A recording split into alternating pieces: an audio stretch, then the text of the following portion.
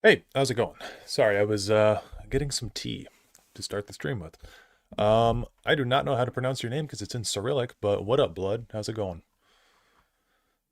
Okay, we are going to swap the screen over like usual.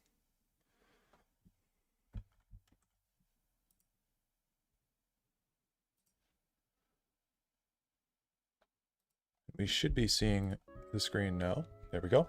It's just Russian for Jimmy Rings. Gotcha. Okay, we're gonna continue our game. Um, yeah, last we left off was about 2 days ago, and we got quite a bit done, but not quite enough at the same time. Certainly.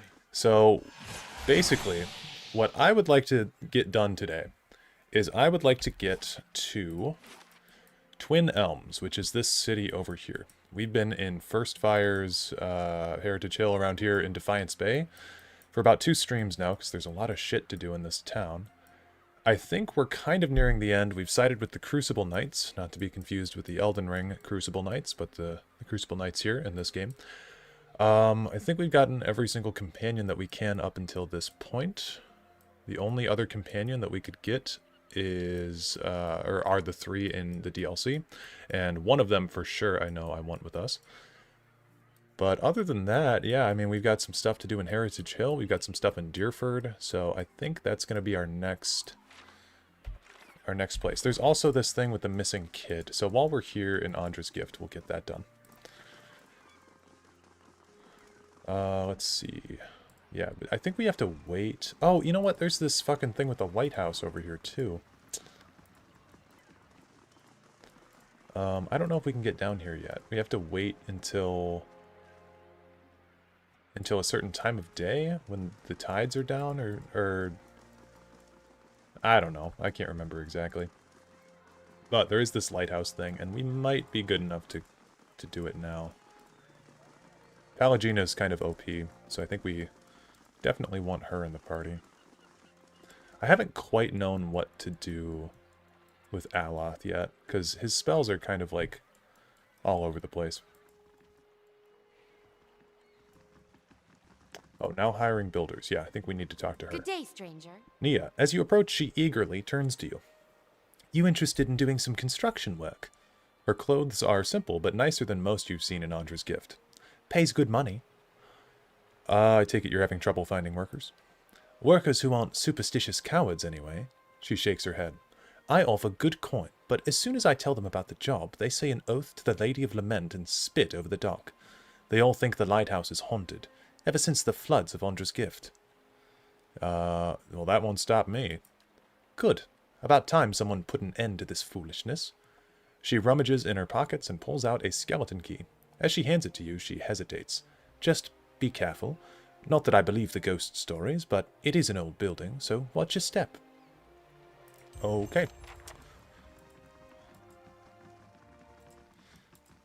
A touch of Margaren's fire should settle spirits here. Yeah, ominous shouting and screaming from the lighthouse. A little bit foreboding. Okay, we're gonna quick save before we go in here. Because obviously, I mean, this place can't be haunted. We were just told that it's not. Cast light in dark places.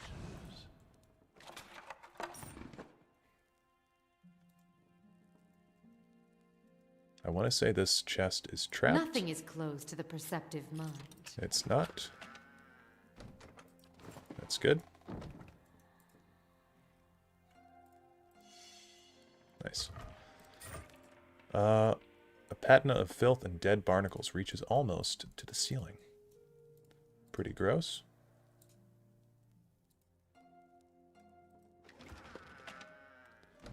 Fine arbalest. Ah, okay. Oh, shit.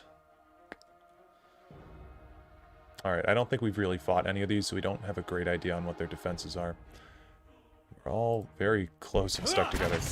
I guess we just focus on this one that's right next to us. We'll try to take them out one by one. It looks like Grieving Mother is about to just be dead. Maybe I can get a quick mind play, or mind blades off before we die. And we'll see about Durance, Holy Radiance, and myself doing Holy Radiance at the same time. It seems to have worked decently. What else can Durance do? Durance can set down a healing AoE, Consecrated Ground. And Grieving Mother has some stats in athletics, right? She's got 2. Reward her with 30 endurance. I mean, we'll go for it. Okay, she got killed. How may I help? Yeah, I figured that wasn't gonna do a whole lot.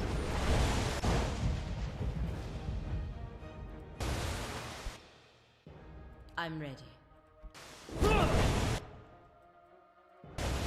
Not even slowing it down. That was kind of a clusterfuck. Yes?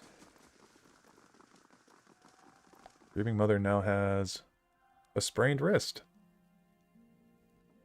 That sucks. Oh my god. That's not very helpful.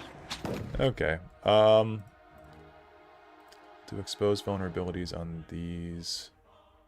I think we can get those 3. Oh my god, there are so many.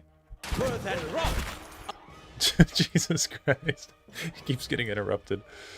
I'm here. Shit, man. Okay. Pillar of Faith maybe on these. And then Durance can do another Holy Radiance. That's decent. Interdiction could be really good here.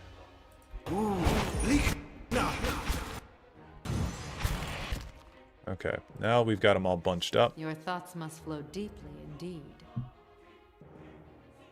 Yeah, we can try to frighten them. I don't know. Are they immune to being frightened? They're not. Okay, somehow a specter can be frightened. Which I am not going to question. I'm just going to accept it. I think Lengraths could be good for Dareloth just to stay alive. What? Yeah.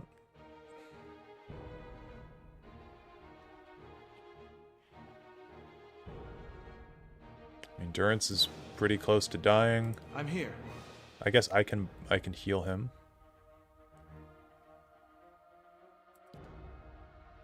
Try to heal everybody here. Yes?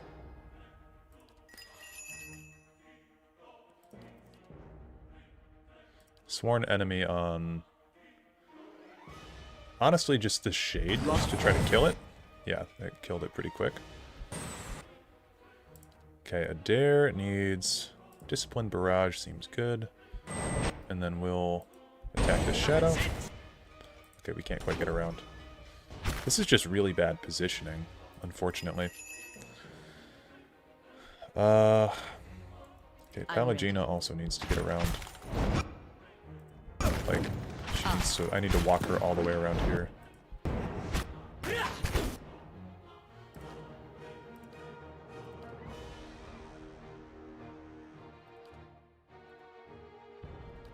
Haven't even done my Holy Radiance. What? Do another Consecrated Ground.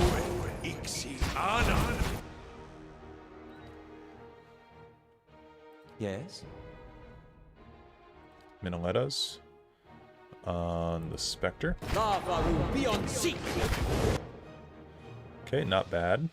Grieving Mother, where is she? Yeah, she's way up in front. That's terrible. Yes? Just, again, really bad positioning, but I'll have both Durance and my main character do a Pillar of Faith. How may I help? Okay, Grieving Mother's down. I mean, we'll get through this encounter. I forgot they spawned, though. I came in here stealthed because I remembered that there would be a fight in here, but, like... Yes? I guess I didn't remember quite where it was. Hi? Okay.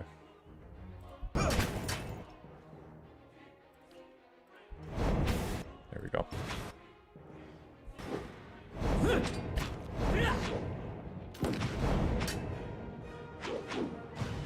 How's it going, British Rogue? evening to you as well. Okay, then we'll have everybody that's still alive do that. Poor grieving mother, dude. She's just been in terrible positions. I'm here. Yeah, I guess we should leave and go heal before we go further in here.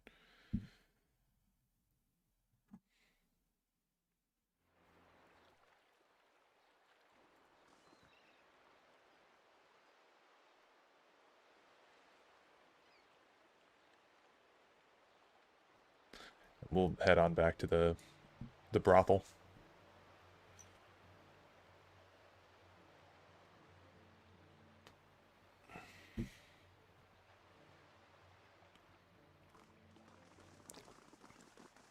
So, are any of you guys excited for Avowed coming out, or are you just, like, a little bit apprehensive about it, or do you not even really know what it is? How do you do?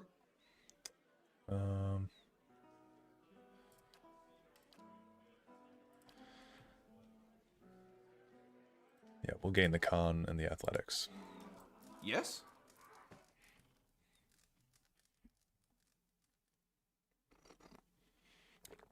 I don't know why. Oh, there we I'd go. be glad to. I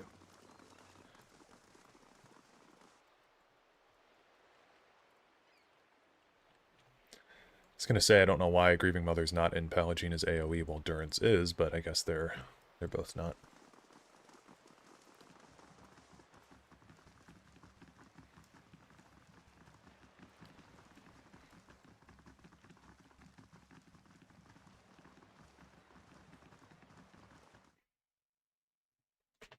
It sucks too, because like I just don't like Pallegina in Pillars 2. I just really don't.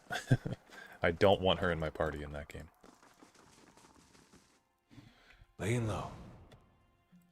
Okay, quick save complete. Hopefully they don't spawn behind me again. I also feel like I should check out Aloth's Grimoire, because I'm okay with all those third level spells, but like his first level ones I don't really like all that much. So we could do Miasma of Dull-Mindedness. Perception, Intellect, and Resolve. Okay. Consulhat's Parasitic Staff. Yeah, that's not very good. We don't need that. Okay, so we'll forget about that one. Merewald's.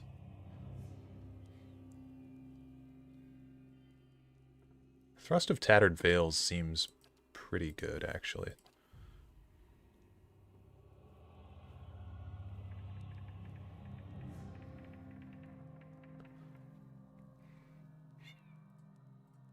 Grab that.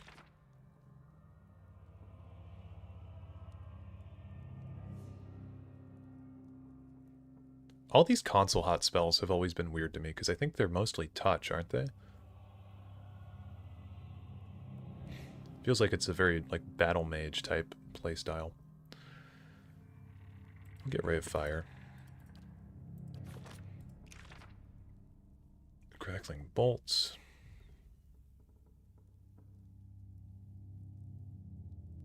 I mean, that just feels like the Fireball ability, but I'll take it.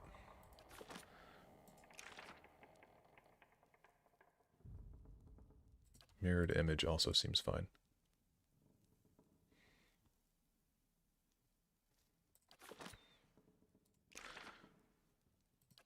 Okay, so...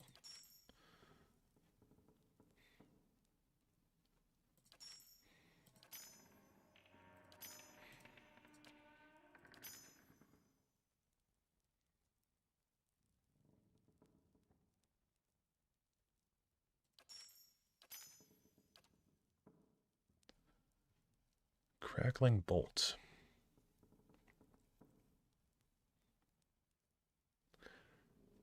I think I like that.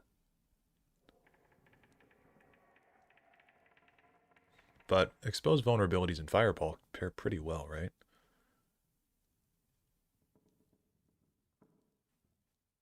Just because they're both AoE spells. I don't know. I'm here. We'll play it by ear. Nothing is closed to the perceptive mind. Okay, I'm guessing I'll we can see just what I walk can up, find. but I don't know. We're just going to walk up to the next level. I forget all what's in here. Another save. Lilith. Shrieking sobs pierce your ears and rattle the musty rafters of the lighthouse. They emanate from the spectral figure of a woman hovering in the middle of the room. Each heave of her shoulders unleashes another hair-rising wail. We'll get closer. As you approach, the spirit's cries take on threatening edge. The swirling mist around its legs ripples with movement. The black pits of its eyes level momentarily with yours. We'll get closer again. The spirit's screaming grows louder and louder. Its sunken face distorts, twisting into a long, gaping mouth filled with jagged teeth. If anything were to be able to quell the spirit's rage, it would appear not to be you. You think MK will drop Coda 2 when Test 6 comes out? I think MK is going to continue writing crazy stuff on the sidelines. I mean, Elder Scrolls really hasn't had like a... Okay, there's everyone. There's the gang. What? Elder Scrolls hasn't really had any content for him to work with in quite some time. I'm ready. Sworn enemy on Lilith here. How may I help? We'll do exposed vulnerabilities on these ones. Dare, how about you come up and... Well, you're already up here. He's over there. Yeah, we'll just focus Your Lilith thoughts for a must flow second. deeply indeed. Mind Blades could be fine too. Once Durance gets his I'm here. interdiction off, that'll be good.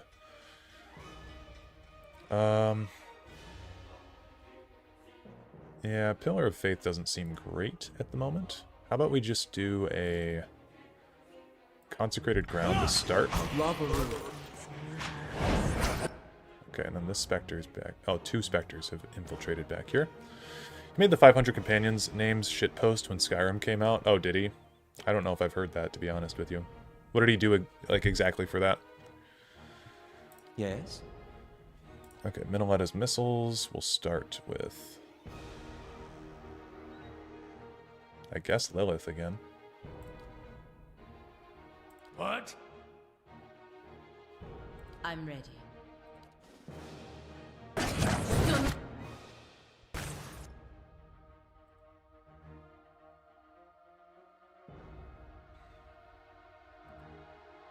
How may I help?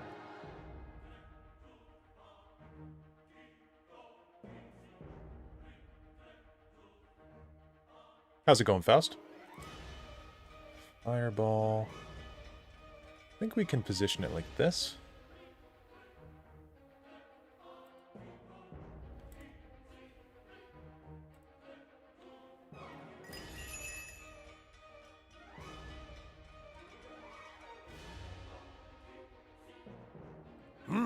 Really should have Durance bless some people again as well. He's just kind of in the middle of the shit right now. Gotta do Holy Radiance. You're currently attacking a foe with at least one defense that is much higher than the accuracy of the character attacking it. When defense is significantly above accuracy, it can be extremely difficult to score a hit and impossible to score a crit. Try to raise the attacker's accuracy or use a spell or ability that targets a different defense. Okay, I wish I knew who was targeting who here. They got his Radiance off, he just died. Just a whole 10-so page essay with all the non-canon names for Ysgrimmor's companions. Yes? Yeah, like, it's little stuff like that that I do think would be fun to have in the series. Like, why don't we know about the companions, like the names of the companions, you know? It's really a case where, like, we've had so many years at this point without content in the Elder Scrolls that surely somebody at Bethesda could have written something like that, you know? Where's Grieving Mother? I'm ready.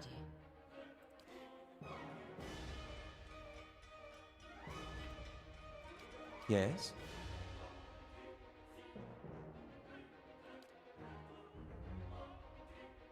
Lava will be on seek.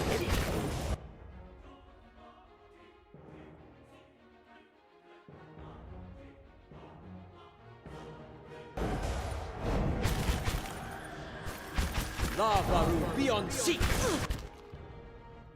Okay. I think we're... What is that?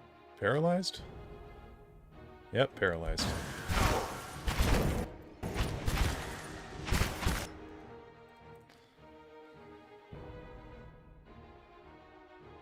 I'm here. I'm ready.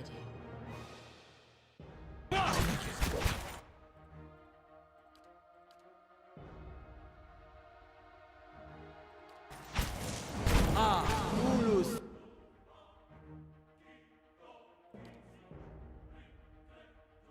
Lava.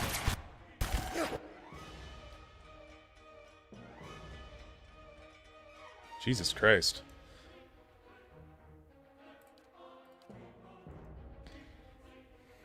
I'm here.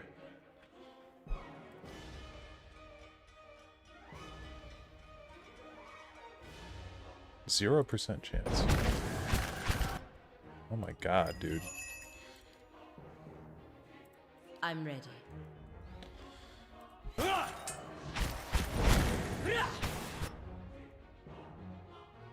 I'm fucking dead. Okay. God Your damn, thoughts man. must flow deep I indeed. wish that we had better control of the I'm battlefield. ready. I feel like my backline just constantly gets assaulted. There's not a whole lot I can do about Your that. thoughts must flow deep. Just do an F8 here. Like, I have them in the back as far as they can be. Certainly. It's just like the specters will I'm we'll ready. get them anyway. So maybe I'm I here. stay back and like a Dare and Lilith. Oh, okay, I send a Dare to get her. I don't know. I need to like protect these assholes back here. They're terrible. I'm ready. We'll do a sworn enemy on her. Okay, that took out a lot of HP from the get-go. Then we'll do a bless on everybody from Durance. Aye? Dareloth can maybe immediately just do this. Currently attacking a foe. Yep. Okay, I am where? Yes. It's very hard to see where I'm at. Okay, I'm right there. If we go for Holy Radiance, it hits most everybody. And maybe we can try this. Okay, see now the Spectre is Your just going thoughts after my must flow backline deeply again. Indeed. I'm gonna do this. Oh, and we're all paralyzed. We are literally all paralyzed. This is fucked. Yes?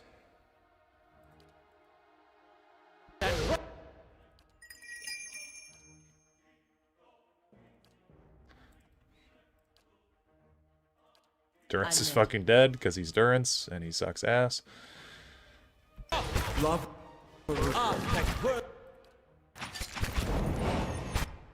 I'm here.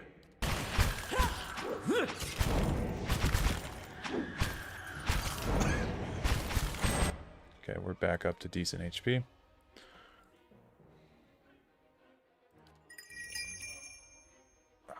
Man. I'm ready. I'm here.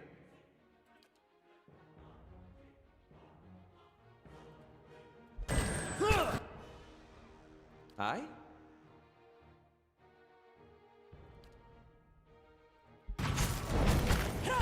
They both Yep, okay. Dareloth's dead. Leak! Breathe. Ooh. Leak now! Did I just get paralyzed? Oh my lord. This game, bro. I remember having an extremely hard time with this fight on a previous playthrough. I'm here. Yeah, we'll just attack it. How may I help? Okay, Durance. Bless everyone. Yes? Dareloth. Do that. What? Dare do that. I'm ready. Sworn enemy there. Shoot your gun.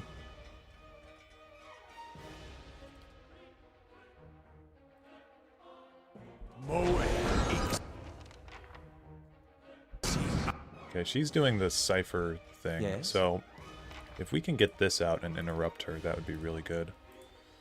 What? Beyond sea. Yeah, we didn't get that off. Okay. How's it going, Nefarious Man? How may I help? Expose vulnerabilities on these ones. Aztec worth and rough. And like, yeah, they just run into my backline. It's kind of frustrating at this point.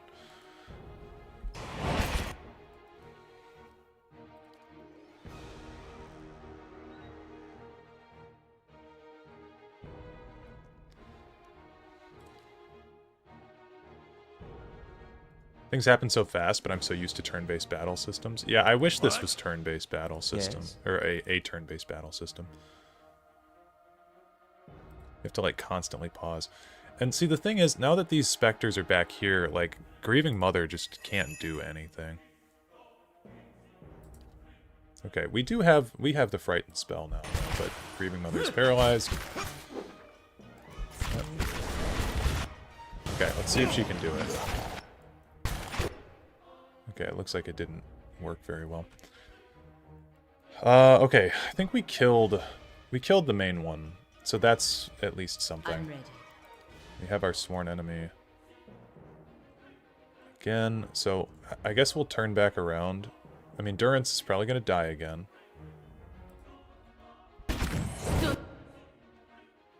We'll have these three just focus with Shadow. I fear we've lost the aim. Yeah, there goes Durance.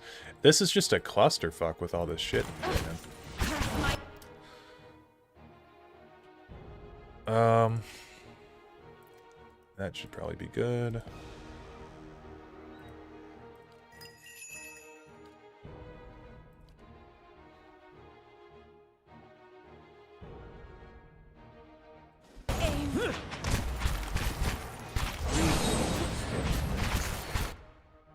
Aye? Okay, Dareloth is gonna die because he's surrounded by 5 different enemies. Oh, jeez. Okay. Well, I think this one should be fine.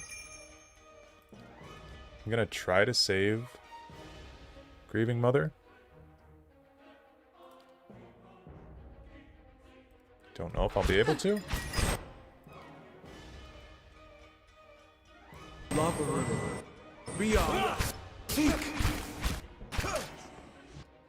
Yeah, she's dead. Okay.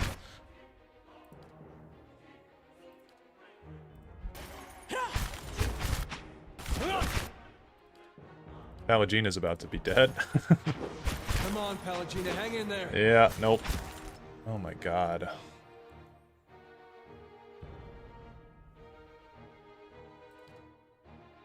Lava river.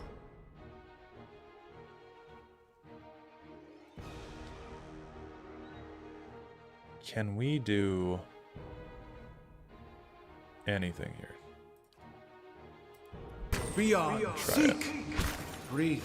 Ooh. Likna.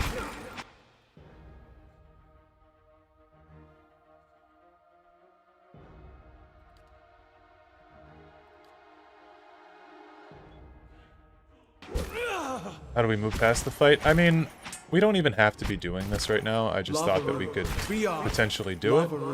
Beyond. Seek. But, yeah, we're kind of fucked. I do have potions, too, that I've been neglecting to use, because I usually don't have to worry about them. Oh, I can't take this out right now, can I?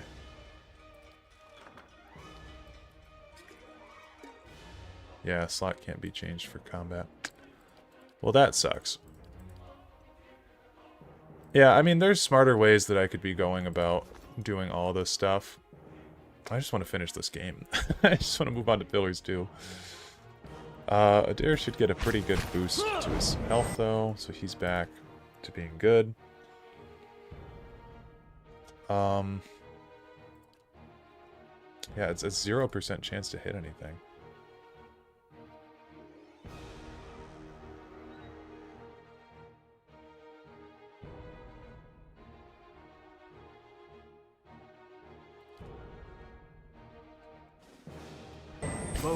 Ixiana.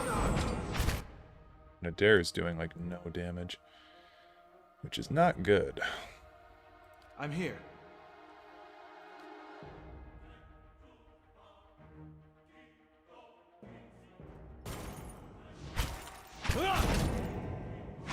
Breathe. Ooh, leak.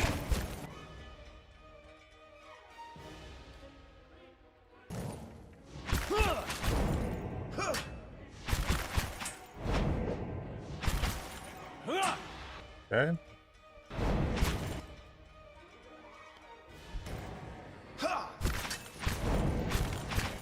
We actually might be able to do this. Oh, no, Adair is getting targeted by 5 people at once. Oh my god. Okay. That's that spell I was looking for. Yeah, okay. Please. Nope. Can I leave? God. Oh, okay. We'll go do something else.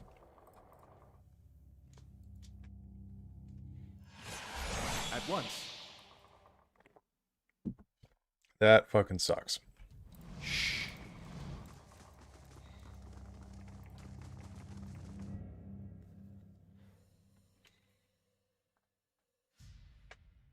Like, I love the story of Pillars 1, but Pillars 2's gameplay just is, like, so much better.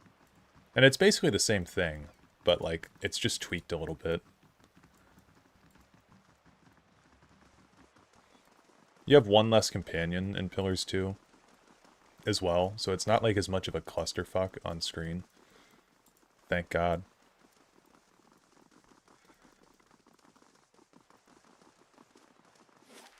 Yeah, I guess we'll go to...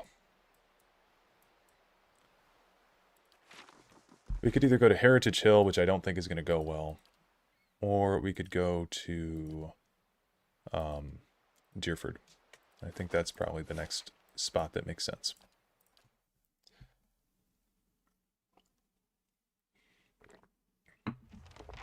Okay. There's this group of people here. An elf idles by the road, watching the village across the river. He nods as you approach, and the cowled figures standing near him fall silent. Greetings, friend. I've heard of you.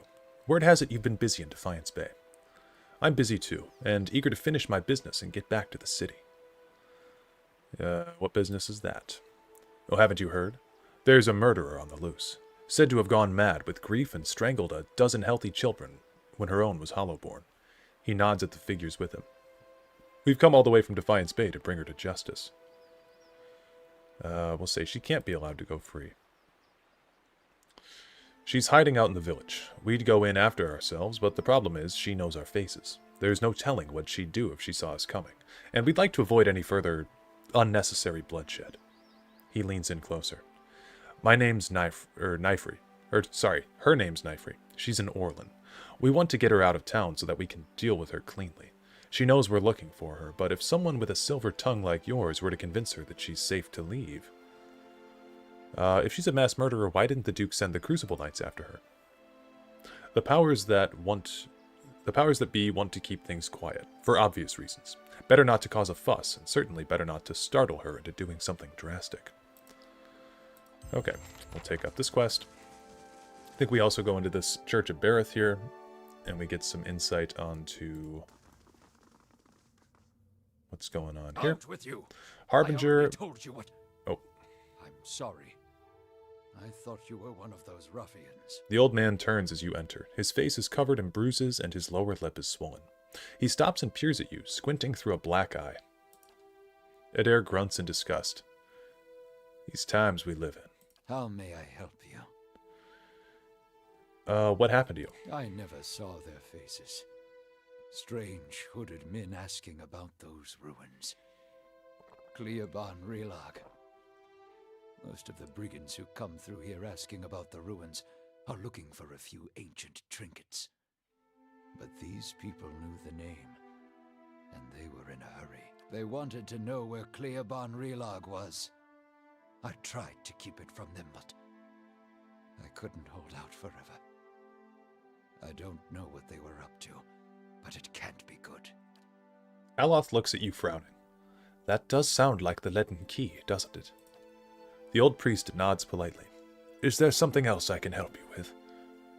Well, can you tell me where to find the ruins? The Glanfathan tribe that guards the ruins will kill anyone who trespasses there. And they'll retaliate against us, too, if history is any indication. We've had too many fortune seekers stir up trouble of late. If I'm to tell you, I'll need to know your reason for wanting to go. Yeah, a dangerous plot is unfolding there. I've got to stop it. If that's the case, then we may already have trouble headed our way. I'll have to take you at your word. You'll find Cleoban Relag here. Whatever trouble you find there, please end it quietly and try to stay out of the ruins. This is a Temple of Bareth. What can you tell me about Bareth? Bareth is the most universal of all the gods. It oversees portals and cycles of all kinds, even life and death itself. Under Bareth, an ending is merely a passage to another beginning. Bareth has many representations across time and across cultures. Around the Deerwood, you'll commonly see it depicted as the Pallid Knight or the Usher. The Glanfathans, however, know it as Benwyn Ianku and Anku I Benwyn. Tell me about the Pallid Knight. She's described she's one of the youngest manifestations of Bareth, but a familiar one nonetheless. Stories describe her as a gaunt knight in black armor with black eyes, black hair, and milk-pale skin. She demands an impossible toll from travelers who have tarried too long on her lord's road. Some challenge her only to slay themselves in the process. Who is the Usher? Kith have written stories, songs, and poems about the Usher for centuries. Sometimes he's folk, sometimes dwarf, and sometimes merely a walking skeleton. He never speaks, but he guides the way to death, and the next life. He also creates the circumstances for the wayward to stumble into their own graves. I've never heard of Benwyn Ianku and Anku I Benwyn. It means life in death and death in life, respectively. You see them as two skeletal figures, one male and one female. Explorers have found them carved opposite one another in doorways, but I know of no particular legends that speak of them. Alright, thanks, bro. Thanks for the history lesson. Of all of the gods, I think Bareth is probably my favorite. And Cleoban Relag is in... where again?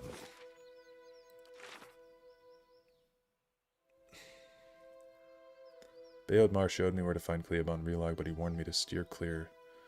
Yeah, he didn't really show us anything. I know it's not here. I think it's north. But maybe I'm mistaken.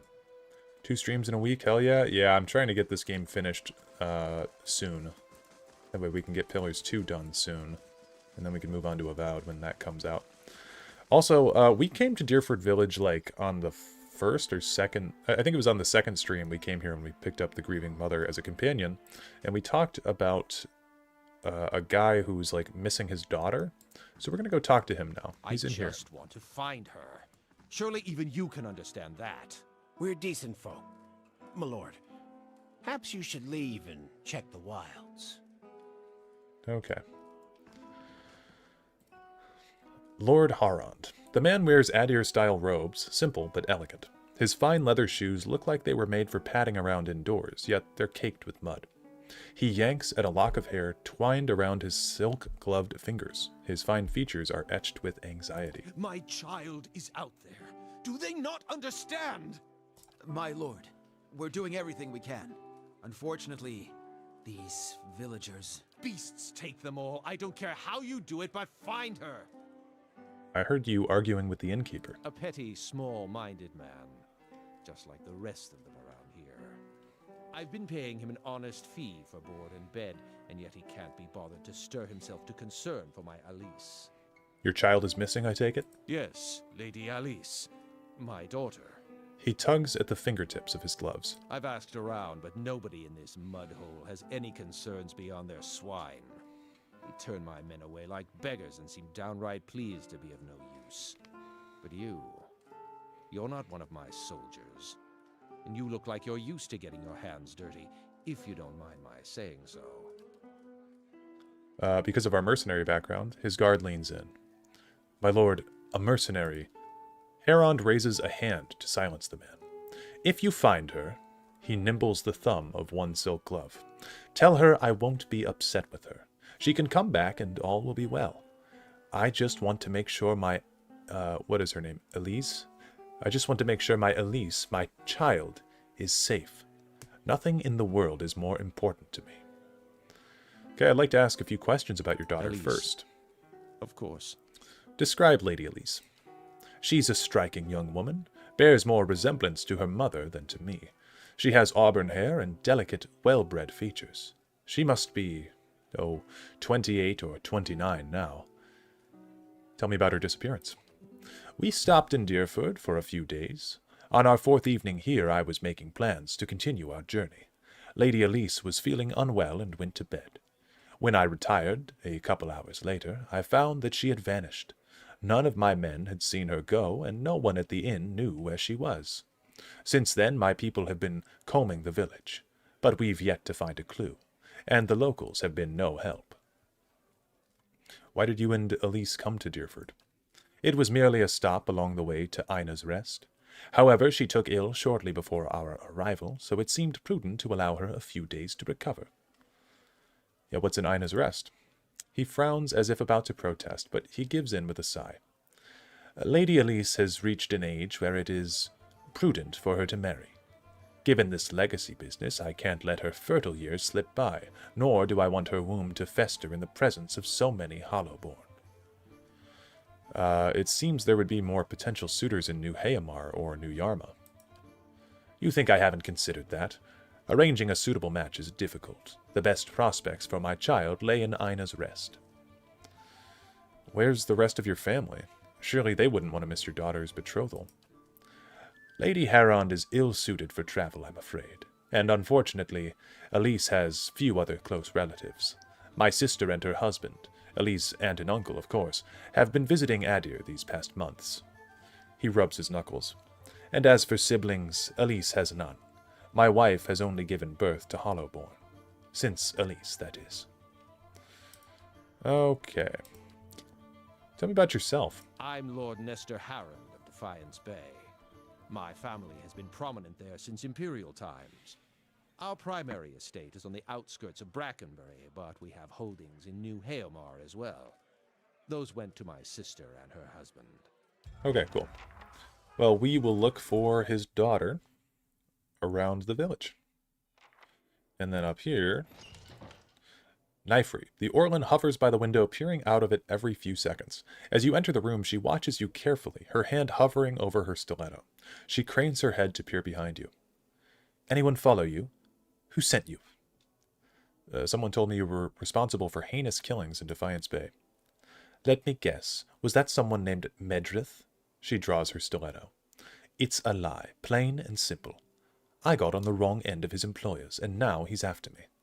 But if you're here to do his dirty work, I won't make it easy on you. Well, relax. I just want to hear your side of the story. What story?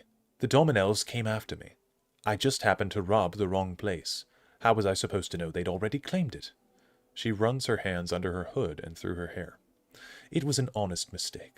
I'm just trying to survive now. And if you spoke with Medrith, you know where he's waiting. Please, help me get out of here. Yeah, we're gonna tell her to go east, that Medrith is waiting for her west of the river. She nods slowly. All right, I'm trusting you. Don't have much choice. See if you can send him the other way. That should buy me some more time. She follows the hooded figures toward the stairs, giving you a final uncertain glance as she passes through the door. She's got some stuff we can take in here, I think. Yep. Some money.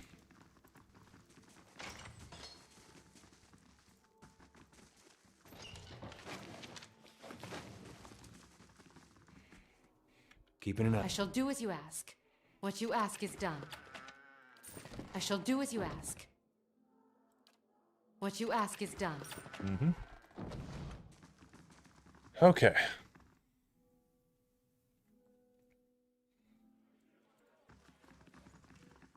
We'll go finish this quest up. And then get on the move. I'm not looking to do a 100% full playthrough of this game, by the way, but I do really need to get some XP. So that's why we're going about these extra little quests. Plus, I like the Elise quest. Hail, traveler. He picks at a long blade of grass. Found Nyfer yet? I'm ready to get out of here. I'm going to tell him that we let her go. Medrith draws his blade. Don't worry, I'll catch up to her. Right after I take care of you. Okay, well these guys should be easy to kill. I'm ready. I mean, sworn enemy would probably just help this guy, right? Yeah, that guy's dead. Okay. Just attack this guy now. Your thoughts must flow deeply indeed.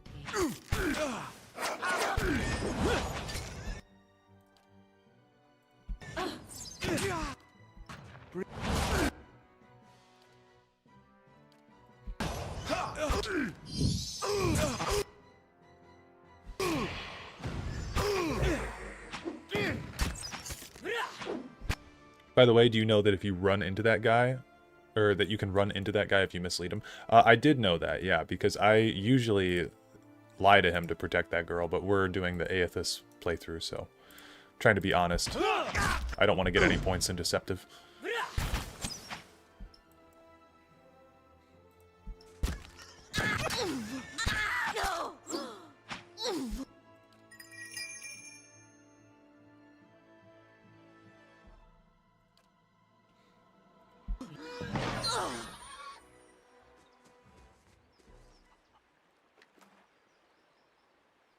Wow, 1,000 copper. Cool. I'm here.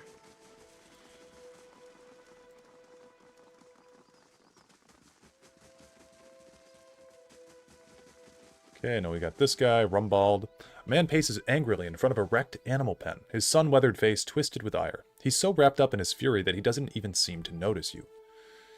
Gallowayne, slobbering beasts, blazing bloody effigy, thrice-damned salty wench and her soggy... what's wrong? That monster stole my pigs, traipsed into the village, tore down my pen, and made off with a whole damn herd. Just left a few little runts, and what am I supposed to do with them? Yeah, what are you talking about? An ogre moved into the area not long ago.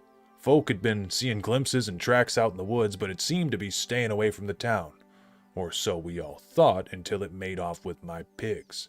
Now everyone's afraid it's going to develop a taste for kith, if it hasn't already. Tell me how I can help.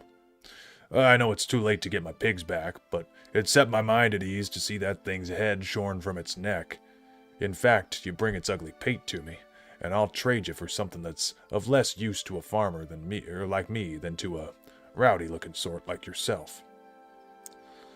Okay, have you seen any sign of, Elise Harond, by the way? His hands curl into knobby fists. How many times do I have to repeat myself? I already told those snooping guards I haven't seen her, but that hasn't kept him from nosing around my property. Need something else? Nope. I'm here. Okay, another quest. Now, we can go into this little dyer's hut here, but I do believe there's an easier way to go about this. In Deerford Crossing.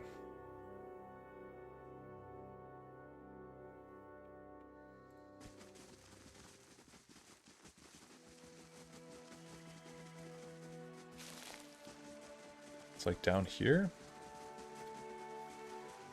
Yep. Oh, there's all these Zaribs here. I forgot about that. Okay. Yes. Start out here. Wow, why are you getting so close?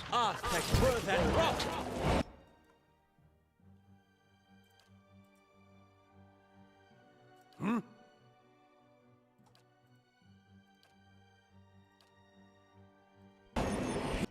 I'm ready. Dunzonet Frostenago Bats!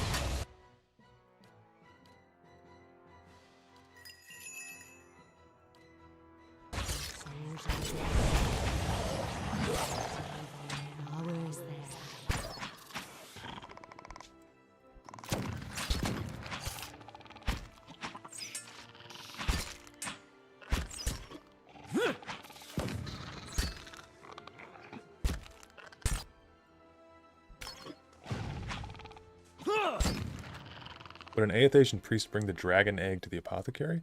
At once. I'll have to remember more of the details of that quest. Yes? So for now, I'll say I don't know. Yes? Alright, we'll do a quick save here. You stand within what looks to be a ruined shrine. The moss-covered remnant of an ancient statue lies before you. Only the broken legs and feet of the sculpture remain. Long grooves alongside it suggest that it could be moved. Near the base of the statue, you discover a skull carved into the stone. A skull is carved into the stone in intricate relief, its mouth agape. Peering closely, you notice a rusty keyhole between its jaws.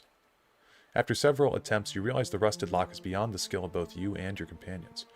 Okay, well, we will push the statue, and I think I have the highest might, so the pedestal appears to be several hundred pounds of solid stone. You consider who would be the best to push it. You push the statue, arms shaking and feet scrabbling for leverage. It doesn't bulge. Okay, we'll use a hammer and chisel to gouge a hole near the statue. You chip away at the base of the statue. By the time your arms are numb from the ringing hammer blows, you've scratched out a hole just wide enough to fit 3 fingers. Air whistles through the gap, but whatever's on the other side, you won't be able to dig your way through. Oh, can we push it again? God damn it. That sucks. Okay. I guess we get more points in lockpicking or something somehow.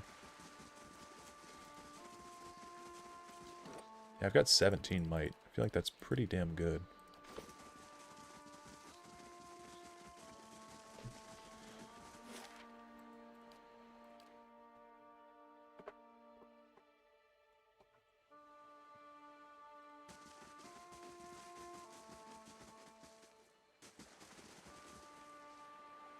A man stands before you, his face smeared with green and ochre dyes. Hides and furs cover his body, and he holds a spear in one hand. Carefully, Estromor. Back to your village, Estromor. You are lucky the 3-tusked Stalgear hunt other quarry today. I'm looking for a group of people who may have already entered the ruin. So are we. He runs his thumb along the smooth wood of the spear. That is why we wait here, Estromor, and that is why I have decided to let you leave in peace. Yet these individuals are my enemies too. If you let me in, I could bring them out for you. He laughs. And allow even more Estromorwen to trample sacred ground? Certainly not. I see the famed mathematical aptitudes of the Glanfathans were not overestimated. What will you do? We will wait. If they are inside, they must come out. And when they do... Okay. Sure.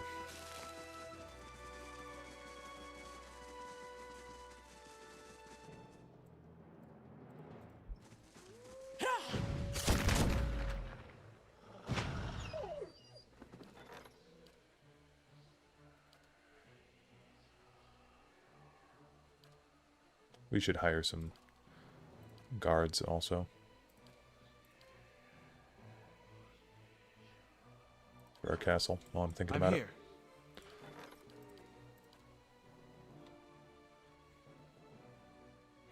Because I want to get the Warden's Lodge.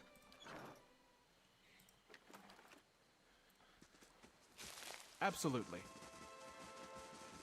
Light flames.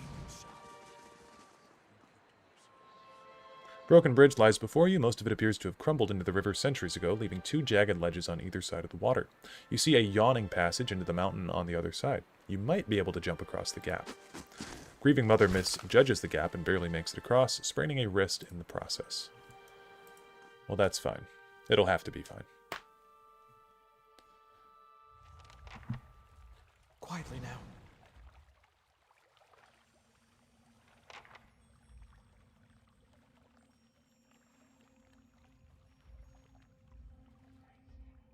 Yeah!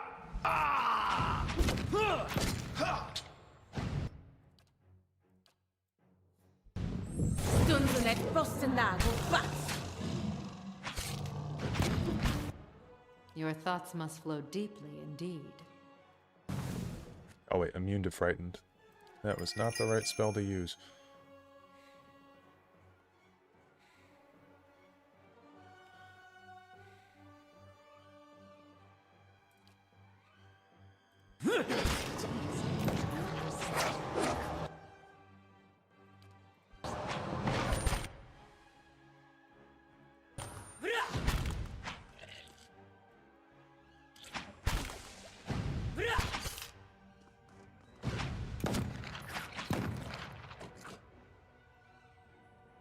I must admit, even I have my limits.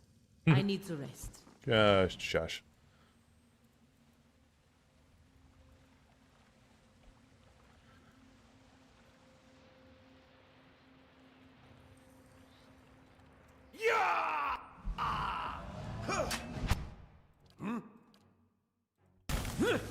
My mind feels sharp as steel.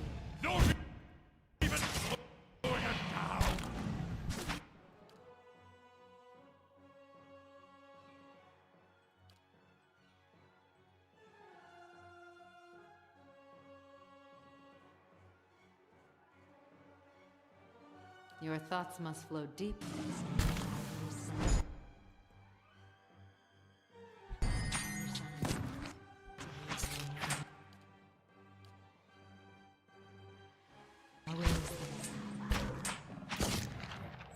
Stunden et frostendag og bats!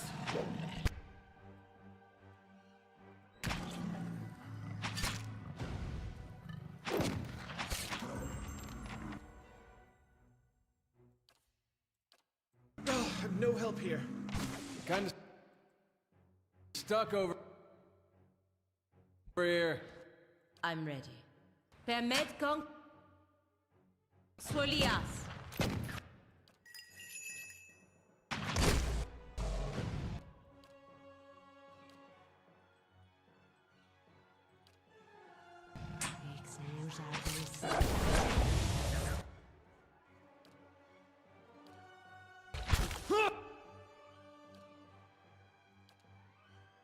Lavaru beyond seek!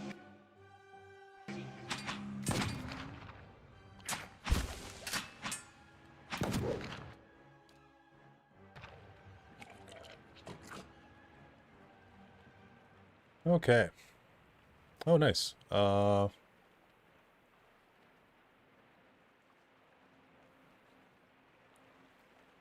Cool. It's like we leveled our thing up. I'm here.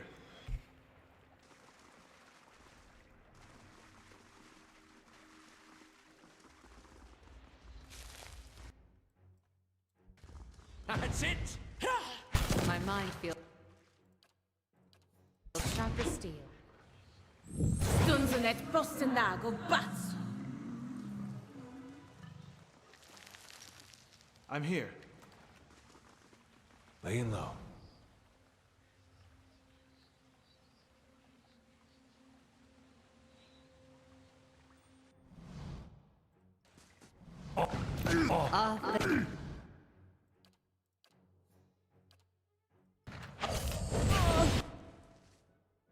Your thoughts must flow deeply indeed.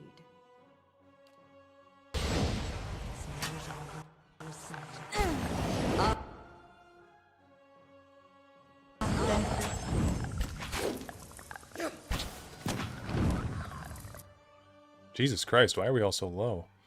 Come on, Palatina, hang in there. Wow, holy shit. I don't really even comprehend what happened there. Damn it. We gotta take better care of Dareloth. I could go for some shut-eye about now.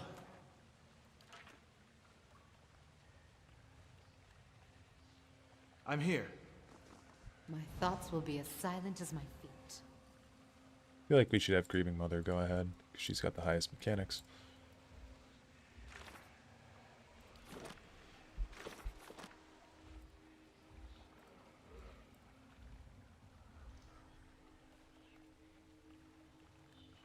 I'm here.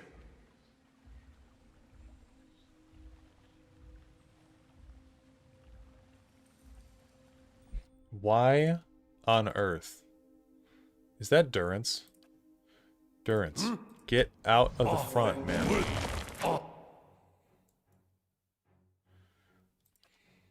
I?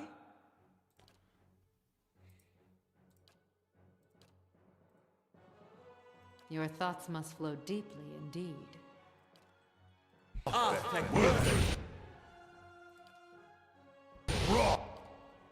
What? I'm ready.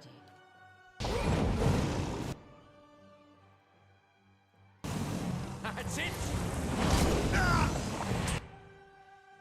Off!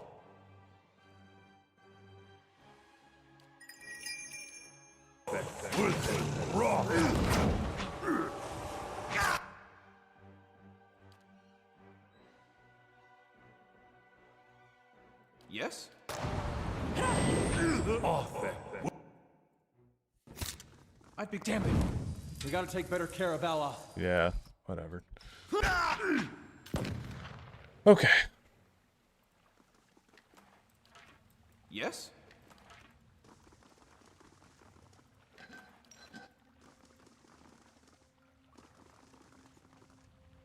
Quietly now.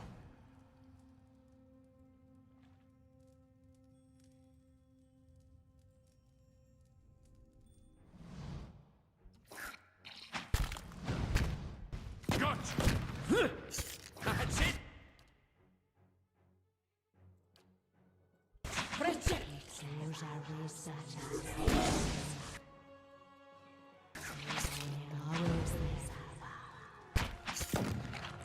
Nice. I'd be glad to. Oh my god.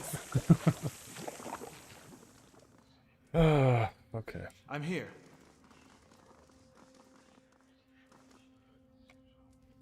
Nothing is closed to the perceptive mind. What you ask is done.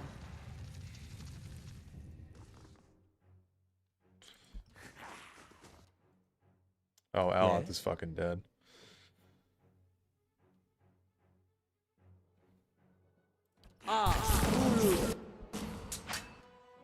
What? I'm here.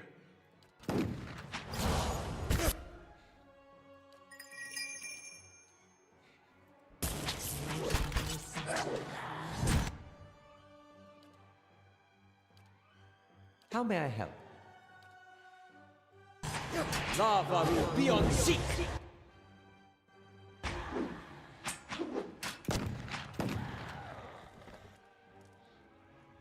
If we don't rest soon, you're going to have to carry me the rest of the way. Mm-hmm.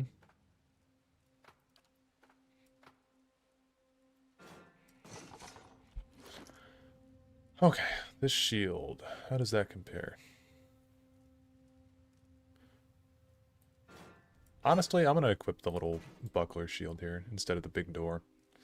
I know it's like worse for our deflection overall, but like, I don't know. Well, I guess the accuracy penalty.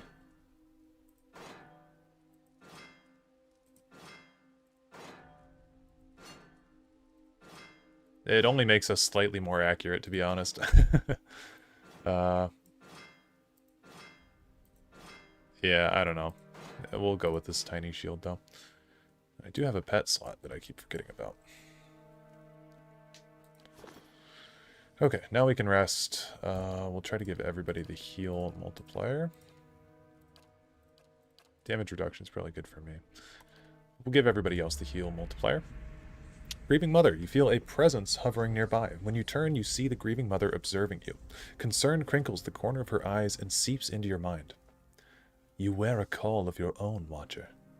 I see you shrouded by old lives and unanswered questions. Yes, I've felt them more and more of late. This is why we journey together, that one may draw strength from many, and that much may be mended by the purpose of one. As she peers at you, her brow seems creased with a new kind of anxiety. Your obscure past, does it trouble you? No. Whatever I've done, my decisions now matter more. She nods. I admire your clarity, Watcher, and I hope I may help prepare you for the decisions ahead. She retreats from you, fading into the background. If you did not already know she was here, you suspect you wouldn't notice her at all. I'm here.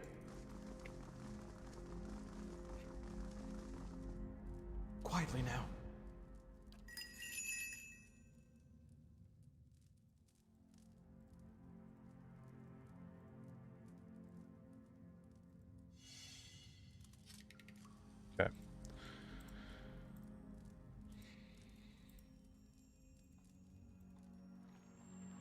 And this is just back at the entrance. Nice.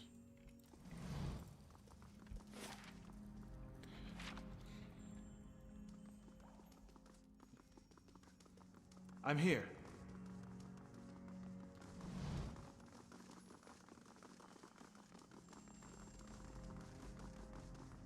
Light, flame, and sound. We'll keep to ourselves. Arsec, Worthen, Ross.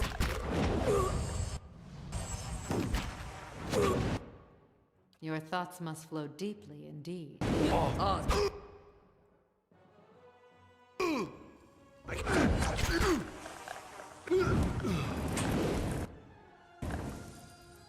I'm ready.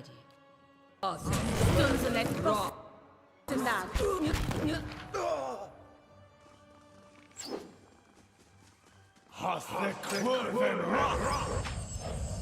Oh, come on, guys. Get out of the trap. Arsec, Worthen, What? Ross.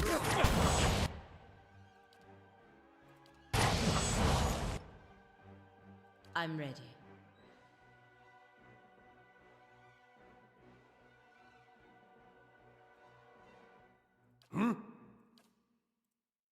Yes?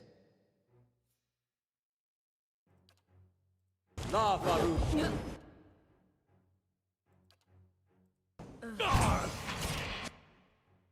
I'm here.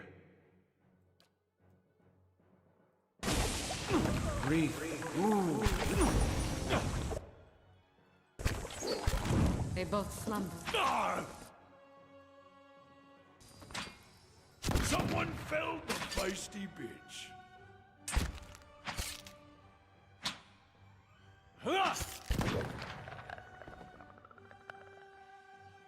Okay. I'd be glad to.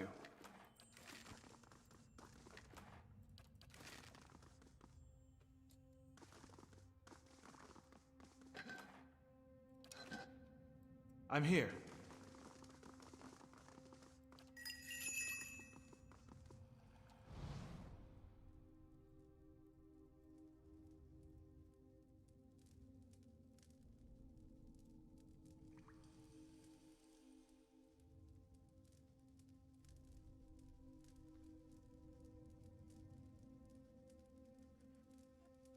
Okay.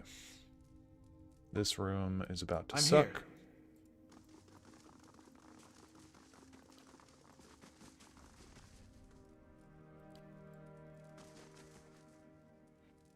Margaren's fire casts light in dark places. Indeed. Wonder if we start things off again. Your Why thoughts must flow deeply are these indeed. three? Yeah, thanks. Okay, so I might have Aloth come up and throw a fire, not fireball, but like a rolling fireball, rolling flame. Lavaru. Beyond seek. Okay, and then immediately they just run fast as hell. Okay.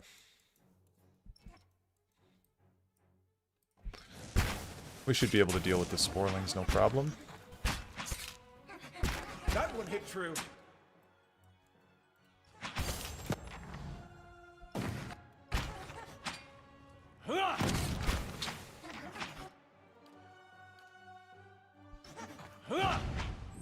Dunzelet, Bostenago, Batso. I'm Okay. here. See if we can do the same thing.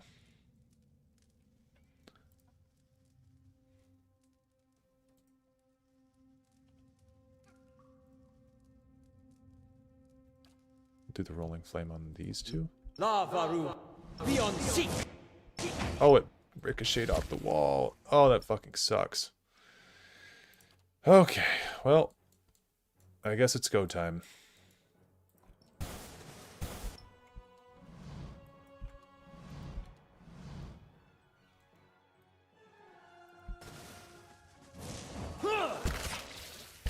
My mind feels sharp as steel.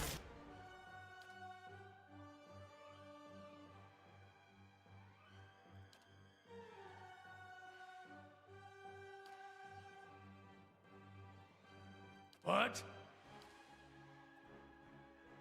I'm ready. Dunzo. Lavaru beyond seek. Yes?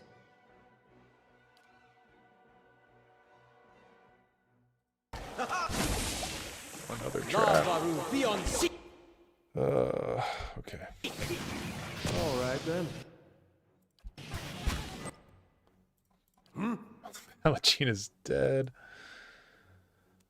Oh god, dude. Can't get through an encounter without someone dying. It's pretty fucking insane.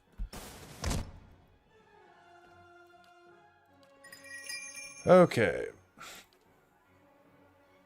You're immune to frightened. So are these guys.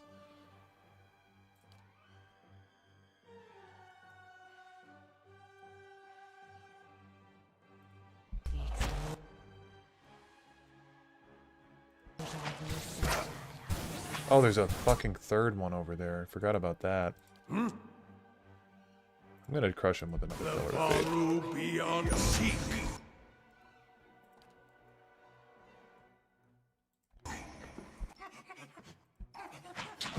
Let's take out the little shitty ones now.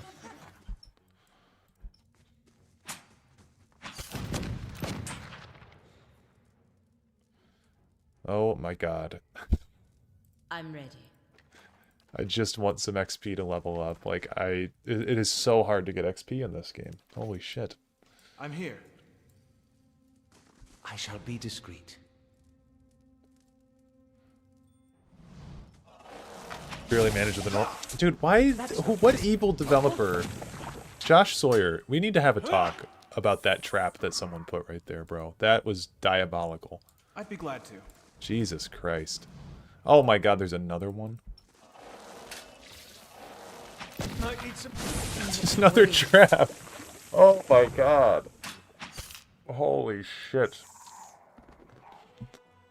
What the fuck was this room, dude? Oh my god. Go kill yourself. Come on. Jesus Christ. Oh my lord. Get me out of here. Margaren's fire casts light in dark places. Indeed.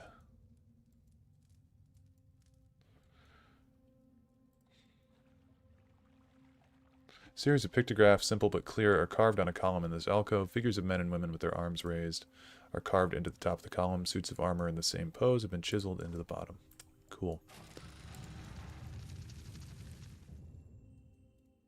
Do your eyes see what mine see?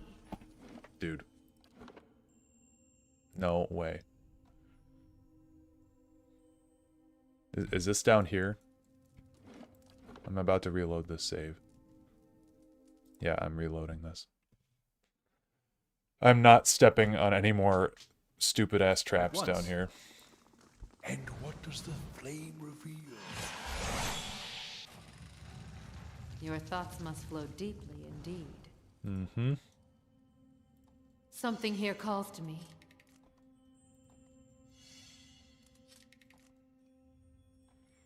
Okay. I'm here. Margaren's fire casts light in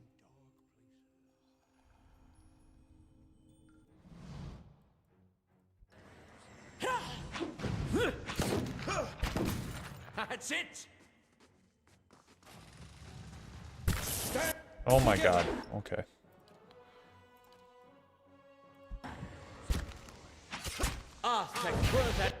You know, someone was talking to me a few streams ago about, like, the enemy density in this game, and I was like, oh yeah, I mean, it's not that bad. It's pretty bad. I was misremembering. How may I help? It is pretty bad. That's it.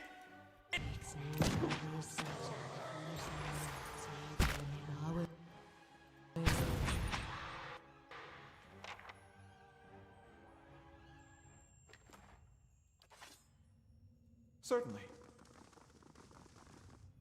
Pictograms in this alcove portray a procession marching to an altar. A lone figure lies upon the altar, and another member of the procession drives a dagger into his heart. Something flows from the dying man into a white stone perched above the altar. Nice and quiet.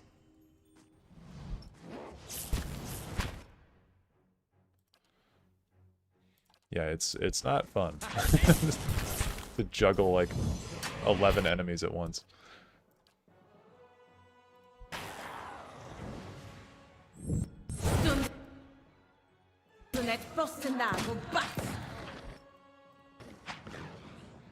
PoE 2 made it better, though I'd say it has less in terms of bigger dungeons.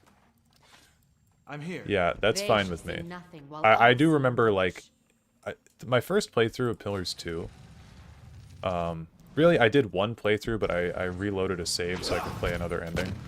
But, like, my main playthrough of Pillars 2, was... I did not like the story as much. I thought the story was way worse. But the gameplay was so much better.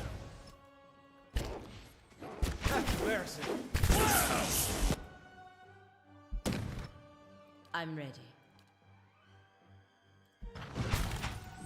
Stunden et postendag og bats.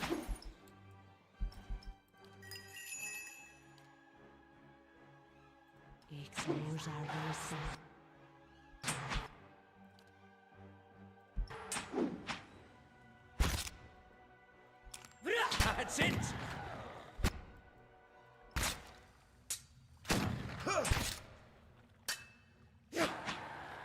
Main story is one of the few things PoE 2 is genuinely worse. Yeah. And I mean, it's not even like the story's bad. It's kind of confusing, Nice though. and quiet. Within key, thank you. My thoughts will be as silent as my feet.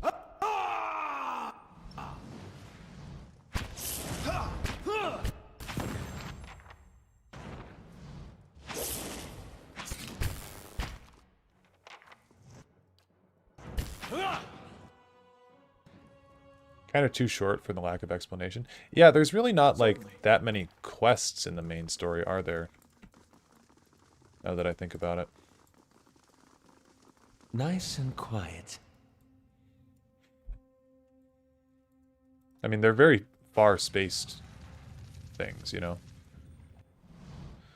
Rain Blitz.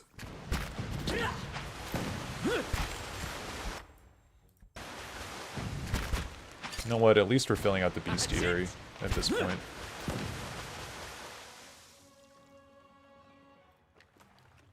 Yes? Okay. Keeping an eye out. A man and a woman carved from lustrous Adra pour the contents of the vase at their feet. Yeah, I think this is... what did that guy tell us? This is Dareloth. Is basically the point of that.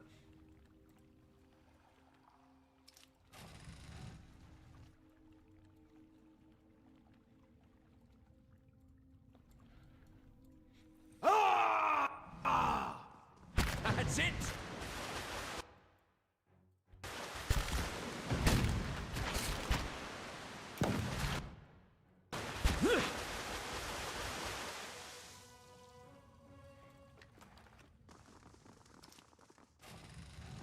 And what does the flame reveal?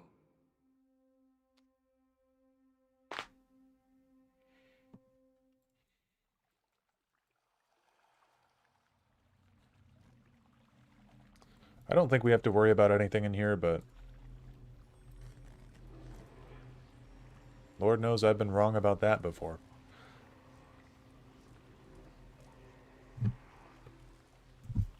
Okay. Something through the ether hums or something like that.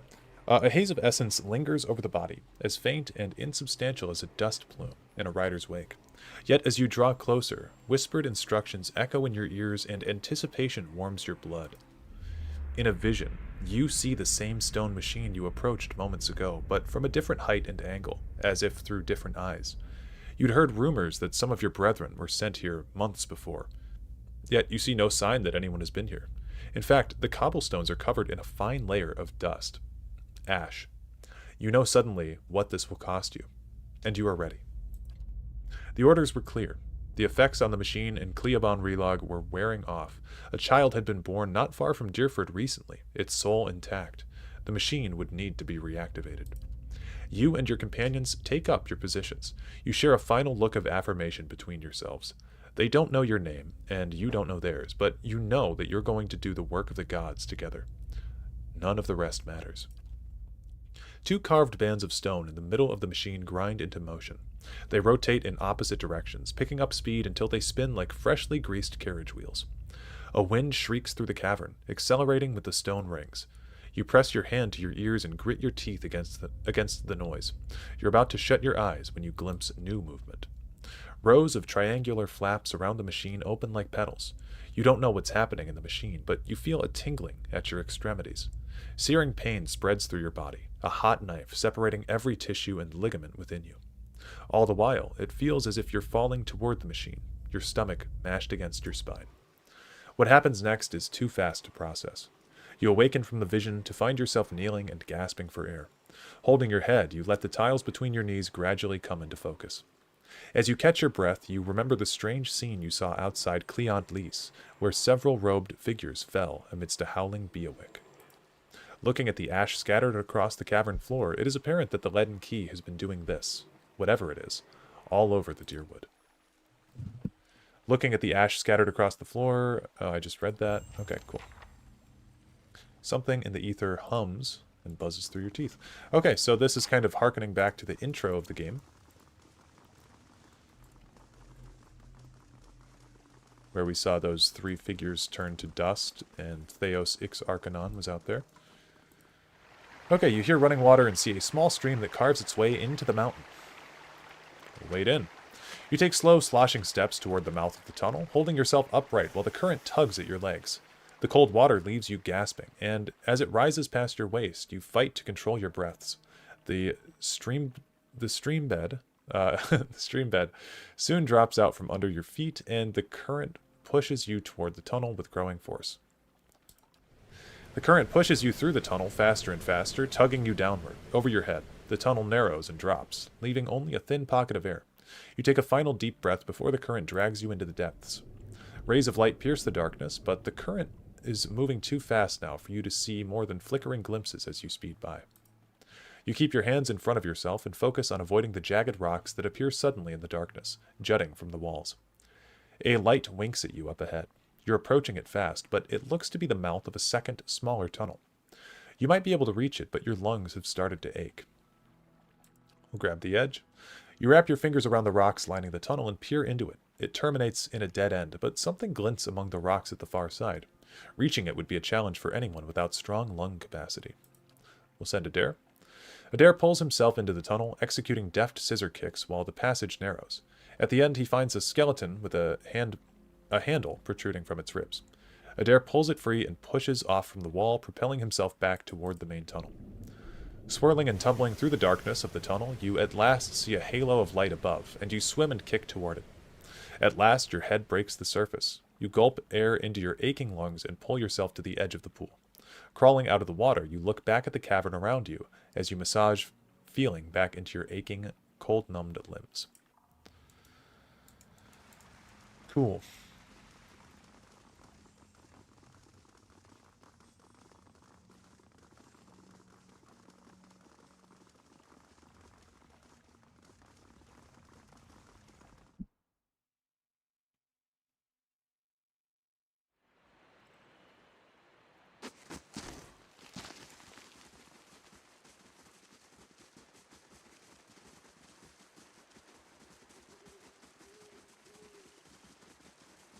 Damn, I thought we'd be able to find a fast travel thing. Okay, so we did the Cleobon relog thing. I guess we can do Heritage Hill now, although I'm not super confident in my ability to do that. So let's go to Onslog's Compass first, because we had a quest here. I can't fully remember what that quest was, to be real with you. Also, the Warden's place has been built, so we can do that soon.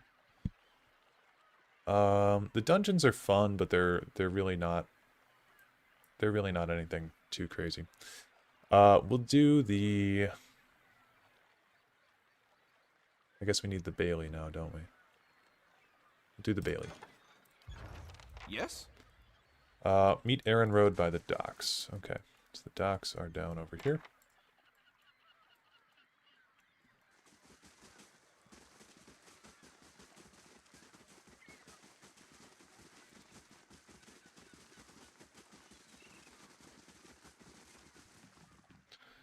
You there. Did Commander Cleaver send you? Yes. Hail and well met. Oh, this is a female. The woman sizes you up, squinting against the glare from the water. You've come from the Crucible Keep, I take it? I was told you'd have something for me. We'll give her the research. Excellent. I should get this back to the High Justice before... She looks over your shoulder at a sound of approaching footsteps. Too late. Get ready.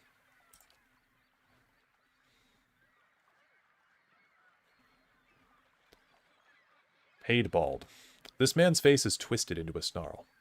Are you mad? You hold the secrets to one of the foulest examples of animancy, and you want to hand it over to the Crucible Knights? He shakes his head.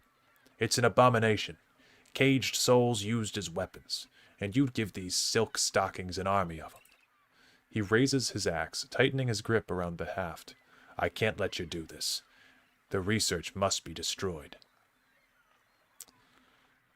I'd like to see you try. Okay, again, an interaction where our group is not in the right order that they should be. Attack this guy. I'm ready. What? Rare, easy encounter for us, because these are just guys. That's for my foot. Hmm?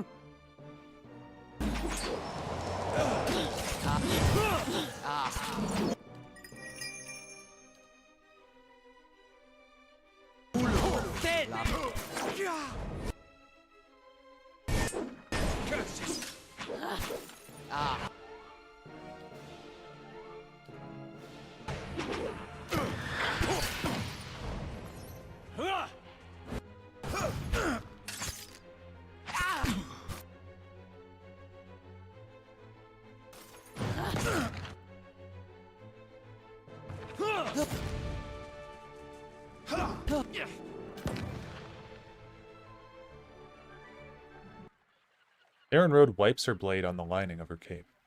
I'll take that as our cue to leave. With the dozens growing so bold, there's no time to waste. She strides back toward the waiting boat. Give my regards to the commander, and watch your back out there. Absolutely. Okay.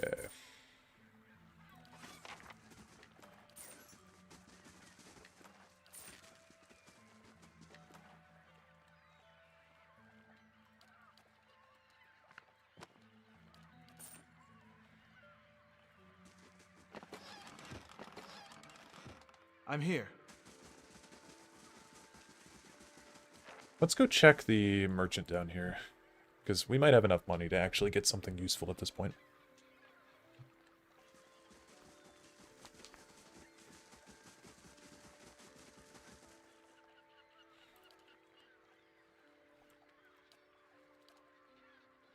So he's got Bolvano's blunderbuss.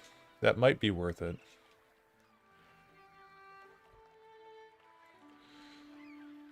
Gives DR reduction, 4 DR bypass, plus 8 accuracy, plus 30% damage. And we're not going to be using that, but Grieving Mother will be. Let's sell all of our shit.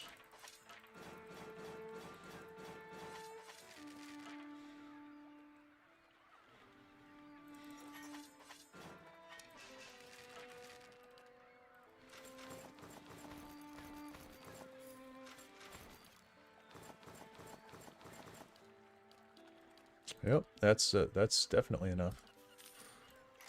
Buy the blunderbuss. And that we are going to give to the Grieving Mother. Give this pistol over to Durance. Aloth's got the rod, so we should be good. The reason that we want this is simply that, like, a blunderbuss with all of its different pellets, because it has 6 different projectiles, it generates so much focus if you are if you're a cipher. If you can get a hit off. And let's just sell this stuff as well. So I don't really think we need any of this. I'll keep the special items, but like, we're not really going to need any of that. What is the Rose of Salt Hollow, though? Unique Morning Star. I didn't even see that in my inventory. I mean, that's pretty good. It's got the same thing that Gon's Share does, doesn't it? Yeah, it's also a lot more damage. Oh, it's a two-handed. Okay, Morning Stars are two-handed. Well, Pallegina might want that. I don't know. We'll put Durance's staff in her offhand. Or actually, I'll give her this pistol. Durance can have his staff in hand.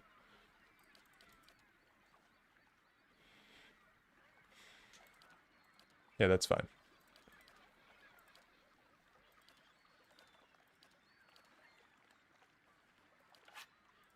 His accuracy is so bad with that gun.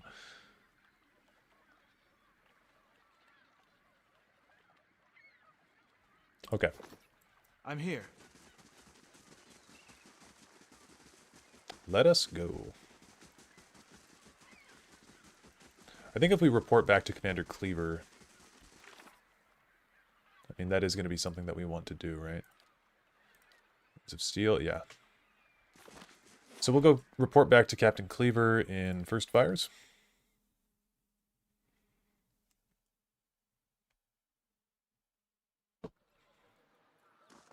Security reports that skeletons will attack the stronghold in 4 days. I mean, we have like a ton of security, right? We've got a bunch of security. I don't think we need to be there for that.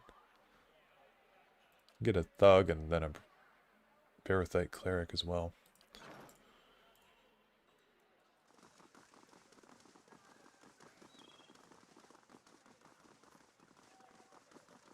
Oh shit. Forgot about this.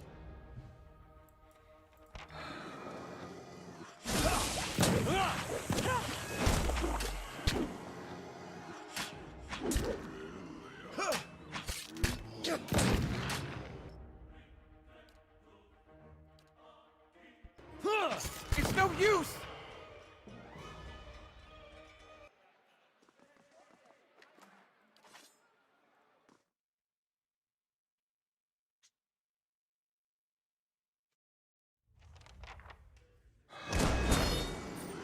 Oh, Jesus. Okay, maybe we start with like a fireball on these guys. Ah, thank you. What was that? Nice. It's pretty good damage. We'll get these guys all in here. I'm ready. Pallegina do Sworn Enemy on this one.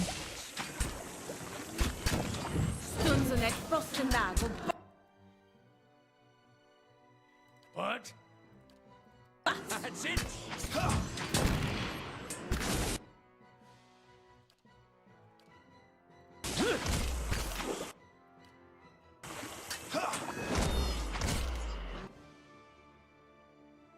How did they just get healed? I'm ready. That's not good.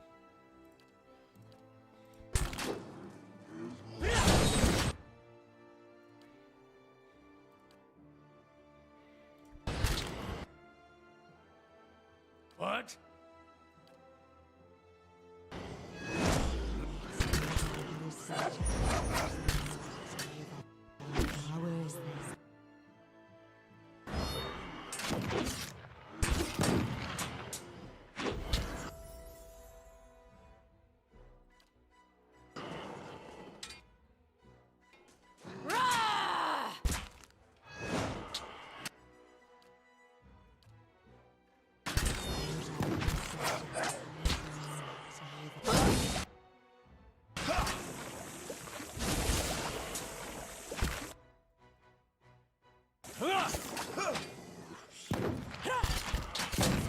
repels my touch. Okay, we got some level ups. Honestly, I will take those levels right now. That's all. Okay. I think we got access to some more spells, actually. We'll do that. What else do we want? Fighter is perfectly suited to wear even bulky and restricted suits of armor, lowering their recovery penalty significantly. I think that's pretty good. Unbending.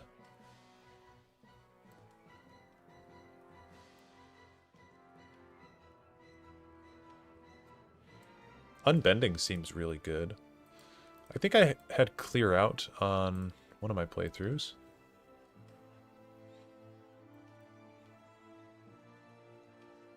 I do like that that's actually some AoE there. Maybe we take that.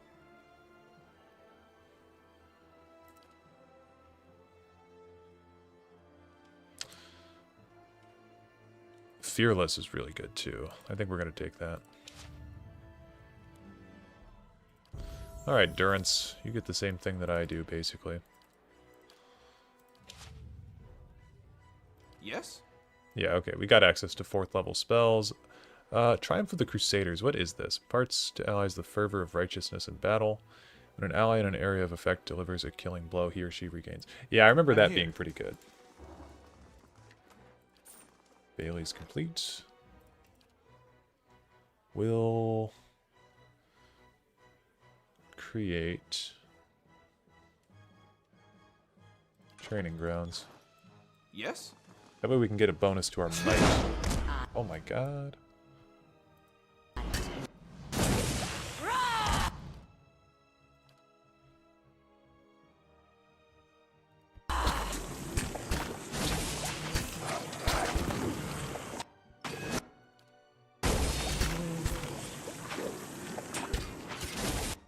I'm ready.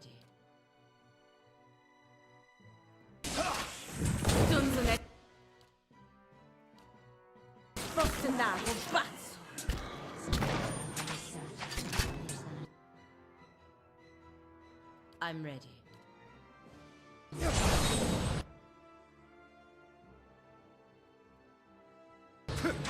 Yeah, we should get the towers as well, you're right. That's it! This one repels my touch.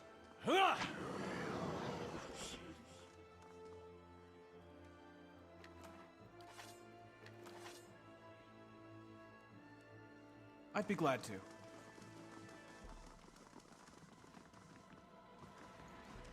Margaren's. I shall do as you ask. Let's like pick some locks What to you level ask is up. done.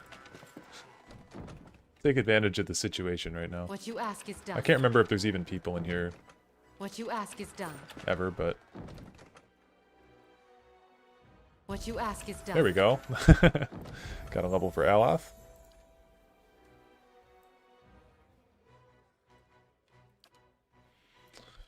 Okay, Confusion. That's a good one. The Pull of Aora, I remember this being a pretty good one too. The wizard summons a black sphere that draws all nearby enemies toward it each time it pulses. Yeah, I like that. I'm not even going to think about it too hard. We'll just go with those. And then we can learn different spells along the way.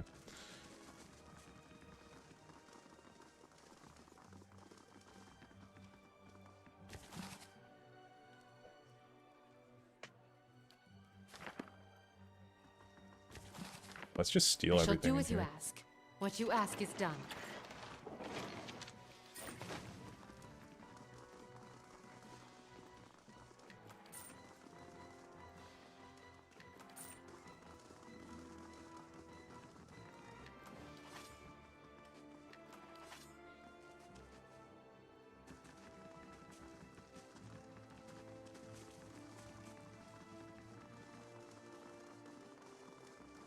Okay, they're probably in the training grounds then, if they're not in here.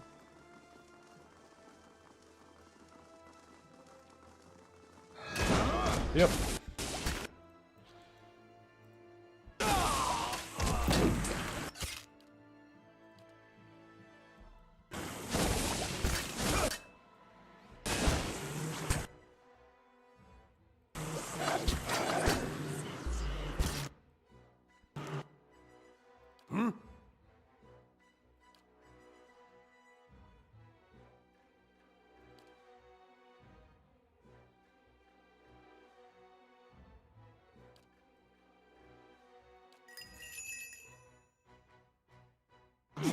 I'm here.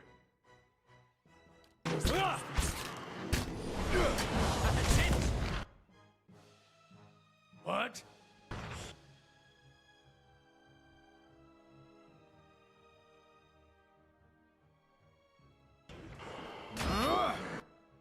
Aye?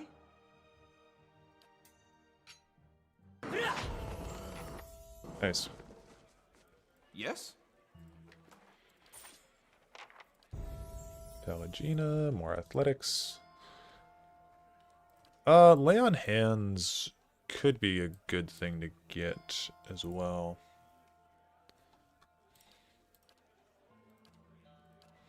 Liberating exhaustion.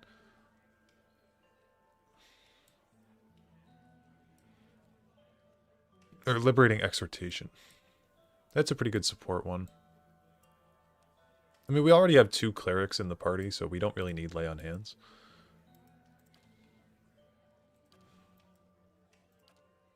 Aegis of Loyalty.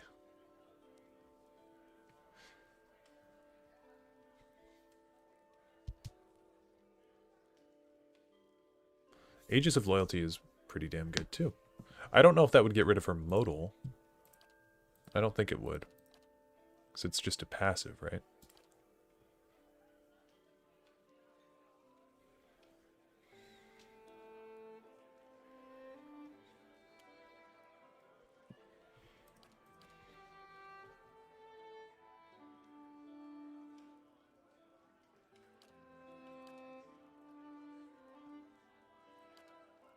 We'll go with that one. I'm here.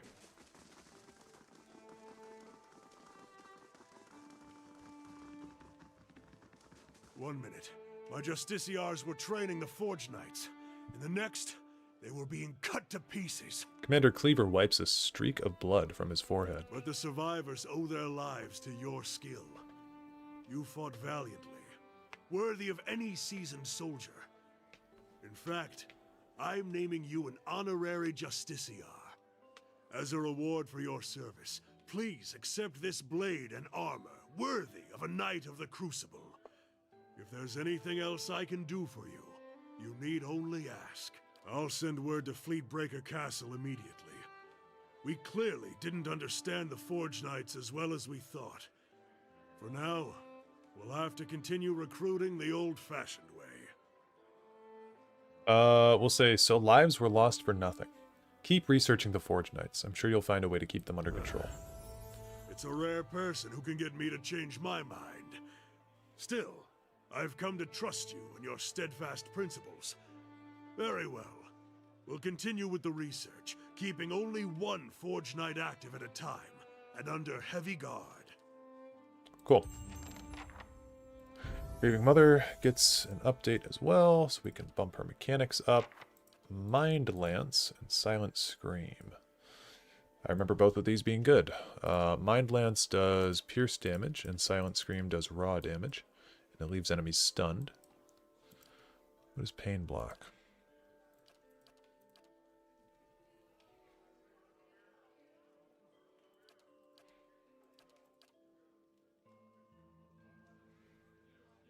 Not sure it's a good idea. That is okay.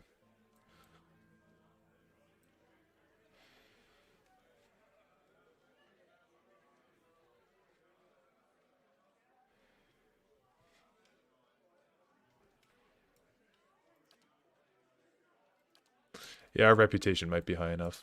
This is true.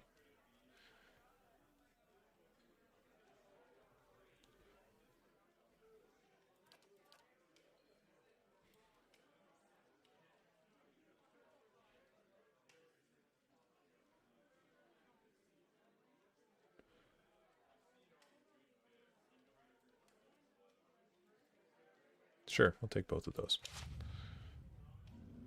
I'm here. The Crucible Knights have their ambitions, but the stability of Defiance Bay is foremost in their mind. The Dukes are thinking only of their trading assets, not the long-term health of our partners in the Deerwood. If Defiance Bay falls, all we will have left are overland routes. Not much comfort. Yeah, I don't want to see anything bad happen to Defiance Bay either. Good. When we tell the Duke, I hope he believes us.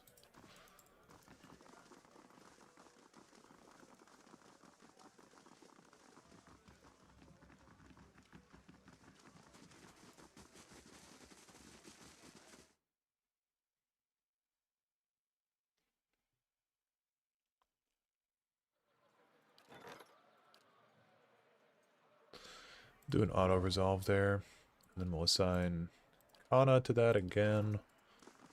Keep on moving.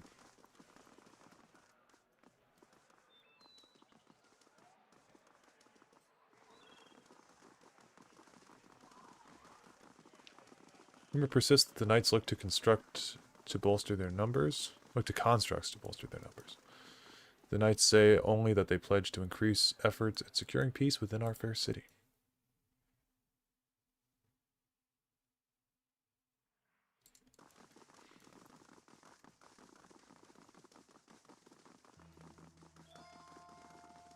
Well met, friend. I'm looking for militia records from the time of the Saints' War, trying to find out what happened to someone. Okay, blah blah. Come a long way. I just need to find out about my brother. I don't even know what side he fought for. Okay, yeah, we don't have enough reputation yet.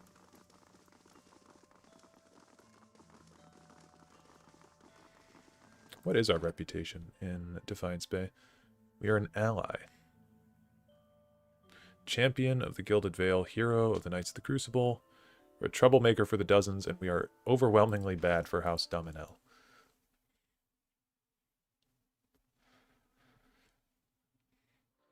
I think now that we've got that out of the way, I'm fine with going to Heritage Hill. We'll clear out some of the ads below in the main segment of the town, and then we'll rest back at Cad Nua. Because I think we're still working on... Yeah, we've got 1 day and 23 hours, so... By the time that we finish here, and we need to rest, we should be able to go back to Cad Nua. And then get that might bonus. Hopefully. Okay, we're going to talk to... I don't know. This guy. Well met, friend. The guard holds up a palm. Sorry, but this district's closed by order of the Duke himself. They say Wyla sent me, I'm looking into the missing guards. Glad to see she's got our best on the case. The guard glances at the gate. This place is eerie enough without a watch or two disappearing every week. I'll have the gate opened immediately. Just watch your step. I'm afraid we can't send anyone after you, if this goes badly. Any ideas what might have happened to the other guards? None, and I've no desire to find out, if you catch my meaning. The ones that disappeared weren't the deserting type. The worst part is, both times the watch disappeared, the next rotation found the gate unlocked. I don't know whether they went in or whether something got out, but if it's the latter, refugees are going to be the least of our problems. All right. Oh, we are already in combat. What happened here? One repels my... That's it!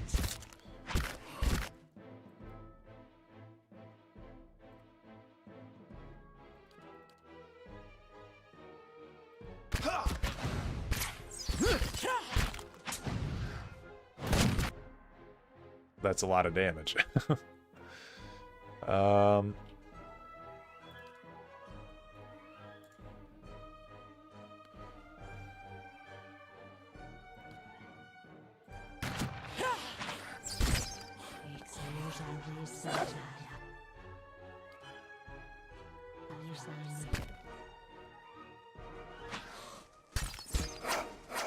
That one hit true. That's it!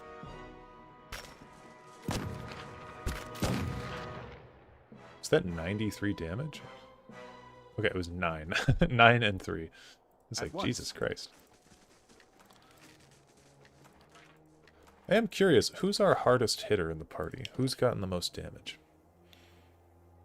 Most powerful enemy defeated was a greater rain blight by a dare. Most enemies defeated has been a dare. Most total damage done has been a dare. But the highest single target damage has been Grieving Mother with 53. Aloth has the most crits. I have the most hits. Adair's taken the most damage somehow, even though I'm supposed to be the tank. And Grieving Mother, yeah, has been knocked out the most, which that makes sense. I'm guessing Durance is right behind her. Okay. Deal with this Revenant.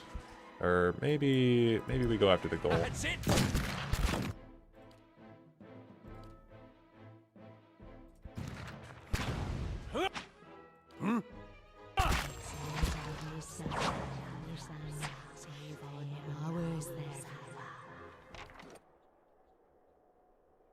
Yeah, okay.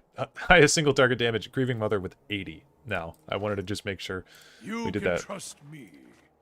We did that raw damage there. That was crazy. I think there's another fight this way.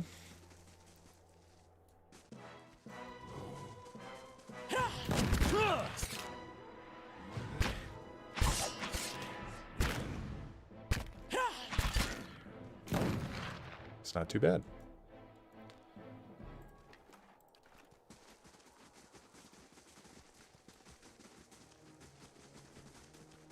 I shall do as you ask. What you ask is done.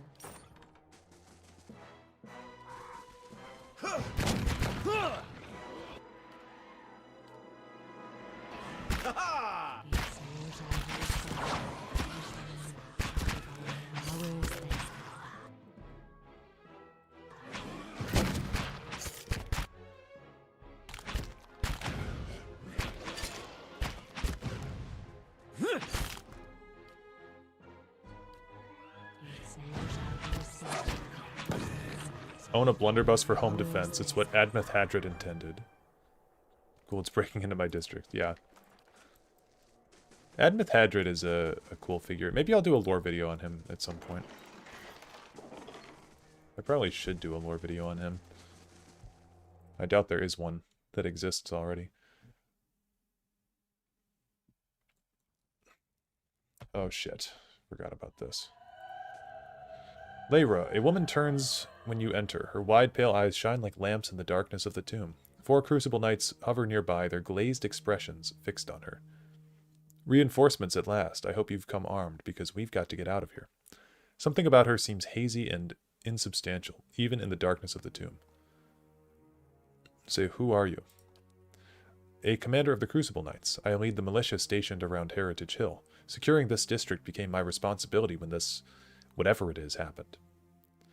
What are you doing here? Came searching for survivors. Only too late did I realize there weren't any. She brings a hand to her head. Her skin is practically translucent. I found myself surrounded by those creatures outside. I had to seek refuge.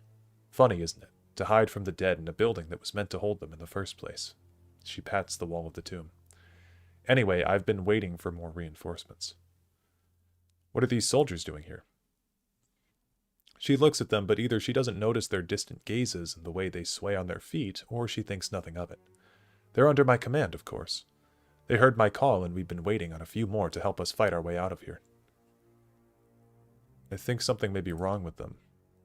That's what I've been trying to tell you. We've been stuck here with no rations for I don't know how long. She closes her eyes and shakes her head. We need to leave while we're still on our feet. Yeah. We're gonna just leave. The woman nods. Form up and stay on your guard. We'll have to move quickly. She begins to glide like mist over a lake, her feet barely skimming the ground. Yet as she moves forward, she blinks and holds her head. Confusion clouds her semi-transparent eyes. I feel strange.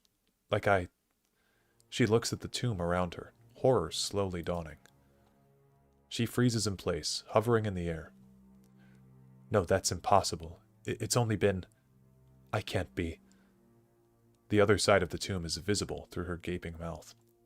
She looks at her hands, seemingly for the first time, turning them in front of her. As her eyes and her mouth widen in horror, she turns to you. What have you done to me? Her expression hardens, and the Crucible Knights behind her stir. Novitiates, attack! Okay, Grieving Mother is way too close.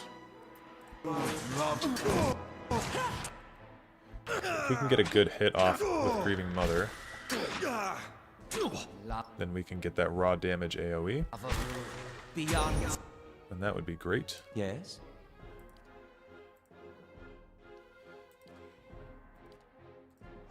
I'm here.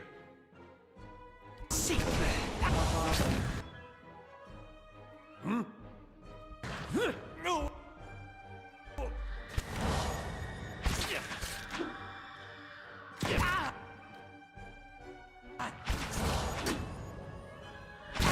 There we go. Oh, yeah, that's enough.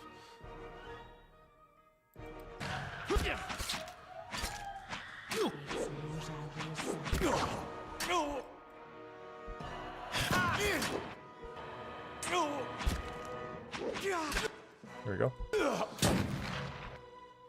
I'm ready. Up.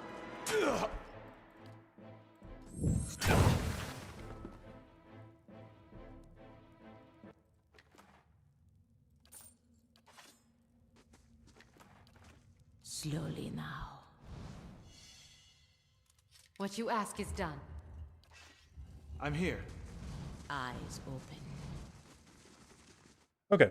The fights here have been a lot easier than I remembered them being, but also we're like level 6 now? 7? Level 7, yeah. So it's definitely going to be a little bit easier.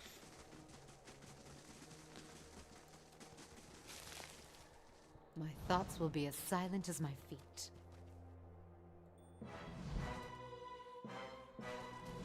My mind feels sharp as steel.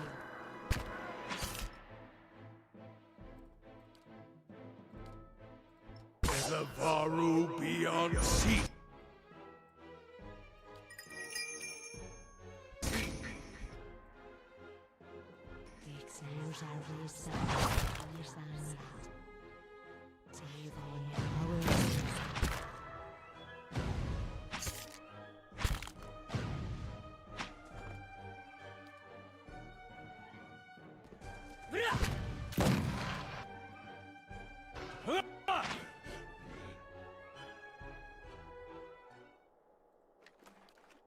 At once. Nothing is closed to the perceptive mind. Spell defense bonus. Okay. Who could use that? I guess Grieving Mother. I'm here. Nothing is closed to the perceptive mind. I'm here.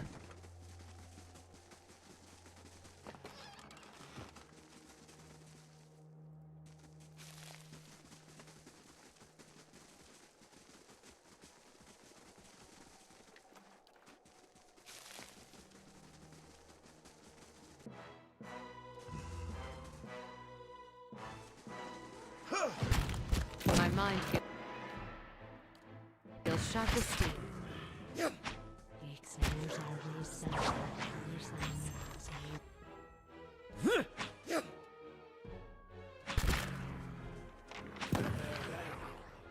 Okay. Man, Yes? I know I just said this like a few seconds ago, but I'm very happy that this is going easier than I thought that it was going to be. So we have been having a hell of a time just today. Just in these 2 hours.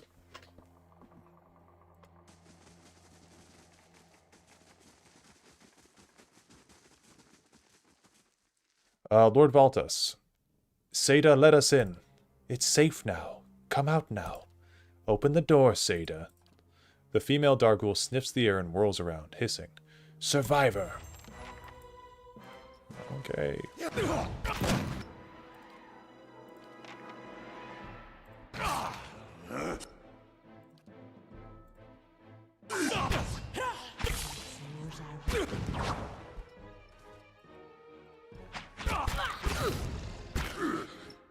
Your thoughts must flow deeply. Yep, just run away. I'm gonna have the Grieving Mother run away. Cool. I shall end. There we go. Run away. Just keep running away. Keep running away. I'm not dealing with this whole enemy in my backline thing again. Yeah. Stupid ass. I'm here. Okay.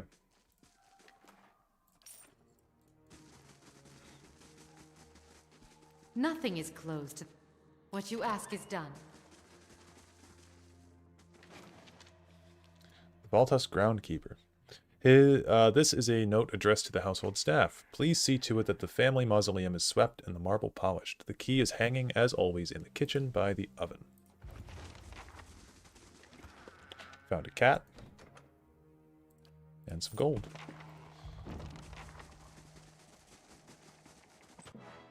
Oh, Jesus.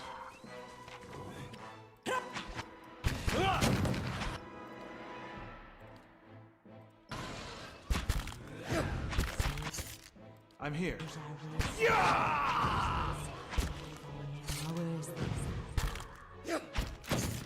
My mind feels sharper.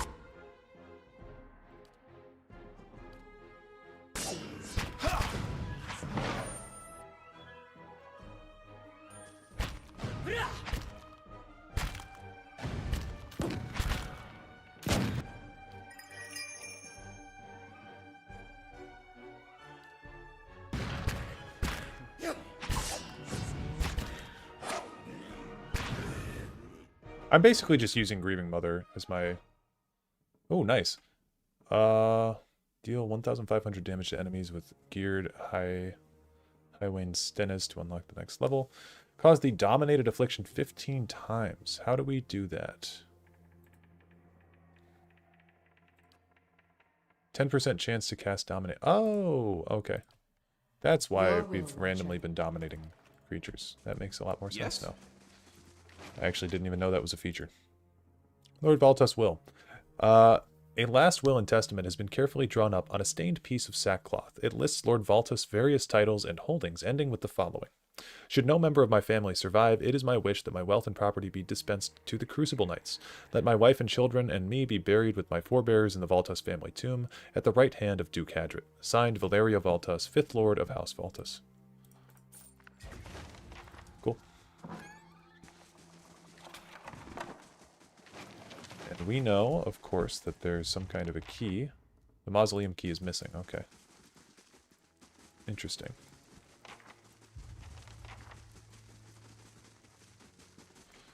I shall do as you ask. What you ask is done. It's the manor key. I guess that's just in case you can't lockpick the door. So, okay. We'll be moving on our way.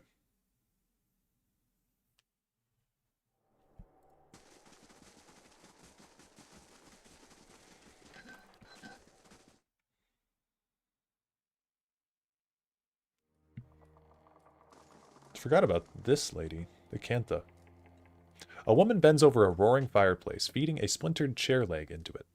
As you get closer, you notice something unnatural about her, a certain pallor to her skin, a lack of movement beneath her flesh, even while her arms execute deft, efficient movements. And then you see the puckered flesh, ragged and bloodless, over her heart. Palagina's eyes grow wide, and she thrusts a feathered arm out to stop you from moving forward. Hadoro, be careful. She does not appear well. It's rude to stare, you know. Don't worry. I've no mind to start anything with you. After all, I've stayed in such good shape by choosing my meals carefully. I saw you in a vision. There's something you need to do for me. Believe me, I've heard that line before. Do you know what happened here? An incredible act of animancy. Of a magnitude this part of the world likely hasn't seen since Engwithan times. Someone found something very powerful and ancient, and I'd bet my own preserved life it wasn't Aldhelm or his lovely assistant. I still don't understand why this district is full of walking corpses. She spins from the fire to face you. Because someone found a way to tether their souls to their bodies, don't you see? She taps her skull with an impatient finger. So when the heart stops beating, when the blood stops flowing, their bodies still animate, and with a newfound hunger. She turns back to the fire. Those that can feed it with living flesh and essence stay strong and sharp. Those that can't degenerate. Quickly. Tell me what you know about this Aldhelm. His name barely merits repeating. He's a charlatan who liked to dig up pretty artifacts and call himself a scholar. The pity with animancy these days is that just about anyone can claim to be an expert. Who are you? A survivor, by the grace of my own careful preparations. When I heard the claws scrabbling at the door outside, I took care of matters myself. And since then, I've been careful to keep myself fresh and fed. Okay, it's time for me to get going. You return. Yeah, I guess she doesn't have a whole lot to say to us at this moment. I shall do as you ask. Oh, she's got people back here. Forgot about that. These gloves seem decent. Considering that I'm not wearing gloves, I will put them on. You're not one of Acantha's servants. Please, you've got to get us out of here before she feeds on us. We're just groundskeepers. When the district fell into chaos, Acantha took us in, said we'd be safe until the Knights got things under control. Instead, she locked us in here. Every week, one of those monsters who serves her comes in and takes one of us away. I don't know what she's doing, but sometimes we can hear the screams. Please, get us out of here. Okay, we're going to tell them to stay put for now. Nothing is closed to the perceptive mind. Let's see if we can talk to her about those people back there.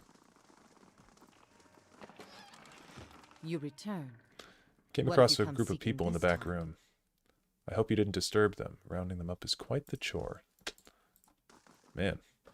We're going to go finish things in Heritage Hill here, because I'm feeling like our party got a big power spike with level 7, so we'll go into Heritage Hill proper.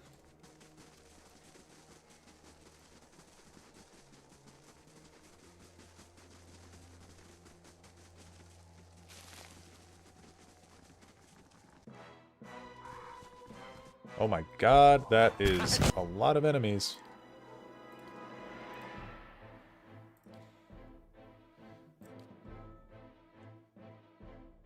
Maybe we do the black hole at this point. I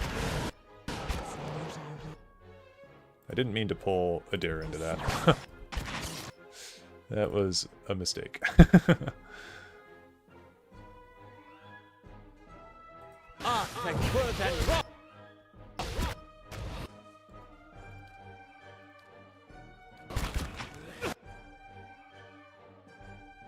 I'm ready.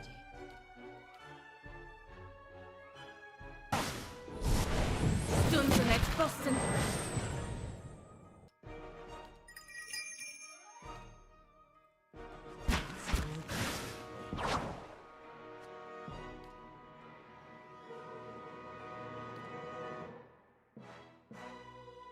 What? I'm ready.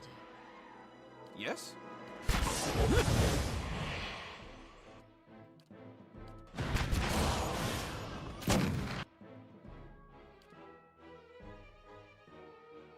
Your thoughts must flow deeply indeed. What?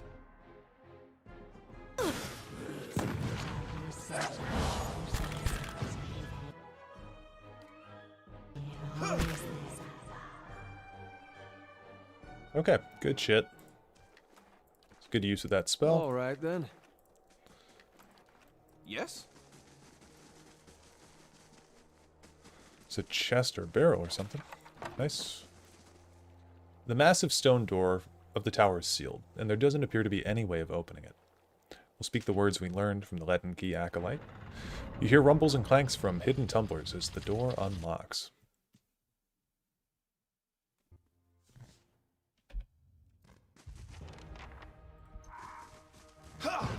It's another large group of enemies.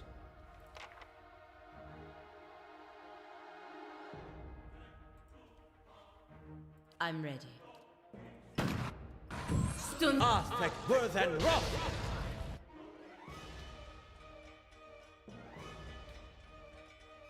Your thoughts must flow deeply indeed. I'm ready. I'm here.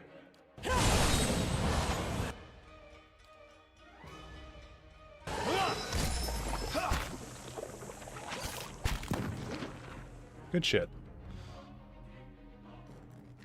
We honestly might not even need to rest. I mean... How may I help? Yeah, no, Dareloth is out of spells. We'll rest. And I do want to read those, actually, so... Yeah, we'll rest. Can't remember if we're done working on anything yet. Yep, not yet. And I will read these notes here. Crumpled page from Aldhelm's journal. Day 7. A week of study and we're still none the wiser about this device. Trindig remains optimistic. I don't know what I'd do without his spirit. Trindig's letter. Dearest Mother and Father, you will be pleased to hear that I've learned much already since coming to the city. There are many incredible ruins nearby, and Master Greg has allowed me to accompany him on a number of expeditions. I'm writing to you from inside an ancient Anguithan tower. There's an entire district built up around it, but the locals have mostly left the tower untouched. They have let us set up temporary living quarters here, so our work can continue uninterrupted. It is an unsettling place at times, but Master Greg has been a constant comfort, and he is quick to remind me that the things we learn from this tower may one day help us find a cure for Widewind's legacy. I'd better get some rest now. Mr. Greg likes to get an early start to the day. All my love, Trindig. Absolutely. Absolutely. Bunch of skeletons.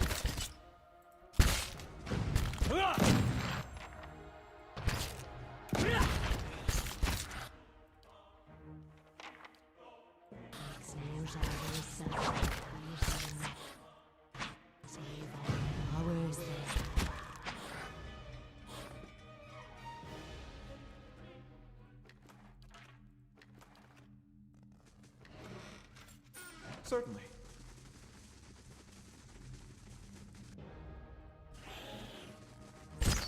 That's it!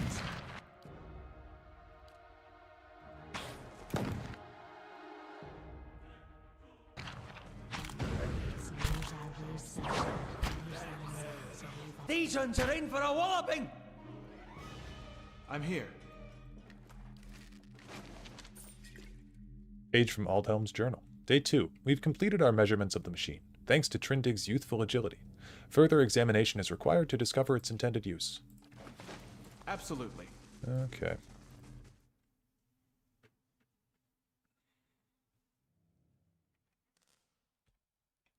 Be cautious. Be constant.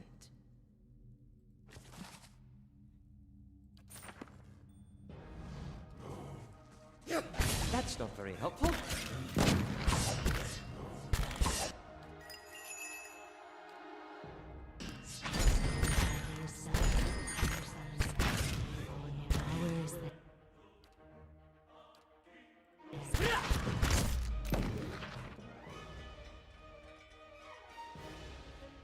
That would hit true. That's it! Nice.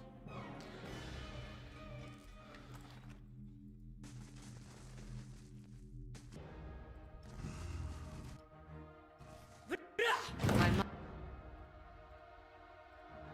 mind feels sharp as steel.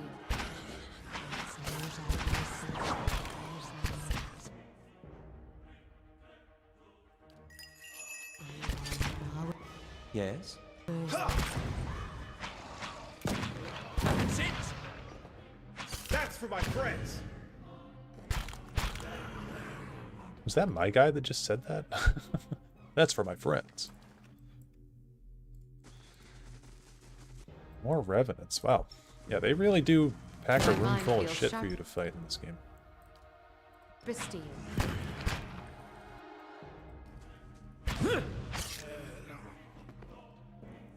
Okay. Folded page from Aldhelm's journal, day 10. Patrons grow impatient with the lack of quantifiable results. They should drag themselves out of their mansions and spend a few nights here if they think it's so easy.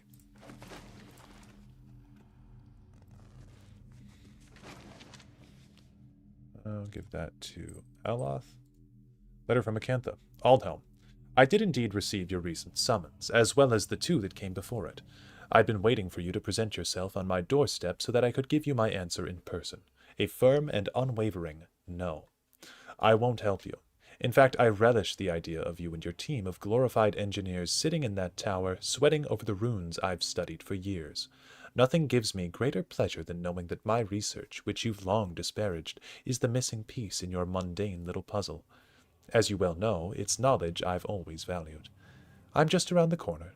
I encourage you to find me should you wish to rehash this conversation in person. Yours truly, Ikantha. Maybe we should go talk to her now that we found this,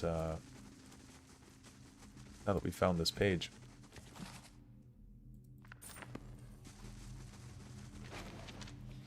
Page from Aldhelm's journal, day 11. Finally got out of the tower to clear our heads. Beasts take the patrons. We'll finish the study on our own terms, our own time. Just as I said, as much to Trindig, the sky came to life with stray lightning. I said it's a good omen, but the poor lad's spooked. Only cure for that is a good night's sleep.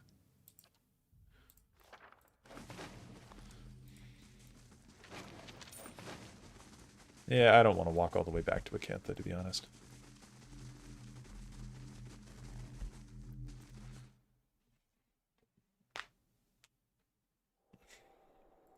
Let's try this configuration.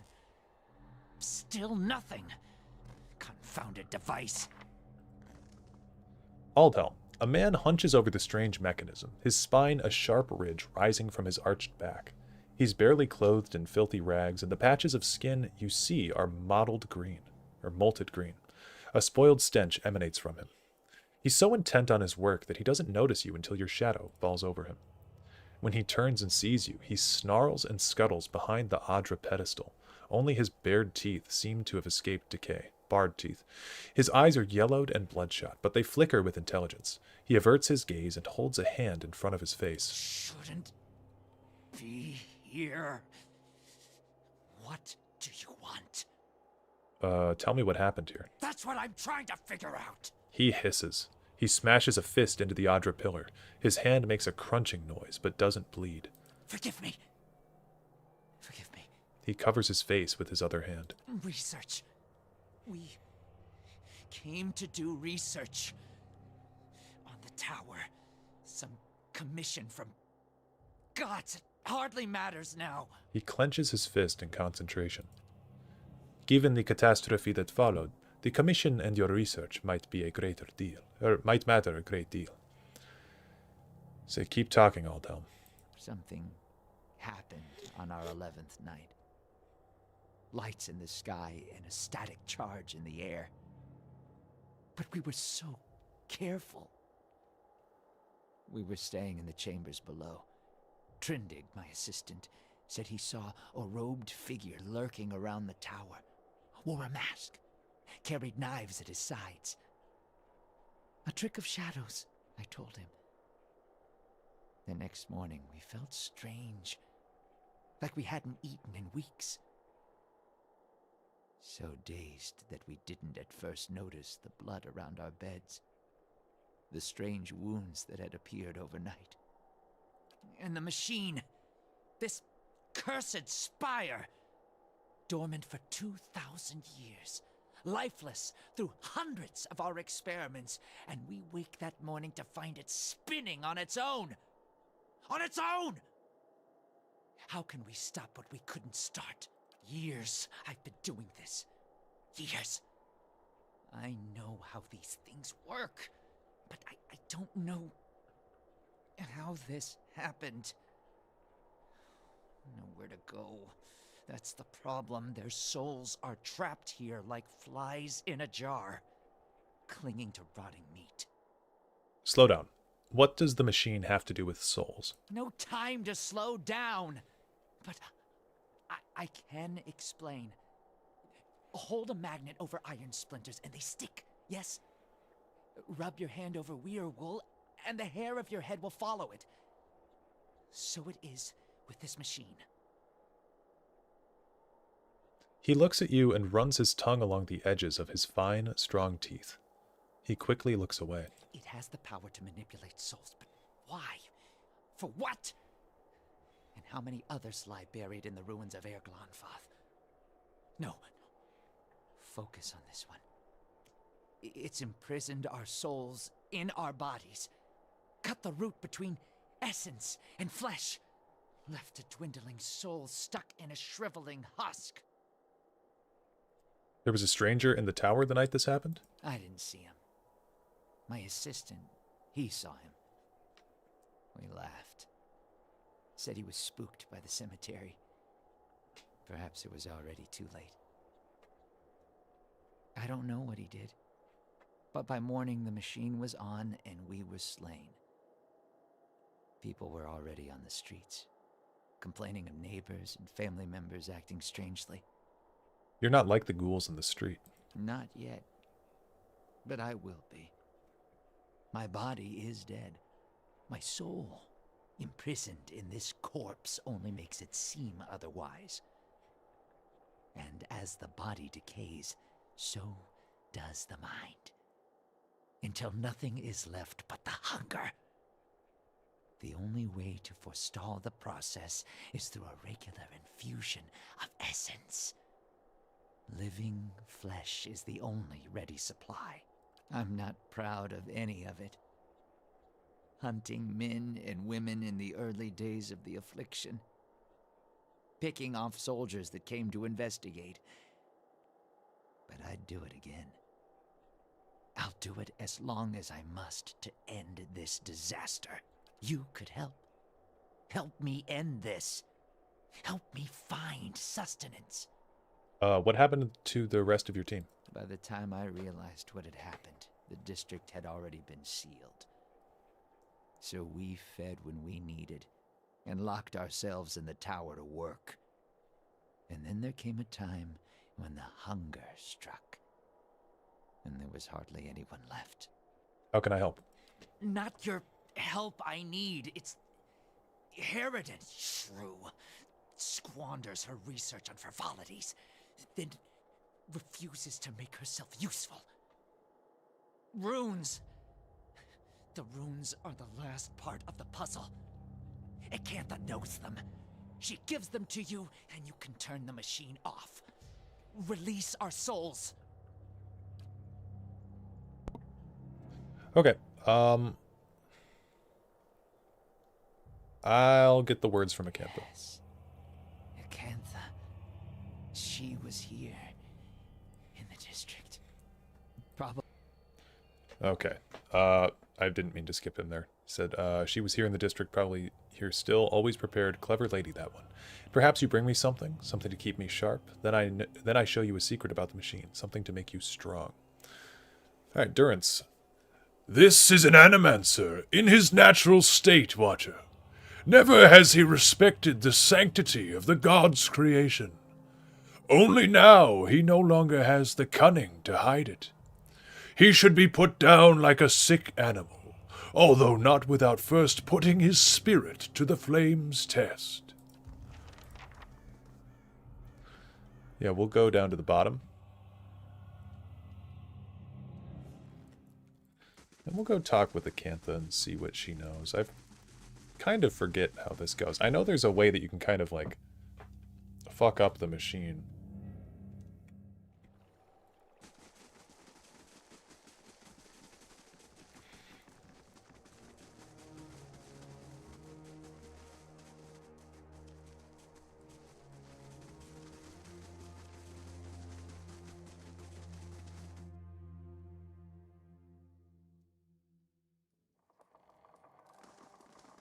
You return.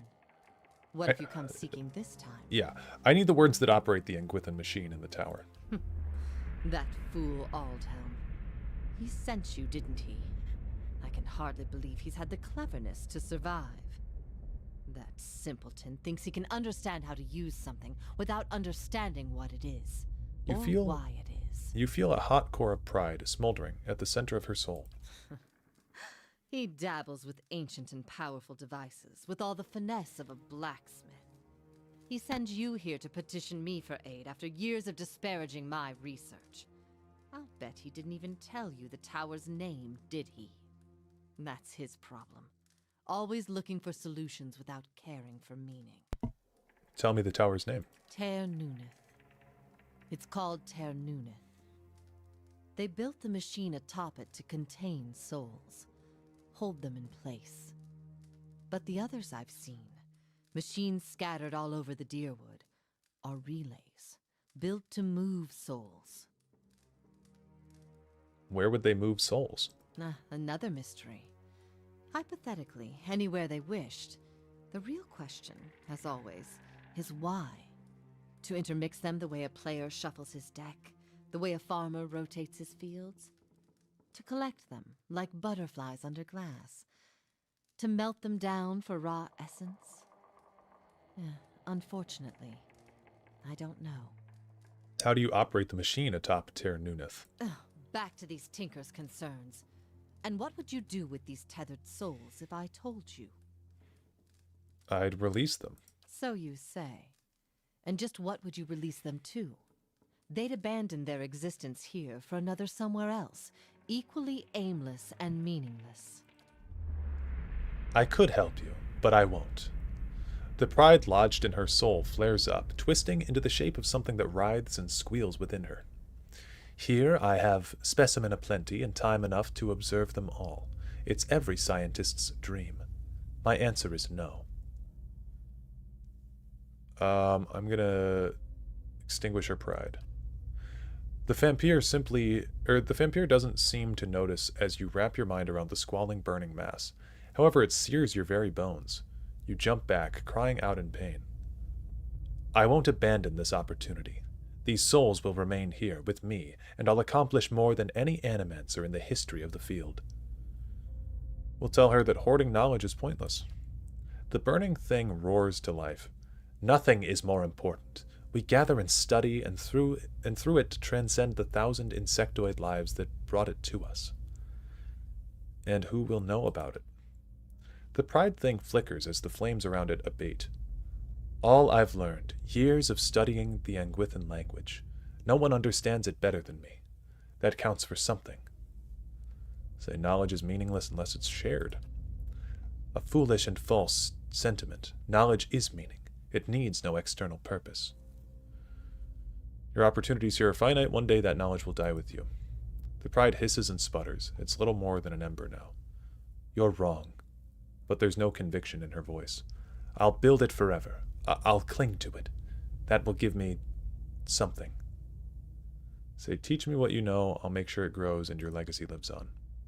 Your words finally quench her pride, and all that remains is a blackened, diamond-hard rock. You cast it away where it melts into the darkness. So be it. My studies and efforts shall grow through yours. These are the words you need. Her cold, dry fingertips rest on your temples, and you feel her reaching into your mind, forming images from the darkness. Runes flash through your head, but they're no longer just pictures. They have meaning, and you understand them. They're commands. Something triggers in your mind, a distant memory unearthed from a past life long since buried. You can see a vast array of runes, far more than Acantha has shown you, and you know their sound and their meaning and how they fit together. The language of Anguith, once more at your command. Something has awakened in your mind. You understand far more than I ever did. Take this knowledge, then, and do what you will with Ter Nuneth. Now that you understand its purpose, it will serve you in whatever way you wish. Okay, what do I do with the tower now that I know these words? Turn it off, I expect. That will be easy now that you can read the runes. The vessels would still roam, but striking them down would return their essence to the cycle. But be careful. That machine controls hundreds of souls, and that volume of essence could easily overload it. Improperly channeling the essence would destroy the machine along with the souls. It would be a terrible loss for posterity. We should destroy the machine. It doesn't matter whether the souls inside belong to the wheel or oblivion. Their lives are over. Dead is dead. You said the other towers around the Deerwood were constructed to move souls. Why would the Anguithans have wanted to do that? Oh, we talked to her about that already. She just says, I don't know. How do you know so much about the tower? I read the runes like a journal. I understand their meaning.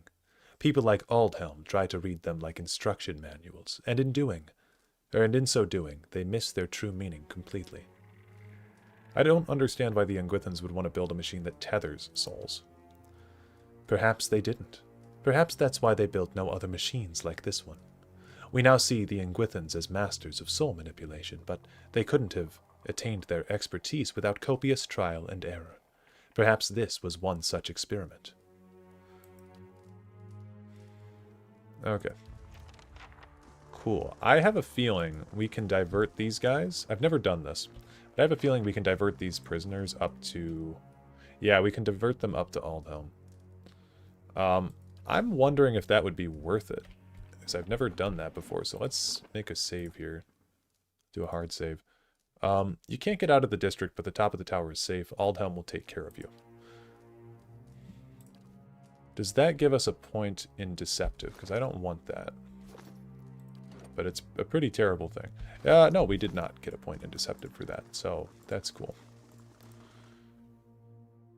We already had a point in deceptive, so...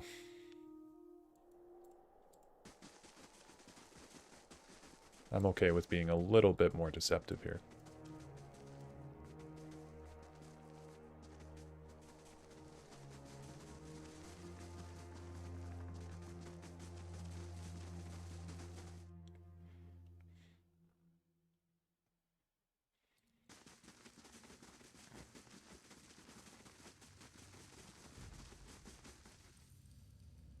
Go to the top. Yep, and then there's some blood stains there. Aldhelm's jowls are smeared with blood, and a string of gore dangles from his lips. His gaze is glassy and distant, as if he's both satisfied and disgusted with his latest meal. Heard them coming up the stairs. They sounded tired. They were slow. He wipes at his mouth. I should have saved the other two, but I was so hungry. You mentioned a secret about the machine, something to make me strong. The machine. I still don't fully understand its purpose, but I did figure out that this portion could be reverse engineered. He points to some of the copper running from the pedestal to the machine. This could also be used to route essence through the machine to the individual operating it. I can't make any promises about the specifics, but it would almost certainly deliver a significant degree of power to whoever tried it. He looks at you hopefully. If you know how to command the machine, the rest should be simple. Once the machine is shut off, will you be restored? His molted face creases. My body is already dead. But for the unnatural processes of this machine, it couldn't hold my essence. Any kind of restoration is too much to hope for. At best, I can stay here a while longer. Maybe slip out of town. Of course, I'd be careful to find some place remote, unpopulated. Okay. Yeah, we'll kill him.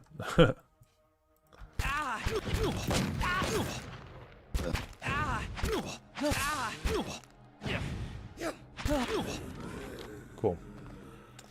Well, now that we know that, I'm curious about how this works. A jagged Adra pillar rises in front of you, encased in stonework and run through with copper veins. The panel is covered with runes which you can now understand. You recognize words for end and for hold. The dial is currently fixed on hold. You also recognize by an inscription that the manner in which you turn the dial is a means of throttling the device. We will redirect the flow of essence to ourselves really quick. You look at the copper wires and recall what Aldhelm showed you. You twist the dial to the furthest set of nodes and command the machine to release the essence. Your bones hum and your teeth rattle as a strange power fills you. Your blood feels like it's boiling, and you press your hands to your head to contain the building pressure. Just as you're about to scream, the pain ceases and you feel only power. I just wanted to see what this does. Is that all the souls go into me?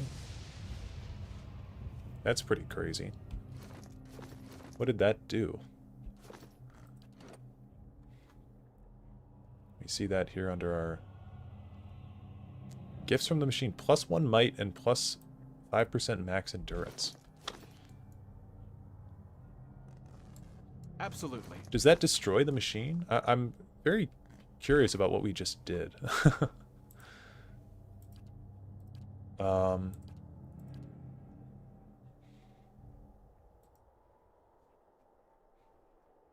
Yeah, weird.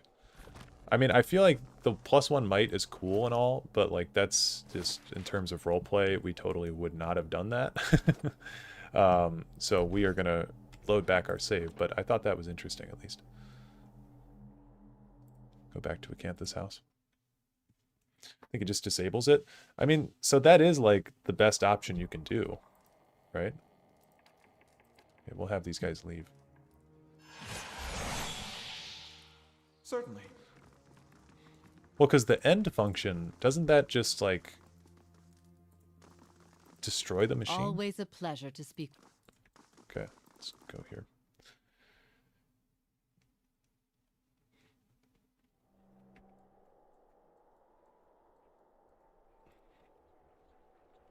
Because, yeah, I mean, the +1 might would be really good for our spells. We'd get extra healing out of them.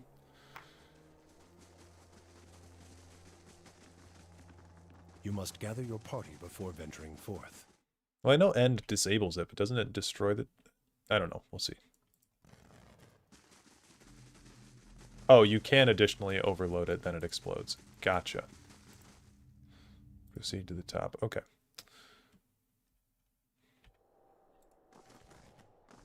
Well, let's talk to Aldhelm once more. Aldhelm looks much worse than before. His rotten flesh hangs loosely, and sores have eaten away patches of skin at his joints. He looks at you with a strange glimmer in his eyes. Shh.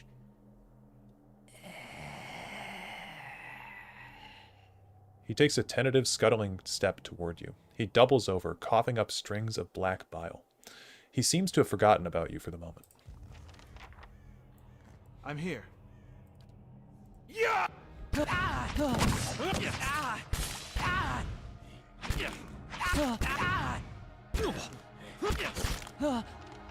Okay. See ya, buddy. And it won't be reactivated in the ending. Is the reactivation a good thing? Like, I feel like, I can't remember exactly how the ending panel goes for this one. I mean, we're gonna end it. As the command words leave your lips, the dial sinks into the Adra under your hand. Something like a thunderclap sounds overhead. The glow fades from the machine as it falls dormant.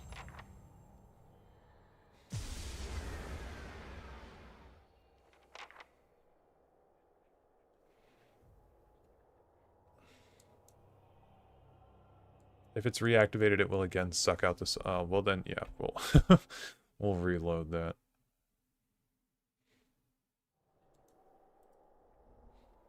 Yeah. Okay, we'll overload it. Muttering a command, you give the dial a violent twist. The moving spires spin faster and faster, wobbling from their axes. The light filling the machine quickly becomes too bright to behold. You look away and cover your ears, but the thunderous crash that follows shakes the floor beneath you. When you look back, the machine is in ruins, never to be used again. Yeah, because this machine, I think what Acantha was saying about this is that this basically was like a test machine for the Engwithans, so it really doesn't have any right to be At once. around.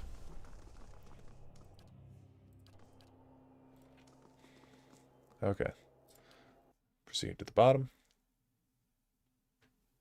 Yeah, it probably destroys the souls in it. I mean... oh well. That's the thing with all the Pillars games, is it's like... they're pretty good about making you make difficult choices where there's like not really a good side to any of them. Okay, we do want to go into that one mausoleum to find Seda. I think it's this one.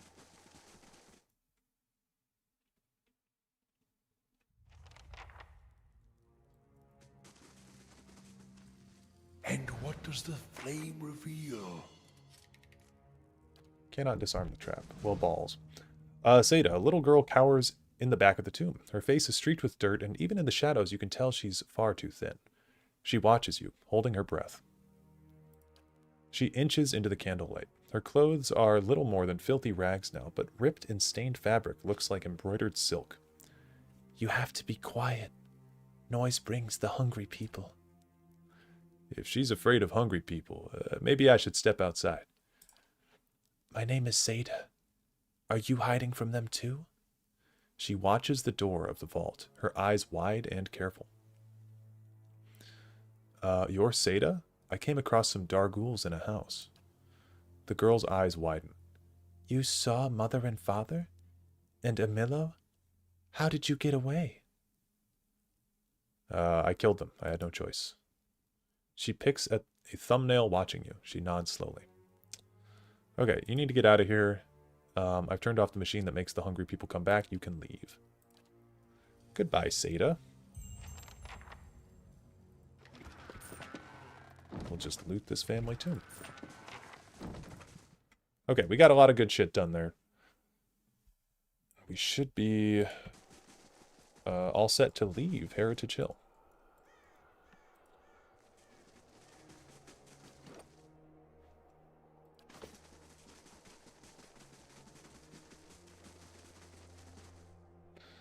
There, that's the nice man who helped me. And thank the Iron Arm for it. We'll get you sorted out at the keep. The tower, it's off. Does that mean the curse on Heritage Hill is lifted? Yeah, it wasn't a curse, but yes, the district is safe again. I think it'll be some time before anyone will be willing to settle in the district again, but at least we can get started on restoring it. Okay, we should go to Brackenberry.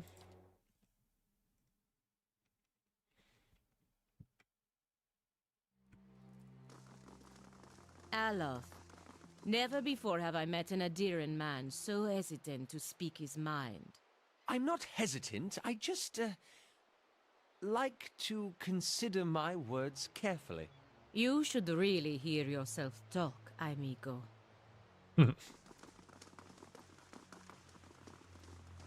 Hail and well met. Excuse me, but I've been looking for you.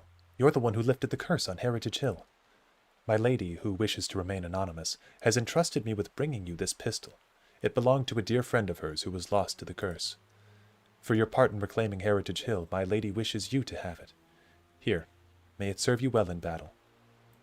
Thanks. Okay, she's off. Very slow pistol. Shocking Lash, what is that? It's 25% shock damage. 10% accuracy granted to an ally attacking the same target. That's cool. Raving Mother definitely needs that blunderbuss.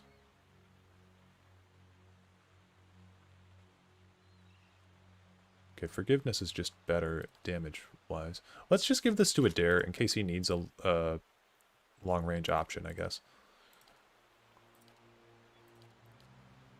That's fine.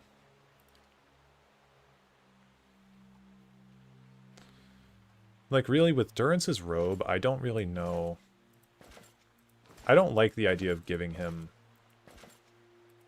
Yeah, I don't like the idea of giving him anything other than his robe, because he gets, like, +2 Constitution just for wearing this thing.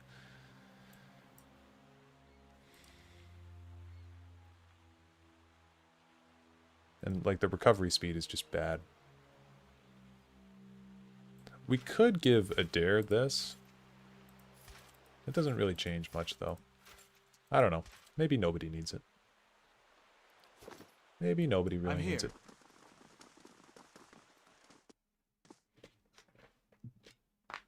Oh, wait. Before we finish stuff up here, we do have that one acting quest. We need to finish that up. That is in Copper Lane.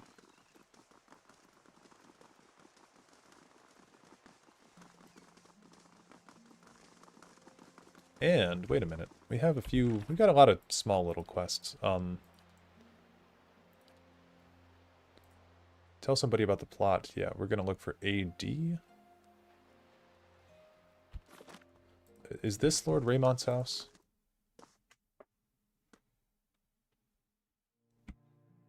Yeah, this is Lord Raymont.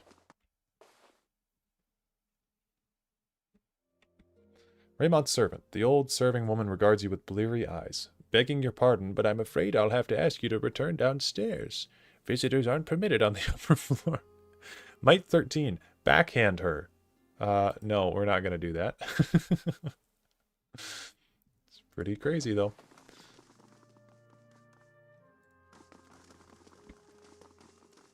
Lynette Raymont. Father never reads to me. He's always busy with his own books.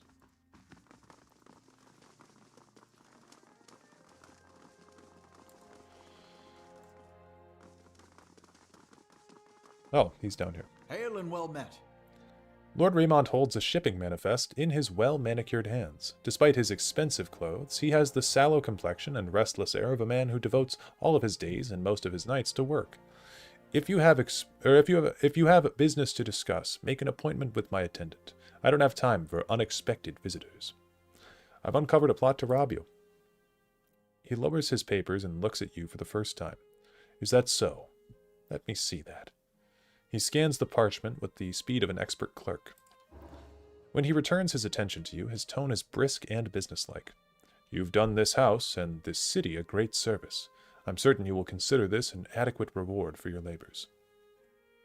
That jewel is worth a lot more than 2,000 pans.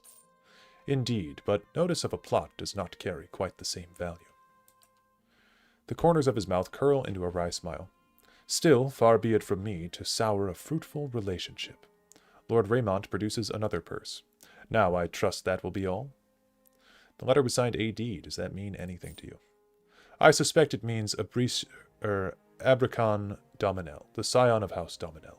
A look of disgust crosses his face. A pandered lad, if ever there was one. He's ruthless, I'll give him that much. Unfortunately, he doesn't have the wits to match his appetites.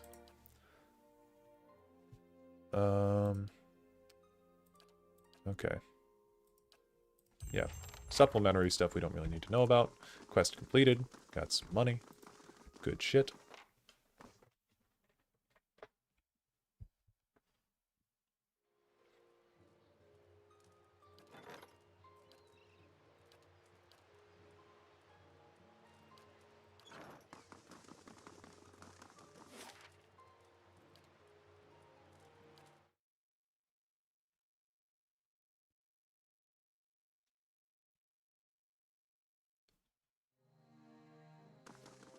You seem preoccupied with details, Dareloth.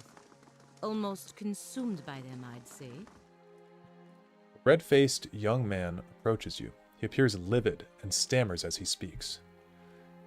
You killed my beloved. This will not stand. Your beloved? What are you talking about? The man's face darkens and snarls. Donna and I were to be wed. You will pay for your insolence. Oh, Donna Dominel. Wow. We really we really have pissed off the Dominels quite a bit. Jesus. This game is really loud. I'm sorry, guys. I've tried so many times to, like, not make this game as loud. I'm ready.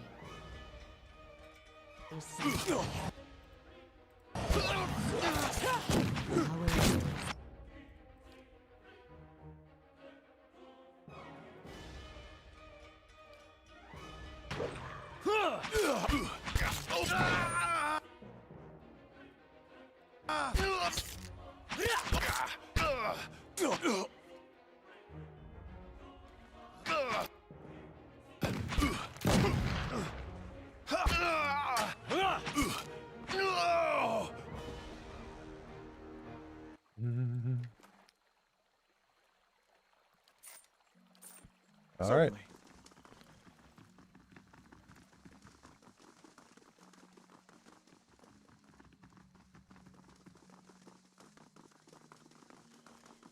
So this is the thing that I was kind of like speeding through this quest. All three of these people that Dunreed Rowe asked us to investigate are connected to Lumdala. Good day, stranger.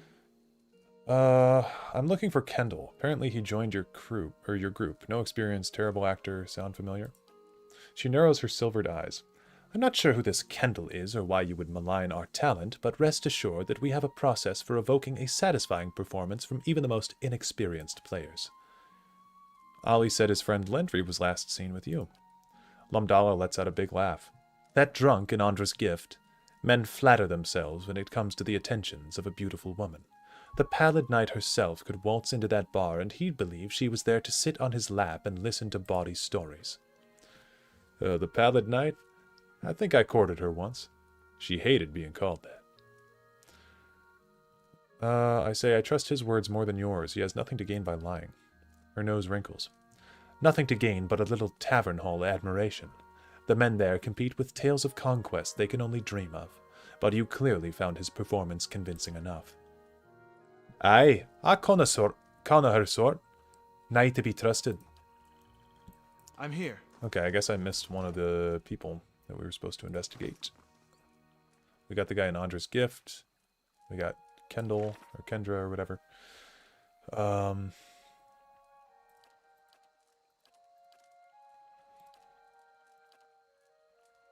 Oh, tasks. I think this is it.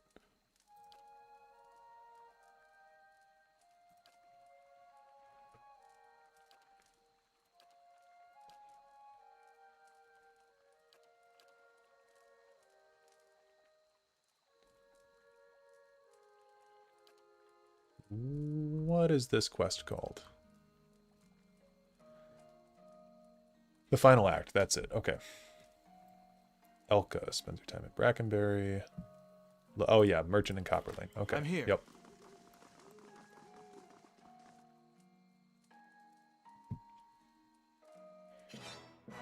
Oh. Getting attacked by more assassins. Oh wow, that is a lot of assassins. How may I help?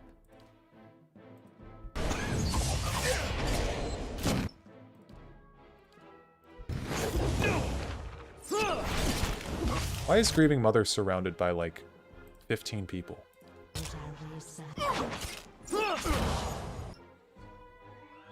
Yes? What?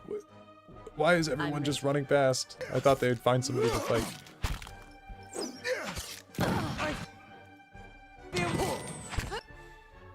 Hi? Yeah, why are you I'm running? here.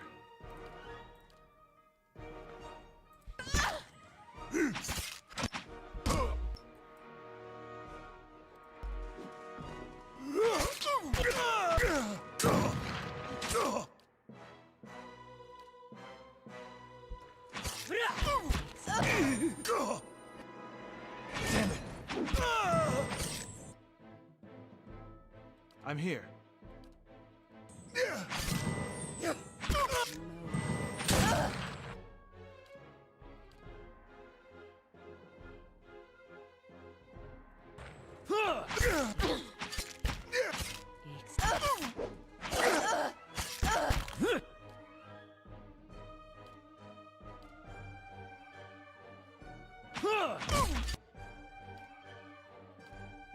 I'm here. I'm ready.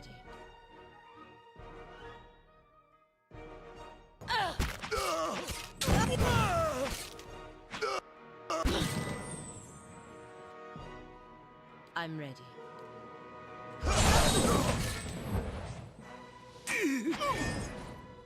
Okay. Why was that the hardest fight we've had in quite some time?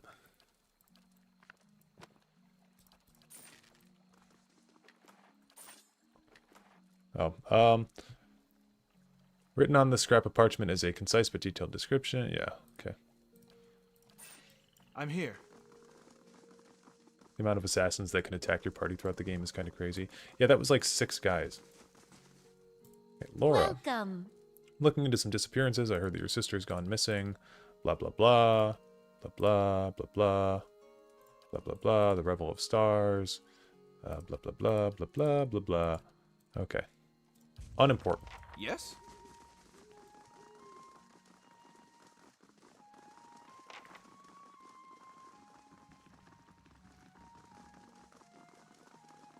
Hail and well met. I was wondering if a woman named Cora was part of your group. I can't say I recognize the name. She suddenly seems focused on the length of her fingernails. That's odd. Her sister said she was part of the Revel of Stars. Maybe, but what should I know about it? My work requires great focus and attention. I don't have time to coach every young amateur who joins our troupe for a week. Surely there's someone else you can talk, or you can ask about all this? I'm but a humble actor. You're connected to 3 recent disappearances that you claim to know nothing about. How's it going, Hikaru? Then what else do you expect me to say on the subject? She sighs and turns her face to the sky. If you'll excuse me, I have a performance to attend to. The young man steps up next to you, his gaze fixed on the other actors, his voice low. Meet me in Lumdala's house. I know what's going on. He claps his hands and whistles at the other actors. Well done indeed. I'm here. Okay. Lumdala's house is that one.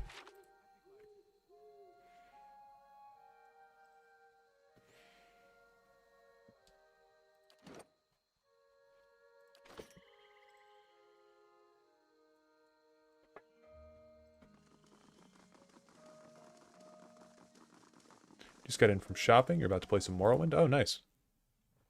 What kind of a build are you doing on Morrowind? Like, what kind of a character are you playing?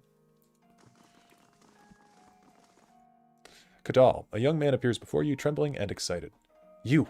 I saw you with Lumdala, by the amphitheater. Look, I don't know what your business with her is, but I want out of this mess. I just came by to grab my things. Just let me leave, all right? Take a breath and calm down. Tell me what's going on so I can help. He nods, filling his lungs. Thank you. But there's not much time. Lumdala's out to get me, and I need to get out of here. Maybe out of the city. Kadal reaches slowly into a satchel and produces a small key. This opens the door behind you. There's a passage in there leading down to a theater. He shudders. It's easier if you see it for yourself. He licks his lips. Since I've helped you, I want your promise that you'll leave my name out of this. Aloth leans over. I'm not sure if this poor fool is worth our time. We should stop Lumdala before she gets wind of us. I'll say I won't mention you. Thank you. And good luck. Doesn't look you in the eye. Nothing is closed to the perceptive mind. Debating between Khajiit Plalu Thief or Tribunal Temple Dunmer. I played a Tribunal Temple Redguard one time, because I pretty much always play Redguard when I play that game. But I think it's kind of interesting other races of people or other nationalities of people worshipping the Tribunal, you know? I find it more interesting than a Dunmer worshipping the Tribunal, because that's kind of like, you know, what they would worship. It's like an elf who worships Talos, you know?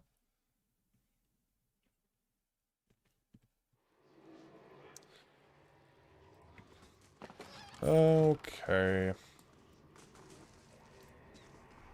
Scarf. A simple silken scarf is crumpled on the filthy flagstones. Essence radiates from it like heat, and the closer you get to it, the more you feel a confusing mixture of joy, surprise, and pain.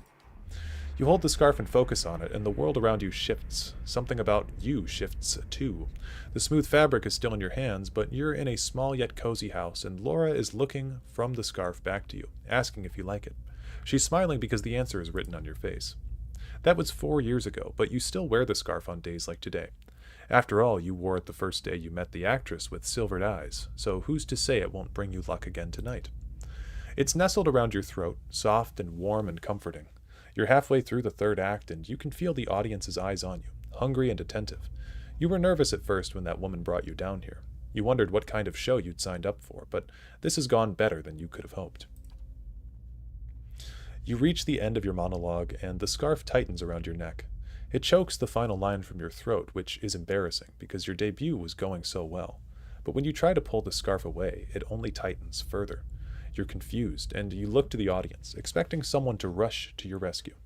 Then you see their eyes and that hungry, attentive look, and you understand. The stage fades to black. The scarf falls from your hand and flutters to the ground, but Cora's soul lingers, stuck between a familiar token and a question. It wants to know, but it wants to retreat. If you had your sister's love and the courage to follow your dreams, or you had your sister's love and the courage to follow your dreams, take comfort in that as you find your way to the next life. The soul glows with warmth before fading back into the fabric of the scarf. Lumdala emerges from the shadows, her silvered eyes glowing in the darkness. Well, well, if it isn't our friend from Dunreed Row. What do you want? She gives you an appraising look. I have a proposition. And I have my doubts, but I suppose it couldn't hurt to hear the details. I stage my performances for certain wealthy patrons. One, in particular, would make a valuable catch. You agree to a truce, and I'll give you his name. Nope. So basically they've been like luring people down here and doing weird shit. I feel like Set is the most universal of the three to worship. I'm here. I would agree with that. I don't think there's anything like inherent about Vivek that would make anyone not worship him, I guess. What's her name though? Almalexia is like considered Mother Morrowind, you know? That one I understand, not worshiping. But regardless, they are the living gods, you know? How may I help? So like, I feel like it's rational to just worship them based on pure power alone.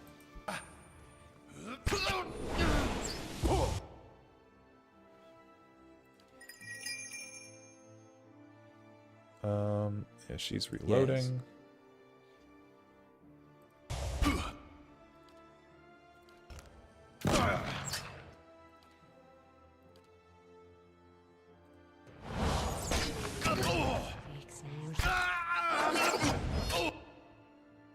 I'm ready.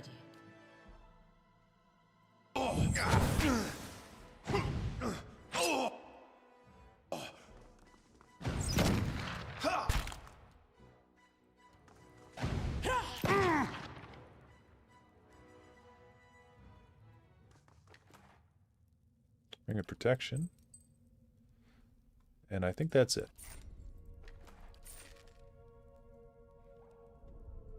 At once.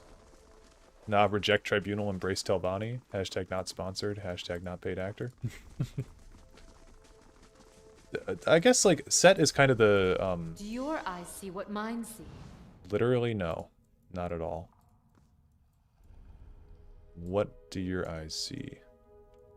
Isn't there supposed to be a button for this wall? I think that's what Grieving Mother just found, but I cannot see it. Okay, anyway. Isn't Set still supposed to be the patron of House Telvanni? Like, I believe I read that when I was playing Morrowind last time.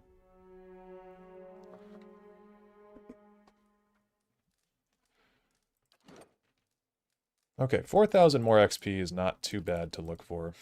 I think that we can... I'm here. Keep on going.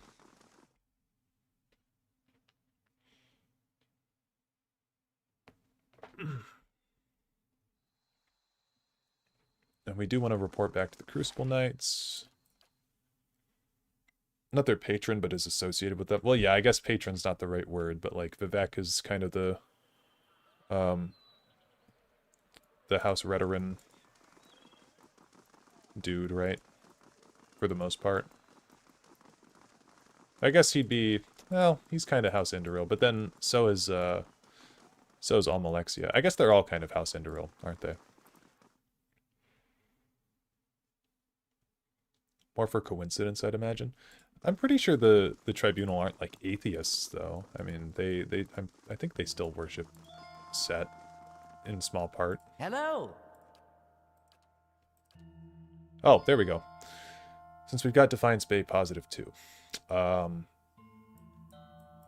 course, that policy is for the general public. Exceptions can be made for those who have already proven their worth. He looks up at a shelf and withdraws a thick volume, shifting a layer of dust aside with his hand. The rosters are in the front, the inventories of the dead in the back. He passes it onto Adair's outstretched hands. Adair leafs through the book for some time anxiously, running his thick farmhand fingers over page after page of names. At last his hand stops, his fingers just below one name. Woden Talej, died 18 Majavernho 2808. Third Battle of Cleaban Relog. Blazing Glonfather names, I swear. Rayet Saris? He stops short, his eyes bulging. They scan back and forth, over and over. I'll be the effigy. He fought for Rayet Saris. Why'd he fight for Rayet Saris? Okay, again, just to give a brief recap, because it's been a while since we've done Adair's quest or anything. The Saints' War was between Raed Saris and the Deerwood.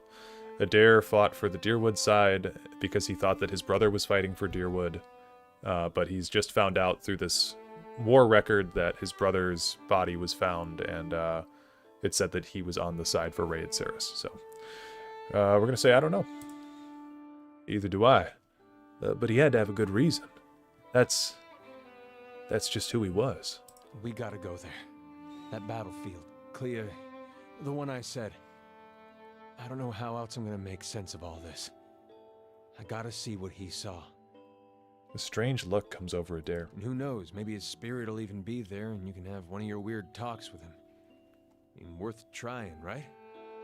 Yeah, I'll help you any way I can. I appreciate that. Wish I could say you won't regret it, but you certainly might. Yes? Okay. So we got Adair down. Use this song in D&D. Yeah, the Pillars soundtrack came up when I was playing D&D a few weeks ago, actually. My friend put on a D&D playlist, and I don't know if it was this song, but it was definitely a Pillars song. The three don't really coincide with the houses exactly. The houses do have patron saints, though. I swear to God, there's a line of dialogue in Morrowind. Messengers from Gilded Vale bring shocking news. Lord Radric IV has been slain. Yeah, or 7th has been slain. I swear to God, though, there's a line of dialogue when you talk about the Telvanni. It says that Sothasil, they venerate Sothasil in some way.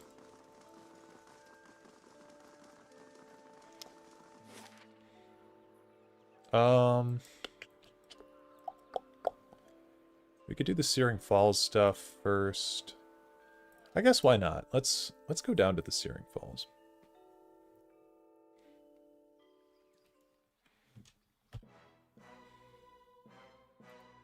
I'm alright. Bet we can fight this now.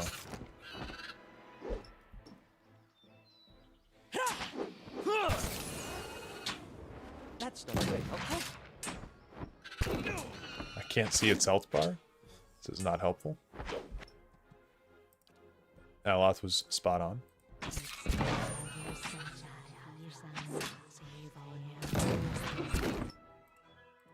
I'm ready.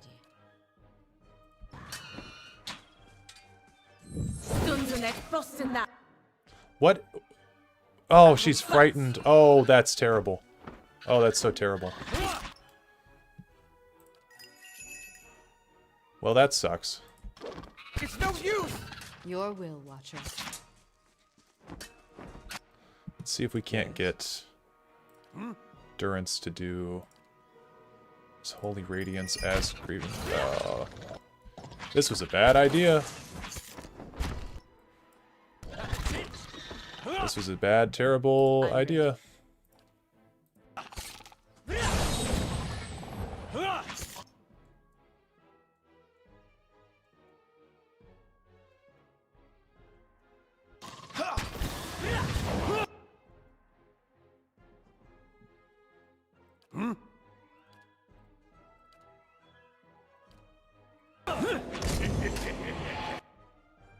How may I help? Arthek Worth and Roth!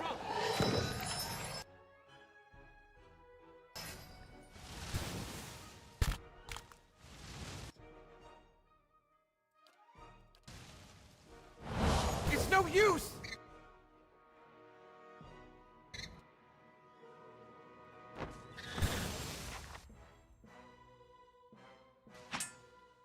That's not very helpful.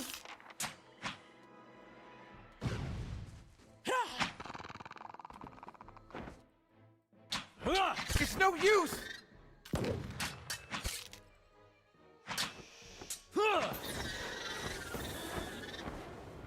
Okay, well that was super annoying. Oh, another Drake. Yeah, we will go back to Cadnua.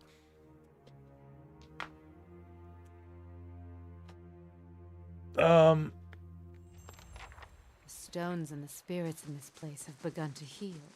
Yeah, maybe just say, that's all that I'm saying. That's my point. Is that they're just the ones that he's most similar to, and that there's kind of a representation between all of the different tribunal and all of the different houses in that sense, or not all of the different houses. Like Hlaalu doesn't really have one, but Each of the tribunal does kind of represent one of the houses. Lord Bernwigar, a cruel ruler from the north, has arrived at the stronghold. He hopes to gain an audience with you concerning a local rebellion. Sure. Looks pretty boring. Fair enough. Lord Bernwigar, I've heard a lot about you, Lord Hedoro. You seem like a man who knows how to get results. I have a matter I'd like to discuss with you if you'll hear me out. I would urge caution, my lord. Lord Bernwigar has gained a reputation as a man of brutal temperament. Some would call him cruel. Sure. Let's hear it.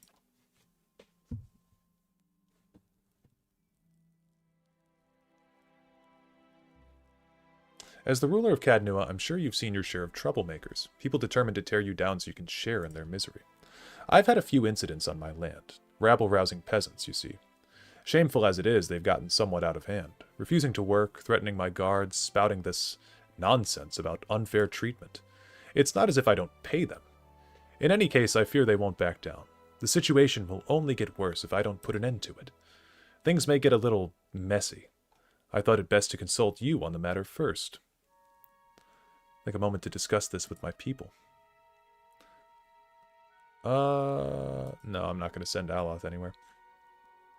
My steward informed me you have quite the nasty reputation, that you're cruel and merciless. I simply know the value of efficiency. These peasants should know their place. You'll hang all the same. Guard sees him. Let's see, hold on.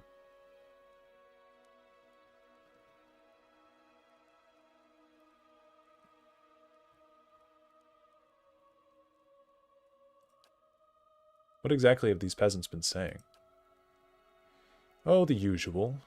Brinwigar folds his arms. That they don't enjoy the benefits of their labor. That they are treated too harshly. They're lazy, my lord, that's all. There is power in mercy, Lord Brinwigar. Treat the people fairly and they'll be happy to work for you. It seems a soft approach, Brinwigar's nose wrinkles. They'll think themselves victorious. Consider it a test of your understanding. You do better to speak with your people than to react with violence. Without people, you've nothing to rule over but rocks and trees. Try showing at least a little respect. Yeah, we'll say that. I'll grant that there's some merit in what you say. Thank you, Lord Hedoro, for your time. I'll consider your words while I journey home. Yeah, average asshole ruler. Something that I always think is wild is that Hlalu is the House of Veloth. He's also their patron saint. Yeah, that doesn't really make a whole lot of sense. Pardon the intrusion, my lord. Chancellor Warren urgently requests that you meet him at the Charred Barrel in Brackenbury. Okay.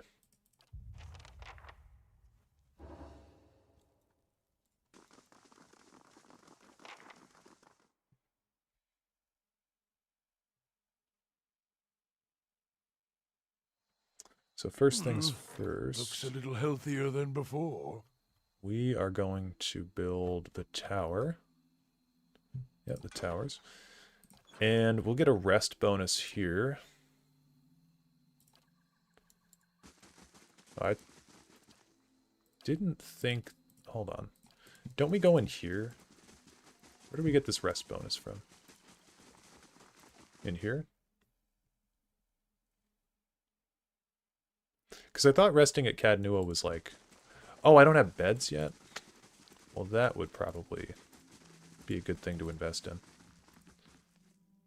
Even if you are putting one over on me, it's nice to have a hunting party again. 5 years for me. It's been a long... I can't. Soul and she left. Okay. It's not being forgotten by my... Still, there's no point in dwelling. Makes me wonder what Masuk is... I didn't mean to talk to her right now. That's what... Okay. Yeah, goodbye. Sorry. Didn't mean to talk to her.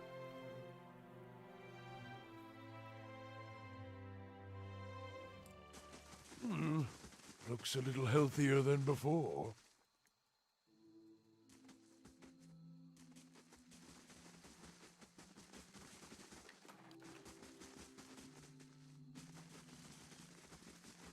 Never asked, how am I doing? I'm doing pretty well. I have Monday off from work, which is huge for me, because I can actually get some work done on some videos at that point, which is nice. It makes my weekend a little bit longer. And we're supposed to have terrible, terrible weather on Tuesday, from what I've been told. So I might have work off for that as well. Okay, we need to get the Bright Hollow.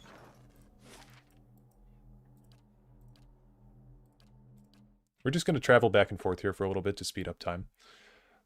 Yeah, but then I got breakfast today, and that was pretty good. I do need to go out and I was going to get a coffee pretty soon here. Okay, Bright Hollow's done. We'll upgrade the... Oh, did I not get the walls yet? Wait, what the fuck? I know I upgraded those. I thought I did.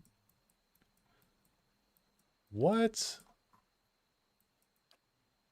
Wait a minute. Oh, the Western. Okay, no. I got the Western and Eastern Barbican. My bad.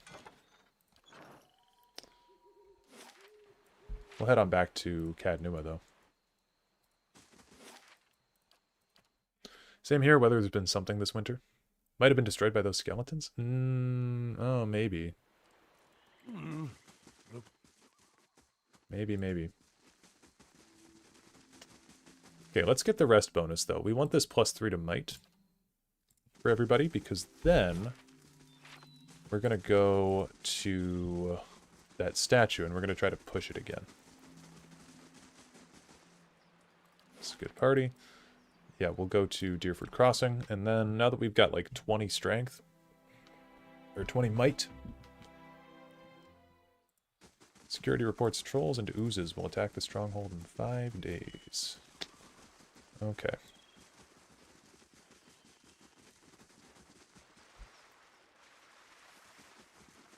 Grieving mother holding on for dear life, yeah. Examine the statue, we'll push it. You lean into the statue and push it. With a mighty groan, the chunk of stone slowly begins to slide along the grooves. The displaced pedestal reveals a dark passage descending into the earth.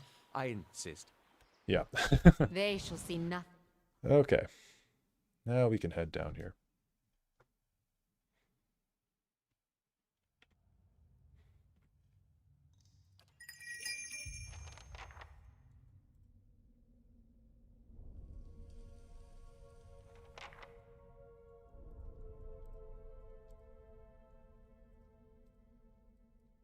Okay, I detect no traps, so we'll move on through.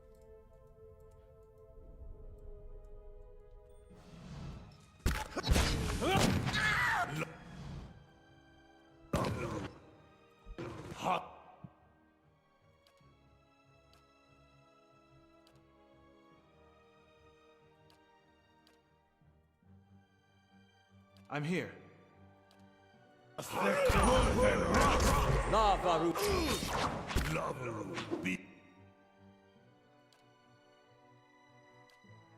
Lava.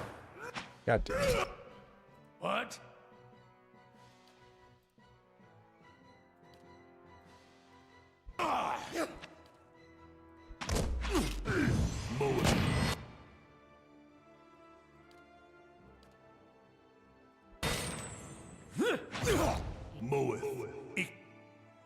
Yeah, the screams are pretty intense. Dude, yeah, I don't know why, like, this game is just so loud. I don't know what I need to do to get it down. Maybe turn the voice down during this is such a hassle to do during combat, though. But...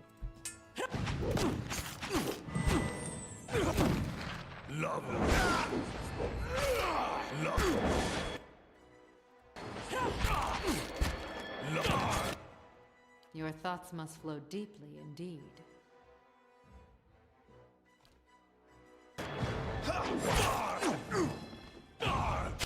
Okay. Oh, I did not mean to disengage everybody.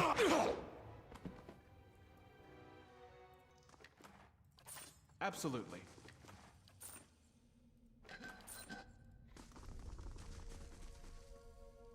Now see, these right here feel like traps. I'm gonna walk over them. Something here Ah. calls to me. Okay. Can't disarm it. Can't get in there.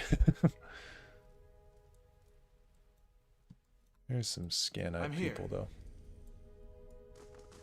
Shh. Maybe if we just start off with like a hit I wish you from no harm. Grieving Mother. Yeah. And that's pretty good. And then we can move everybody else forward.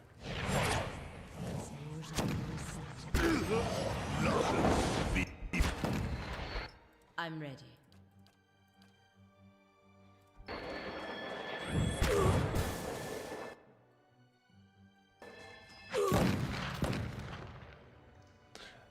This here ruins have more cultists than Defiance Bay has people. Yeah, that's why I wanted to go in through the back and not fight all these people. I'm here. I remembered this place being kind of a bitch to go through. I guess we'll come back when we have more mechanics. And we can open that door.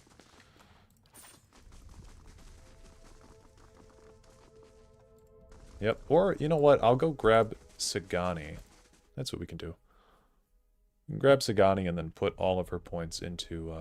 Or fuck it, we'll go to a tavern and make our own character. That's probably the easiest way. We can go up this way though and yeah, do this shit. Slowly now.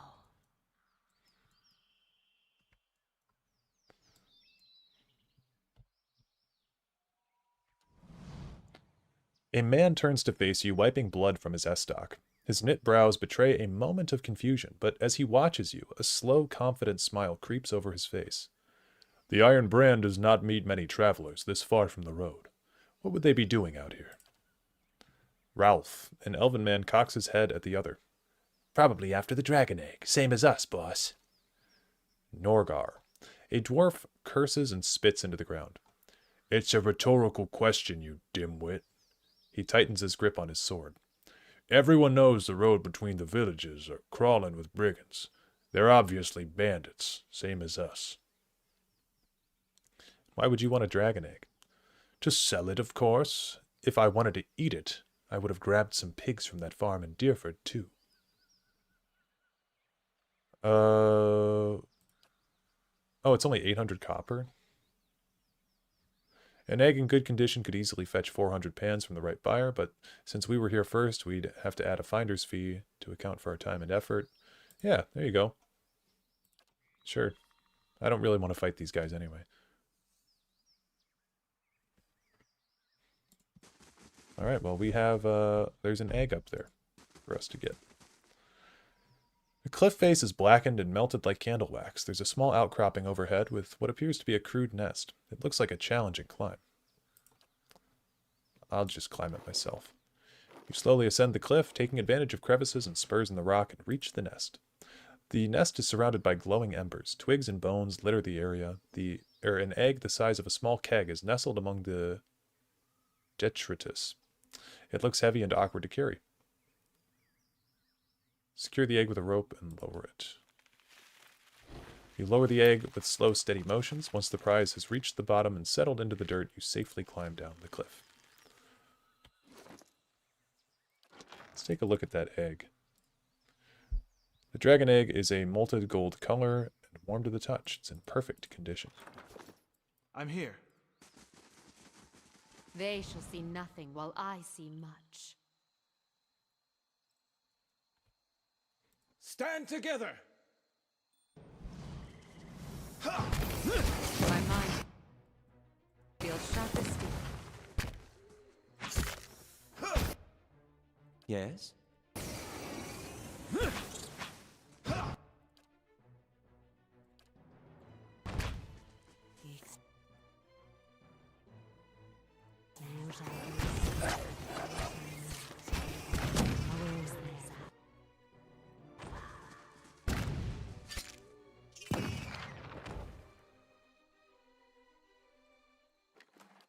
Certainly.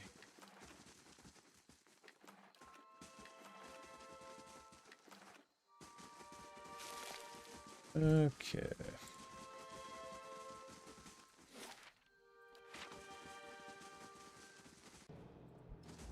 Oh, oh god, dude. It's like you you see one enemy and then like 15 more How pop may I up. help? Actually, we'll do a fireball here. Your thoughts must flow deeply indeed. I'm here.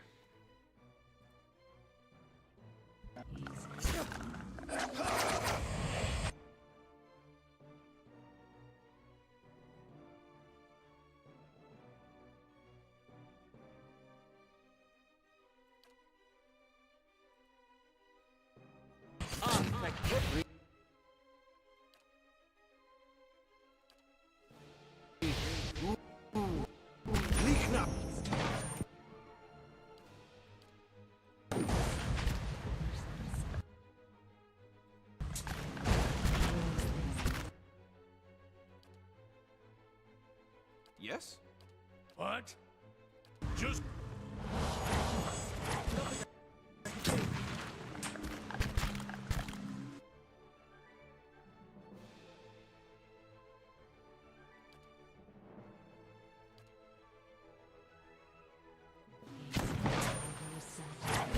A voice falls silent.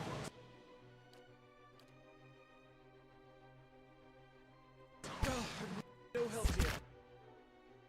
Your thoughts must flow deeply indeed.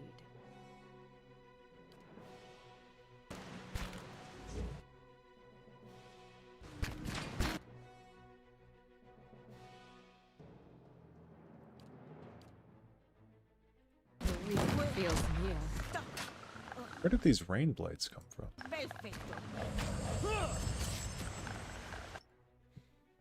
I'm here.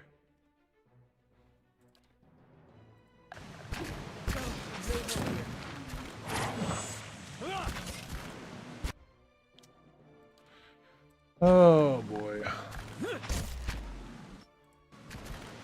Come on, Paladin.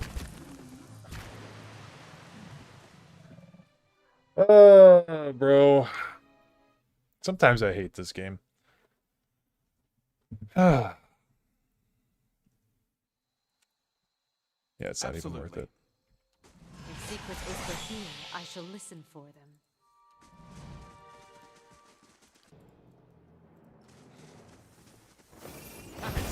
My mind feels sharp as steel.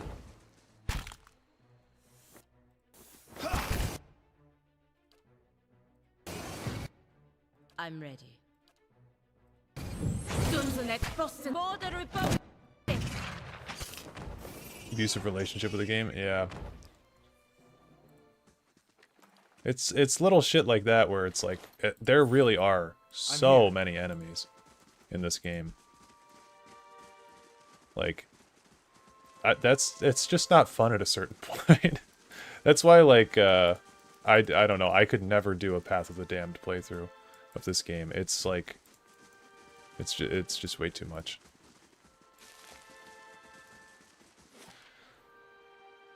Okay. Cleobon Relag is where I was going to go.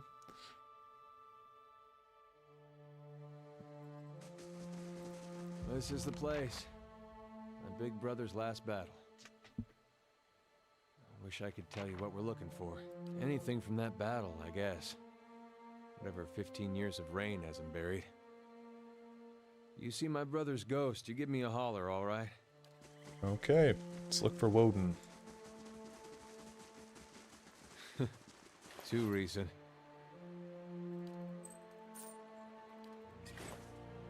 Well, see, I can do honor mode. Like, I've beaten honor Thoughts will mode be as silent 3 as or 4 times now on Baldur's Gate 3. Like, I'm not, like, opposed to a challenge, Nothing over but... here. I guess they cleaned up real good at... I think I see... Nope. Never mind. I don't know. Face painters. These ruins are claimed, The- friend. On your way. The combat is my least favorite part of Pillars. No need to get riled, boys. We're just passing by. Look at his talisman, Pag. Eothasian. How about that? A godless sack of shit. We got a blazing corpse worshiper on our hands. Actually, they never found the body. Adair fumes. He opens his mouth to say something, then closes it. He quickly replaces his frown with a polite smile. The only reason for the legacy is because the Duke doesn't got the guts to see you all slaughtered. The gods want you dead. Me and Pag, though, we've done our part during the purges. didn't we, Peg? Seamstresses? Make your cracks now. Got no god or homeland to avenge you. By Magrin, this'll be short work. Doesn't matter who it was for. I'm here.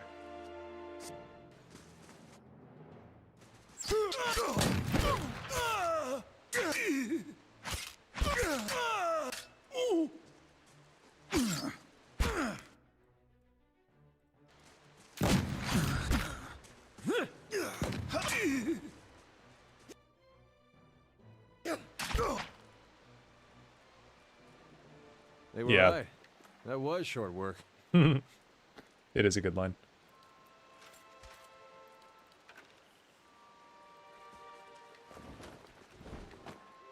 Raid Saren's standard piece. The tip of some metal object protrudes from a mound of watery river silt. With both hands, you and Adair begin digging in the mud until the object is dislodged. You close your hand around it and pull it from the wet earth. The object is a steel semicircle frame about the size of your fist, and at even points around the semicircle, jagged points jut out like tongues of flame, the rays of a rising sun. At the sun's center is the carved silhouette of a I've vorless seen plant. these before. They top the standards of Raid Saris. Or did when Weidman was alive. Oh, it's something. Just not sure what it gets me. We'll show it to the grieving mother. Do you think you can help us? Look, I appreciate you taking the initiative, but I don't think there's much chance that this nice stranger lady happens to be a cipher. The grieving mother looks at you. I will do what I can, but I will need the skill of a watcher to aid my own, to identify the soul once I have found its traces. She turns to Adair, her hand outstretched. Adair hands her the steel sun. The motion is mechanical, unconscious. The grieving mother takes the sun in one hand and yours in the other, and you can feel her presence in your mind, her thoughts biting you to relax. Focus, she says, and the word reverberates as if through an endless chasm. You close your eyes and concentrate. The sun is bright in your mind's eye, warm with the pulse of collective experience and noisy with the thoughts of the past, of battle, of faith, of home. You drift from voice to voice, thought to thought, Adair's soul a vibrant signature with which to locate his brother. One voice stands out amidst the din, brassy and earnest, a shade brighter than Adair's, but unmistakably of the same construction. You have no image of its owner, but his journey is imprinted with the points and curves of the steel sun, and in your mind it opens before you as a path stretching both southward to Gilded Vale and northward over the uneven terrain that joins the Deerwood to Raid Saris. You trace the path back to its origin, as far back as you can find, gliding over plains and hillsides to a one-room home in Gilded Vale with a thatched roof and a dirt floor. The path is faint here, its distance and time rendering images blurry and details scarce. From Gilded Vale it follows a road toward Madmar Bridge, reaching the gates of Defiance Bay before diverting abruptly, cutting northward in a beeline for Raid Saris. The path leads to a Raid Saren city, regal and austere in the Adir imperial style. It winds through streets and climbs a grand set of stairs into a stately building, passing through pointed archways into what appears to be a throne room. Upon the throne sits a man whose head is pure, blinding light, and as its gaze turns to you, the light drowns out all else. Its voice carries the force of thunder, but its words are impossible to make out in the imprint, echoes of echoes. The voice and light fade, and the path bends backward, carrying you along to a barracks, then back southward, marching into Deerwood, and skirmishing along the way. Upon one battlefield the imprint is vivid, and you see a Raid Saren standard topped with a steel sun, clutched in the hands of a fallen soldier. You see a young man in Raid Saren armor with Adair's straw-colored hair race toward the standard and lift it, the path you've been following clear to see beneath his feet, and as his hand brushes the steel tip, you can hear his thoughts racing in a blur, and they are of his god and his country and a brother he hopes is far away from this place. In an instant, the thoughts are gone as well as the man, and the standard is passed to another soldier. You pick the path up again as it meanders south and disintegrates into the shadow of Cleoban Relag. You open your eyes. Anything? Looked like you were working real hard there. Your brother got as far as Defiance Bay before turning to Raid Saris instead. He met Weidman there. Then he enlisted. What'd he talk about with Widewind? Widewind's head was a beam of light. I figured that. Woden and me had heard enough stories from his uprising to know it wasn't just some tall tale. Doesn't mean he was Aethys. It could have been some wizard's trick. It's what they talked about that's important. What'd they say? I don't know. That's not funny. Come on. That metal sun, my brother touched it. You saw where he went. Now what'd he talk about with Widewind? Why'd my brother fight for Raed Saris? I wish I had something better to tell you. I guess that's it. Adair's mouth hangs open and his eyes glaze, his forehead creased between his eyebrows. He rakes his teeth over his lower lip. His voice is barely a whisper. We'll find some other way to know why he did what he did. I don't think we will.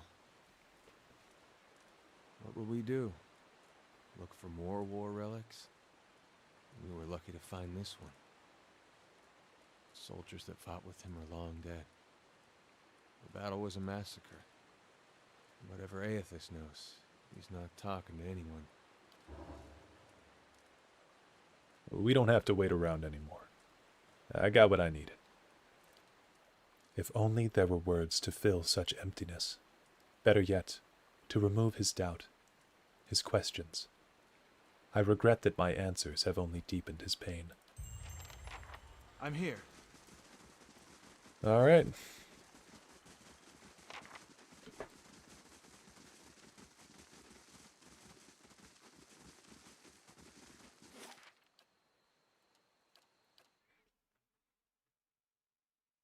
Yeah, BG3 has better gameplay, so honor mode isn't just an artificial difficulty, which Path of the Damned feels like at times.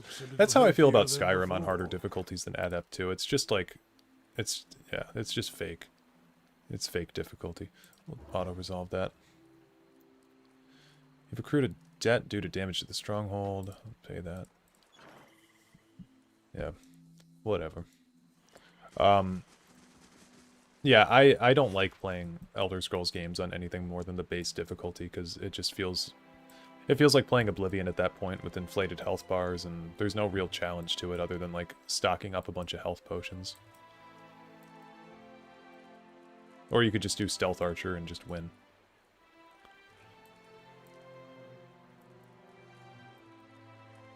Where do I want to go? I guess I was going back down to Stormwall Gorge, but we seem really, really underleveled for that. How much more? 3,000 XP. Yeah, we'll go back to... I guess we'll go back to the Searing Falls.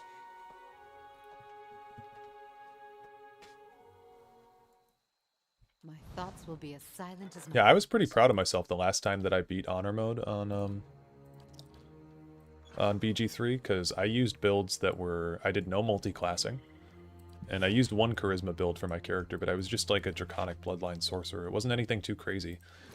Most of the busted stuff that I did came from items. It wasn't really anything about my build.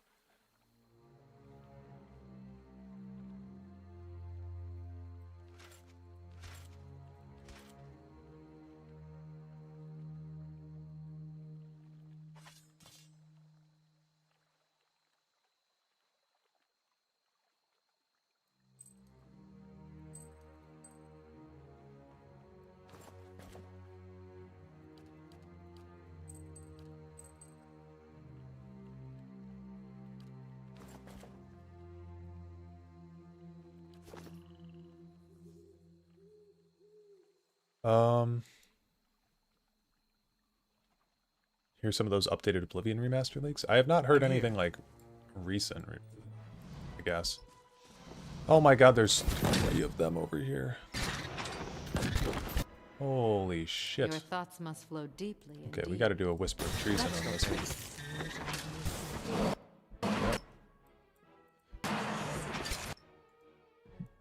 What?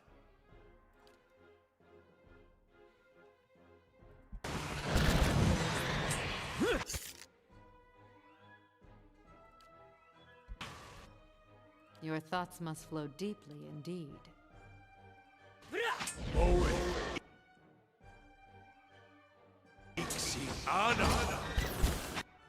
I'm here. Breathe. Likna!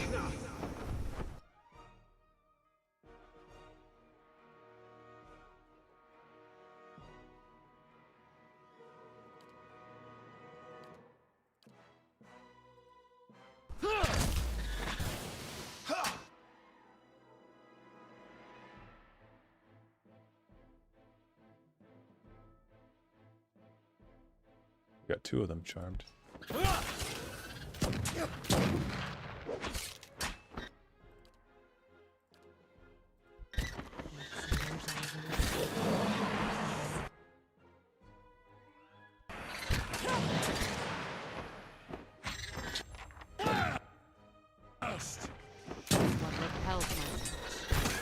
I'm alright.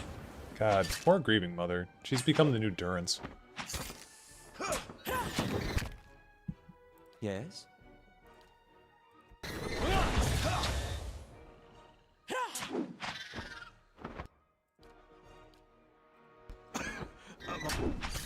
Stunzen et Bostenagel Bats!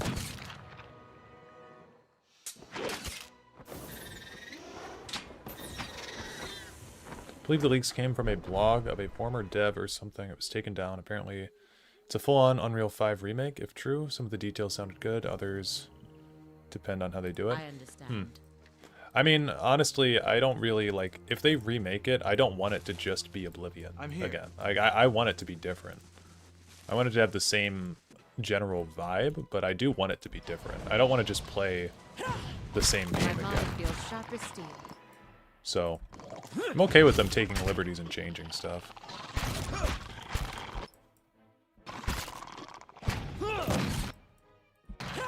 Because if I wanted to play Oblivion, I would just go play Oblivion, you know?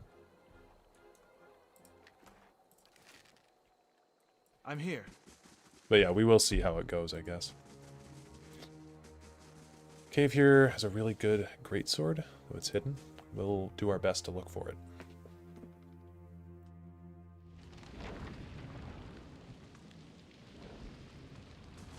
A temple to Margaret if there ever was one. That sulfur odor. That's how you know Keeping an eye she's out. excited.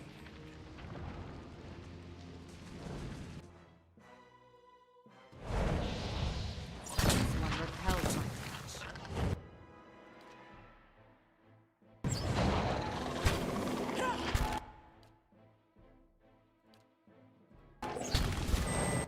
I'm ready. Ah, Stunzen et Bostenagel Bats!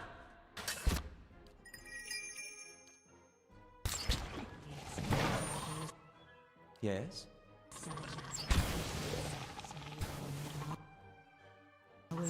That's it! Yeah, the leveling and dungeon designs definitely need a lot of love. I wouldn't say difficulty is a problem for Oblivion, but the way that it's difficult definitely should be changed. Because Oblivion's just difficult because the level scaling is Certainly. just shit.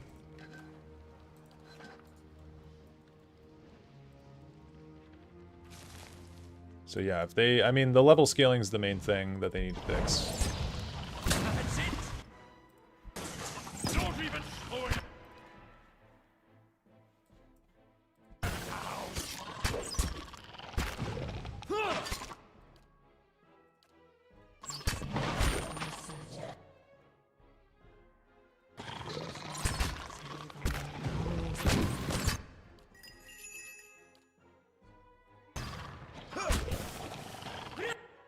How may I help?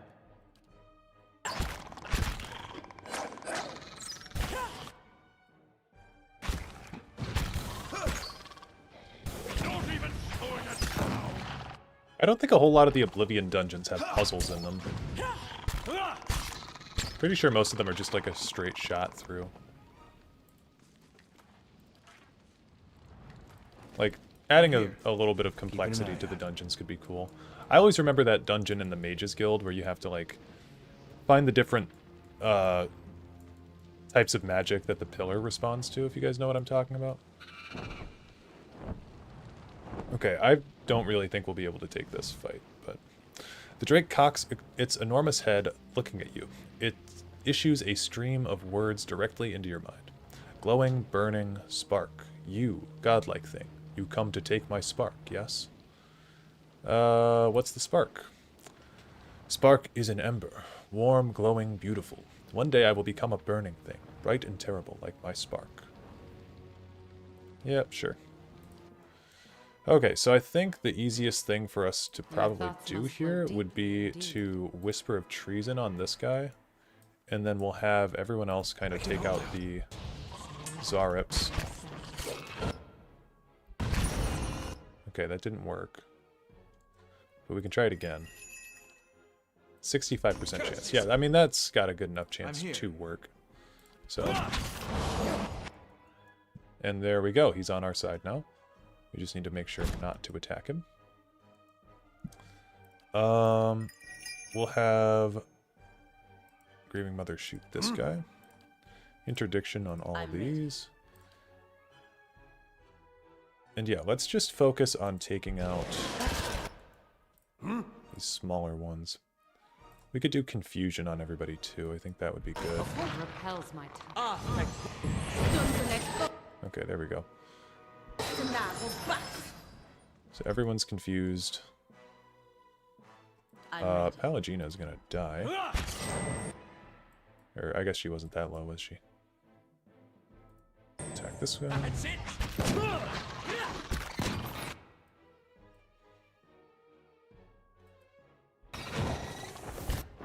Okay, now we need to make sure that we're keeping our Whisper of Treasons up on this guy. There we go.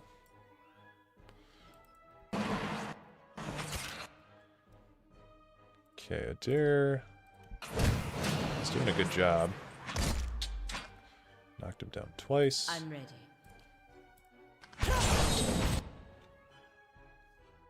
Miss Karkand and the Ayleid Ruin with Falcar. Fucking Falcar. Falcar is such a prick.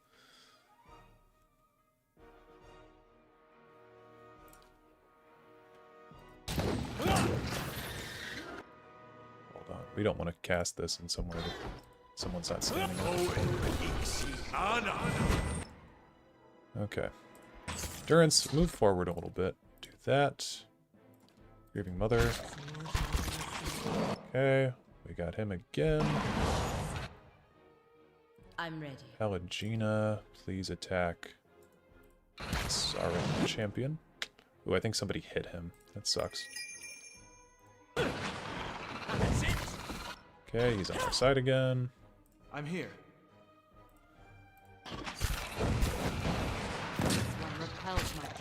Okay.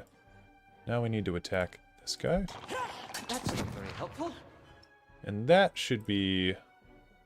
that should be good. What?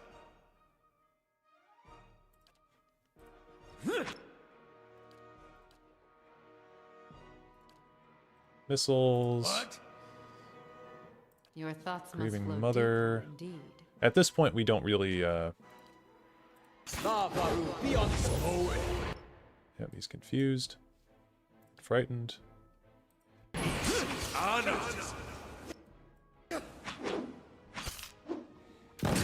were dulled.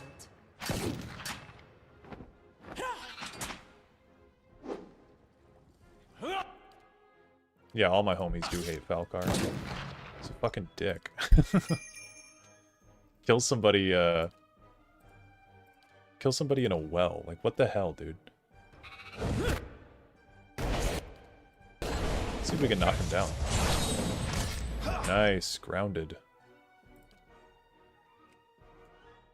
What? I don't think a Pillar of Faith would hurt him too much.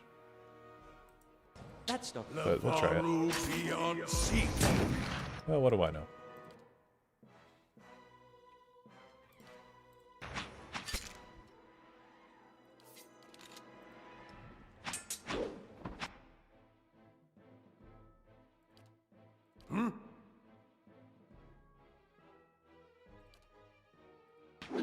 Someone felled the feisty beast. Palagina's down. Nice.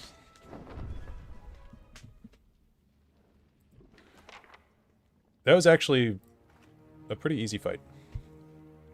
On the ground where the dragon had curled around it, you find a stone that glows a brilliant orange, yet is cool to the touch when you reach to retrieve it. Durance catches a glimpse of it, and his eyes bulge out of their sockets. He scowls, his mouth puckered as though having tasted poison, and he spits on the stony ground. A whore's cruel jest. The bitch has always known where to sink her claws to get a rise out of me. What do you mean? This stone you carry. This is part of the bomb that destroyed Aethys, the God Hammer. You seem angry. For the first time, Durance seems to become aware of his demeanor, and as quickly as it had flared, it seems to recede until you start to question whether he had been angry at all. No, it is not anger, you see. I am merely the victim of a divine practical joke, it seems. That will remain between she and I, Watcher, for only I am able to appreciate it. Okay, well, let's just bring it back to Ferga. You catch Durance scowling once more out of the corner of your eye, but he says nothing else. Absolutely. I need to have something to drink if I'm going to do Yes. a good Durance voice. Because right now I don't have enough, like, phlegm. Oh, that's right, the Gauntlets of Ogre Might. If secrets whisper here, I shall listen for them. I'm not angry. Man who is literally always angry. Yeah. Ooh, can we not? Okay. This may prove useful. I guess we'll just trigger the trap. Why not? Duh. Oh my god. That, I guess, was kind of worth it. Sorry, grieving mother.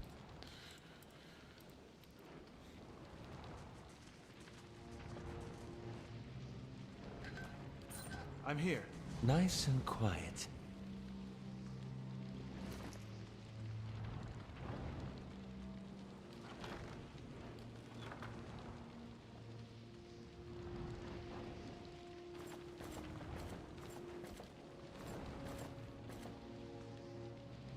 No, we want that crit multiplier bonus. I guess we'll give these gloves to Aloth. I'm here. Need to rest perception, then go back. Gotcha. Thoughts will be as silent as my...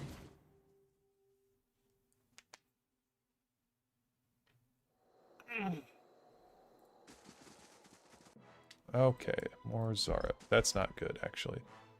It is in fact quite bad. Can Grieving Mother get a shot off on her gun? What are you doing? Shoot this guy. There we go. Oh god, not another Drake. Dude, run away, Grieving Mother. Run away, run away. Yep, I fucking knew he was gonna go after her. I fucking knew it. God damn it, dude. She's just dead. Oh my god. I fucking knew he was gonna go after her.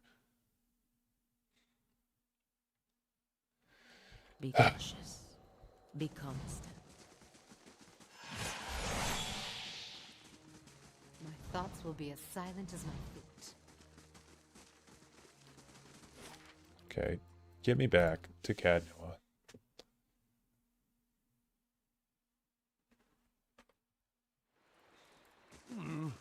Looks a little healthier than before.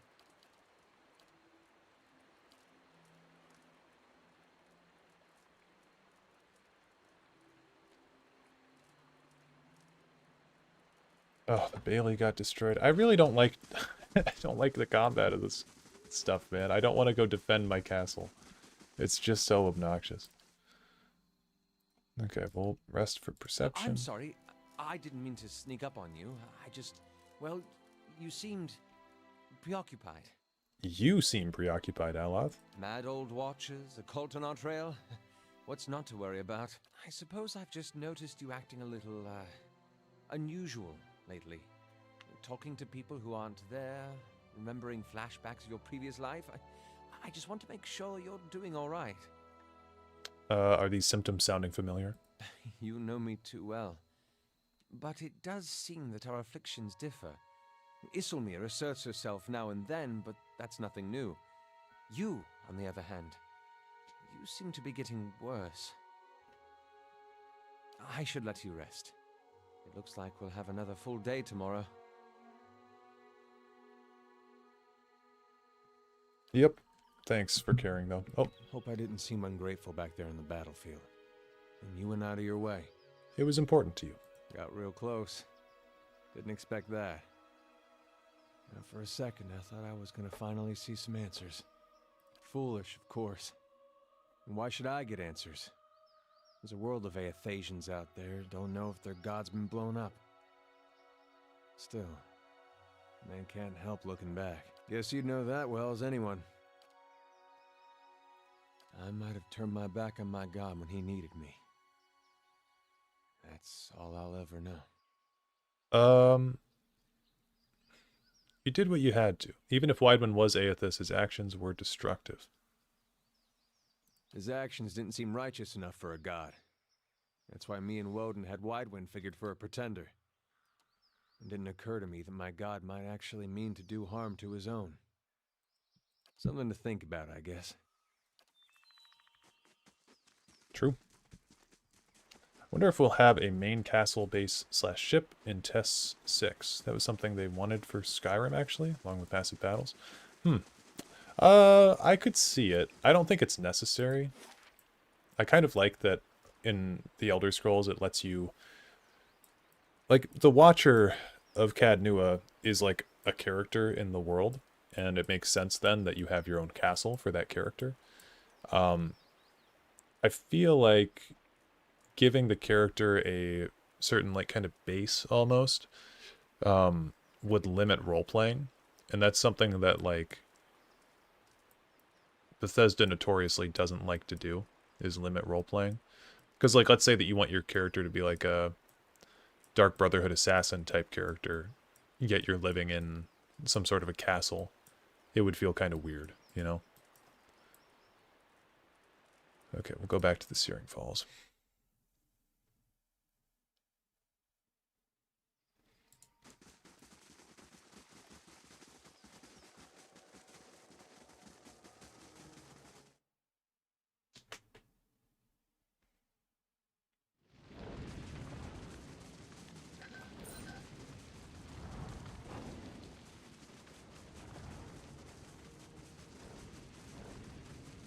I'll see what I can find.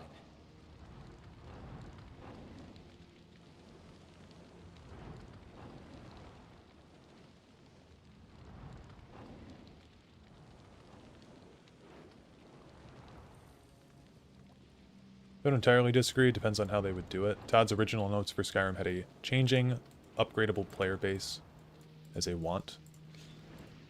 Yeah, I mean, I don't think the idea is inherently, like, bad or anything. I just think that, like, I feel like Bethesda probably wouldn't do it, just because of how Bethesda is.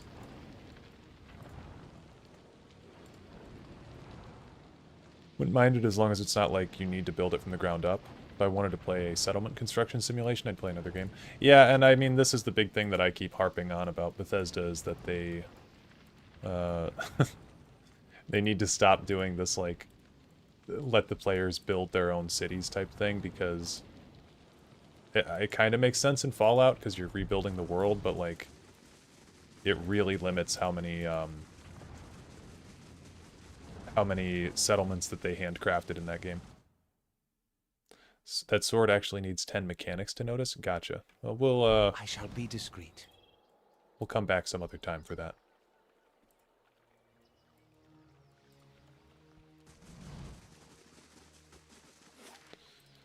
Okay, First Fires is the next place. That's okay. Don't worry about it. It's good to have some perception. Odana Fearguest, a hero of the Saints' War, has arrived at your stronghold. She's asked for an audience. Yeah, we'll go do that.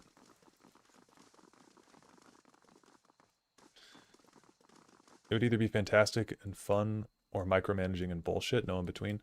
Maybe, yeah. I just, like... I don't know.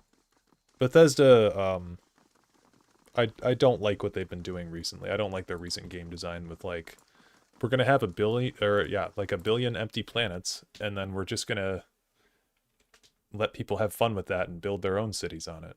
And meanwhile, we're gonna make like, I don't know, how many cities are in Starfield? Like 4 or 5? You know, it's just like not really what anyone wants from them is for us to be making our own Good day stuff to you. instead of them handcrafting something. Like Whiterun is a really fun city because it's got memorable NPCs in it, and it's got like, you know, fun quests and whatnot. And when you're building your own settlement, like you can have as much fun with your imagination as you want, but it's never going to be as memorable as something like Whiterun or Markarth. Any news from Heritage Hill?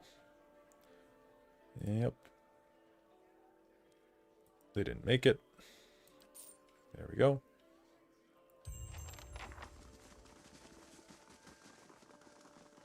Quest over.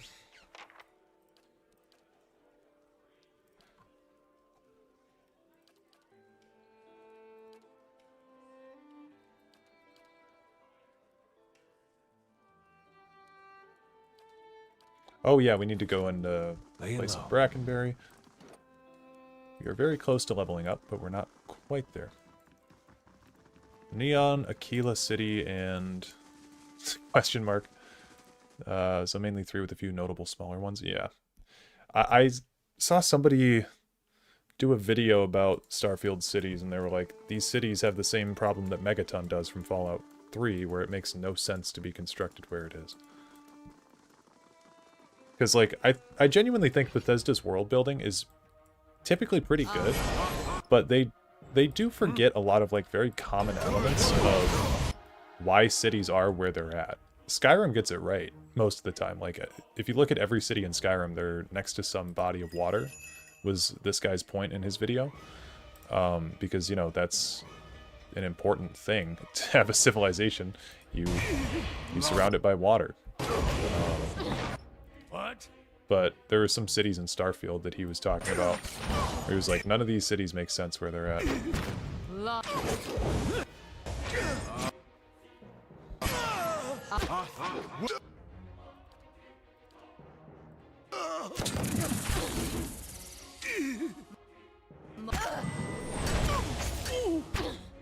Hi?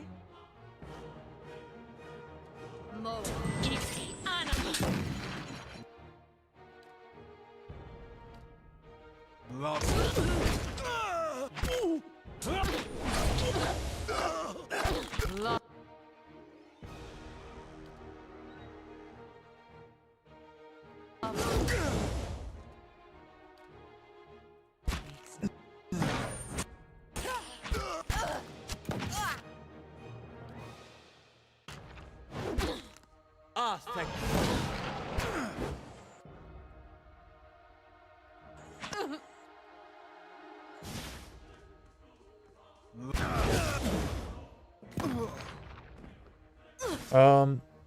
The only thing I didn't like with PoE's Cadnua are those attacks, otherwise I don't mind. Adventures are actually quite cool with a small piece of lore. Yeah, I don't mind, like, a whole lot of the stuff in the... with Cadnua, specifically. I think Cadnua is fine. Like, yeah, what I was just saying, I don't like the combat aspect of it, but it's fine. I like all the benefits that come with it.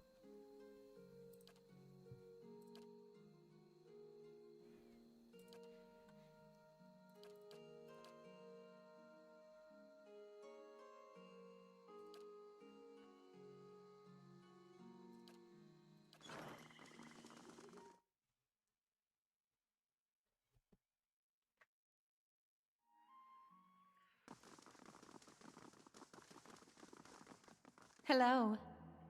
Sent the Burning Stone. I've journeyed to Searing Falls myself. This is what I found there.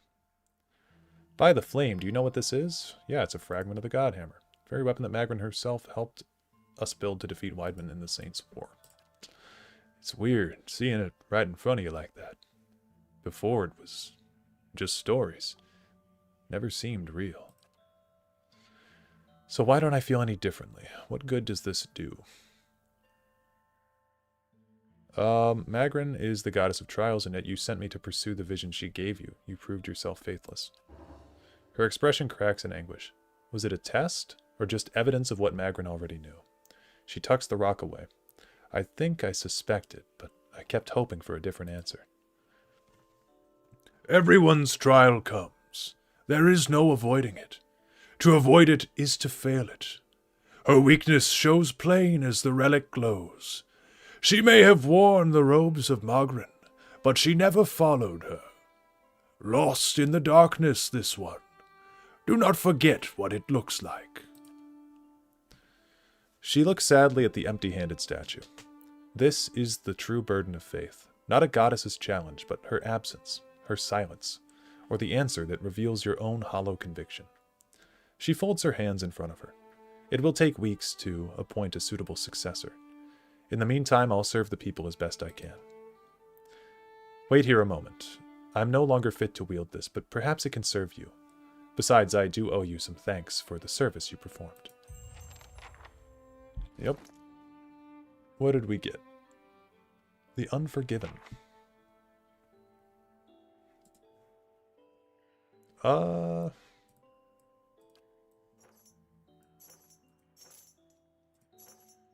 mean, slightly more accuracy, slightly more damage. It's not really worth it, I don't think. I'll put it on as a secondary option.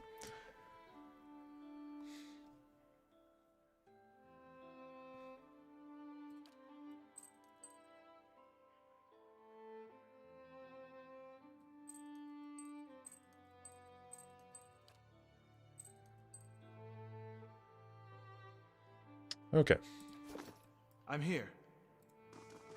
Still as stones added. Quest expires in 2 days. We'll assign Kana to that. I think we're done in Defiance Bay.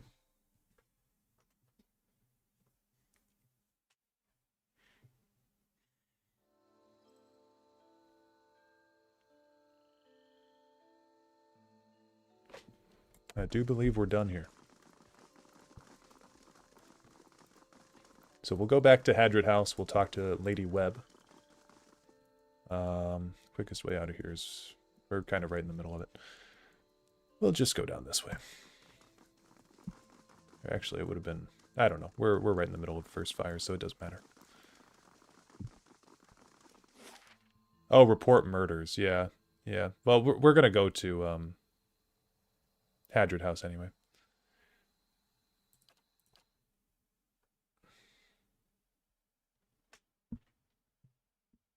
But yeah, I would have forgotten about that, so thank you. We can always come back here later, though. But I kind of want to be done here.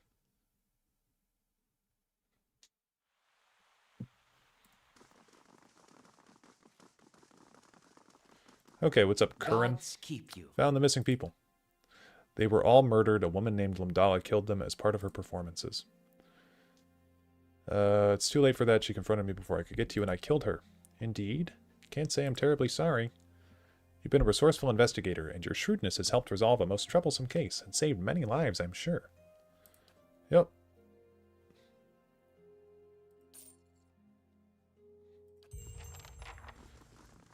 Okay, cool. Well, I am going to take a quick break. It should be like 15 minutes. I'm just going to go get a coffee really quick. And then I'll be back. So I'm not going to end the stream or anything, but I'll just kind of like swap the screen over, take a pause, and then we'll reconvene. So yeah. Yeah, time to hydrate as well. But yeah, I'll be back in just a few. I'll play some music or something. I don't know if like YouTube's going to be okay with me playing random music, but I'm going to do it anyway. So yeah, I'll be back.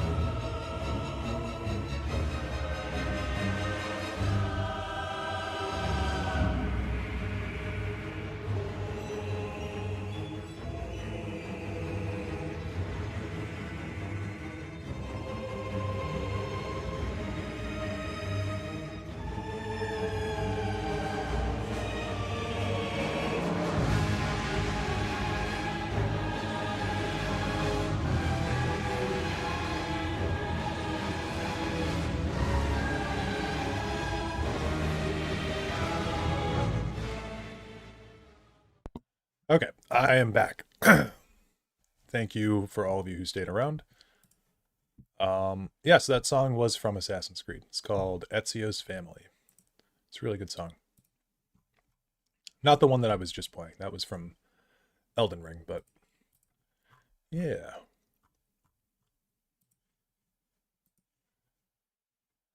Okay, we'll swap back over. And here we are.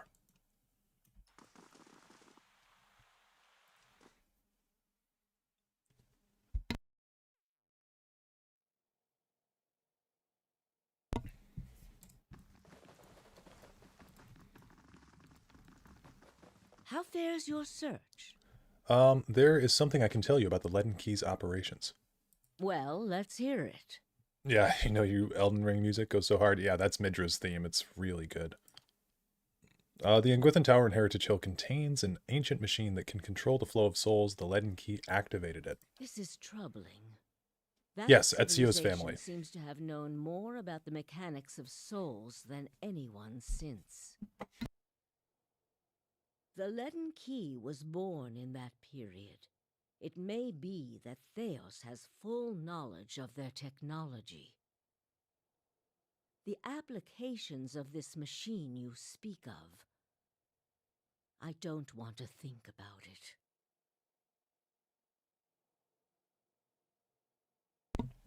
Yeah, it's a good song to have in the playlist. That isn't enough to take to the Duke, but we're close. Avar Wolfgren is a cautious man. He will want to know everything possible before being moved to action. The Leaden Key is manipulating a group of Engwithan machines that span the country, and it seems to be causing the Hollowborn epidemic. I had feared they might be involved in Widewind's legacy. It seemed too extreme even for them. How naive I've been. The Leaden Key's conspiracy is clear now. They have used Engwithan technology to engineer Widewind's legacy, and they want people to blame Animancy for it. As we speak, the Duke is holding hearings in the palace. He is listening to arguments for and against Animancy. When they finish, he is expected to decide whether to outlaw it. It seems the Leaden Key has been pushing Deerwood down this path for some time. Mm-hmm. I, for one, would enjoy seeing their little scheme fouled up at the last moment. Our Duke must hear what you have to say. Unfortunately, the hearings are closed to the public, which makes the Duke inaccessible until they are completed. However, certain groups have been invited to attend. You might get in with one of them if you aren't above a little pandering. There are delegations from the Knights of the Crucible, the Dozens, and from House Dominel. If you can gain the support of one of those groups, that may be your best way in. See what you can arrange. What of them? Okay. I think... Where do we go from here? Do we ask them, then?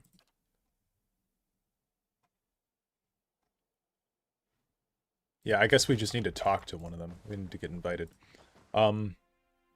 Yeah, so pretty big admission what just happened here in the story, for those of you that have been paying attention. Yeah,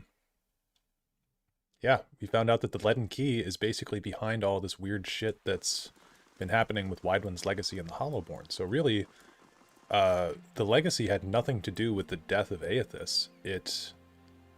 It really has been the Leaden Key this whole time manipulating people. Decisions, time coming up, and bye to the city. Yep. We're going to go to Cadnua really quick, I think. Or no, we want to go to Copperlane quickly also.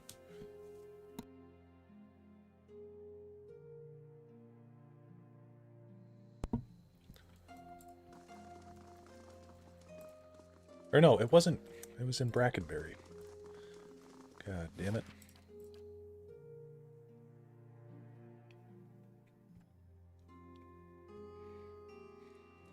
Right down here. The Charred Barrel. I'll see what I can find.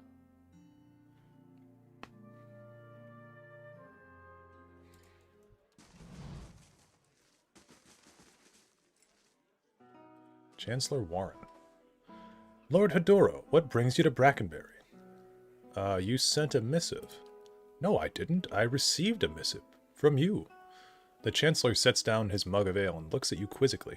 As far as I know, nothing has changed regarding your rightful possession of Cadnua. You realize that the charred barrel has gone quiet, and turn to see the last of the patrons quickly disappearing through the front door. A moment later, a group of armed men and women stride into the tavern. Oh dear. The Chancellor quickly ducks behind the table. The woman leading the armed group lowers her cowl with one hand while keeping the other on a pistol tucked into her belt.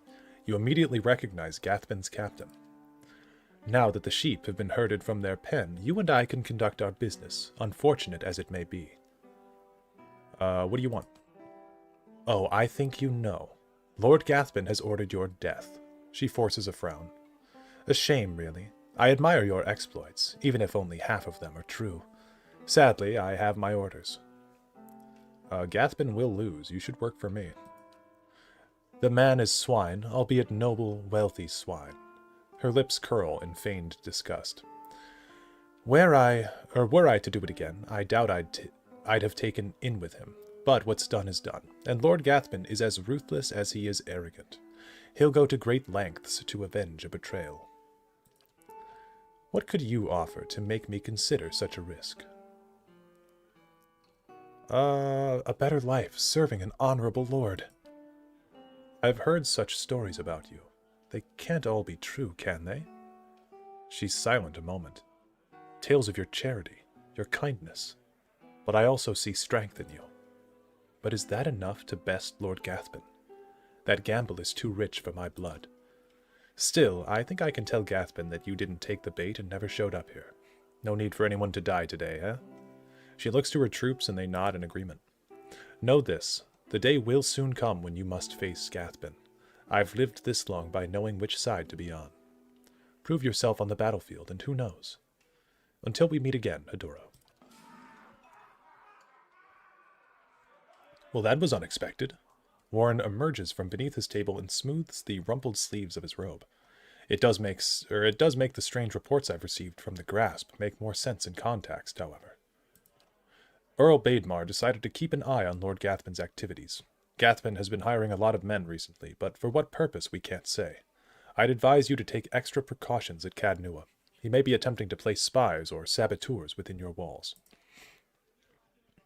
Be wary, Hedoro. I don't think you've seen Lord Gathbin's endgame yet.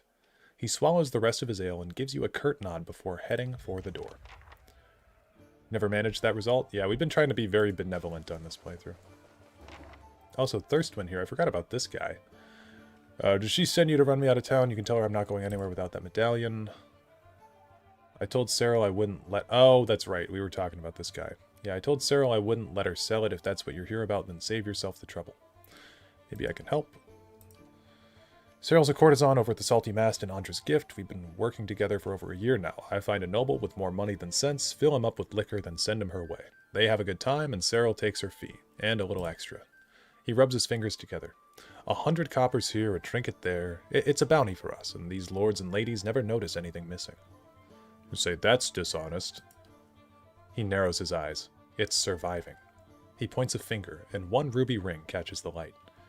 If those nobles have more wealth than they can hang on to, why should they keep it? Anyway, we always split up the bounty. Until a week ago. He squeezes his lips into a tight frown. She takes a necklace off of some noble. It's an Anguithan medallion, damn near priceless. That relic is sacred to my clan, but she won't part with it for any sum I could afford. He tugs at the gold chain around his neck. And even if I wanted to, I can't go home without it. You're both a couple of cheats, and you're finally getting what you deserve. Good riddance. Sure. What could you possibly understand about what Cyril and I have worked for? He waves a hand. I don't need help from an outsider like you. Will we multi-class in Pillars 2? I'm thinking of multi-classing Paladin. Just to get like a modal aura for this guy. Plus, we're not going to have Palagina in the party in Pillars 2, because I just don't like her in Pillars 2. So, we probably will. We'll also have Jody as a cleric. So maybe... I don't know. Maybe we do something weird with the character. Who knows? Maybe our character's mind will change after the end of the game and we won't be a priest anymore in the next game. I don't know. Andra's gift. We'll talk to Cyril.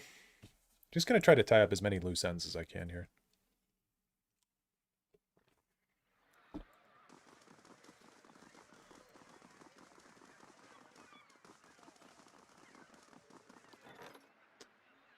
We'll close that.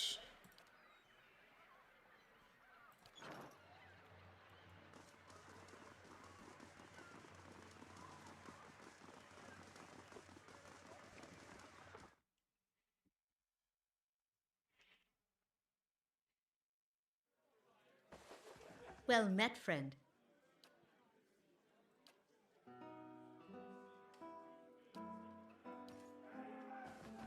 Greetings. Okay, we'll pay to get in with Cyril.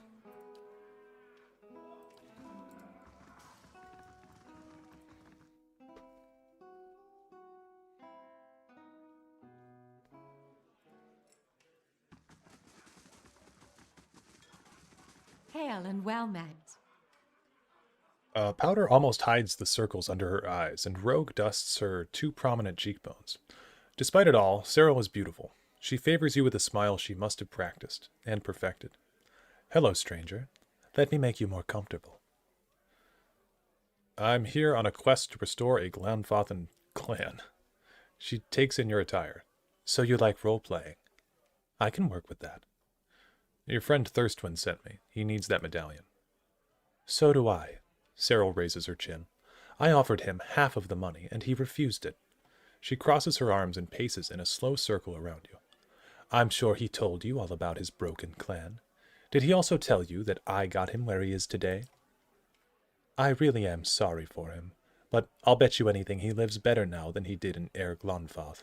I've worked a long time for a way out, and I'm not giving it up just because Thirstwind's suddenly gotten nostalgic. Yeah, I'll buy it from you. It's worth 6,000 pans. If you've got that kind of coin, I'll gladly help you spend it. Wow. That's so not worth it at all. Oh, wait. Oh, did I just... Oops. Okay. Hail and well met. Let's talk about Thirstwind and that medallion. Yeah, I don't know. I mean, Welcome. I'll just say that we'll tell him to leave her alone, I guess. I don't know. This seems like kind of like what I said before. It's just 2 kind of scoundrels in a dispute.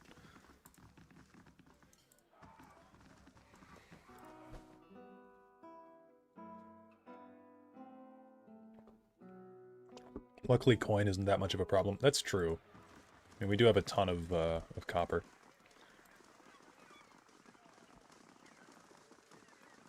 I still don't want to pay him, though.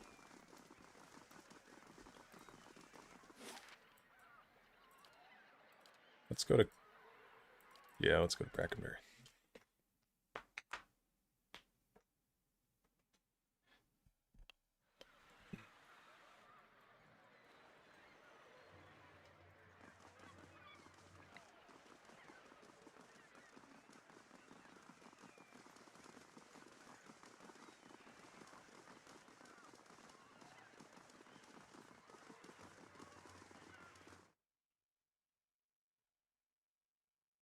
Yeah, all the monies. Thirstwind scowls and fidgets with his rings. Get that medallion back without your help. Wait, Greetings. what?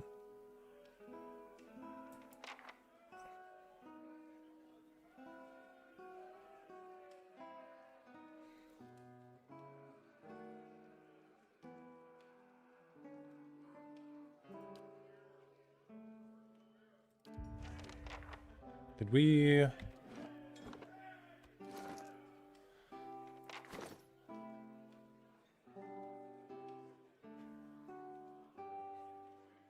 Yeah, okay. Yes? Whatever. Do we still have this quest? No, I think we finished it. Cool. Oh, no, we didn't. We'll return to Cyril. Just a lot of walking around. Certainly. For what?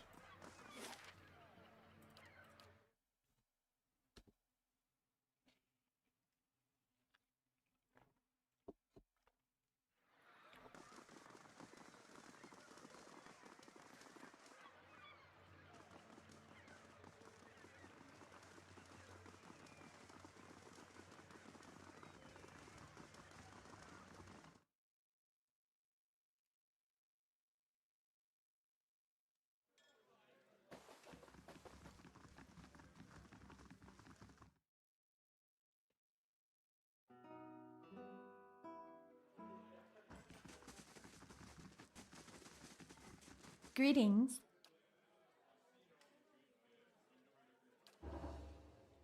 Okay.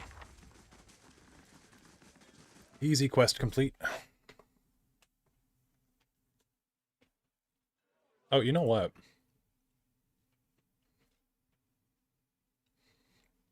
We could buy some stuff from the Gentleman's Club up here. Now that we've got a bit more money. I think there was something that I wanted up here. Some piece of armor. Yeah, Don Paco's Codpiece of Vigor. I thought that was funny. I don't think I have anything on my waist yet, so we'll do that.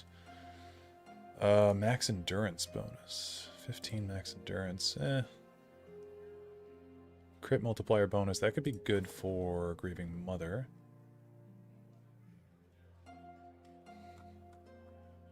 I think that's good, and then we can maybe trade some stuff.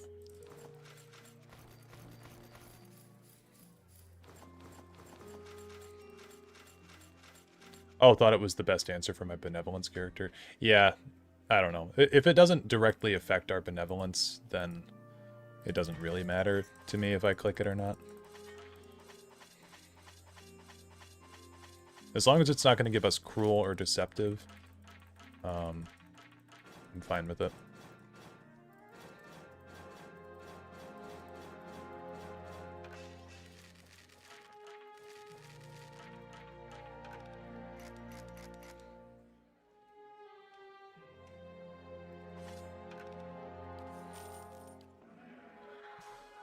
Okay.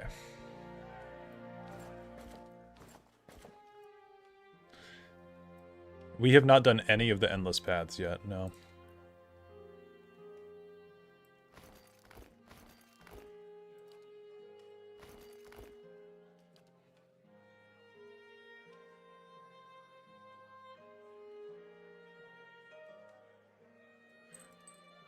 Oh, this gives us +2 resolve. That's good. +5 deflection. Give that to Pelagina.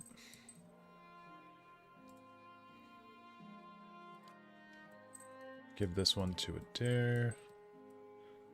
I really should have been messing around with this stuff. Also, for Aloth, let's open this.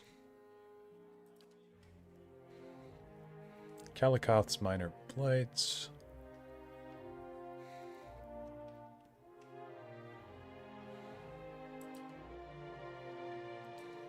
No. Anything here? I think we've learned just about everything that we want from these grimoires. Web is decent, I think.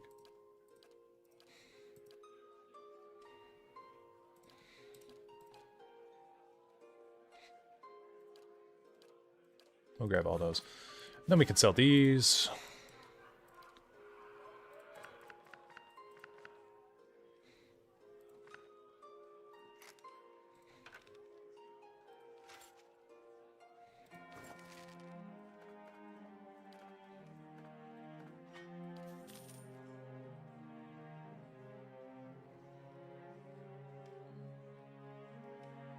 It is the opposite traits, and only paladin and priest affected by it. But yeah, you are a priest, so yeah, exactly. That's pretty much the only reason. We got 1 point in cruel, or not cruel, deceptive, because I think we lied about. I think it was because we lied to what's her name's Kalisha's sister in Gilded Vale. We lied to her and told her that the remedy was going to work, and it gave us a point in being deceptive, which is like stupid, I think, because we were being benevolent by allowing her to like do the placebo. That's the only place that I can think that that point came from. Okay, we do have the quest to find that kid, but like the tide hasn't gone down yet, so yeah, I think we're done here. I think that's where it came from. I didn't have the setting on previously where it tells you that like this is going to be deceptive or this is going to be benevolent or this is going to be cruel. So I don't really know where the deceptive came from, but it's kind of weird that we got it because I didn't feel like I was being deceptive. Pelagina said you could use my help with something. Of course, of course. Word has reached my ears how you crossed blades with the Dominels, and yet here you are still. Quite impressive. Oh wait, this guy's... Sorry. Of course, of course. Word has reached my ears how you crossed blades with the Dominels, and yet here you are still. Quite impressive. Versano was most fortunate that you came along. But on to business. A rather notorious adventuring party calling themselves the Forgotten have made a name for themselves by raiding Anguithan ruins in the Deerwood and sending the stolen relics to their patrons back in the Valian republics. I need them stopped. I am sure you're aware that trade in Anguithan relics is strictly forbidden in the Deerwood. Were it known that prominent nobles in the republics were flagrantly denying the Duke's ban on the looting of Anguithan ruins, it would put a number of valuable trade agreements in jeopardy or even cause Defiance Bay to embargo Valian goods. I can't let that happen. Okay, what do you need me to do? He smiles in relief. Thank you. A prominent merchant in the republics, Mestre Barcosi, has also developed an interest in obtaining Anguithan relics and sent a buyer to Defiance Bay to meet with the Forgotten. I arranged for the Knights of the Crucible to detain the buyer for questioning. I may have suggested that the buyer was a wanted criminal. I'll need you to go in the buyer's place, posing as Barcosi's representative, and learn how the Forgotten are smuggling the relics through Defiance Bay. With that knowledge, I can take steps to discreetly dismantle their operation and discredit them in the eyes of their patrons. If there is nothing else, I must return to my duties. Okay. You have to go. Great evening. Yep, you as well. Thanks for popping in, Hikaru. I actually don't know if I've ever done this quest.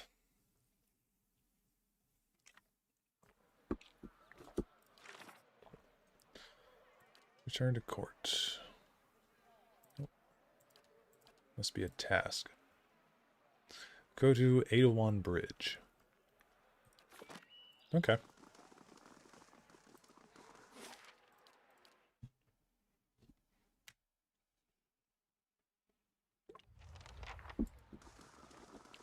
Pose as Mestre Barcosi's buyer at Edelwan Bridge.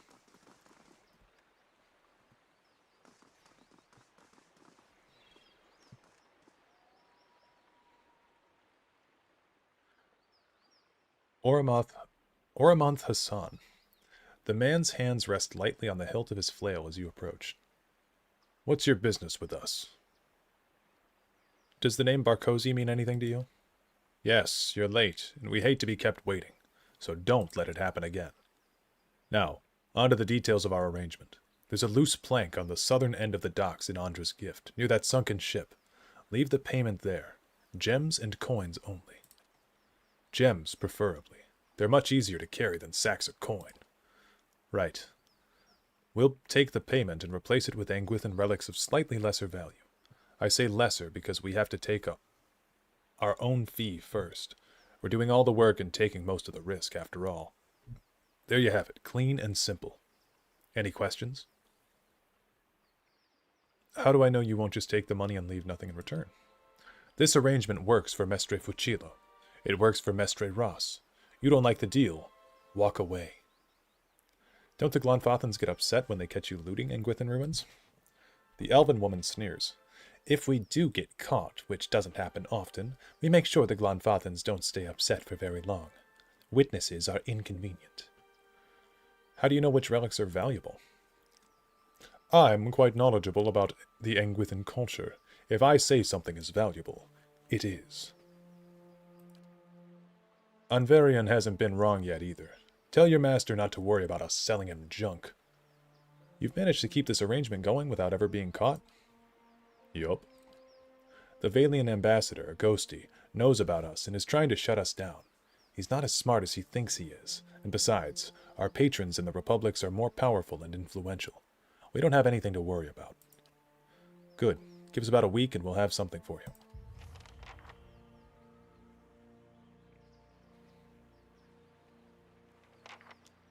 Liliana. Bad news, Oramonth. Barkosi's buyer isn't coming. Looks like the knights took him in for questioning. My guess is a ghosty is behind it. So, what's going on here? Who's this? He stares at you, his gaze hardening. Good question. Alright, we'll just attack him. We probably want to go for the spellcaster first, actually. So let's just have everybody attack this guy. See if we can frighten everyone. And they just go right for the grieving mother every time, dude. Leave her alone.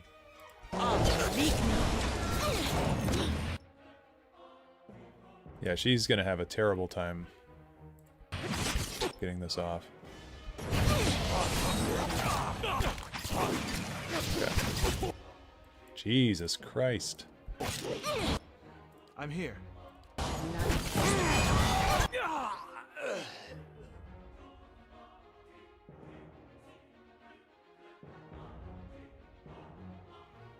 Okay.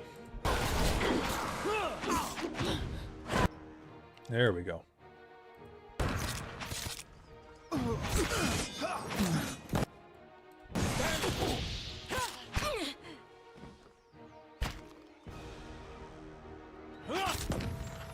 Nice. Was that the sound of a level up I just heard? Why, yes it was.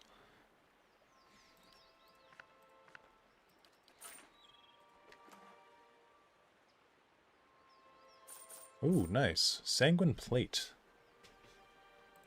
Yeah, I don't know if I've ever done this before. This does not seem familiar.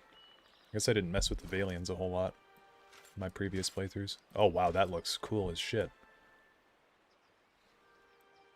A little bit worse on the DR, but like, that's pretty damn cool. Yes?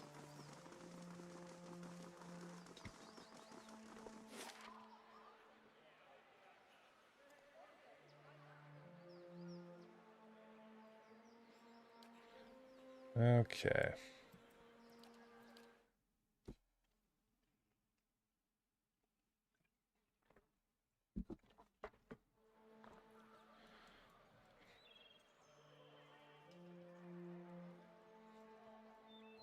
Honestly, this fast traveling in the city is so annoying. They just put you at one end that's so far away. So we'll go to Andra's Gift and then we'll travel back into First Fires from there because it'll put us where we want to be probably quicker.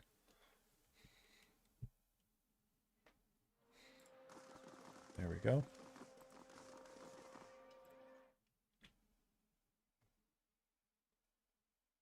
Oh, the Animancy Tower in Pillars 2 and that on voice actress. She can't do an Italian accent to save her life. Oh, really? Hail and well met. You've brought me good news, I hope. I met with the Forgotten, but it didn't go quite like you planned it. Oh, you weren't able to learn anything about their smuggling operation, then? It was going well, but then they discovered I wasn't really Barkosi's representative. I see. I'm glad you survived the experience. He rubs his chin. I'd hoped that I could resolve this situation with subtlety, but what's done is done. I have no idea what may come of this. But that's my problem, not yours. Take these gems as payment for your service. If there's nothing else, I must return to my duties. Okay, well, We'll level up. Wow, yeah, that armor is very cool. Untroubled Faith.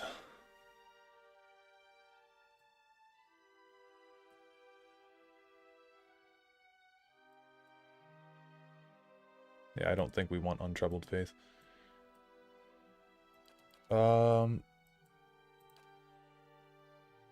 Pointed out once we're in Pillars 2. Sounds good. I know that tower you're talking about. Everyone receives less healing from the priest's holy radiance, but the priest gains a bonus to all attributes and movement. I think this is super interesting, because we're not like... We're really not like a fighter type class, but we could have done something like that. Oh, maybe we could do that. Maybe we could do a priest fighter in Pillars 2. That would be kind of fun. Then we wouldn't have to have this this shield and mace build. That would be kind of cool. Plus we'd have veterans recovery. I mean, that's pretty cool.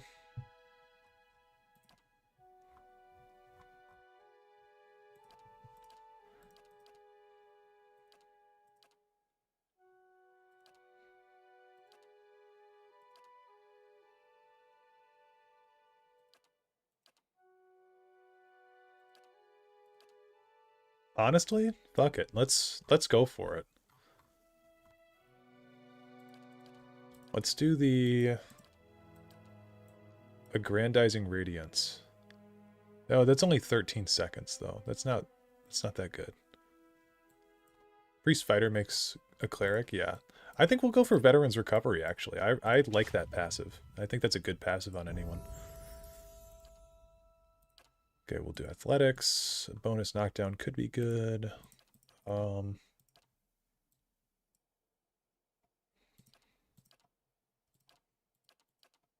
dare could be... What did we choose? We chose a weapon thing. We chose greatswords to be his focus. Do we want to do that again?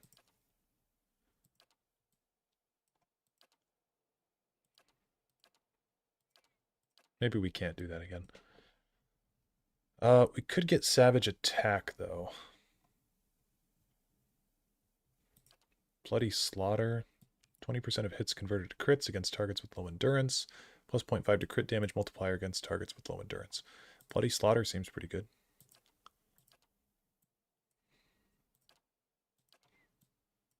Interrupting Blows could be pretty good, too.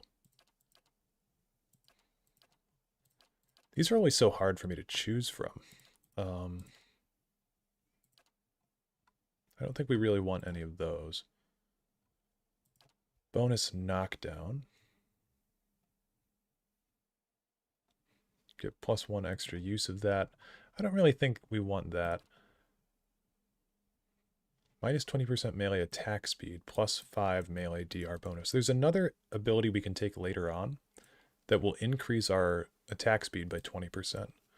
So this would just negate, that would negate this, and it would be just a +5 melee DR bypass, which could be pretty damn cool. But I also do like Bloody Slaughter, so we'll take that. And then Endurance, you're just going to get similar bonuses to me. Empowered Interdiction. The priest's condemnations of an enemy become more apt, increasing the accuracy of his or her interdiction ability. Painful Interdiction. Priests are able to channel their fury through interdiction, adding a painful weakening effect to the attack. I think that would be good. Yeah, I think that would be really good. Because right now interdiction just does frighten, and if something is immune to being frightened, then it has no effect. So we'll just make interdiction a little bit better.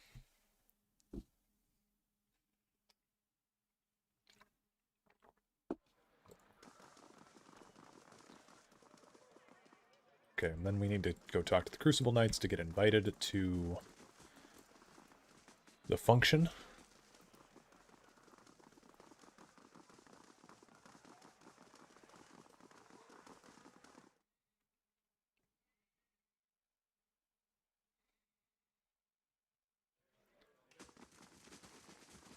Yeah, I think I might have talked about this on the last stream, but there was this video that I saw of a guy comparing Baldur's Gate to Pillars of Eternity, and he was basically saying that both games are good, But Pillars of Eternity is a lot more like reading a book, whereas Baldur's Gate is more, you know, like playing a game. And I would say that that's pretty accurate. Commander Cleaver, he smiles warmly. What may I do for you? I understand the Crucible Knights are attending the Animancy hearings at the palace. Indeed. Duke Avar looks to the knights for prudent counsel as well as defense. I suspect our future as a city and a nation will depend in no small part on how we handle this matter. What do you think about Animancy? We'd be fools not to investigate it further. I've seen what those researchers in Brackenberry can do. Building constructs, diagnosing soul maladies, harnessing raw essence. There's great potential. Detractors say that it's too dangerous, that it angers the gods. Superstition and nonsense. There are risks to delving into souls, of course, but the greater risk lies with doing nothing at all while the legacy eats away at us. Okay. Yeah, I need an audience, and we'll be glad to have you with us. Avar will no doubt find your presence persuasive, and we need all possible support to see that he gives Animancy a fair chance. Indeed. There's Aloth's level. What I did when needing to run through a map, open map, click to destination, /place exists, have party run there, yeah. That's the smart way to go about it. Miniletta's concussive missiles. 5 missiles of pure force at a target, causing shockwaves of crush damage to... Yeah, we'll grab that. And what can we get here?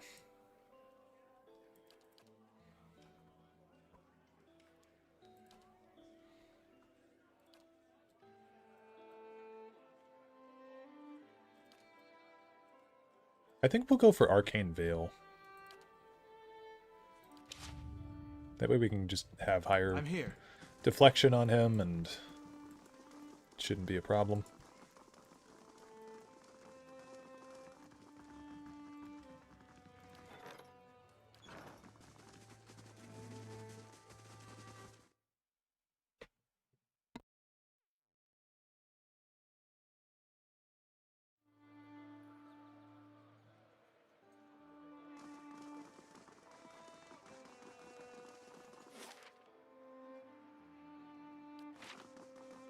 I suppose we can go back to Hadrid House, right?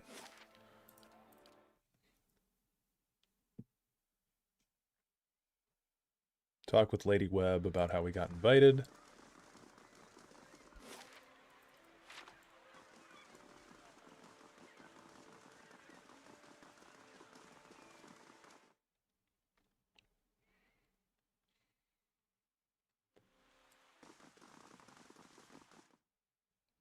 And that hopefully will level up Pallegina and the Grieving Mother. How fares your search? If I'm going to do this for you, I think it's time you told me everything about Theos. I've told you everything you need to know. But not everything. It's only right that you know everything. When I was younger, before Dunreed Row, I had many suitors. These were fine-looking men of good stock, but I could see their thoughts, and they were unimpressive. Boys' thoughts. I toyed with their affections. I resented all of them. And then I met a man whose mind was a mystery to me. But he understood me. He knew me at a glance.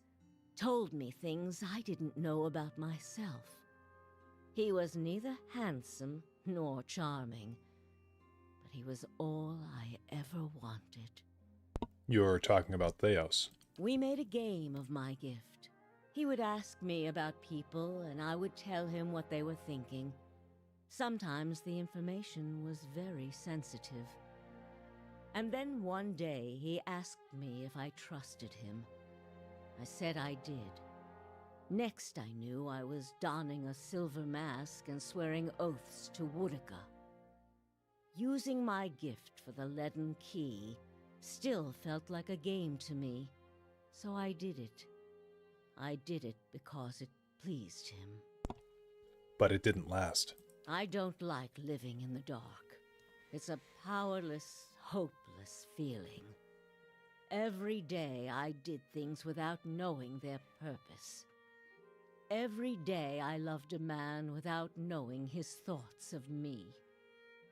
I sensed that there were things he wanted to tell me. I sensed that he knew everything the Leaden Key was created to hide. But Theos was unyielding. One day I disappeared without a word. He would kill me for it, and I knew that. It's their rule. I just wanted to see him plunge the knife, because then I would know. But the day never came. He has left me to wonder.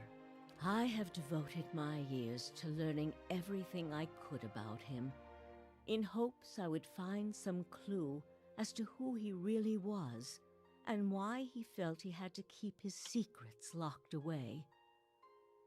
I have precious little to show for it.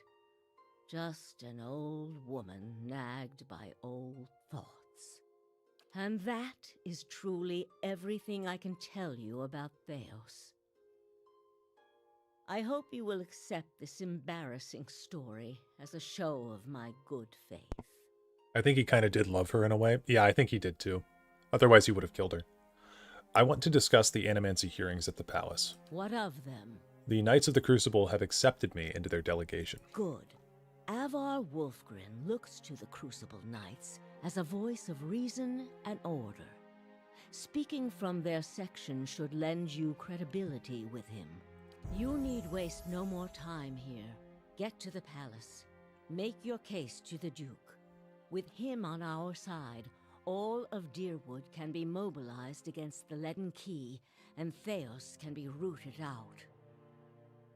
I only wish I could be there to see it. There is a very old bottle of a very good brandy that I have been saving for a special day. If you hurry back afterward, there may be a little left for you. Off with you.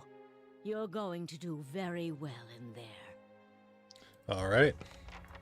Grieving Mother gets her level up, and so does Pallegina.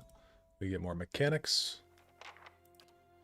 I don't really care about any of these abilities, to be real with you.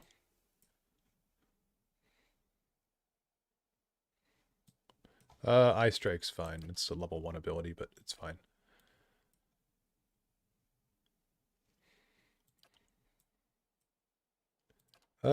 Psychic Backlash is pretty good. You only get 1 per encounter, but we could take that. I also do like Penetrating Shot. Makes your attack speed lower. Or maybe we go for Gunner. Plus 20% reload speed. I think that's probably the best thing, because then we're going to be generating more focus, you know? So, that'll be good.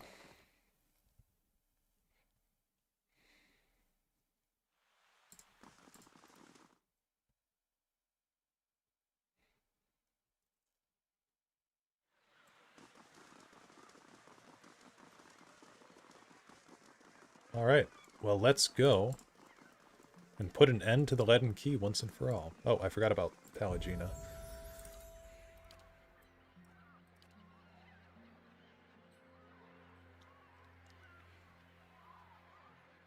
Yeah, Intense Flame seems pretty good.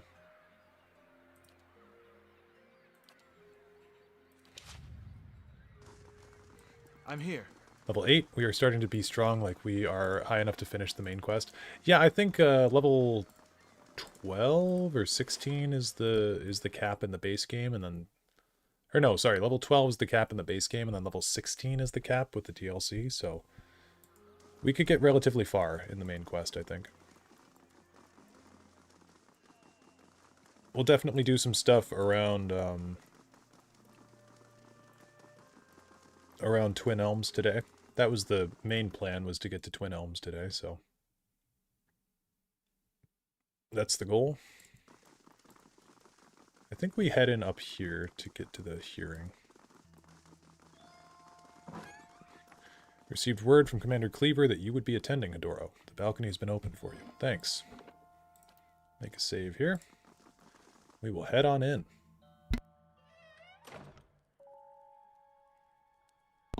Okay. Duke Avar Wolfgren. I'm going to try to get through this without stumbling my words. Let me move my headset so I can hear myself. Okay, Duke Avar Wolfgren. The room below is animated amidst a heated debate. All the representative groups are easily discerned in the crowd. Crucible knights, stiff in their noisy armor, sit in one section.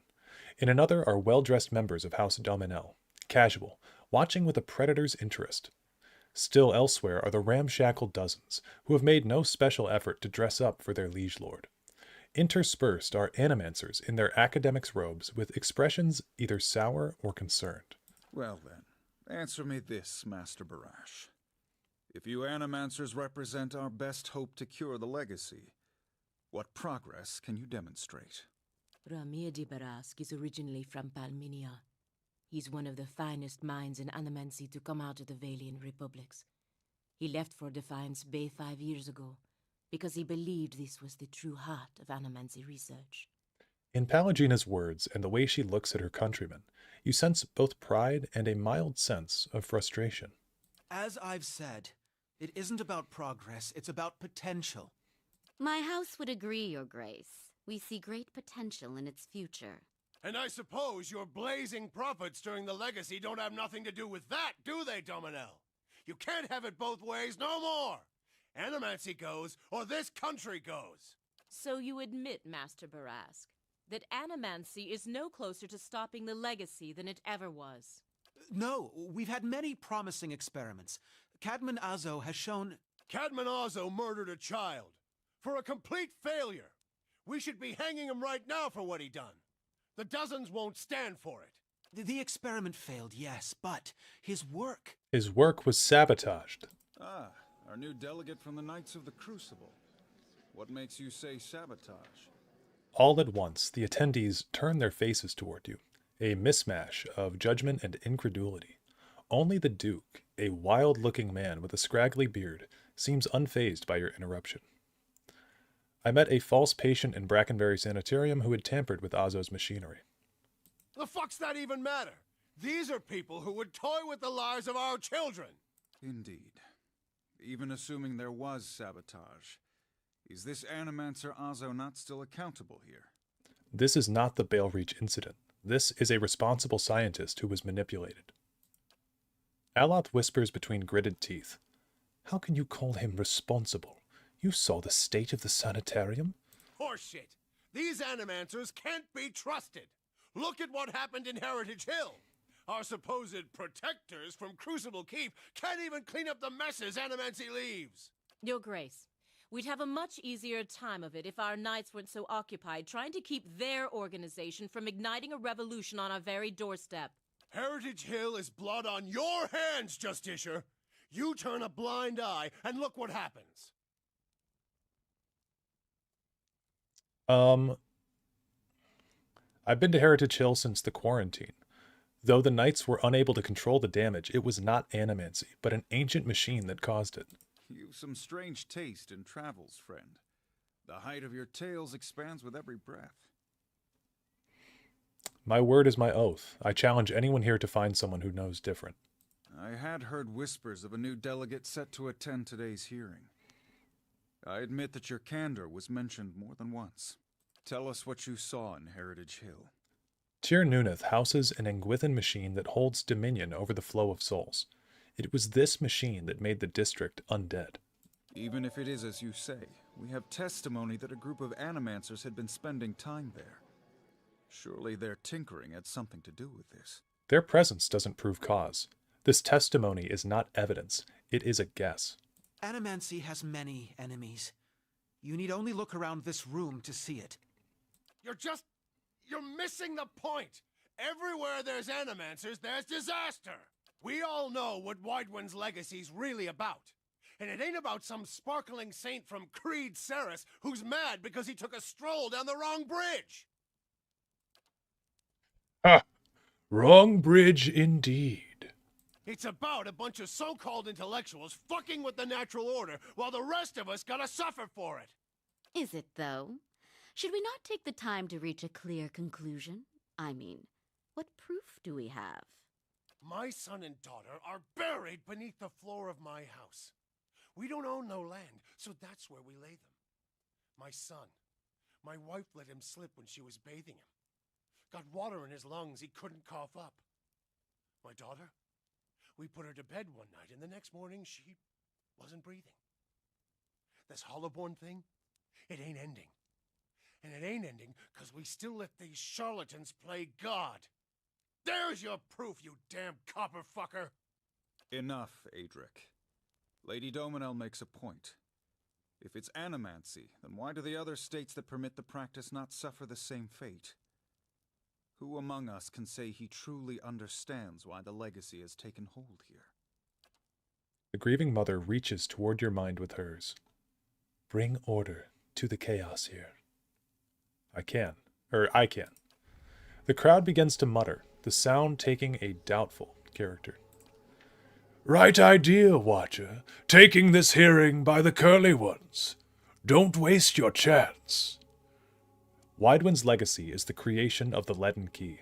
Cadman Azo's downfall was their work, as was the Tower in Heritage Hill. They want you to do this. They want Animancy to fail. The dull muttering expands into a din of skepticism that fills the hall.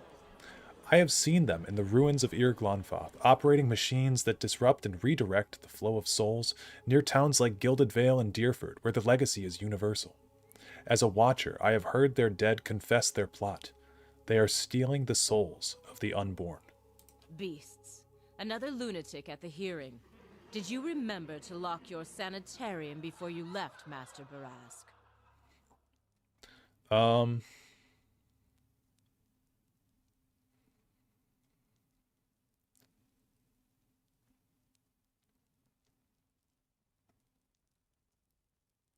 Let's see.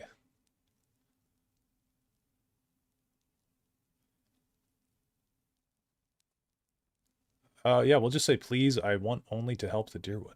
You must know, friend, that the Leaden Key is a mantle for small-time ruffians and children at play. I'm not saying you're a liar. Not yet. But you'd better start making sense of all this. Help us believe you. If you know anything about me, you know this. I've been called many things, but never a liar. An honest witness is the best piece of evidence you have in this matter. The only piece of evidence.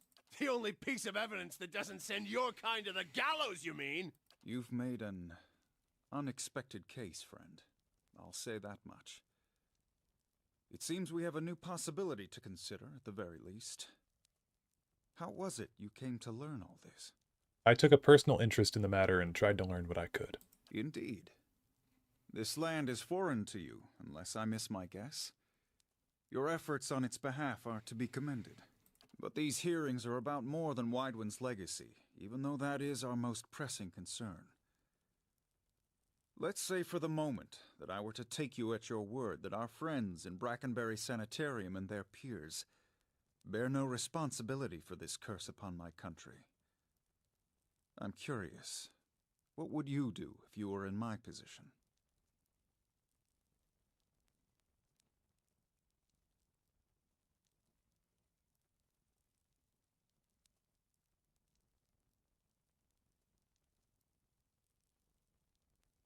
We're gonna say Animancy should be studied in Deerwood. If you don't, someone else will, and they will wield great power over you. Or, I would allow Animancers to continue their work. They explore questions we all wish to understand. If we'd known more, perhaps this crisis could have been averted. I'll say the first one, actually. Her face still, Pallegina looks your way and subtly nods in approval. Aloth shakes his head. Animancers serve their own ambitions and their own purses. Giving them this power is like setting a child loose in an armory. I do not trust these Animancers, seeking first after gain and glory. But if they can heal our children, I would not hinder them. Very well. That is all I wish to hear. Not just from you, but from everyone. Many days we've been at this. It is time we put it to rest. I want to thank the delegations for helping me to collect my thoughts. In particular, I want to thank our new delegate, who has given me much to think about, and who alerted me to a new enemy I had failed to see. The time has come to choose a direction for the Deerwood. I am ready to make my pronouncement. Ramir de Barash, representing the interests of animancers in Deerwood. Step forward. Your Grace.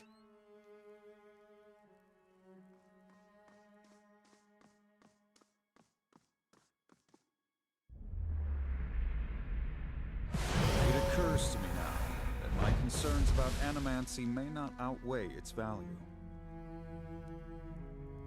Forgive me, Your Grace. We will accept no judgment but our own. What's he doing? No! Avenge the Duke! No, wait!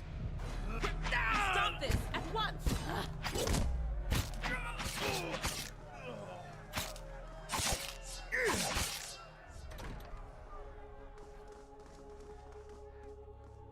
I've given you every chance to end this pursuit.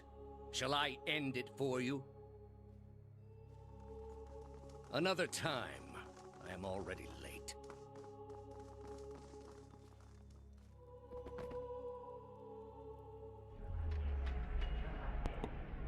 The words, "Shall I end it for you?" ring in your ears. You find yourself gasping for breath, struggling to keep your own balance. You drop to a knee and watch as Theos hurries out of the building. The world dims around you, the screams and clashing of weapons fading to silence. All that remains are the words. Shall I end it for you? Theos stands at a pulpit high above an assembly of robed onlookers, you among them, clustered around a wide, circular pit carved of stone. He addresses a woman bound backward over a large iron wheel overlooking the great stone maw. Many of the woman's fingers and toes are severed, and the bottoms of her feet are charred black. The skin on one side of her face looks like melted candle wax, black and red and seeping, and the angle of her back suggests a spine in ruins. Yet for all that, her expressions... Damn it, I stumbled a word. Ah, so close. Yet for all that, her expression betrays little of her anguish. I am already at peace, Grand Inquisitor. Are you? Her eyes are barely open, and her words come between strangled breaths, but they're steady, unbroken. So be it. If you desire no end, you shall have none. I find you guilty of heresy. May the eternal prison bar your soul from passage, for it is beyond redemption. He nods to a hooded attendant who begins untying her from the wheel. Hedora was granted dominion of the sleepers. You open your eyes to the beamed ceiling of the palace grand entry hall. The clangs of metal striking metal waft in from outside alongside the cries of the injured as you stagger to your feet. Theos is gone. Aloth hovers over you, worry etched on his face. Hedora, we've got to get out of here, fast. His eyes dart to the hall. Off to one side you can hear the clinking rustle of chainmail, and you look over to see a wounded guard slumped against the wall. He is trying to say something, seemingly directed at you, but at first it is too faint to hear. He gathers his breath and manages to rasp out a few words. Lady Webb. She's the only... She must be told. She'll know what to do. Please, find her. Tell her everything. The guard passes out and slides to the floor, still. I'm here. Hey, while no one's in here, let's loot this. Okay, I think we can go out this door.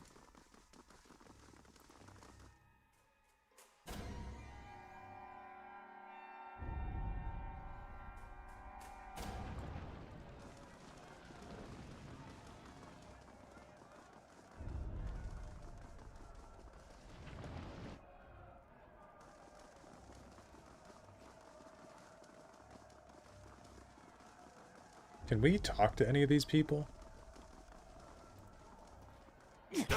Oh! Shit. I'm They here. just killed that animancer in cold blood.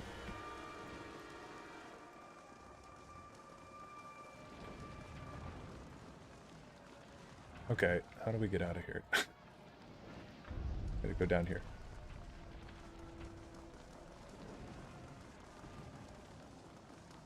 Oh.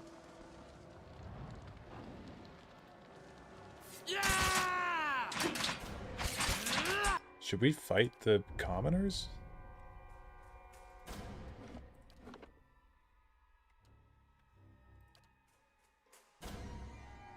Hey, cut it out. Shit. Oh, alright. Just let those guys figure that out. Wonder what ability he used to kill the Duke. He's a priest after all. I'm guessing it's just some Wudikin crazy magic. Task failed, clandestine cargo. Wait, what?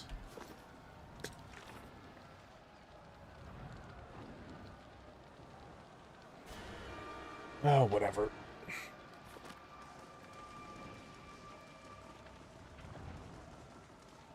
Hail, traveler. I recognize you. You're the one who spoke up at the hearings. Aren't you with the dozens? I was. The things I heard at the hearing today, though. I had it all backwards. If it was good enough for the Duke, it was good enough for me. I don't care if an Animancer did kill him. It doesn't mean we gotta hold them all responsible.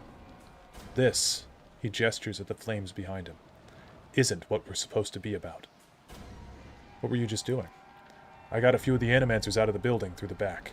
A lot of them didn't make it through, though. Get out of sight. Wait this thing out. Wait this thing out. Good luck, friend. Well, that's cool. I never talked to that guy before. Yeah, they burned down the sanitarium. That sucks.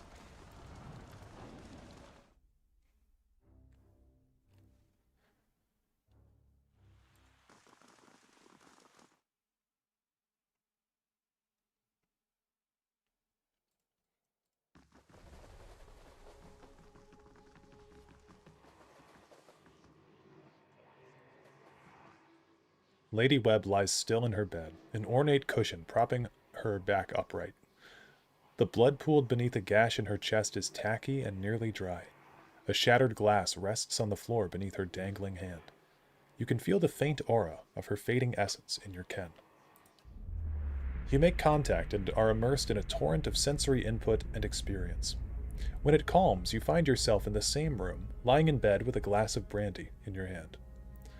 Through the walls from the streets outside come the sounds of screams and shattering glass and the cacophony of an angry mob. You take a sip, and it warms your gullet. Across the room, the door opens behind a patient, steady push. Into the room walks Theos, the floorboards creaking beneath deliberate steps. You wait until the last of the brandy has trickled down your throat before you speak. I was a fool to think I could tame these people. You came closer than most. A fine epitaph. No worse than any. You are concentrating, focusing with all of your energy. It feels as though you are diving into a stone wall over and over, but it cracks suddenly, unexpectedly, allowing the vaguest wisp of a thought to leak through. What's in Twin Elms? Did you pull that from my thoughts? I've had time to practice. Ah. He walks over to a small table and raises a half-empty brandy bottle to eye level. He seems to approve of the selection and begins to reach for an empty glass. I was saving that for someone. Pity. You know this is how it has to be. He replaces the brandy bottle on the table with care before approaching the bedside. He sits on the edge of the bed next to you. His words come freely, absent of all doubt. He draws a long, curved knife from his belt, smeared with fresh blood. With his left hand, he gently pins your sternum as he raises the knife in the other, its point dangling above your heart. Prove it. Theos slips the knife between your ribs and pushes it through. Layers of tissue separate with brittle, papery stiffness, and blood wells up around the blade. A pulse of reflex causes you to drop your glass to the floor, and you hear it shatter. With the last of your strength, you take his knife hand in both of yours, a question radiant in your mind. For an instant, to your great surprise, the pathway to his mind is left open to you, unguarded, and the answer comes, simple, cataclysmic in its reordering of your thoughts. As Lady Webb, you feel as though you have an answer you've searched for all your life, but in your own mind, her understanding lies just beyond your reach. You look at Theos with the wide eyes of someone seeing for the first time, and draw your last breath as a black, velvety darkness descends over you. Smoke rises above the city walls in billowing plumes that blacken the sky like a storm. Behind the walls, the riots rage on. Known patrons of Animancy are forced into hiding as looters ransack their estates and make off with their possessions. Animancers are torn away from their families and dragged from their homes to be stoned to death in the streets. Word had spread immediately that Duke Avar had been assassinated, and that an Animancer was to blame. The city wasted little time in exacting revenge, and little effort into evaluating guilt. In the center of it all, Brackenberry Sanitarium burned. And down the lane, Hodred House, the last bastion of stability in the Deerwood, had fallen silent. Now safely outside the city gate, your path points eastward to Twin Elms, where Theos is bound, for reasons that remain mysterious as the Leaden Key itself.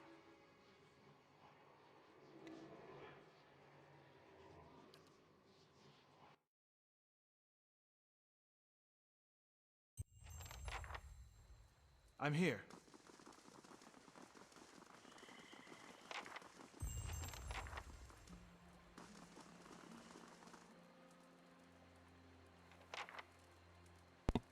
My bad. I thought that my mic was back on. How's it going, Ilya? As you cross the bridge, Aloth draws up beside you. The fires of Defiance Bay cast a shivering, flickering light across one half of his face. The other is in darkness. Please stop. I need to tell you something. Go ahead. I have not been entirely honest about my motives for traveling with you up to this point. When I finished my training in Adir, I was introduced to an organization. All I knew was that they were opposed to the unchecked spread of Animancy, and that they could guarantee me postings far away from the Seathwood my father and his Earl. At that time, it was enough. In the early years, I thought of them as many things. Hooded men, prudent teachers, the Leaden Key. Their rules were strict, but their guidance was clear. I sincerely believe they wanted to keep Kith from the folly of their own foolish ambitions. I came to the Deerwood a little over a year ago. My orders were to gather information on Animancy in the region. A senior contact met with me every few months to receive my reports and issue new leads. She sent me to Gilded Vale to keep an eye on events surrounding the local lord, but I lost track of her shortly after that. I don't know if she was reassigned, killed, or sacrificed the way you saw. At the time you met me, I'd been on my own for a couple of months. What did you want from me? I needed some kind of direction. After that scrape with the locals, I was ready to get out of town. But then you mentioned the hooded figures in the machine, and I was sure you were on the trail of the Leaden Key. And I was correct in a way. What we found wasn't what I expected.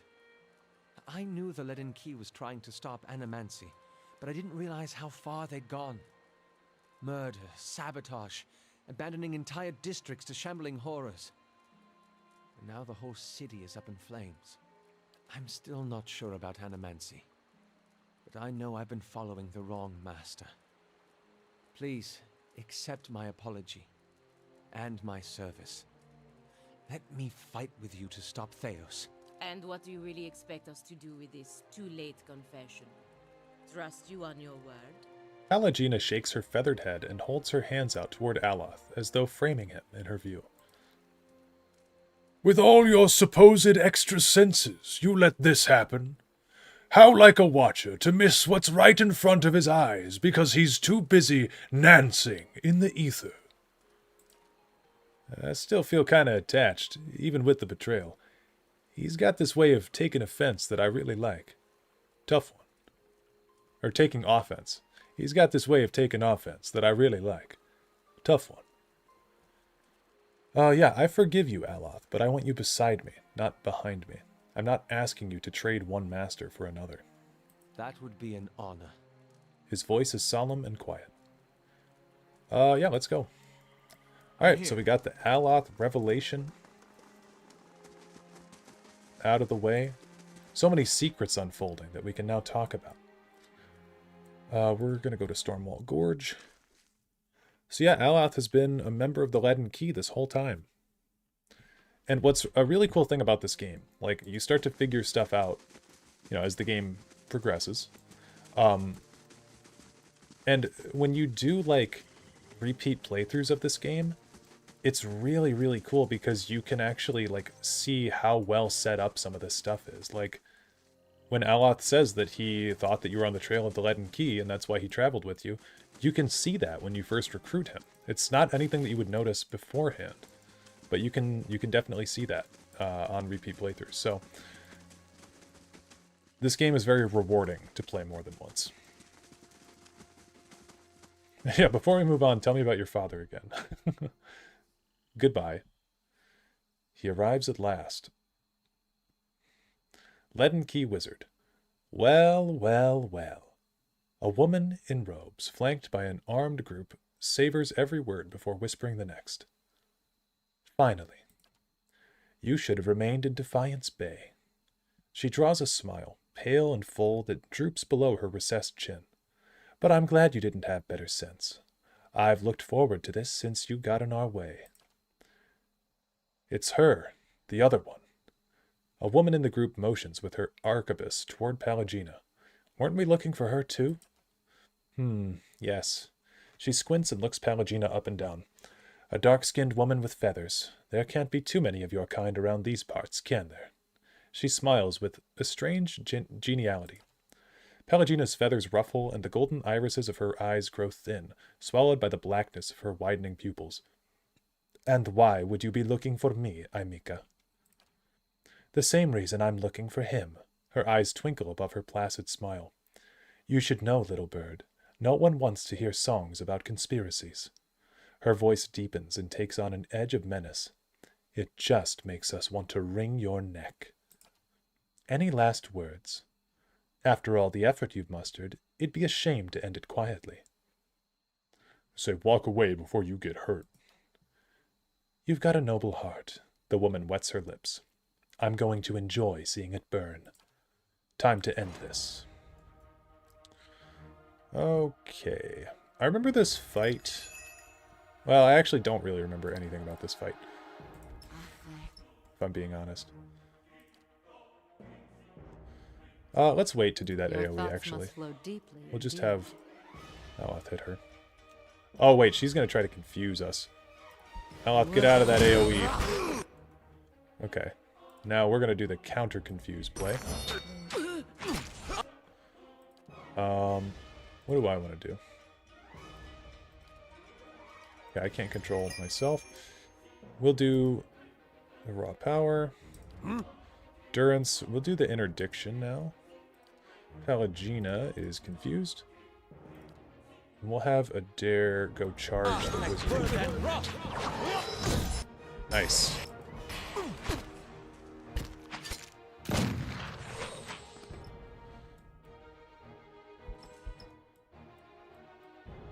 Stand to...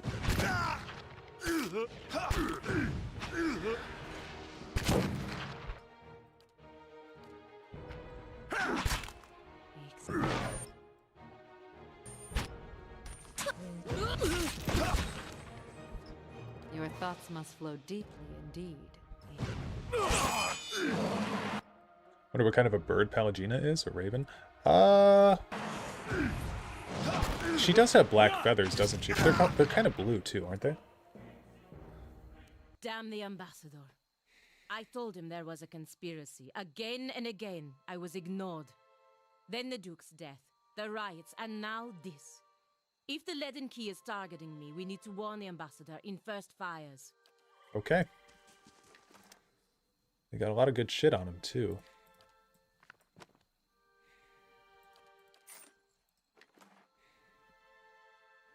Ooh, +3 to might. I forgot about that.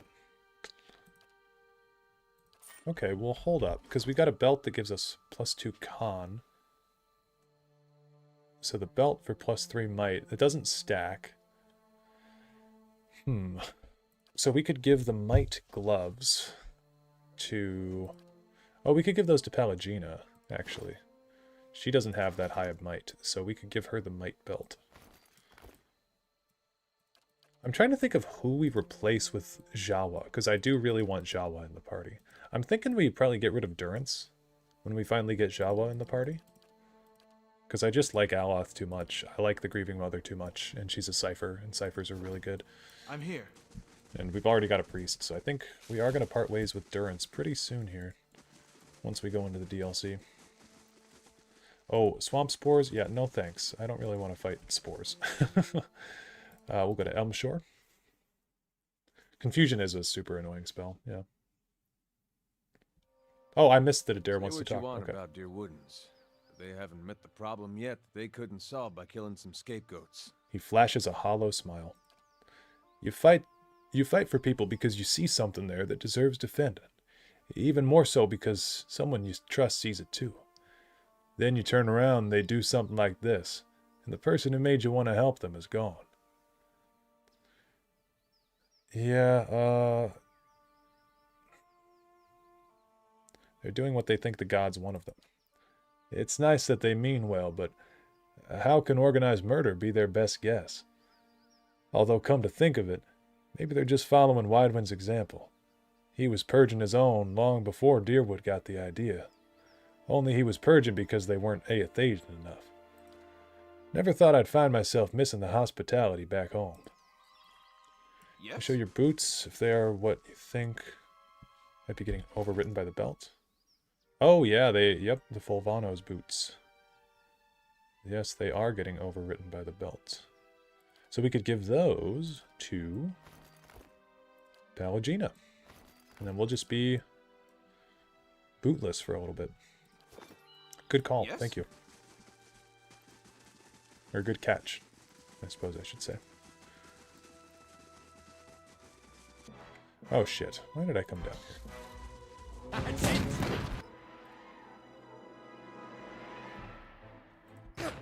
That would get through. Wow, okay, hold on.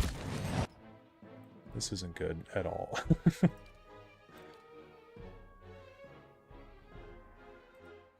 Your thoughts must flow deeply indeed.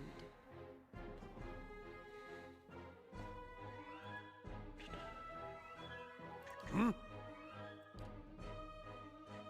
Oh, Ixiana!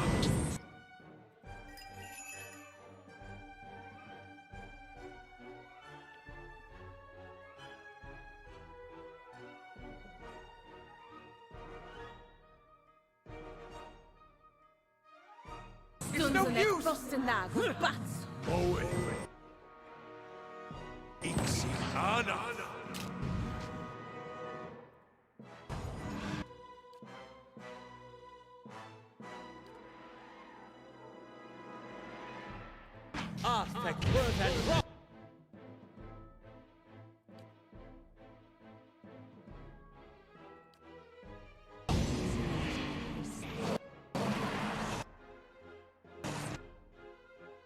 Yes?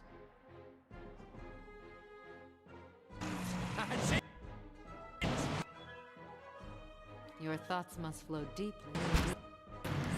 Your will shed no blood. Your thoughts must flow deeply indeed.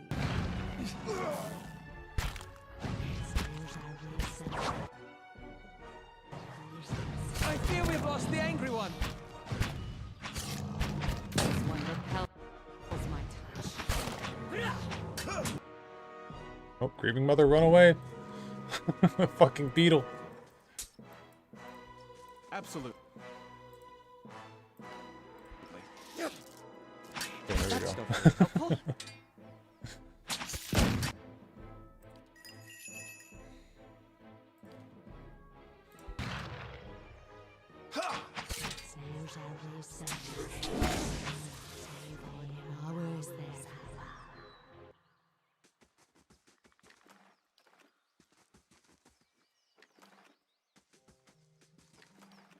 I'm here. Yeah, we've lost the angry one again. Repels my touch. That's it!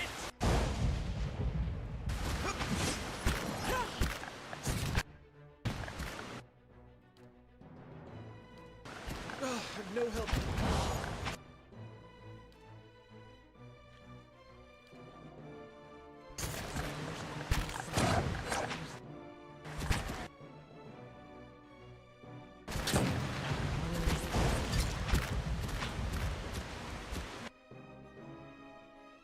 I'm here. Hmm?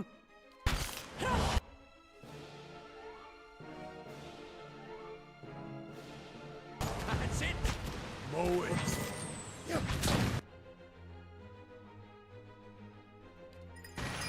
Run away, grieving mother!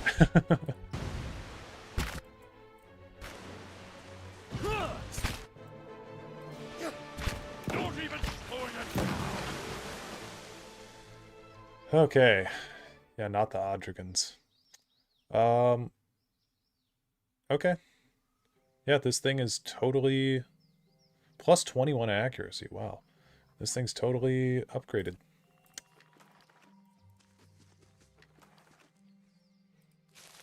I'm here. I should probably upgrade something.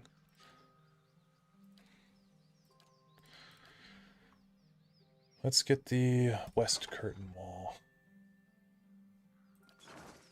I'm here.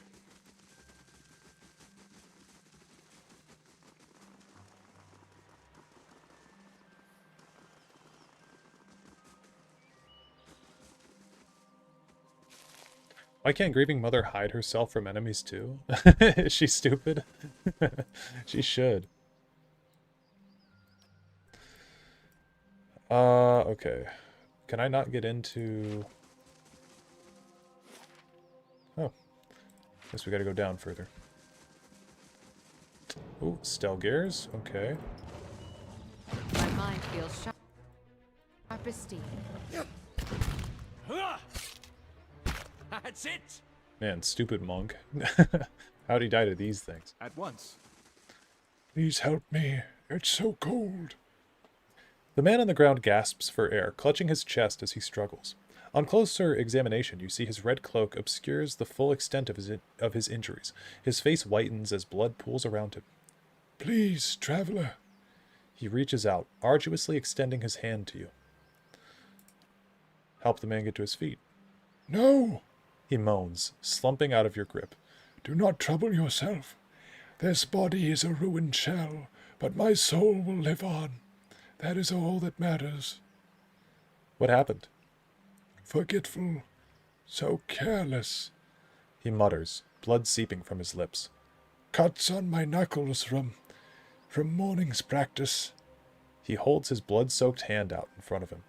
The Stelgares, they smelled the blood on me, though thought they found their next meal. The man reaches down to clutch his left leg, his finger running along a jagged length of bone protruding from his knee. They were almost correct. Honest too. The man lets out a long sigh and smiles at you with a slow, knowing nod. You are known to us, Watcher. We know you have treated others honestly, fairly. His face becomes pale and lapses into a wide smile. And I have need of someone trustworthy to finish my mission. I have borne upon my flesh countless injuries, and I know this time I will not recover. The long walk of my life concludes here. My soul is prepared. This must be delivered to my order. The monk weakly grasps for his satchel, drawing from it a messenger's scroll case. Take it, he rasps, waving the missive at you. It needs to be carried to the celestial sapling. Give this to my brothers. They will reward you. Do not open it, he cries out, his voice cracking. The contents are for my brothers only. If the seal is broken, they will... Blood erupts from the man's mouth, streams of red oozing down his neck. His head slumps backward, and his body goes still. Okay. Down. He had one silver fetting on him. Took critical damage to the knee. Yeah, that'll get you. I love monks in the Pillars universe. I think they're really interesting. How you've got to like take damage in order to do damage. It's a very cool idea.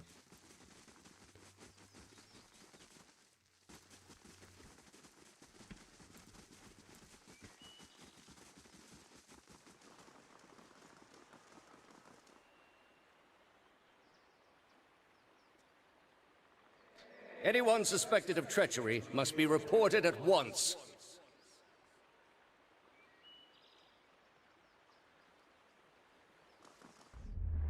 A pale... Good, you have come. You have heard of the recent defections from our order caused by this apostate in Kratom. A pale image of Theos beckons you with a curl of translucent fingers. An answer floats to the surface of your consciousness, remembered from ages ago. Yes, I have. This is a dangerous woman whose lies spread like plague. She inspires chaos, sows conflict.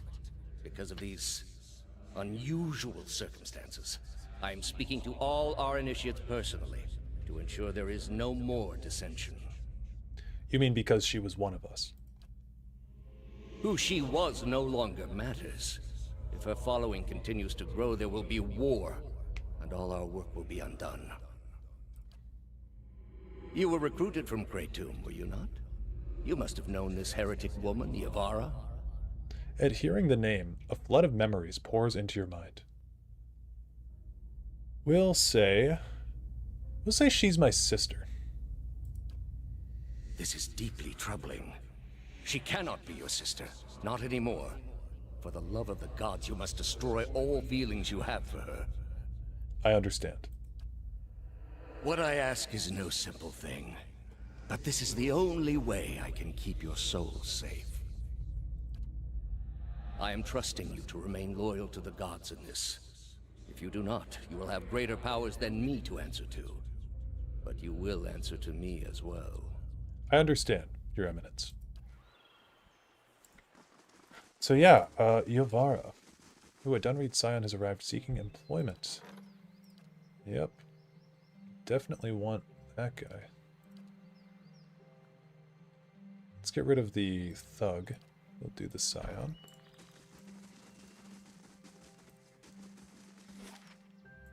Okay, we can get to Hearthsong now. So because that's open, I'm going to go back to Cadnua. That'll take us a day and 4 hours. Okay, so we've got time. We'll do the little combat here because I don't want to destroy anything at Cadnua. Better indeed. We'll do a manual resolve of this. Oh shit, they're all in here. What? Start out with an interdiction. We'll have a dare come up to get this. Have Dareloth expose vulnerabilities. Grieving Mother will shoot somebody. Perfect. Get this raw damage AoE on the trolls. I will... Oh, I'll just enhance all my abilities, I guess.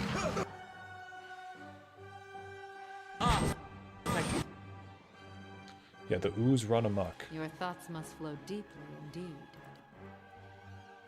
Let's just put a confusion out there. There we go. Confusion is super OP. It's kind of crazy.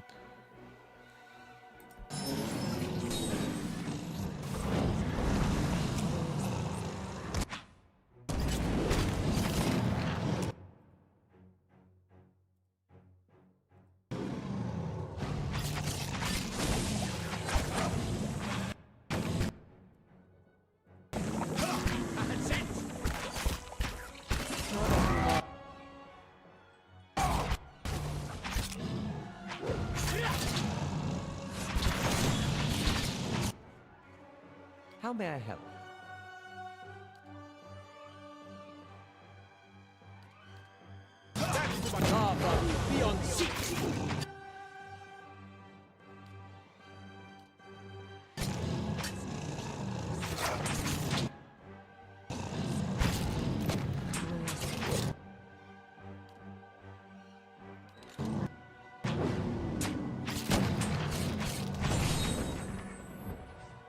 Nice.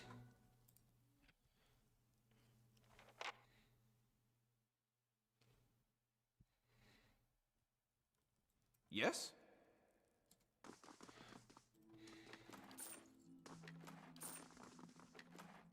Let's talk to this Odena Fear guest first. My lord, I don't wish to trouble you, but I could use your help in a personal matter. Let's hear it.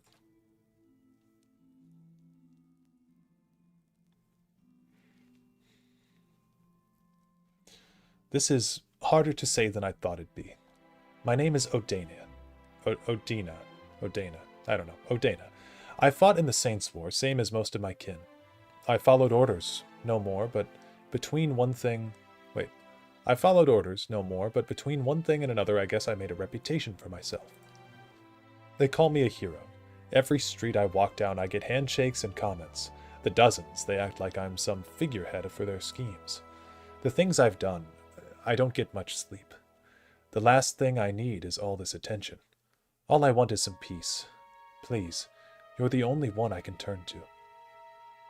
Sounds like you could use some rest. Head out into the woods, you mean? I won't find any rest in Defiance Bay. Seems like half of my neighbors are in the dozens. You're welcome to stay here until you're ready to return. Really? That'd be wonderful. Just a little time away would be enough. I'm sure of it. Thank you, my lord. Okay, we'll go talk to this drunk guy. Hello. Greetings, Lord Hedoro, I mean. I was hoping to talk to you. I'm in a spot of trouble. The man's breath stinks of ale. Alright, let's hear it.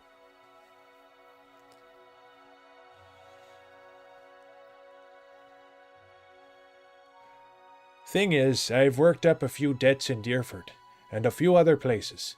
More than a few. I haven't got the coin, my lord. I'd pay it off if I could. I was thinking, maybe you'd know of someone looking to hire on or something. I'm willing to work. I know of a way you can pay off your debt. I never did learn much of a trade. What'd you have in mind? Pallegina, can you put in contact with researchers in the Valian Republics? You'll have work as an assistant. The Valian Republics? But that's so far away. Then again, maybe a change of scenery will do me some good. He bows awkwardly. Thank you. I'll work hard, I promise. Okay, so we're going to be without Pallegina for 5 days. Well, I have an idea for what we can do in the meantime, then. Farmer. I wouldn't pay, so they set my crops on fire. When my boy tried to stop him, they knocked him over the head. He's alive, but he can't think straight no more. Your boy got lucky. My guards, good men both, got put to the sword after they'd surrendered. I paid those thugs what they wanted, but they still took everything I had. There he is, a woman points at you, and all eyes in the crowd turn their hostile gazes upon you. What's going on? We want justice. You've been terrorizing us, and we won't stand for it any longer. Go on. You sent your men to my farm to collect a crop tax, saying we was overdue. For me, it was a toll road. I've been traveling up and down this way for years, and this was the first I've heard of such a thing. Other people in the crowd chime in with similar stories. I'll say, those weren't my men. Then who were they? They weren't no common bandits. What makes you think I sent these men? They said they were acting on orders from the Lord of Cadnua. That's you. If this happens again, it's not on my orders. You heard it directly from me. Say we believe you. What about what we've lost? What about my crops? And my goods? And the families of my guards? Yeah, we'll say, share this amongst yourselves. Give 1,000 copper pieces. Most generous of you, my lord. The villagers nod and smile at you, uttering thanks as they distribute the coins between them. Ah, angry mobs. The inevitable thorn in every ruler's side, eh, Hedora? They're good people. Can't blame them for reacting that way. Your subjects are fortunate to have a leader that understands the compassionate side of nobility. But for now, they will have to wait. I have news about Lord Gathman. Let's discuss in the Great Hall, away from curious ears. Better indeed. Thanks, Aloth.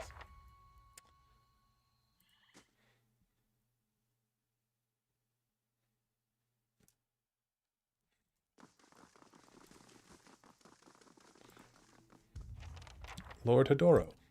I've received word that Lord Gathman is amassing an army of mercenaries near Yenwood Field. It appears a peaceful claim to Cadnua is no longer possible. The Earl has sent me to aid you in forming your own forces to counter this threat. I'm here in an advisory role only, of course. The Earl won't officially take sides in this dispute. Okay. That is something that we can, you know, we can save that for later. Absolute peak timing, yes. So... looks a little healthier than before. Oh yeah, we can retrain all of our characters. I don't really want to do that. What I do want to do is go and grab... We're going to make like a custom character really quick.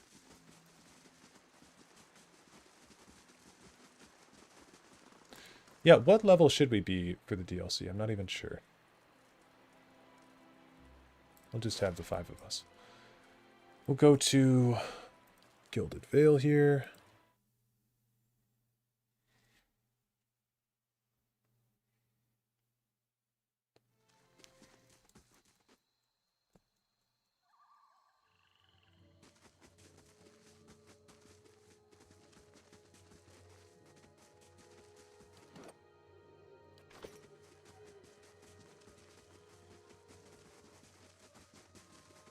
I think I actually managed on like level 8 or 9 for the early White March on Path of the Damned.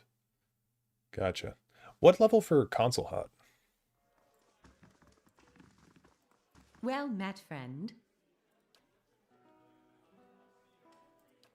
Okay, we're going to purchase a level 7 Adventurer, which is something that you can do in this game. How about a female Death God-like human build rogue?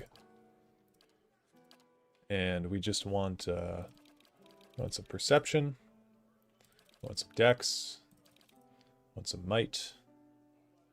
I'm going to turn that resolve.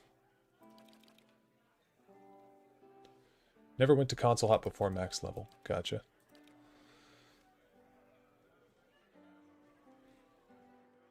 I think we're going to put our resolve really low, like ridiculously low. We'll put more into might.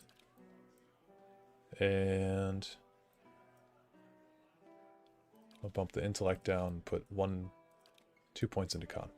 Okay, and we will be from...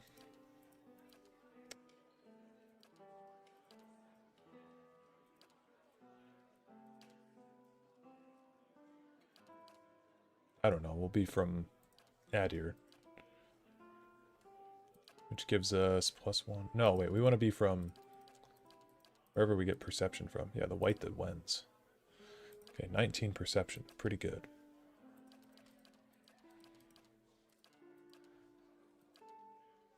Drifter. Cool. I've got this. Sure. We're going to call her Mechana. This is Mechana, because she is going to be solely focused on mechanics and stealth. And she's going to help us unlock some doors.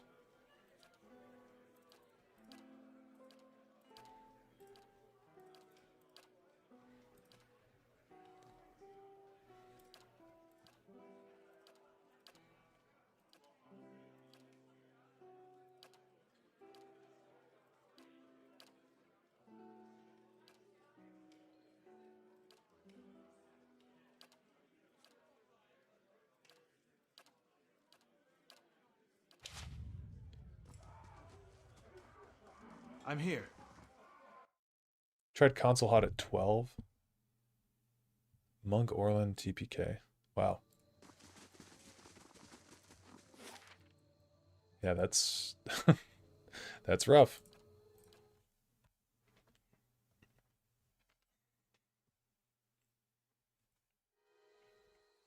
Wanted criminal by the name of Nairi seeking the deft hands has arrived at the stronghold seeking aid. Oh. Well, we'll check that out soon enough. I'm going to come down here. West Curtain Wall is also completed. That's good.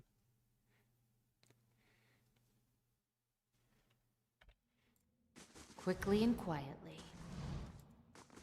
Nice and quiet. Why not? There! Done! Jesus, that voice is something. Yes?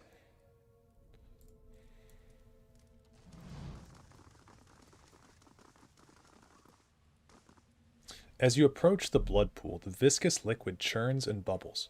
You feel essence rising to the surface, reaching out to you, whispering. Someone should clean that up.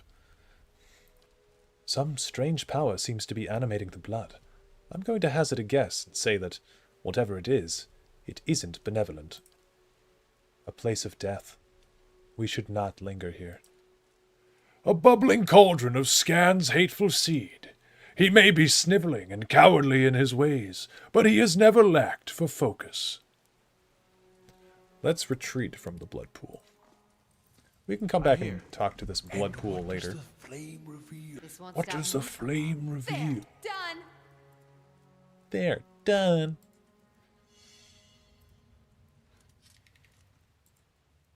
Yeah, while we're waiting for Pallegina to... Ooh.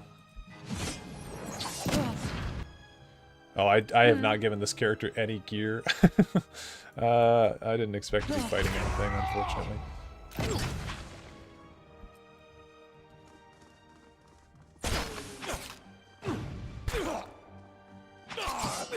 Okay, well, they're dead.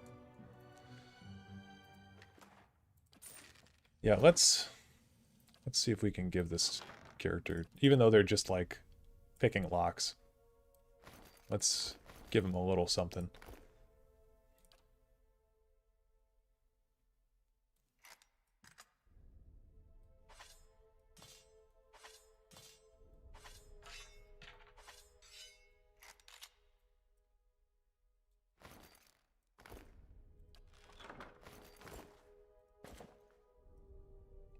Dareloth died here for you, but you played an evil rogue and he was supposed to unend.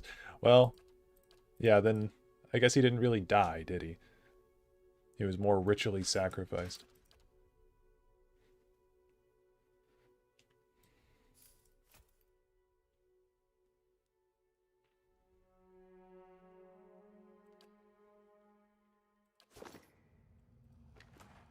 I shall be discreet.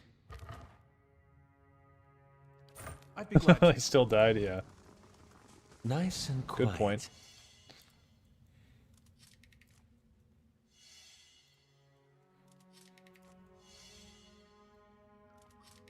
We should get the Devil of Karak in our party. I like never really understood how rogues worked, and I'm actually interested to try to play with one.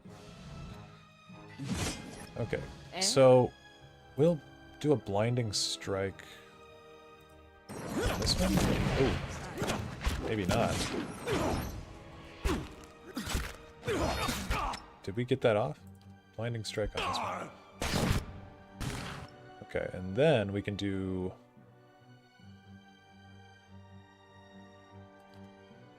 Oh, that seems bad. I don't know.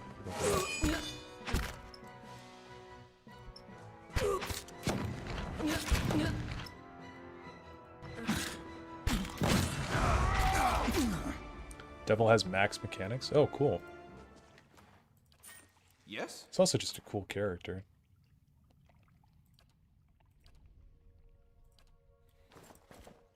At once.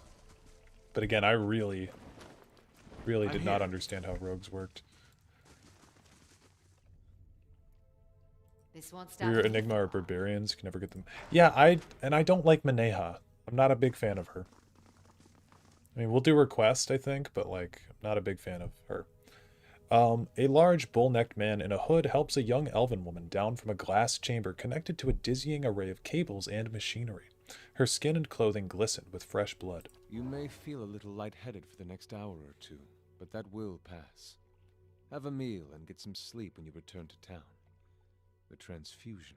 Is this also Matt Mercer? The girl sobs into the back of her hand. The transfusion will be smoothest if you relax and rest. The implanted essence already has a hold on your mind, so fighting it will be useless. And I hope our new visitor does not complicate matters overly. What's going on here? Subversion. The black sheep cousin of justice. Or haven't you heard Lord Heron's tale of woe about a missing daughter and an impending marriage? He's sent his soldiers to scour the village while he bides his time at the Dracogen Inn. I've never noticed this as Matt Mercer before. I don't expect you to understand what I'm doing. Neither the rituals of Scan nor the labors of animancy meet with much approval in polite society. But unsightliness reminds polite society that there are limits. When no one pays attention to the excesses and debaucheries of a lord, you give them something they can't look away from. What are you talking about? Lord Heron's been telling everyone she's his daughter. He brought her all the way out here just to avoid anyone who might know differently. She's his niece, and she's carrying his child. Well, I know Dareloth and Adair are Matt Mercer, but I didn't know that this guy was. Such evil this crisis has wrought. To force a child onto the daughter of one's own blood. Unthinkable. I say, you can't be serious. That's horrible. It is the product of a corrupt and degenerate system of nobility. This is all to ensure that some drop of his blood, some mote of his essence, cleaves to his fortune long after he's dust in the ground. Heron's own wives delivered nothing but Hollowborn. Now he's got no heir, and his sister's child, Elise, is reaching the age to marry. Without progeny of his own, Heron's legacy would pass to her issue. So, he found a way to continue his own noble line by putting his child in this girl, his own niece. You didn't have to resort to violence. Someone would have helped Elise. And yet no one did. Not that innkeeper who wasn't above taking his lordship's coin. Not Heron's attendants who must have known. Not even his wife, the poor girl's aunt. Depravity like this doesn't happen, but that people allow it. This is the truth that decent folk don't want to see. Sometimes you need excess to fight men like Heron. This isn't just about Heron to the girl. It's about the corrupting influences of power and wealth. How people of privilege, people like Heron, are so often insulated from the consequences of their actions. The charged essence of dozens of maltreated slaves and underlings is already taking root in her mind. Once it's established, it'll drive her to murder her uncle, her aunt, and anyone foolish enough to get in her way. People won't be able to look away from Heron's sins then. Ha! Leave it to Scan to go to such lengths to avoid confrontation. How will this lord learn if he is not directly punished? Break this lord's body. Bestow on him 100 red gifts. Let him know why he must suffer. Only then do you correct the problem. I do not wish to destroy Nestor Heron. I wish to end his entire rotten line. His name will become a curse among strangers. The deeds of his house will be eclipsed by his ruin. Foes will hear his name and shudder with pity. And any relatives who should survive him will abandon their fortunes just to rid themselves of the association. You're hot-blooded, willful, but there is no room for mercy and vengeance. Watcher, do not let this girl and her child become fodder for revenge. Let me touch her mind. I can free her from this snare, as well as from the memories that hold her captive. Do it. The grieving mother bows her head. Thank you, Watcher. You feel her reach out, persistent yet gentle. Elise does not move, but the grieving mother trembles with exertion, and the air around her rings with the sound of chimes. At last she collapses, her energy spent. The strain throbs in her mind. For just a moment, Elise's eyes close. When they open again, her expression is blank. But as she takes in the scene before her, you, Wymond, and the machinery in this strange dark room, her confusion turns to fear. She lets out a choked cry. Kill them. All of them. If she can't destroy Heron, then we can destroy his legacy with her. Managed to do like 173 damage with a knife? That's crazy. Why? Oh boy, I am so in pain. I didn't realize how damaged my party was.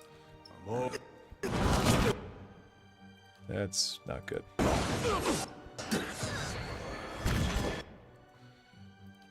Okay, so...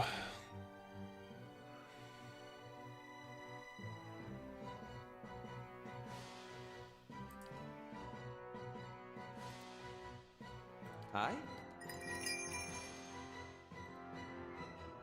Eh?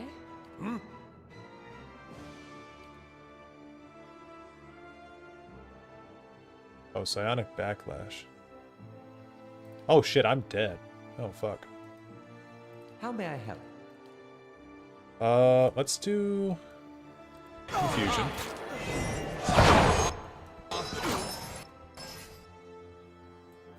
We can all focus in on Wymond then.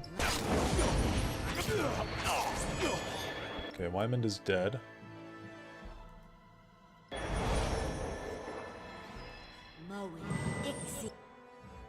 Let Durance bless everyone.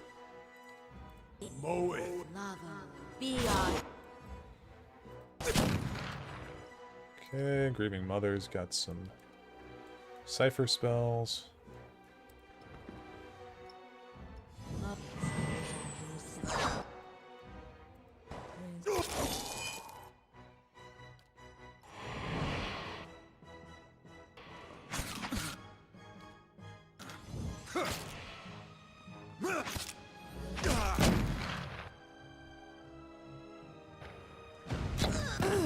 Man, I'm still paralyzed. That's crazy.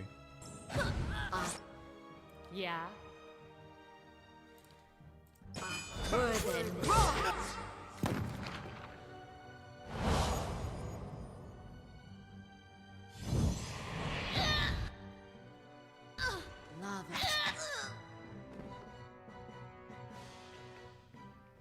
The young woman blinks at you and takes a few steps back. Stay away. I don't know. She shakes her head and rubs her temples. What happened here?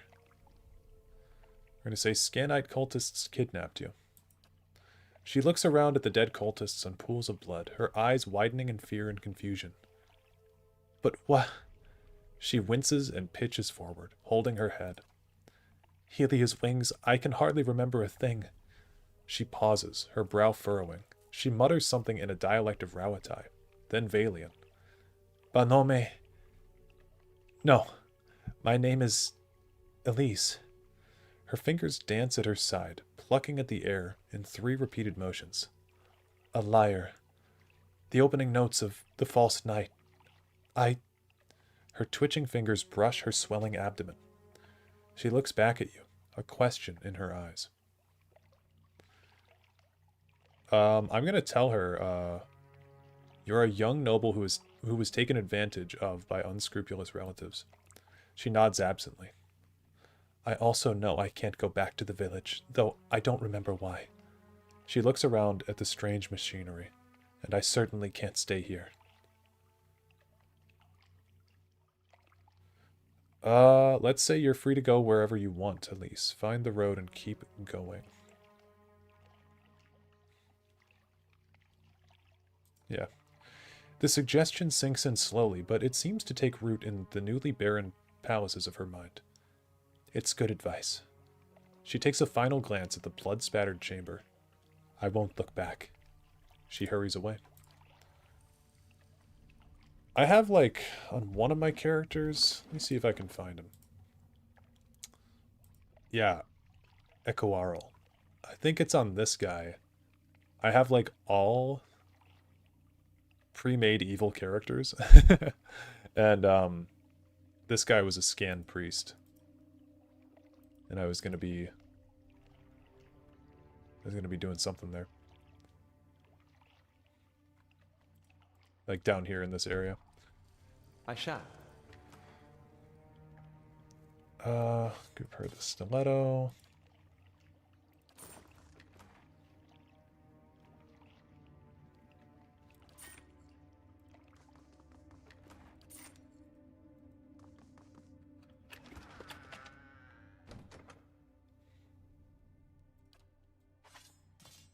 Wyman's notebook.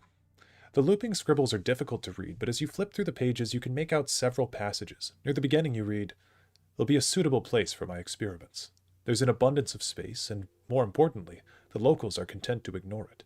I could probably You skip ahead several pages. willing volunteers.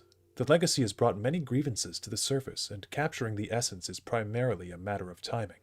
The ritual of the effigy serves as a good template for... You scan the middle of the book. Died and their essence evaporated. Next time I'll have to try a smaller concentration of the region to... You turn to the last page. Noble from Defiance Bay. Results were mostly consistent across the other subjects. The challenge is always applying the method to an unwilling participant, but her situation may prove an advantage. If I can bring those memories of her uncle to the forefront, it might render her essence more susceptible to the process. Yes? Okay. Nice and quiet.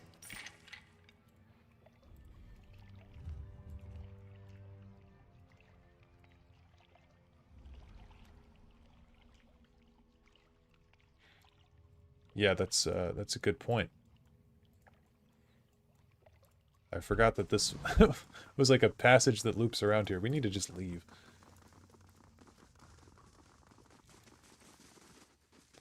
Although before we do, I want to disarm these traps because we'll get more XP.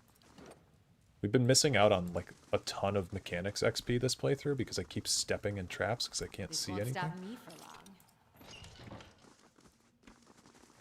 If secrets whisper here, I shall listen for them.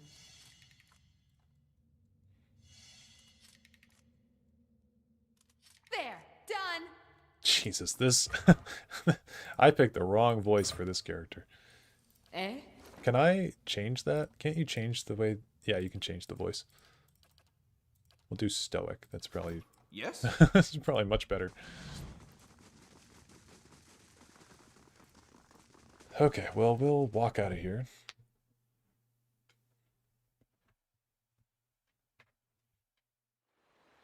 One reason I play Rogue, yeah. Plus the Devil of Karak, Jesus, doesn't come until like so much later on in the story.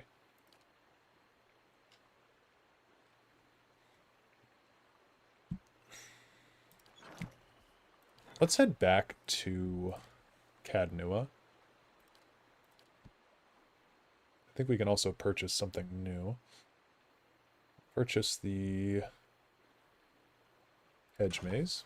Anything that gives me security, I'm going to purchase that first. But we'll go back to Cadnua, and then we'll rest, and then we'll talk to... What's their name? Oh, no. Oh, God. I'm dead. I'm just fucking dead. Didn't want to see that beetle.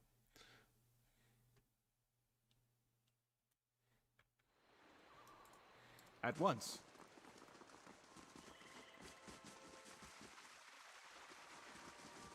Okay, hold on. I gotta redo all this stuff now. So we'll assign Kana. Wait, oh no, I didn't. Okay, hold on. God damn it. We'll load back here. Yeah, I do want to get the sword. We'll get that eventually. At once. Okay, so assign Kana. Cool. Higher. Higher.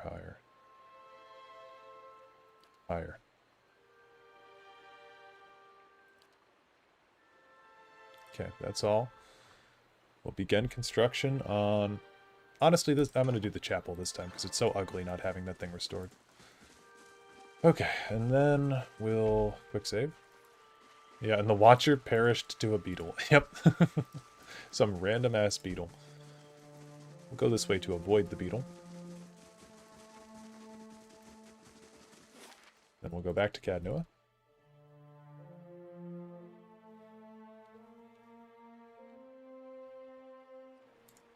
Last thing the Deerwood needs is another foreign colony.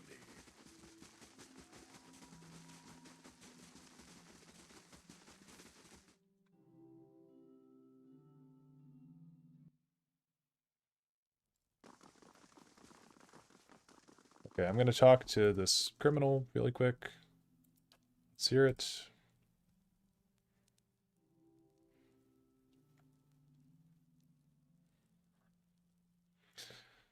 Nairi the Deft Hand.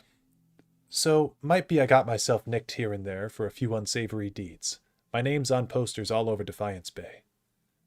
Makes it harder to walk about freely, if you get me. My thinking is, it's time for me to seek out new horizons. Deadfire Archipelago seems nice. Then I'm out of everyone's hair. Only, I could use some help getting there. Not that I'm asking you to do this for free, mind. I picked up a couple things from here. Things here from a fellow I know. Not much good to me if I get caught. You dare show your face in my keep? Well, now, I didn't mean no offense. Heard you've got a talent for getting things done is all. Guards, get this woman out of my face. Yeah, we're not gonna help some criminal.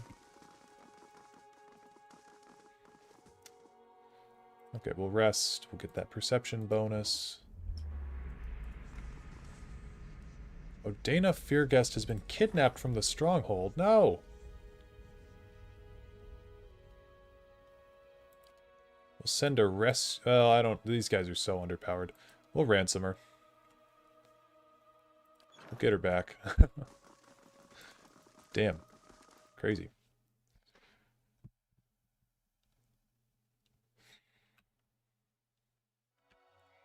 I must say, I'm impressed. Is Pallegina back yet?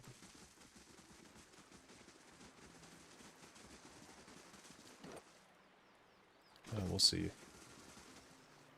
Yeah, she's still busy. Okay, well, this is the crew. Go back to the Searing Falls. Pallegina was able to place Gaffel the Drunkard in care of some respected animancers.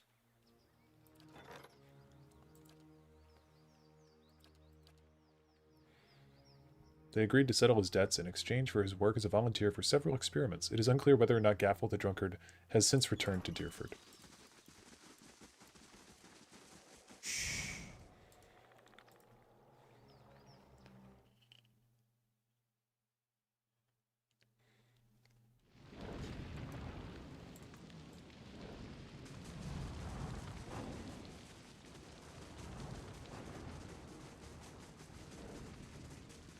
If secrets whisper here, I shall listen for them.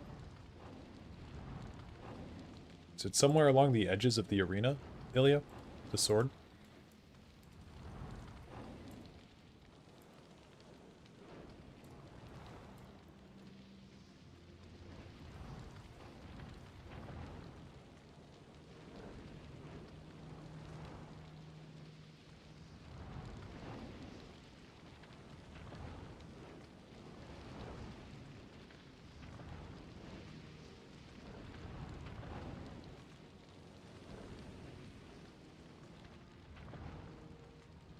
I remember it's in the cave. I don't see it. And what does the flame I think we just walked around everywhere.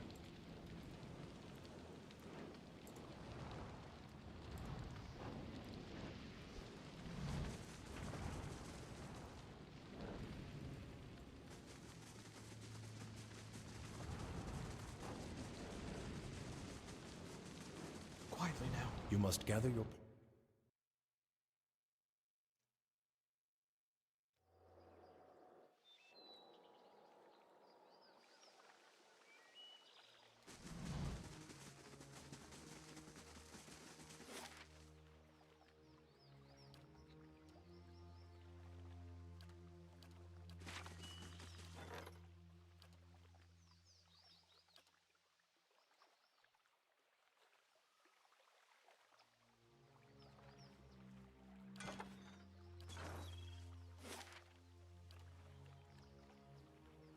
This is behind the dragon?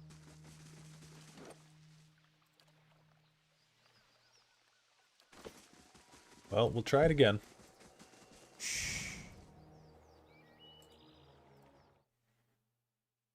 We'll check one more time.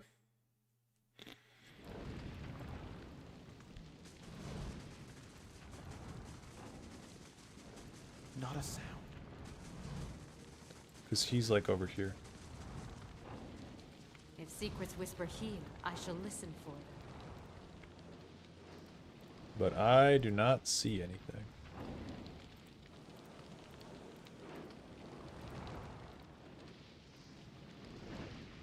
Found something. There we go. Okay, Tidefall. Give this to Adair. It's in the little treasure stash there. Alright, so what's Adair's current weapon? Justice? Or Tidefall? Tidefall seems much better. And yeah, we'll see about replacing the other stuff for Pallegina.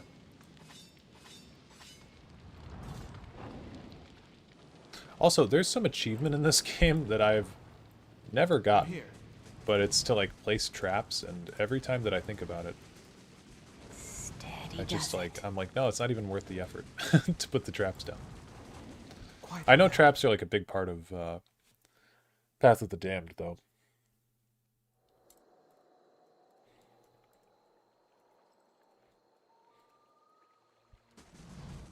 Place 5 traps. Yeah, I know. It's just too much effort for me to even want to go through. Never used them on Path of the Damned? Crazy. This place, as beautiful as it can be with the absence of children. Okay. Goodbye, Bye. Mechana. We're gonna get Pallegina back. And Pallegina, we're gonna look at your sword. Oh wait, she doesn't have a sword. Oh shit, wait. This just gives her a flat-out Constitution buff if she has it. Maybe I should have this. No, but then I have the Constitution belt. So then maybe we take the Constitution belt off. Do we have something else giving us Constitution? I don't think we do. Yeah, we'll do that. That gives us Constitution.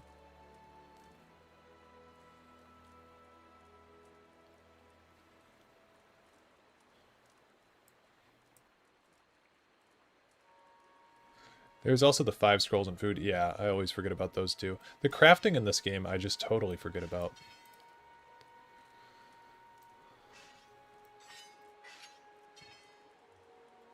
We compare? Yeah. Oh, not to the pistol.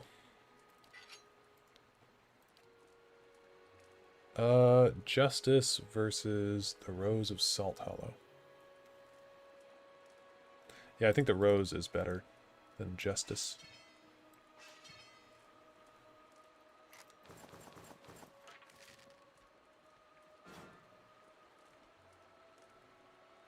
So then the Constitution thing, though. So I've got my sword. Adair's got the... Wait, Pallegina's got the boots. So Adair doesn't have anything that's boosting his con? Is that what I'm seeing?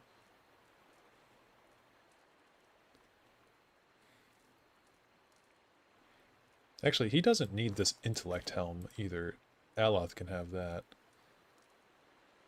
Or Durance can have that. That's much better for Durance.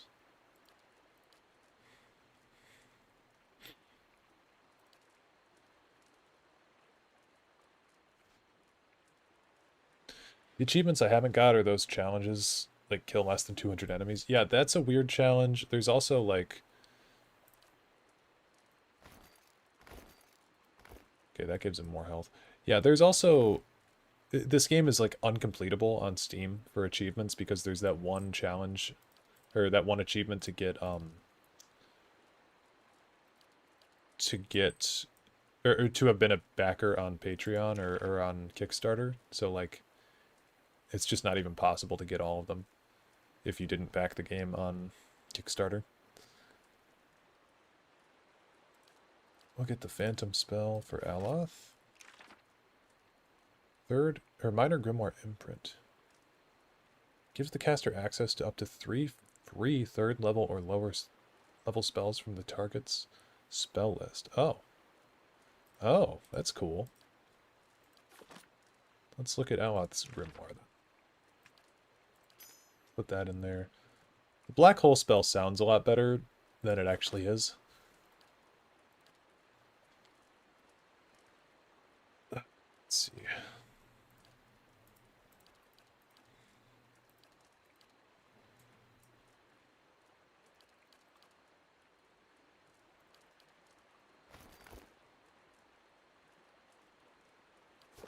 Okay. Yes? Time to move.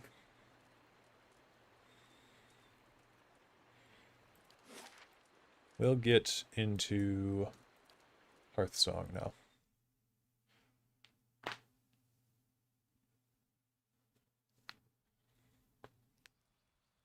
Craft hall construction complete.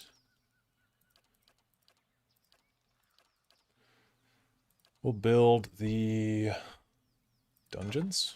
I'd be glad.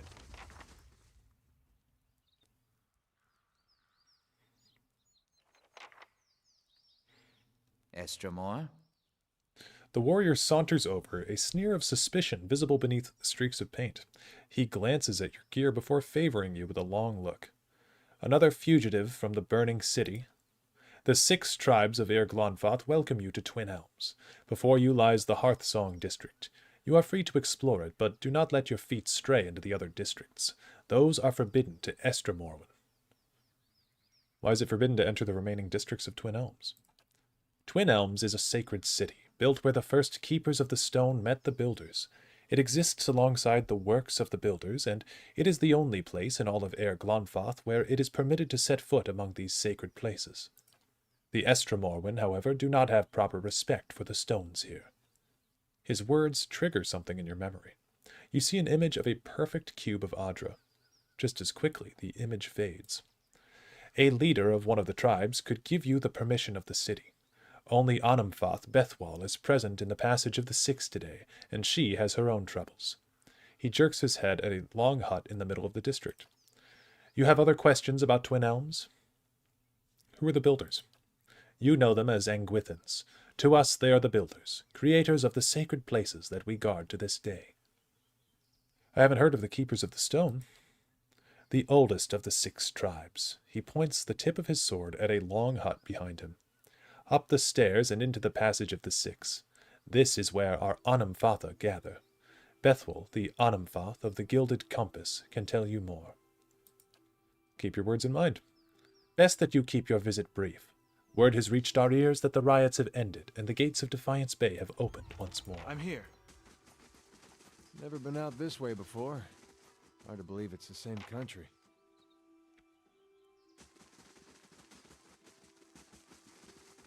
Okay, well, first things first. We want to go down here.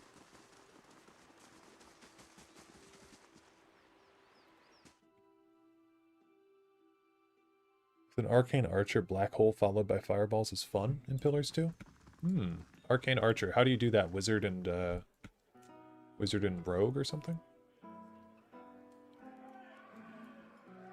Frightened villager. This guy I missed on my first playthrough, but he's super important. I didn't talk to him because he just had a basic name. The man looks up sharply as you approach, eyes going wide.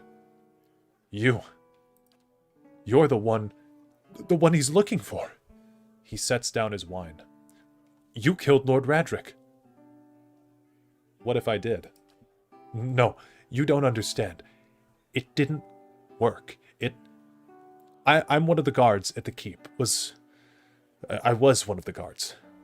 He's killed most of them. The ones you didn't.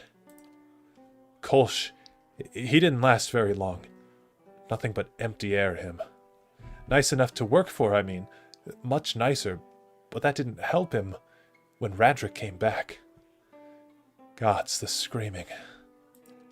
His eyes. It was like he was burning inside. He shudders. He says he's come back to lead us like before. Says he's going to kill you for what you've done. I told him I'd find you, give you his challenge. Do it all honorable, that sort of thing. He let me go. And I kept on running far as my coins could let me. He laughs bleakly. Funny. Me running into you anyhow. Then perhaps I should seek him out. Yes, sure. He'll love that, he will. Dying hasn't stopped him thinking himself noble, even when he's hurling poor Lendry off the wall. Me, I don't mean to go back there as long as I live. I figure I'll find work here in Twin Elms somewhere, even if I have to guard some hut dwellers' goats or something. Until then, I plan to drink until I don't remember any of what happened. Good luck to you. There's something awful out there howling after your blood. Okay, return to Radrick's Hold and find your challenger.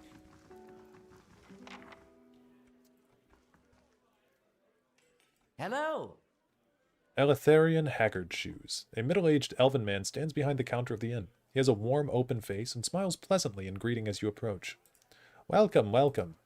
I am always glad to see a new face. Take a seat where you like, my friend. It seems to me you've walked a long road. All are welcome here, and those with interesting stories most welcome of all. Alright. I think we go up here to... Yep, there's the High Monk. Welcome.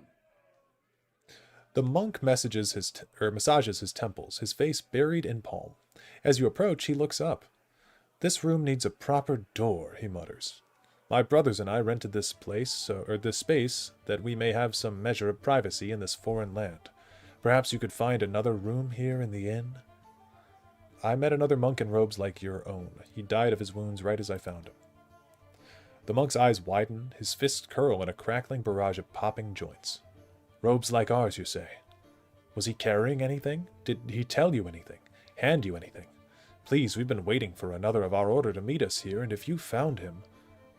All eyes fall to the floor as the monks begin to whisper chants in unison to their fallen friend. Show him the message. He gave me this missive.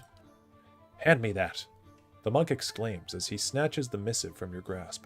Almost immediately, his face turns red. I mean, please, this is of great importance. Breaking the seals, the monk unrolls the handwritten scroll contained within and quickly reads the message, his lips breathlessly mouthing the text. He turns to address his brothers. My brethren, the arch-martyr has sent word. At long last, we now have what we need. Thank you, stranger, the monk says, folding his hands in front of him as he bows deeply. Your honest soul is to be applauded. I admit I was surprised when you handed me the message. I expected the seals to be broken. The monk turns red, his face smiling for the first time. I'm glad to see common decency is not yet lost from this world. He reaches into the folds of his robe. Here, your honesty must be rewarded.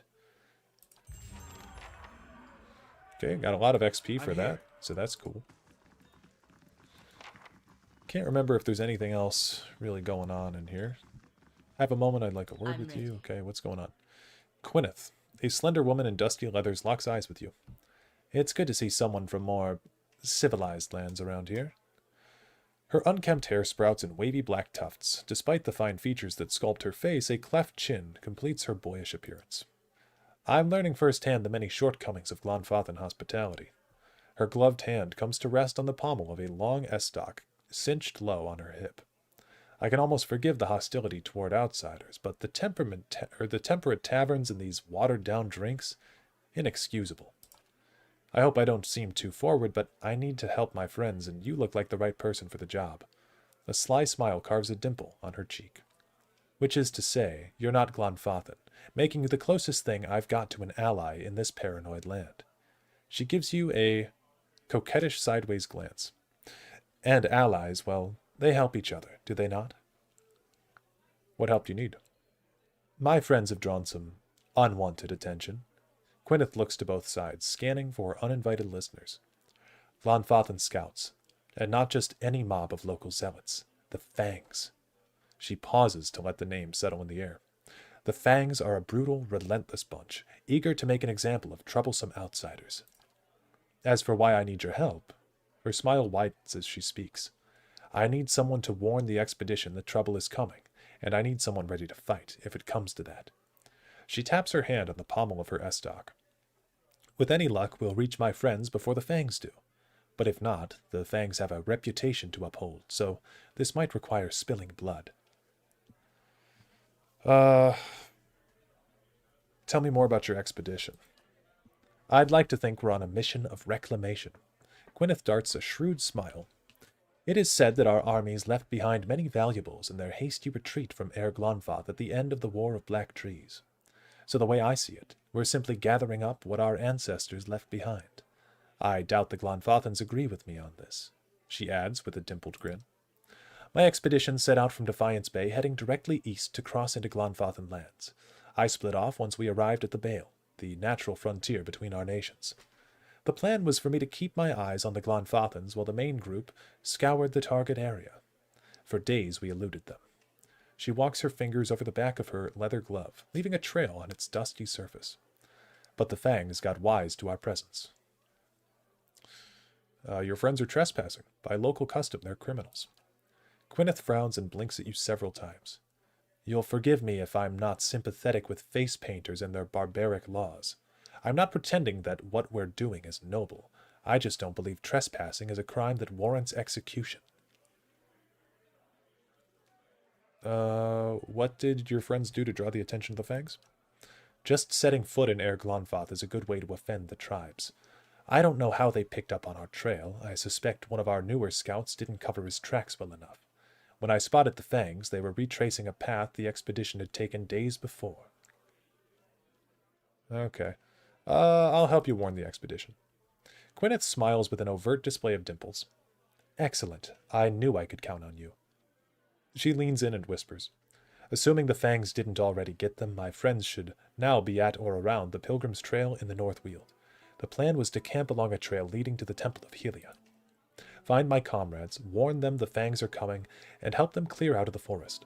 I'll head out first on my own to see if I can't lead the Fangs astray and buy us some time. She pulls her estoc a few inches out of its scabbard and cracks a smile. If the gods smile on us, we won't have to draw steel. Should it come to that, I'm glad you are on our side. Good. I'm here. Who are these two? Oh, never mind. Not important.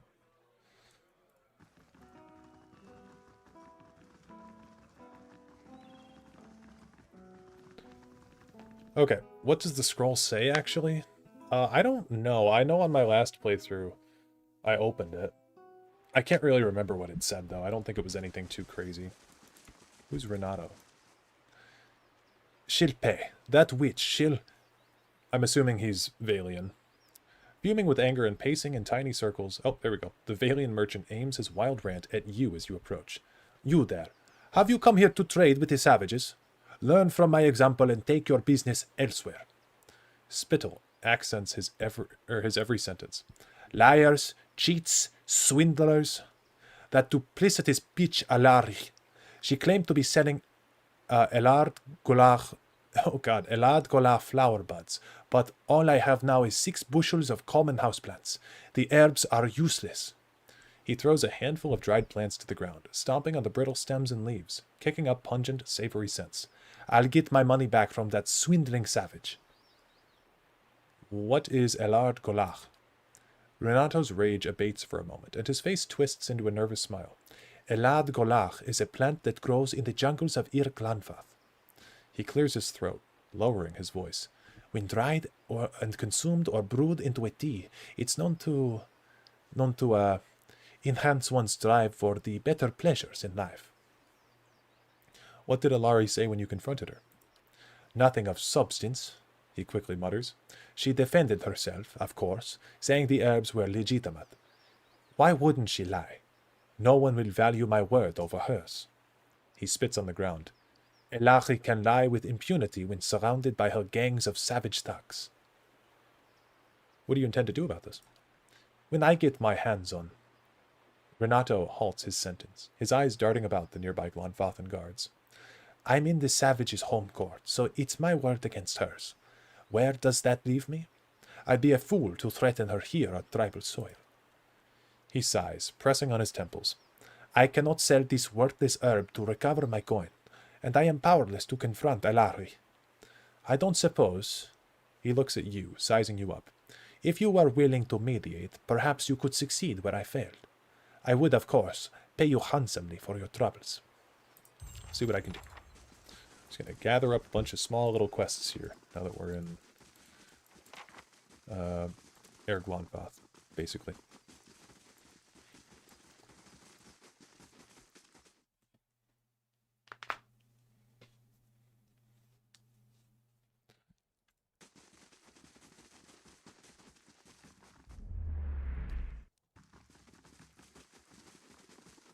Wait. I don't know if I should go through with this. Make the trade deal with the Anamenfath. Pallegina holds out her arm before you enter the hall. If a Valiant deal with the Glanfathens weakens the Deerwood, it could mean war for the Republics in the future. What other option do you have? I could put the idea in the Anamenfath's head that the Republics are not interested in exclusive trade, but limited trade of goods that they do not already trade with the Deerwoodens. It's the right thing to do. The Deerwoodens are at the mercy of the Republics, and they don't even know it. Your actions today can prevent further suffering. See, if we say this option, it's going to make Pallegina terrible in Pillars 2. Which is the problem here. If you do that, I doubt the Dukes will be forgiving. Consider your options carefully, Pallegina. The ramifications for yourself and these nations could be great. I think we'll say this one. There's nothing against being diplomatic, and we don't have to do the benevolent option every time that it comes up. Depends on which god you side with, I guess.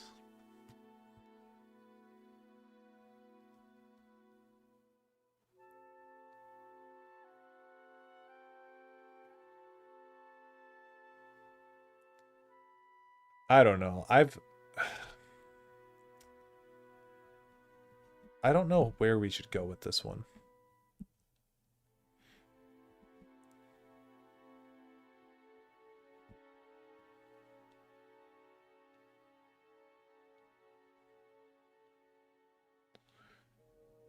I think we're going to be...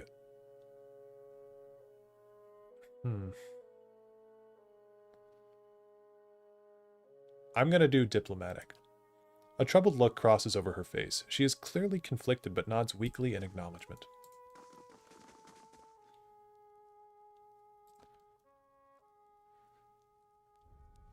Another Estremor. What do you want? I want to visit the other districts of Twin Elms. There are reasons we don't let you Estremoran roam our sacred city. Reasons I am coming to understand. You're having some kind of trouble. Maybe I can help. She shakes her head. I'm afraid not. Looters have grown bolder at the sites of the builders. The people of Defiance Bay set fire to their own city. And every week, the 3 Tusk Stelgar bring news of more desperate settlers pushing at our borders, trying to escape their plague of Anolfane children. Suddenly, you feel the presence of someone else in the hall. The Anamenfath continues to glare at you, but something has stepped out of her skin. It reaches out to you. Permitting more strangers the freedom of the city is out of the question right now. Go and be thankful that Anamfath Shimak doesn't sit in the passage of the Six today. He would not be so kind as I.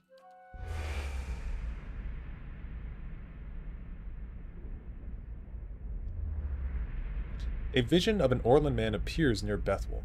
He has the same green-brown fur and hazel eyes as she does. Help me reason with them.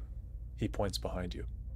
Turning, you see the ghostly shapes of 5 other Anamfatha. Another Orlan with tawny fur and a scarred face, a frowning dwarf, a black-furred Orlan, and 2 elves. Very well. Anamenfath Bethwell. Good then. She looks as if she's about to say more, but instead she begins to turn from you. The spectral Orlan takes another step from her, setting his foot down with a slow, heavy motion. Tendrils of essence strain between them, and he grimaces and leans forward, as if struggling against a gale. The angry Anamenfath winces. War. The spectral Orlan's voice is a rasping croak. They've headed for war. Remind them of Furwalt's warning. Does Furwalt's warning mean anything to you? Furwalt's soul image gasps. Taut threads of essence tug at him, drawing him back into the Anamenfath. He looks up at you again. I tried to tell them. The Builder's souls have touched even the Estremorwan. You'd better explain yourself. The Builder's souls have touched even the Estremorwan. There's no way you could have known this saying. Not unless you are a Galuth on Anams, a watcher of souls. Yes, I'm a watcher. That explains much. Feralt's warning came before the Broken Stone War. Feralt, my ancestor on my mother's side, was Anamfoth of our tribe then. When the Estramoric farmers defiled the builders' monuments, Feralt urged the other Anamfotha to patience. But louder, angrier voices prevailed. She folds her clawed hands in front of her and gazes down at them. Feralt believed that the invaders could be taught to respect the builders as we do. He also believed the builders' souls had spread to all peoples, and that we should avoid needless conflict with others. More practically, he worried that a violent response would only spur further bloodshed across the generations, and you can see where we are today. After 2 wars with the Deerwood, his warning is more relevant than ever. While Feralt's words were shrewd, they were ignored back then. Simply remembering his warning now will not undo the wars and the changes that the years have seen. There is blood on these stones, and that is all anyone remembers now. An image of a polished Audra cube flashes into your mind. There is writing on the sides, but the image is too faint for you to read it. The Anamenfoth turns away from you and looks at the ground, gnawing a pointed claw.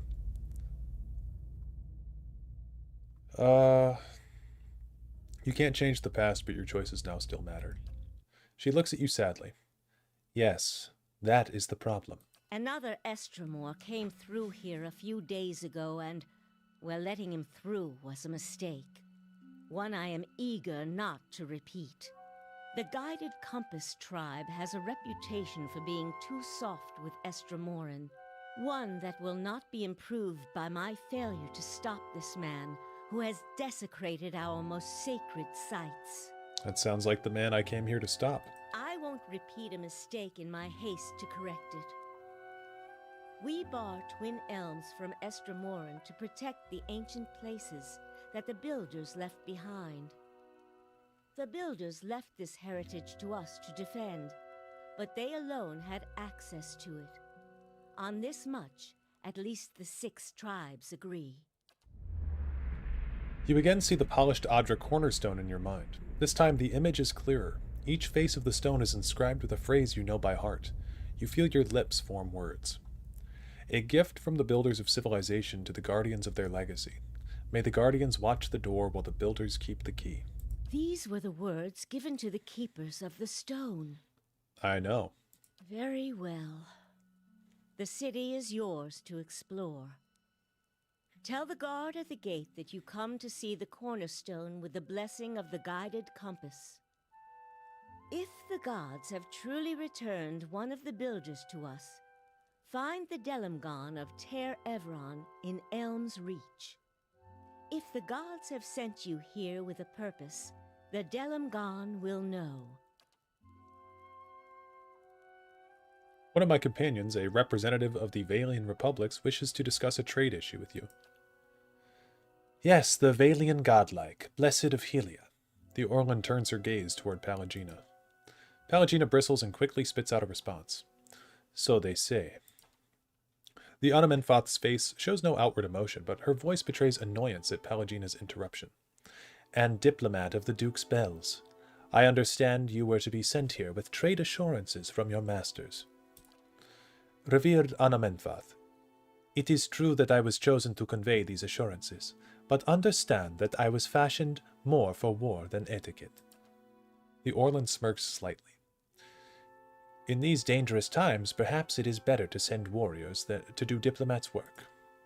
Pallegina musters a weak smile. Indeed. Anamenfoth, regarding the exclusive trade agreements. Her voice quavers slightly, and her golden eyes dart in your direction. I'll nod my head and smile warmly. Pallegina steels herself. The Republics feel it would be best, long-term, interest of all parties if you maintained your traditional good trades with the Deerwood. The Anamenfoth's long ears pitch forward. A strange turn. What do the Republics want, then? Pallegina speaks quickly but confidently. Ta'andra Taro pearls. That's such a weird thing to say. Trade will be picking up quickly on them in the Eastern Reach. You will buy them exclusively from us for the next 5 years. In exchange, we will be your exclusive market for Adraban and Karo Golan for the same period. The Anamenfoth considers Pallegina's words for several long moments. An interesting proposition, Valian. We will send emissaries south to discuss the details at greater length. Your appearance here speaks well of your duke's intentions. Pallegina bows deeply. Revered Anamenfoth. That's it. My position in the Brotherhood gone. I can't believe I just made up new trade terms to the Glanfath and Anamenfoth. Postinago. Pallegina, you did the right thing for the Republics, even if the Dukes can't see it from their vantage. You can deal with their disapproval later. Verus. They have a saying in Biajepe.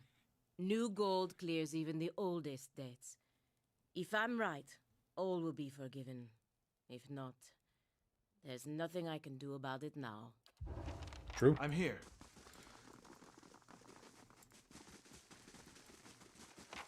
Let's see. About 3,000 more XP. So we got done with her quest.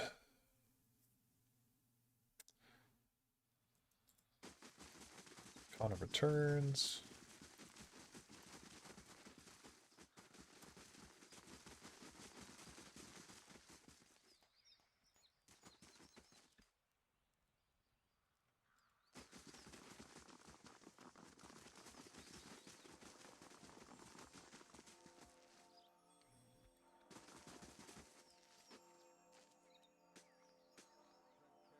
The guard places his spear between you and the path that leads beyond the gates.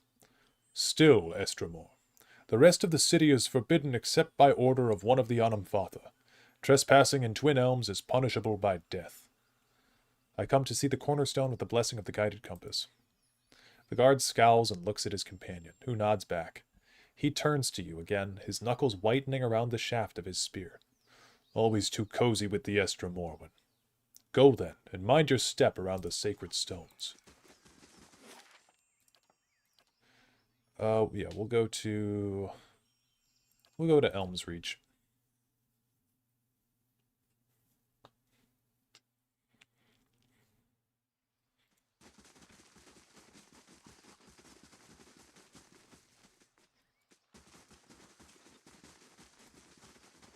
I think it's in here there's something we can do.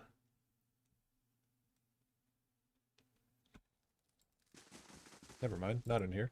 But there's stuff we can take. We'll have to remember that there's a camp supply in there.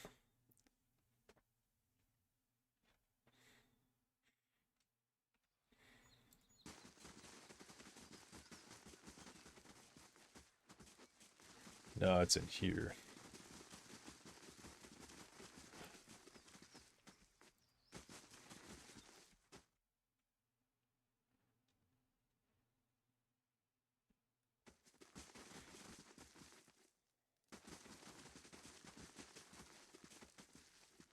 Okay. Estremor. A grizzled old elf, his hair braided and dyed, stands at one end of the hall. His arms and chest are cross-hatched with the pale seams of scars. His crooked smile looks like another. It's not many Estremorwen who are permitted into our sacred city. Bethel must be feeling especially soft today. Adair pays no attention to the elf, and instead has locked eyes with the Stelgare in front of him. He whispers to you. Do you think he'd mind if I pet his Stelgare? Come to hear your future at Ter Evron? His smile widens, exposing a row of yellowed crooked teeth. Or to make your own at Blood Sands. What's at Blood Sands? An ancient place of sacrifice. He laces his fingers together. In a cave by the great elms themselves. Reston and his druids have been an integral part of Glanfathan society for generations, no matter what some of the other tribes might say. Ere Glanfath has held its own against the Estremorwen because some of us still understand the power of sacrifice. He gives you an appraising eye. Does the thought make you uncomfortable? It should. It is what's kept our society alive for so long. Seamock crosses his arms over his scarred chest. Something else? Tell me about the three-tusked Stelgare. The boldest and fiercest of the 6 great tribes of Glanfath. It was we who first defended against the Estremorwen who came to shore 200 years ago. He raises his chin. We have always been the border tribe, and it has always fallen to us to hold the line against outsiders and invaders. You don't seem fond of us Estremorwen. His hunched shoulders straighten. I fought in the Broken Stone War and the War of Black Trees. I saw my brethren cut down defending the places of the builders, and I shed blood alongside Galvin Regt himself. He coughs. Now the Estremorwen seem to think that they will find a cure for their empty children among our sacred sites, or worse, that they will find sanctuary in our lands. His gaze darkens. And I've seen what happens when they set their sights on Glanfathan's soil. They are desperate. The best of them want to find a cure. The worst are looking for an excuse to plunder. Have pity, they're only trying to save their children. And when the Estremorwen invade us in force and bring their plague here, what of our children? In my 250 years, I've led my people through 2 wars. Our borders have remained intact, and largely through the reputation of the three-tusked Stelgare. His voice drops to a growl. I've sired a dozen children, but none have been deemed fit to take my place. I care nothing for the legacies that obsess the Estremorwen lords, but it is important that my successors continued this path. Is your role hereditary? Not entirely. We believe that the souls of our ancestors come back to us, that a strong soul may bear many more, but all souls must be tested by our elders. The Rio looked first among my children for a successor, but their souls were weak. Ordinarily, they would turn to others in my tribe, to clan heads and their families. Ordinarily. He levels his gaze. But we share a tradition of fostering the children of other tribes, and the Onumfath of Fisher Crane has trusted his youngest to my care. He grimaces. And as none of my own blood are fit to take my place, the Rio will look next to this bog child, the kin of another Onumfath and my forest daughter, to take my place. Couldn't you just send her back to her family? He shakes his head slowly. That would be a grave insult to the Fisher Crane. The repercussions with the other Onumfatha would be severe. I have no doubt that she would make a fine leader, but not among three-tusked Stelgare. The Orlans of Fisher Crane have lived in Thane Bog for 1,000 years. They are cunning and furtive by nature, which serves them well when they have swamplands to hide their movements. He crosses his arms. But this will not deter the Estremorwen on open ground. In my experience, soon as someone in power decides he wants something that doesn't belong to him, there is no deterrent at all. He points at the warriors gathered near the fire. Our savagery has deterred the Estremorwen from further encroachment. They still tell of our deed in the Broken Stone War. But if a child of Fisher Crane leads our tribe, we will lose that boldness, and the Estremorwen will lose their fear of us. The child will be influenced by the souls of her ancestors. In times of crisis, she will look to her kin in Thane Bog for guidance. No matter what I might try to teach her, it will not be enough. There is a way you could help, if you could steel your soft heart to do something difficult, but necessary. Go on. This Orlan girl has the soul of a leader. If it were passed to one of my own offspring, our tribe would remain strong. A Stelgare at Semak's side scratches its massive head on the Onumfath's leg. He remains steady on his feet. The Druids of Blood Sands have a way to do this, and they understand the importance of a strong line of succession for three-tusked Stelgare. So many empty children, empty families, and he would steal this child's essence for ambition. Let his ways die. Let his line end, if this is what it means. He gives you a key. There's a house in southeast Hearthsong, next to the river. The child will be asleep, and I've arranged for her to be unattended for a time. His voice becomes a quiet rumble. Take her and bring her to Keeper Werder in Blood Sands. She knows what must be done. When she presents you with the liquid essence, bring it back to me. What will Keeper Werder do with the child? His scarred face twists again. Have you seen the rituals of Blood Sands? She will sacrifice her. It is the only way to distill her essence. Be easier to kill this fella and distill his essence.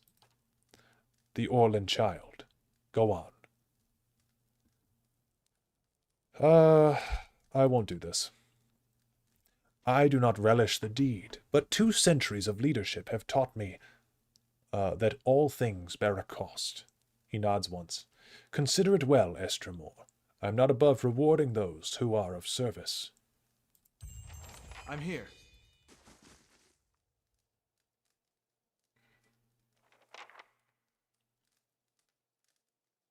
Liras. A young man approaches you with a swift and purposeful stride. While you've never met him before, he has the same stern, wild look as Seamok. He doesn't speak until he's right next to you. When he does, his voice is quiet. Wait. I saw you speaking with my father. What's this about? He glances back at the room with Seamok. He's asked you to sacrifice Vela, hasn't he? He grits his teeth. Maybe he's right about 3-tusked Stelgare growing weak. But if this is the price of strength, it isn't worth it. The tribes have survived this long because we've stuck together. It's how the Republic survived during the collapse of the Grand Empire. Had any of the great cities sided with the Empire, we never would have broken away. Yeah, I would never hurt the child. You did not seem like one who would, but my father will find someone who will. He doesn't give up on an idea easily. But there may be a way to stop him. He frowns. There's an herbalist among the ovates of the Golden Grove. Bleda, that's her name. They all gather southeast of here on the river. She could brew a poison. Seamok wouldn't know the difference until it's too late. There's an easier way to kill Seamok, you know. His warriors would surround you in no time. Besides, it's simplest if this happens quietly. Why not just return the child to her birth parents? It's complicated. A child sent to be fostered by another tribe isn't allowed to return.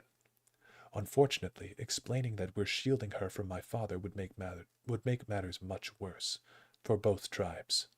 He tugs at a thin beard. You want me to murder your father?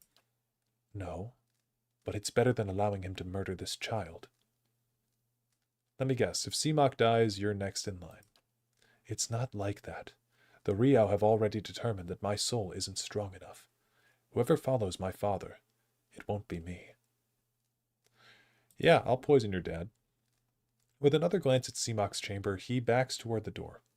Like I said, you'll find Bleda in the Golden Grove. Good luck. I'm here.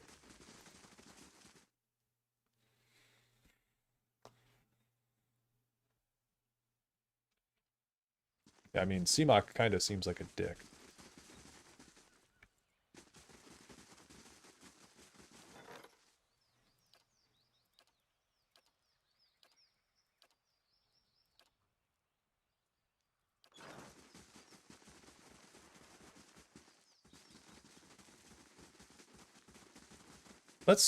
We're going to go into the main area here. You have stayed true to our cause, Inquisitor, when so many others have not. For every heretic we confess, for every betrayer that burns on our pyres, new sheep continue to flock to Iavara Extensios. But not you. I underestimated you in the beginning, but no longer. You honor me, Grand Inquisitor. It is not for honor that I summoned you today, but for duty. Too many of our own have confessed upon the wheel and the rack and the flame. Too many of our faithful have had their minds poisoned by the Kratom witch. The tide is against us now. We have but one option. Iavara's following must see her exposed for what she is. She must confess her heresy before my court. How would we reach her? Not in Kratom, surely. Their lord has embraced her heathen faith and protects her with his army. But in Oceanus, things would be different. The king of Oceanus is a sinful man. We have helped him to see the error of his ways, and now he fears for his soul. He would pay any price for absolution. But how would we get Iovara to move to Asionis? You have already done much for the Inquisition. I wouldn't ask this were there any other choice. Okay. I think Aethys would support your actions. I think so too. I think the Gone aspect of him is super interesting as well. Doesn't really get touched on in this game. Two identical women seem to fade into view as they move away from the great trees that camouflage them. Their skin is tree bark, rigid and scaly, wreathed in a curling tangle of roots, buds, and blooms. Their hair hangs beneath the shade of serrated leaves like the drooping branches of the elms above, and the pupils of their eyes are encircled by hundreds or even thousands of concentric rings, as if to mark the accumulated wisdom of millennia. Turn around, flesh creature. Outsiders are not permitted to approach the elms. Do you not feel it, sister? Something familiar. An ancient soul, like the other one. Another defiler, no doubt. Let us fell him and be troubled no more. It would pay the debt of his predecessor. So it would seem, Rhiannon. But we must not hasten to judgment. I see a different motive here. Different questions in these eyes. What of it, young trespasser? Is it as my sister says? Or are you here to stain this place with foul deeds? I seek a man who came through here. It sounds as though you've already met him. There! By his own admission, Sheetha. Really, sister? And you wonder why your leaves begin to fall out before midsummer. Clearly that man did not want to be followed. Whatever the relationship here, I suspect it is anything but cordial.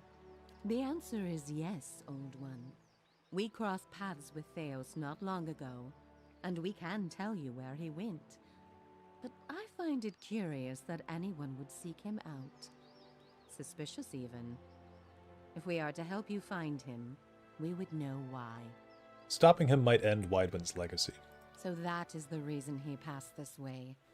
This is low, even for the Leaden Key. I told you we should have confronted him, Sheetha. He has always been a poison. It would have been the last thing we ever did, sister. Who can be said to have ever gotten the better of Theos? Yes, but imagine how much fun it would have been.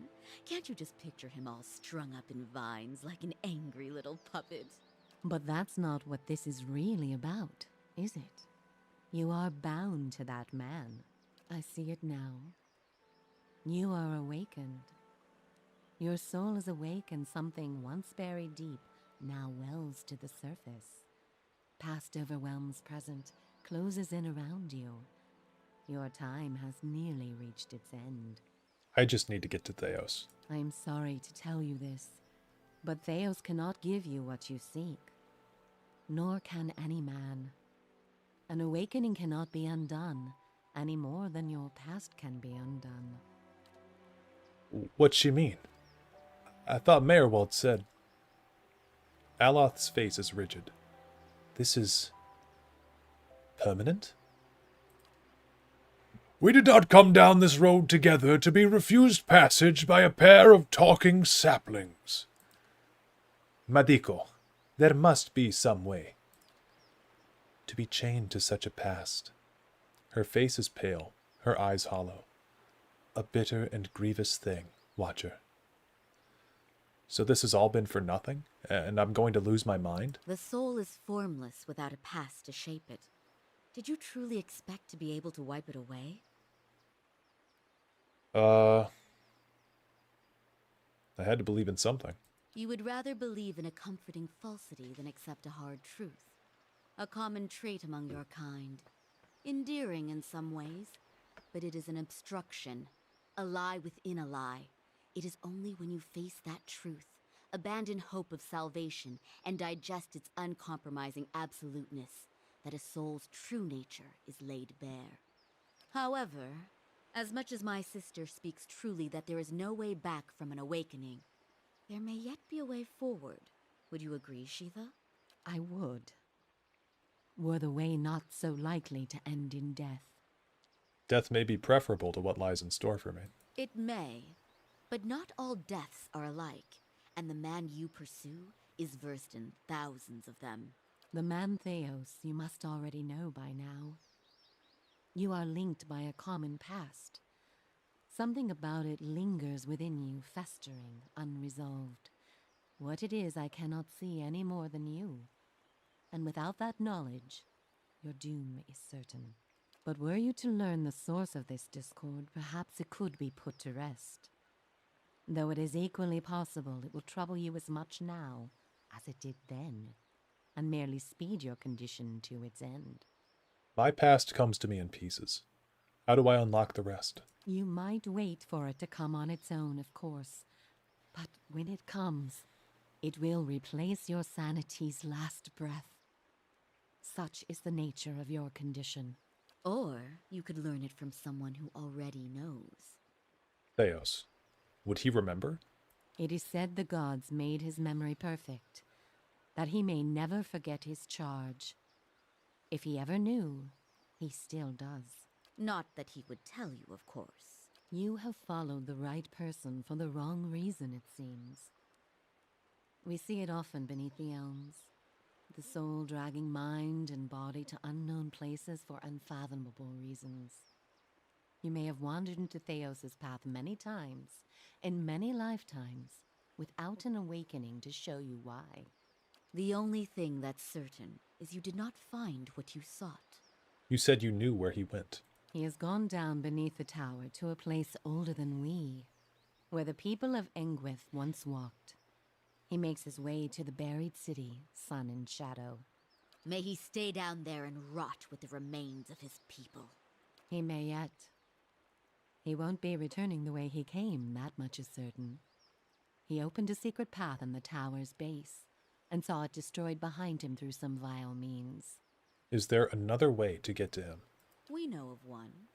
On the burial isle, through the court of the penitents, Braeth Yaman. A shortcut, in fact. Don't be cruel, sister. The way my sister speaks of is not for the faint of heart. A great pit at the center of a forgotten court, where faiths were judged in place of crimes. To most, it is simply a gateway to death. With the help of the gods, it can take you where you want to go. What do you mean with the help of the gods? The pit is said to have been a means of judgment by the gods. Those cast into it are meant to die. It is that way you must pass to reach Sun and Shadow. The court is old. We do not know much for certain, but it would seem only the gods themselves can grant passage. What is this court? No more than a ruin now. It is older than we, a place for the trial of heretics. We were not here to witness it, but at one time there was a group that refused to acknowledge the gods. Neither the first nor the last, of course, but these were numerous and all put on trial for it. Those who did not repent were cast into the pit and imprisoned below. The fall killed them, of course. The prison was not for people but for their souls, and their sentences were eternal. It is said that many of the condemned repented and were permitted by the gods to ascend from the pit, so long as they pledged their service to one of them. But these are old legends. How would I ever get the gods to help me? Behind us is Ter Evron, said to pierce the shroud itself and a place of communion with all gods. If ever there was a time for prayer, you have found it. Who would I pray to? Any god you can, I should think. I would pray first to those gods you like best. I hope for your sake the feeling is shared. So the only way to get through this pit is to pray for help. Not the only way. Just the only one that doesn't end with your body impaled on jagged rocks. Okay. Before you go, tell me this, old one. I'm curious. If you were to subdue your enemy, what would you do with him? What would give you peace? I need to understand our history so it may be put to rest. Nothing more. A great many questions still to be answered. All the same, think on this matter. Be assured in your course. In the end, it may mean all the difference, not just to his soul, but to yours. And be warned. Some questions have answers that can never be learned. and it is those that trouble the soul above all others. May you find an answer to yours. Okay. We've got some loose ends to tie up before we do this shit. Definitely some loose ends to tie up. Did you hear that? About our awakenings being permanent? Yeah. Oh, wait. No, what I wanted to do was I wanted to get the quests first. So we're going to go in here for a second, because this isn't the end of the game. Yeah, a lot of them actually. Yeah, we've got a lot of loose ends to tie up. I mean, just in Twin Elms, though. We're going to go into the DLC, obviously.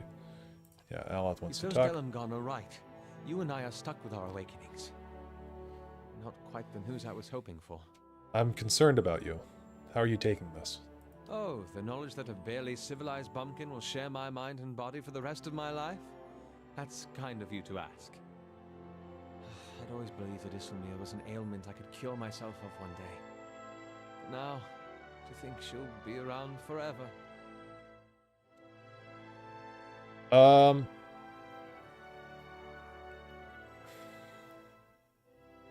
Say she's not that bad. Overstarched tunics, burnt toast, Rawatai sherry, those are not that bad. But having a stranger pop in and out of your head at will, it's unpleasant, I assure you. And on the bright side, I've got plenty of time to figure out how to deal with her.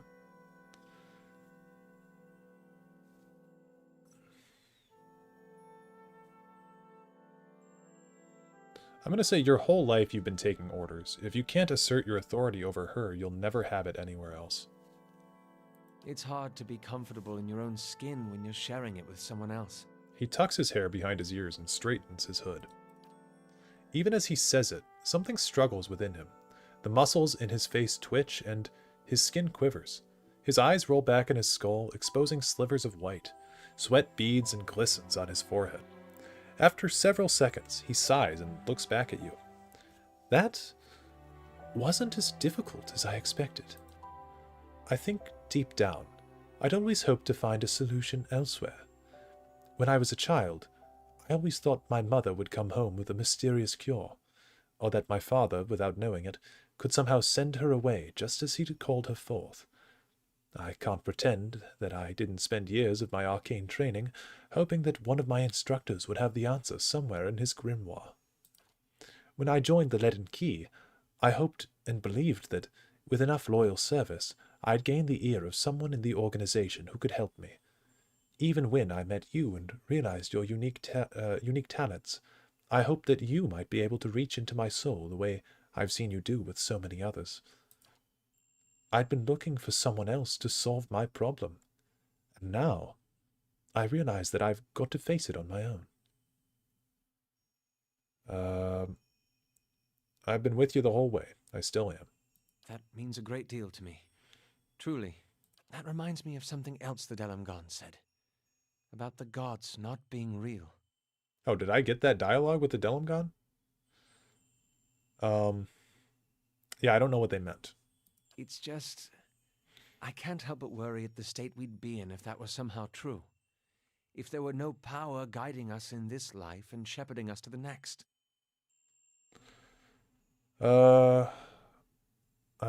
Let's just hope that's not the case. Truer words were never said.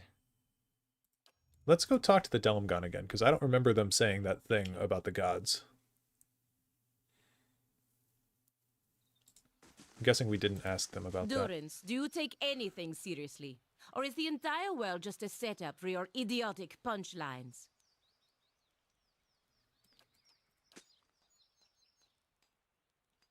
I'm here.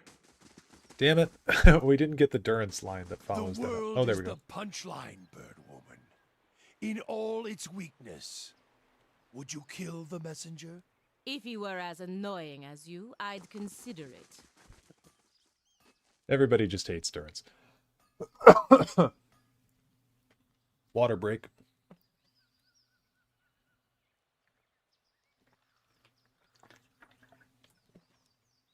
Dude, I gotta get a new microphone. There's no way you guys heard me drinking that water.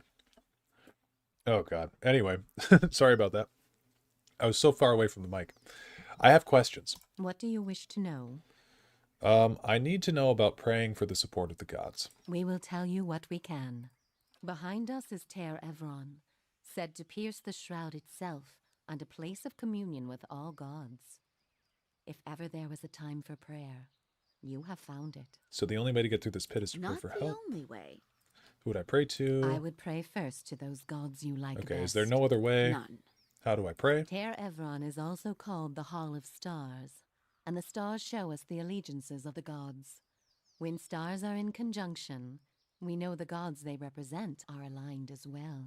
You should choose a place to pray where you'll be closest to those you want to hear you.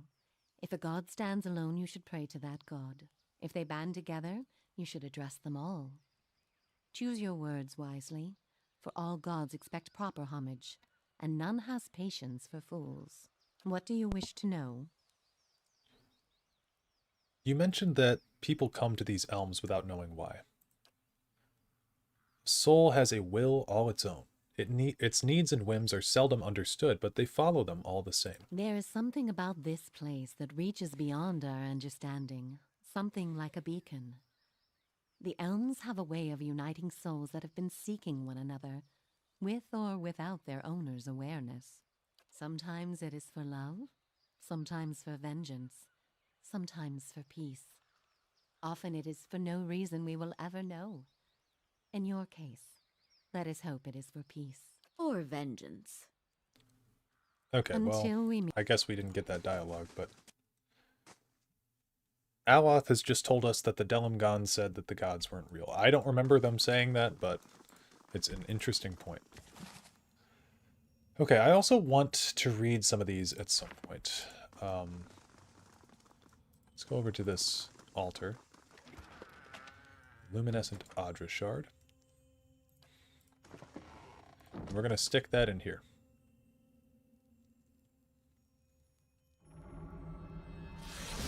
Magnificent.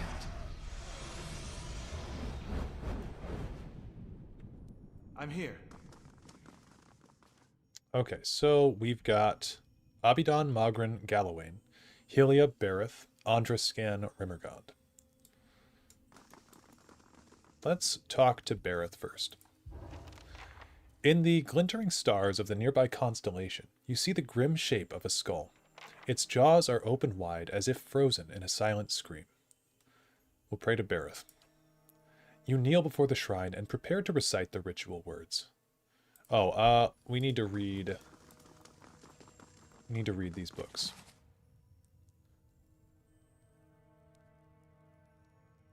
I think it's up here. It's in one of these. The Many Faces of Berith. How fitting that we know the god of cycles, doorways, mortality, and inevitability as Berith, while the Valians know this very same god as Corono. For if nothing else, Berith teaches us that duality exists in all things. There is life in death and death in life. Embrace this duality, and you honor Berith. In the ruins Glonfoth, Berith is depicted in the form of two semi-skeletal figures, one male, one female, Benwyn Ianku and Anku I Benwyn. Literally, life and death in life in the Glonfothan tongue. Male and female, inside and out, life and death. We often think of Berith by imagining two sides of coin, or the two endpoints of a journey. It is said that Berith has the most petitioners of every god, and this is likely true.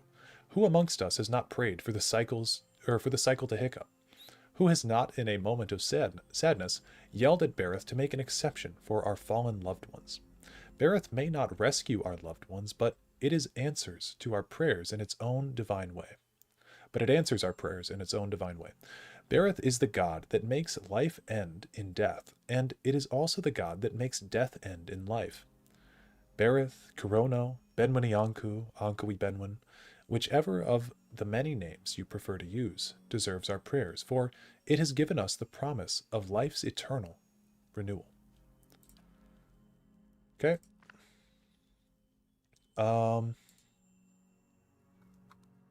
Yeah.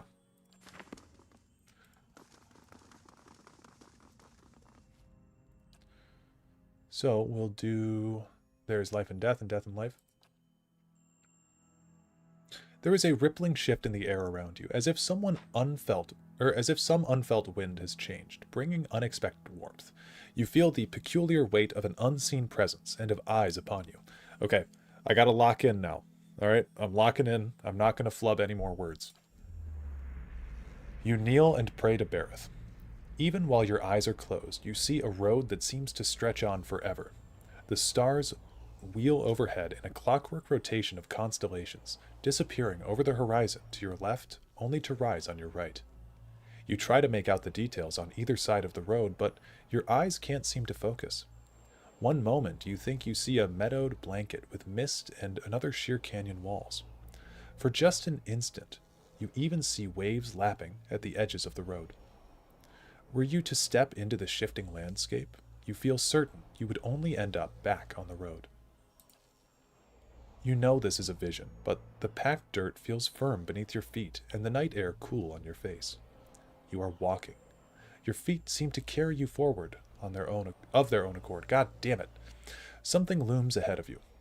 As you get closer, you see two stone figures that look strangely familiar. Benwini Onku and Onkui Benwin, two of the oldest representations of Bareth. You remember the door to Cleoban Relog and the two figures carved into the mountain next to it. One looks vaguely male and the other vaguely female. Only a thin layer of flesh covers their skeletal bodies, which twist to face the doorway between them. The doorway, however, is not what you saw in the ruins. It's a skull, gaping and jawless, and as you look on, its open mouth seems to grow. The arms of the two stone sculptures are swept toward the mouth, inviting you in. The road continues through the maw to another shifting landscape surrounded by stars. As you pass through it, you see an identical doorway in the distance. A dwarven man stands near it, unmoving. You turn and look behind you, only to see the skull gate you just passed facing you. An elven woman waits in the road. Like the dwarf, she stands still. Approach the dwarven man. You continue down the road toward him. He looks up as you approach, but you can't tell if he's looking at you or through you. His face is smoothed but flaccid, as if the flesh is detached from the muscles underneath. As you look on, his face begins to change. Wrinkles crack at the corners of his eyes. His mouth sinks, carving deep lines from his nose to the corners of his lips. His jowls sag, and the loose flesh hangs like dough. He raises his cupped hands. They're covered in blood. He lifts them to his face and smears himself, from his newly creased forehead to the wattles of his neck. As he massages the dark, sticky fluid to his skin, the fresh wrinkles disappear. The hanging folds recede, and his flesh tightens, as if re-adhering to his skull. He lifts his head, and this time you know he's looking at you. His renewed face looks like a mask, artificially smooth and still. Behind it, his black eyes are two hungry pits, yawning like the empty mouths of skulls. Come, make your sacrifice to the Ethic Knoll. His body blocks the path. He extends a bloody hand toward you. We'll take his hand. You grab his hand, but his skin gives too easily under your grip. As you try to pull away, you hear a noise like dried canvas tearing. His skin splits, following a long seam that begins at his arm and stretches the length of his body. Blood gushes forth in such quantities that you can't imagine there was ever anything else in him. Sure enough, as the dwarf empties of blood, he collapses like a desiccated husk. The blood in the path gleams with 1,000 souls' worth of essence. The essence evaporates, trailing shining filaments into the night sky. Only now that he is dead, you can continue onward. The blood pools around your feet, and you look up and see the elven woman waiting further down the road. Approach the elven woman. You start toward her. There's something unnatural about the way she stands. She's too still. When you get closer, you see that her legs taper into a slender trunk, and in place of her feet are gnarled, twisting roots. She lifts her face to an invisible sun. Her long golden hair is the color of autumn leaves, and as you look more closely, You realize that her head is actually covered with tendrils and vines sprouting brilliant yellow leaves. Each glimmers with the essence of an entire soul. She gives you a beatific smile? She gives you a beatific smile. As you look on, the leaves slowly fall from her head and settle at her roots. They melt into the path beneath her, and almost immediately, new leaves sprout in the place of the old. She reaches toward you, still smiling as roots spring from her fingertips. Her outstretched arms bar the path. Come, graft your soul to the golden grove. We'll take her hand. Her roots twine around your fingers, and as they do, they grow rigid and cold. Her outstretched arm petrifies, and as a rough stone bark overtakes her flesh, she can only look on in horror. You break away from her brittle grasp. Her feet are rooted in place, but she twists and writhes as if trying to flee her own dying limb. The petrification reaches her shoulder and spreads down her body, freezing it in a painful arc. It creeps up her neck, and she throws her face skyward like a drowning swimmer. The grayness covers her face, freezing her gasp in stone. Now that she is still and lifeless, you can continue past her. Only the golden leaves on her head remain untouched, and as you watch, they fall one by one to the path below. They shrivel as the shimmering essence fades from them. A voice echoes along the road, barely more than a whisper on the breeze. Return them to the wheel. You lift your gaze and see the skull gate ahead of you on the path. The candles of Tir Evron wink through the open mouth. Okay, so that's our vision from Dareloth. Let's go read a book about another god. The Midwife's Memoirs. Okay, again, we are locking in. We're reading a lot. This is the reading segment of Pillars of Eternity. My mother lived every note of life's song. Bringing me into this world was her last verse. For this, my father scorned me and abandoned me. And for this very same fact, my town's midwife and adherent of Helia raised me as her own. When I came of age, I learned that Helia visits us on the screams of women in childbirth, and when a woman dies giving life to her child, her soul is carried away and reborn as an avian attendant of Helia's court. Through the miracle of the Queen of Birds, my mother has been with me, watching over me my whole life. I wear the fetish charms of the Cloud Singer, the bird I dreamt my mother became. My feathery trinkets look gaudy and unbecoming, but it is a signal fire to women in need that I am a trained midwife, blessed by Helia and living every note of life's song. The Queen of Birds wills us to shepherd new life into the world, and not, as the other gods so often desire, to end it. A follower of Magrin once mocked my faith, saying I worshipped paintbrushes and birds, piddling things beneath the gods. I do not resent the other gods and the brutal necessities that they must oversee, but is it not language, love, the arts, and creativity that which separates us from simple beasts? Helia allows us to rise above our savage, feral selves. I am often amused that, upon seeing our holy aviaries, visitors frequently ask, "This is nice, but where is the real Temple of Helia?" Perhaps they think hallowed grounds requires oppressive stonework and ceilings that hide the skies. They do not realize the Bird Queen stands not on ceremony. She makes herself manifest in the music of birds and in beauty of the ubiquitous open sky. Helia prefers the worship of 2 children singing over 1,000 petitioners silently praying for victory. The Sky Mother asks so little of us, and yet so much. We are charged to live every note of life's song. It surprises me how many fail to embrace this divine calling. Okay. So, that's Helia for you. That's why I was reading that. This shrine sits before a bright constellation, its stars forming the oval shape of an egg. A pair of wings sprout from the egg, stretching out to either side. Okay, we'll pray to Helia. Live every note of life's song. Your words seem to ring in the air, your voice rendered melodic and lilting by some unseen art.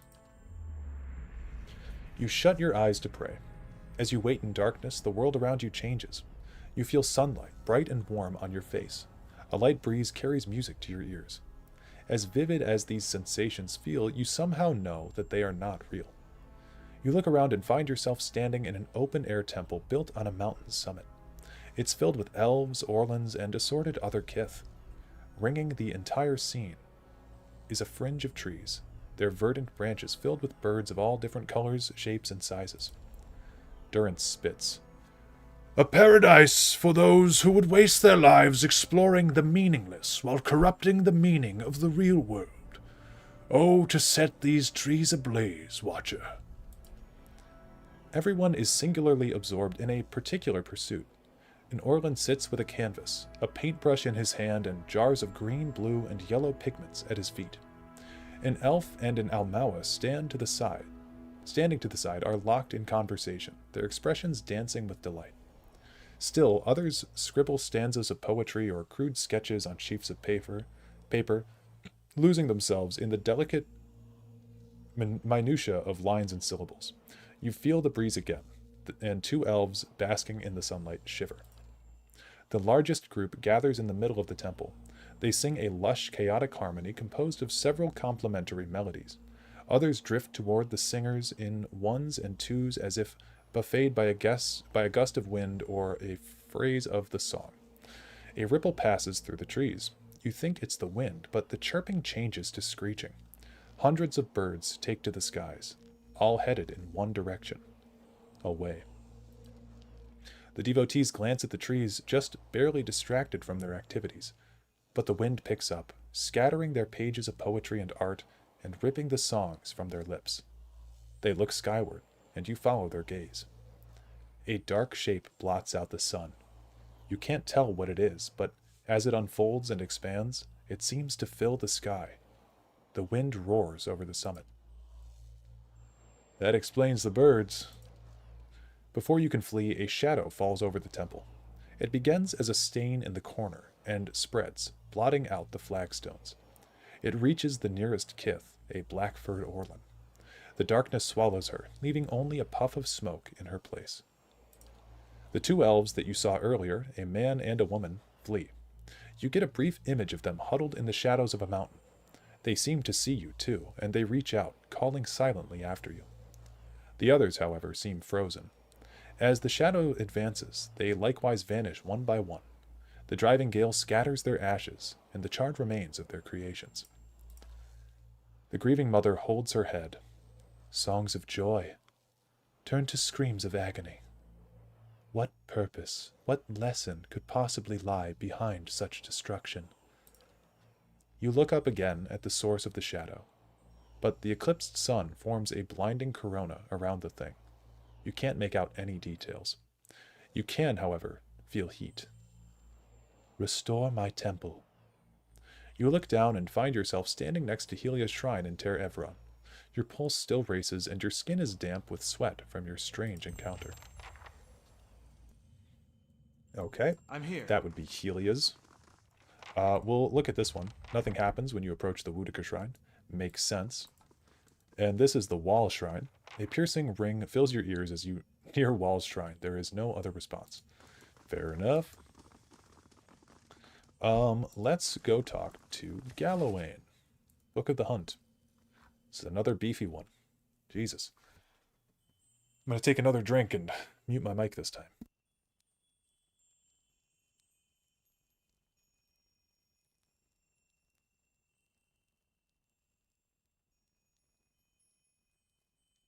Okay. When my students ask to be taught the ways of Gallowayne, I tell them they have already failed. Does one ask a deer to present itself as dinner? Of course not. One must outwit, outmaneuver, and overpower the deer if one dreams of venison. So it is with the seeker god. To ask a question is weakness and idle indecision. To seek answers is to understand, and to become one with Gallowayne. Survival begins with strength from within. But I only strike my students when they ask the second stupid question, for all of us begin young and weak. It is a point of fact, and not one of shame, and a central tenet to Gallowayne's teachings. Perseverance and cleverness are prized by Gallowayne above brute force, a fact my young pups often forget. It is right and proper that the strong lead the weak, and it is equally proper that the strong be continually tested until the balance changes. Galawain celebrates the strength of the victor and the prowess. Um, and the prowess of the well-fed predator, but above all, the clever hound celebrates the transformative nature of strength. Galawain's greatest desire for us is that prey becomes predator, muling babes grow into strong hunters, and the lost find their own enlightenment. This philosophy is best exemplified by the rites of the Anamfatha of Eir Glanfath. When one of the Glanfath spiritual leaders is old and nearing death, it is customary to enter the woods and confront Galawain's herald. If the seeker god finds that the Anamfath's life, deeds, and soul worthy, the reward is a quick death, and his soul joins Galawain's pack. If deemed unworthy, the Anamfath is killed, his soul forced to find its own way to the next life, and his memory erased from the records of the tribe.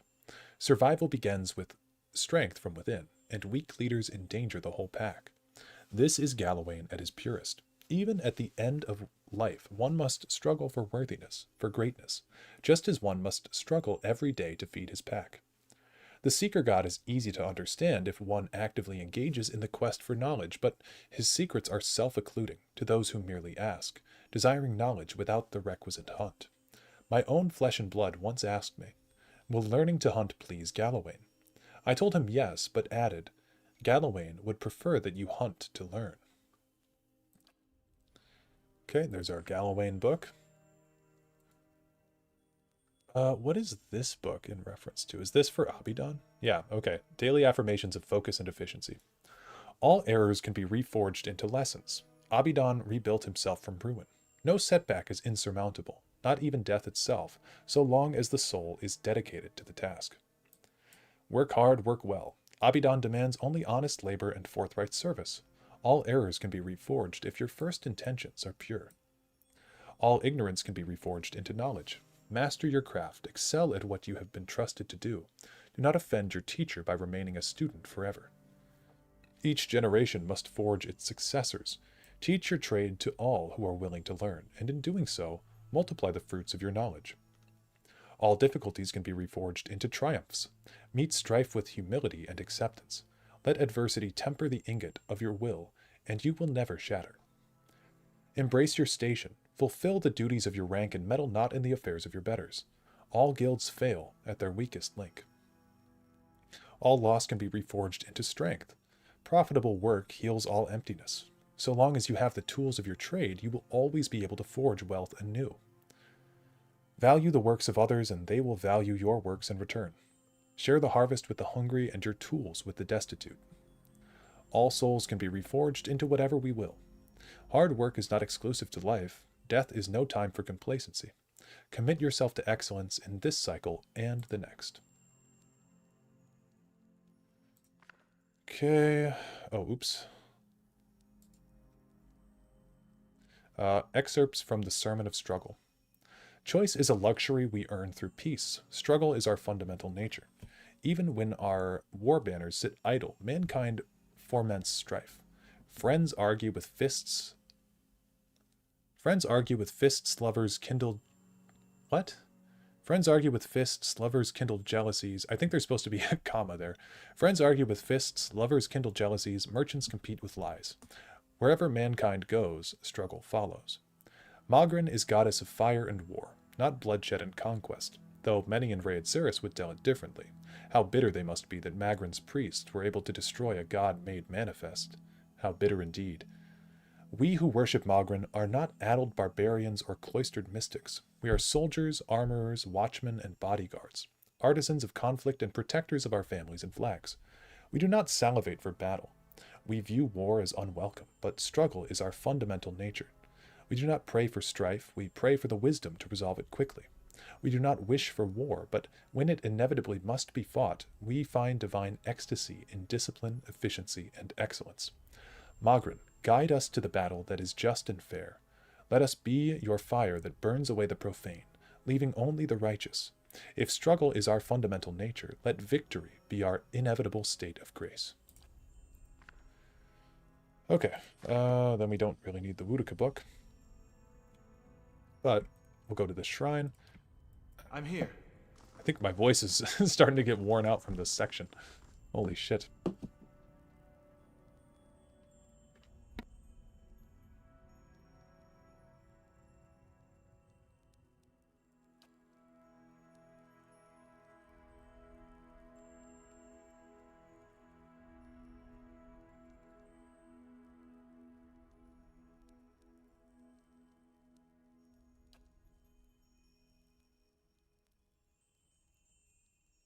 The air around you stirs, and a gust of warm wind blows across the back of your neck.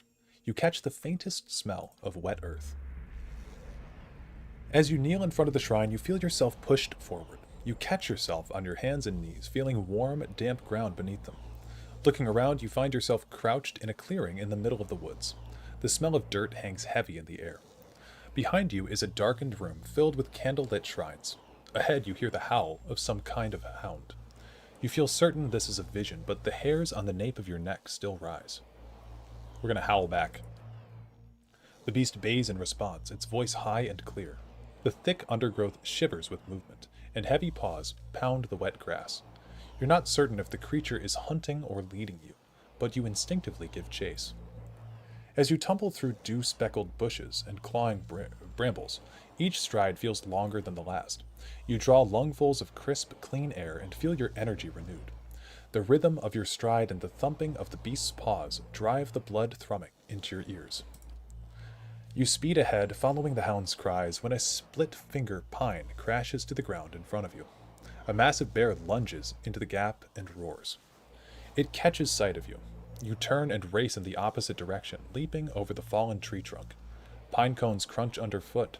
The bear lumbers after you. Its hot breath washes over the back of your neck, filling your nose with the rank odor of slaughter. You see a clearing just past a thicket of broadleaves and sprint toward it. As you break through the foliage, you see a massive lioness curled up in the clearing in front of you. With a last burst of energy, you divert your momentum and hurl yourself into the bushes.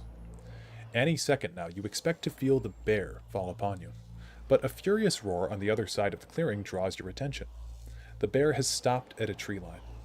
It swipes the empty air with claws large enough to rend armor, but it does not advance.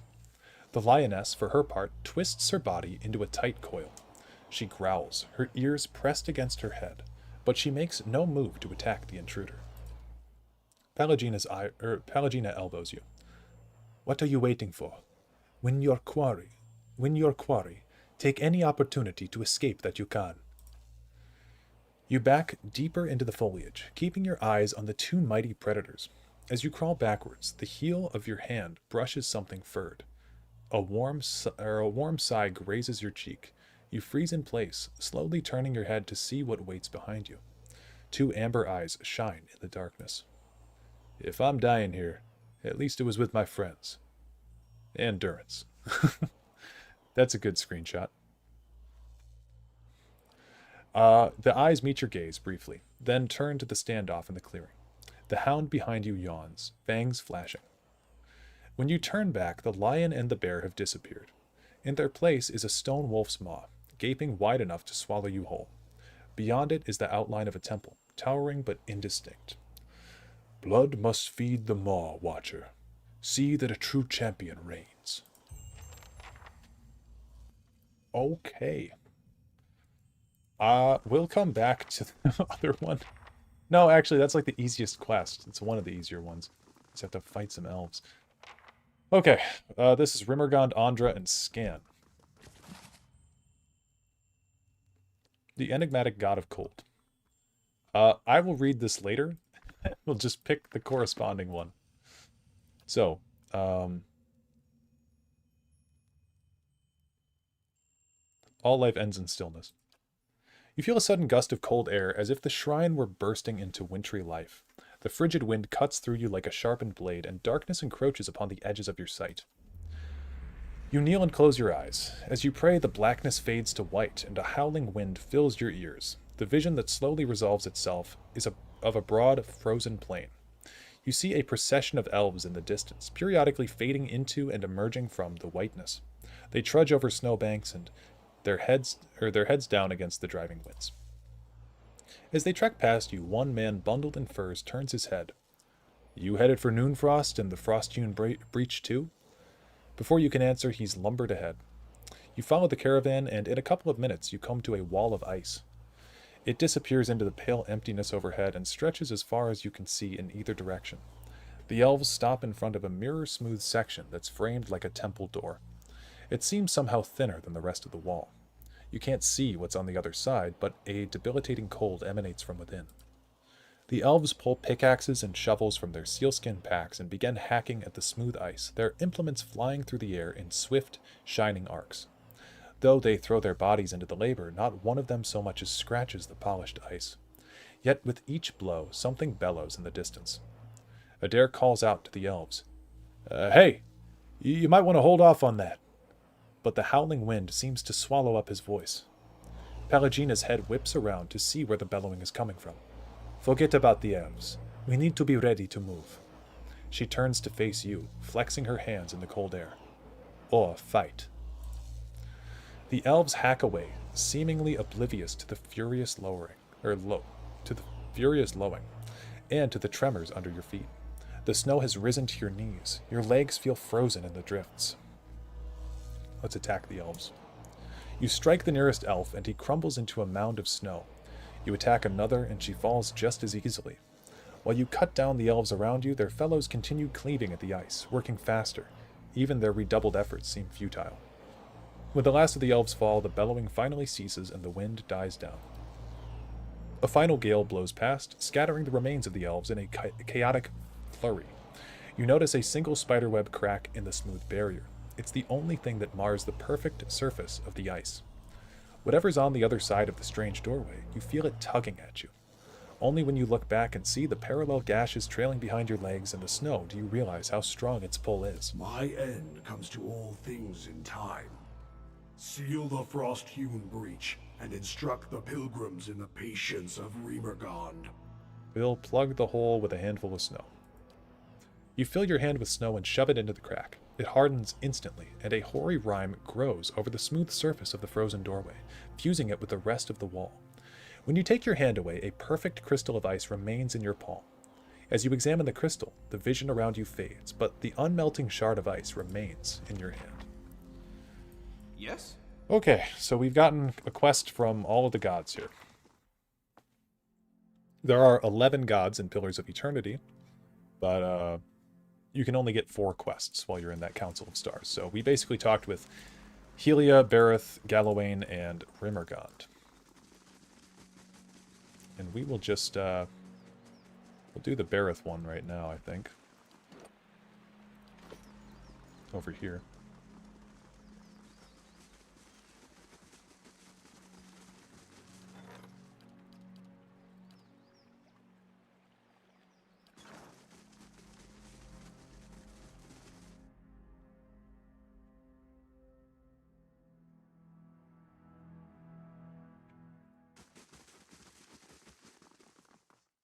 The Ethic Null welcomes your presence, supplicants.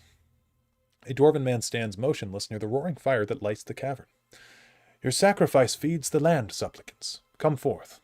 A gust of smoke curls around him, licking the charred flesh that bulges on his forearms. They suddenly flex. Estremor. The dwarf holds his fist in a tight grip. Your kin doesn't come here to share with the tribes.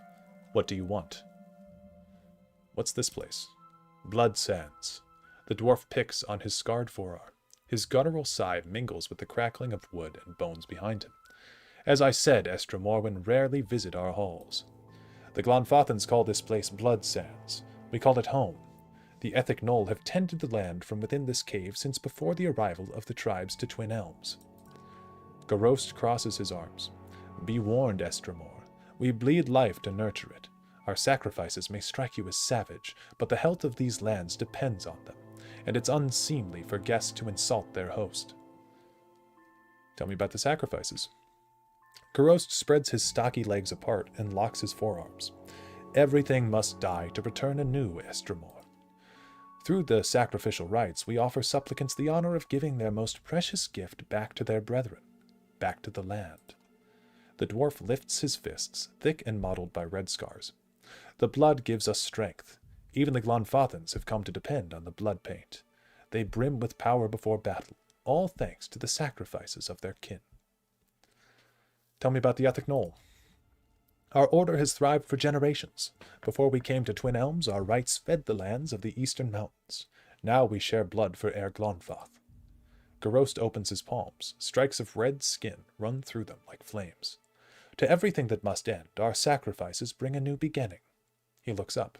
We sustain what's to come. Remember, Estremor, you're a guest in these halls. Respect our ways, and we'll tolerate your presence among them.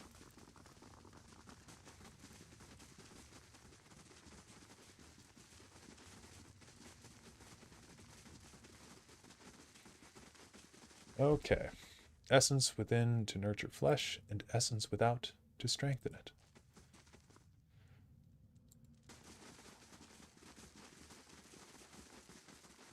I'll see what I can find. Button there.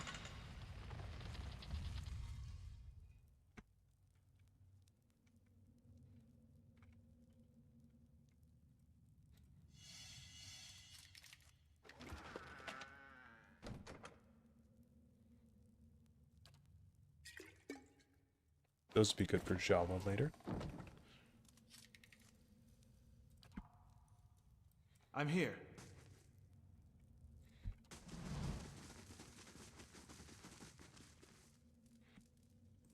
Okay, I think this is going to be a really tough fight.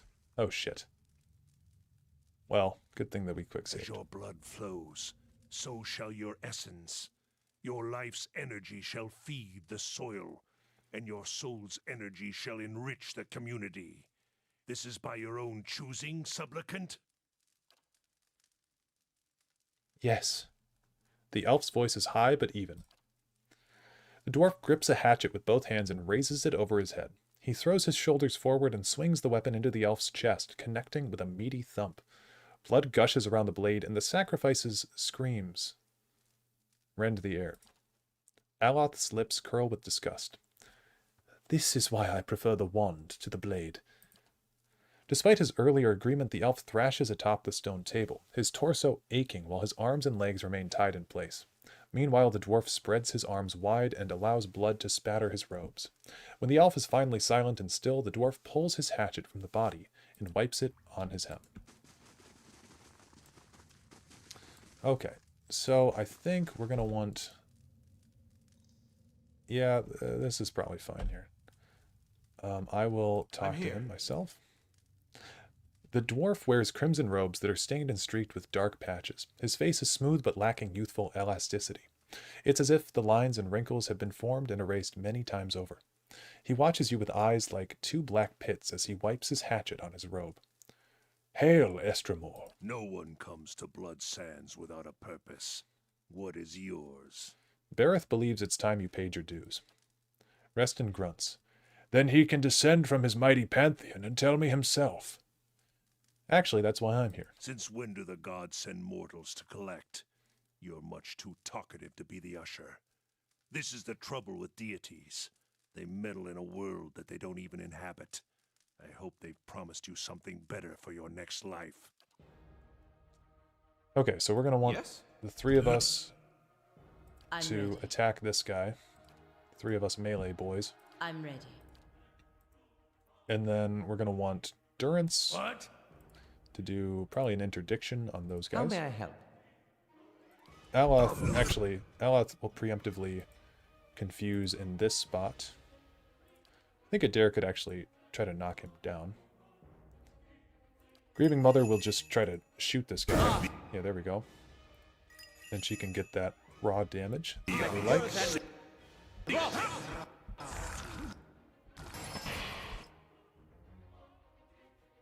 Pallegina, can she not attack this guy?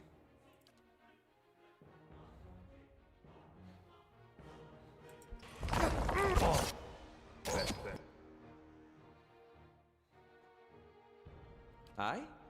Okay, Aloth. It's 2 per rest. Oh shit, well I turned that on accident. Let's just have Aloth do that, I guess.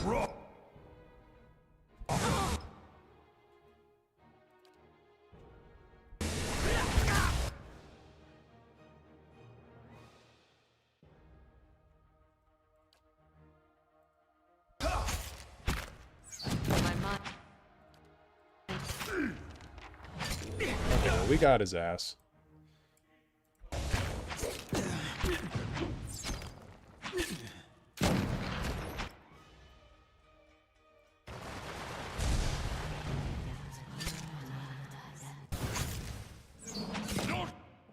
I'm ready.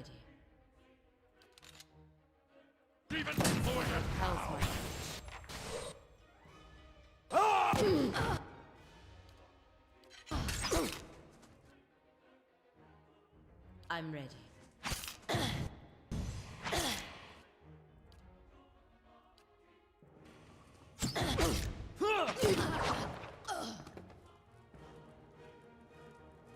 Okay. Your will, Watcher. That's not that bad. Not that bad of a fight.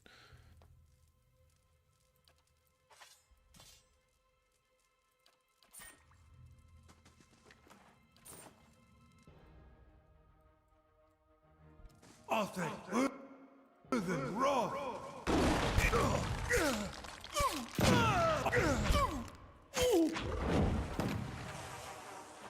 Sir.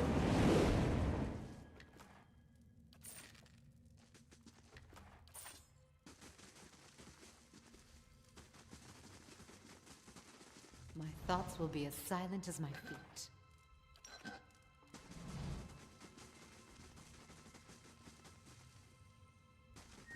Be cautious. Be constant. Lavaru beyond. What repels my touch? Lavaru beyond sea.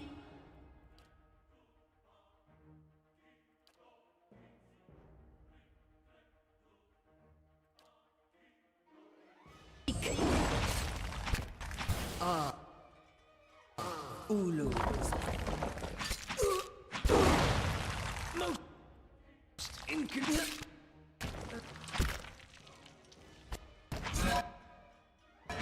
Moe. Moe. What?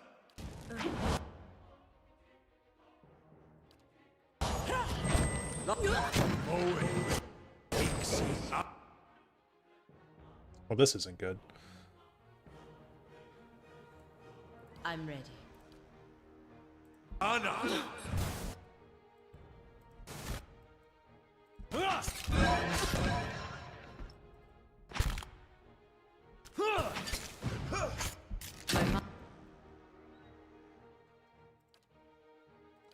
Mind feels sharp as steel.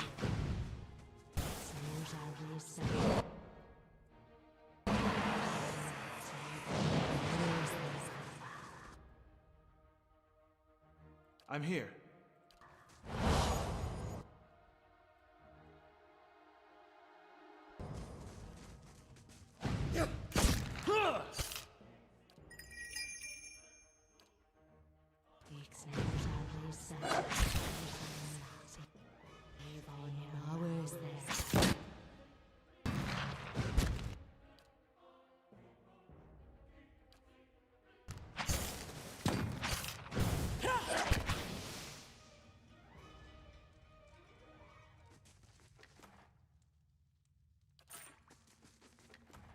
Yes. I'm here.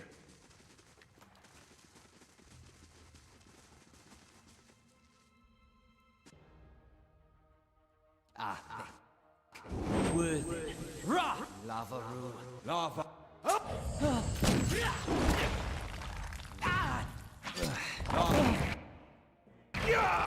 Lavaru.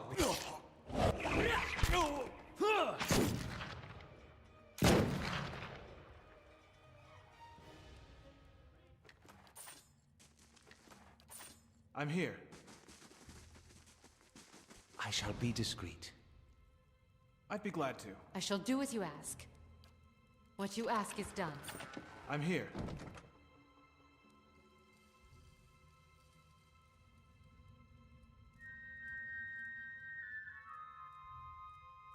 Something here calls to me. Within.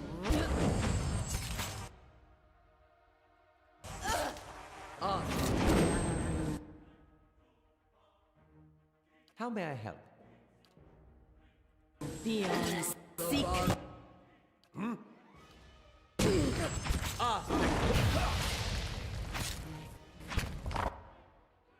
How may I help?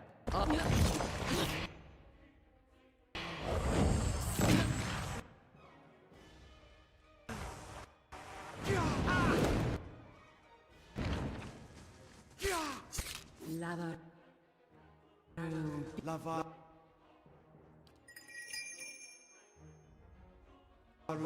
Beyond. Seek.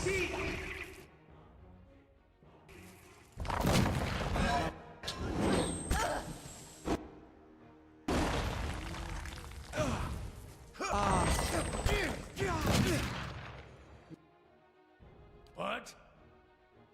Beyond. Seek.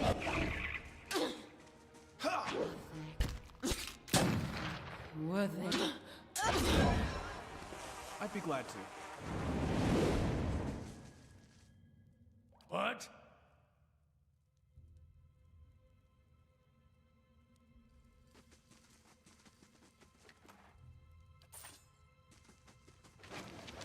Bye. I'm here.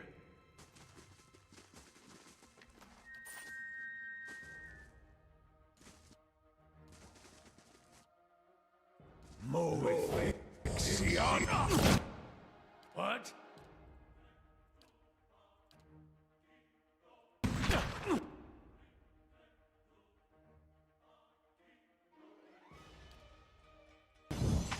Lava. Yes?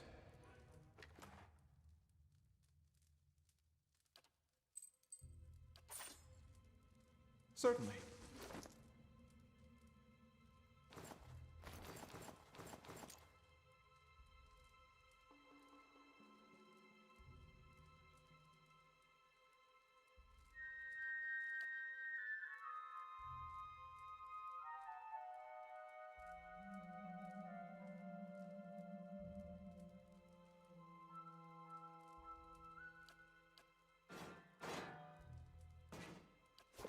I'm here.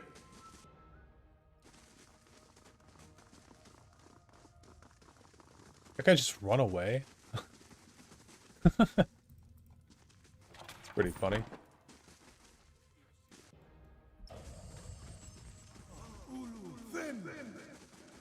What the fuck?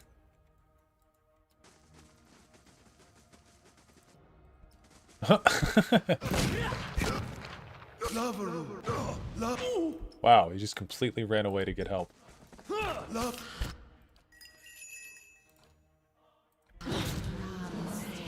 stuck over here. Aye? My mind feels.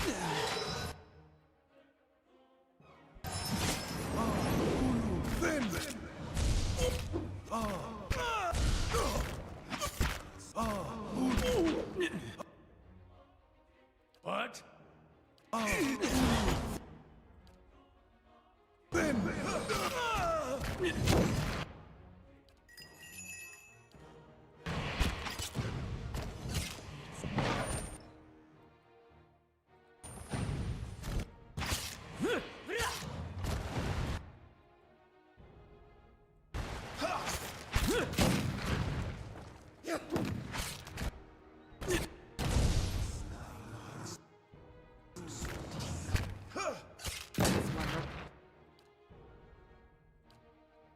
Never actually completed Bareth's quest except for the achievement. Really?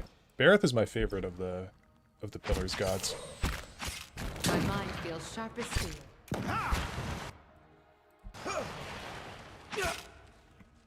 Bareth is like one of the few gods that I would actually How may I help? legitimately follow, probably.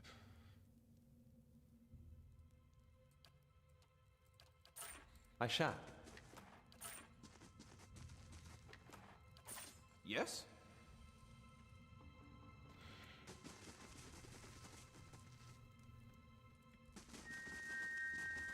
I'll see what I can find. Part of me thought that it wouldn't really make sense for anyone really to go kill an entire here. cult. Well, you're not really supposed to kill the whole cult. You're just supposed to kill the one guy that's been sustaining his life for too long. Margaren's fire basically. cast light in dark. Okay, I think I know Aloth is really low. Let's actually move Aloth back. Okay, yeah. I know Aloth is super low, but I think we can get through this without him. Laying low.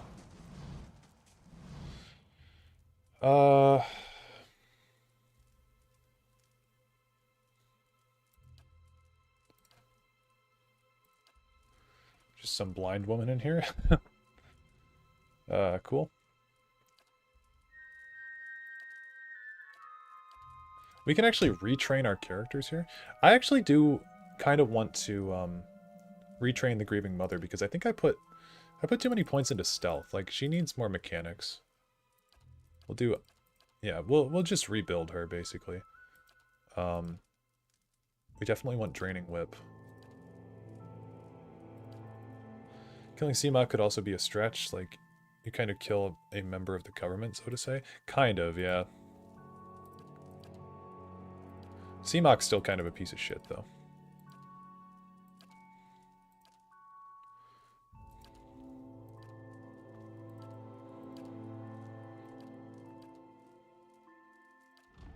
Oh, yeah, Soul Ignition. That's really good. Forgot about that one. Let's do Secret Horrors and Soul Ignition.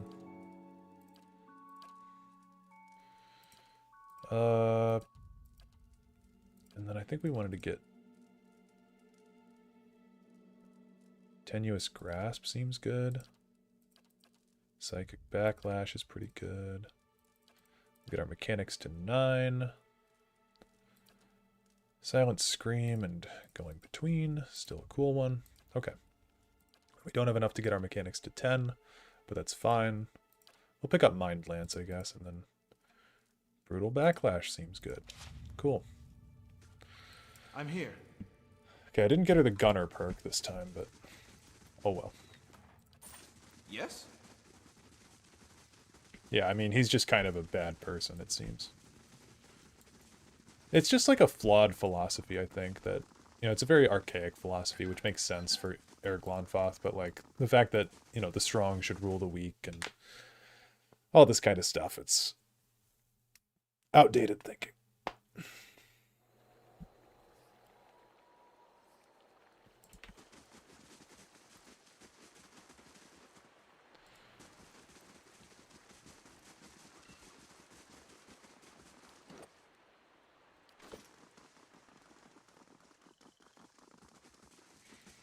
Okay, there's someone over here that we can talk to.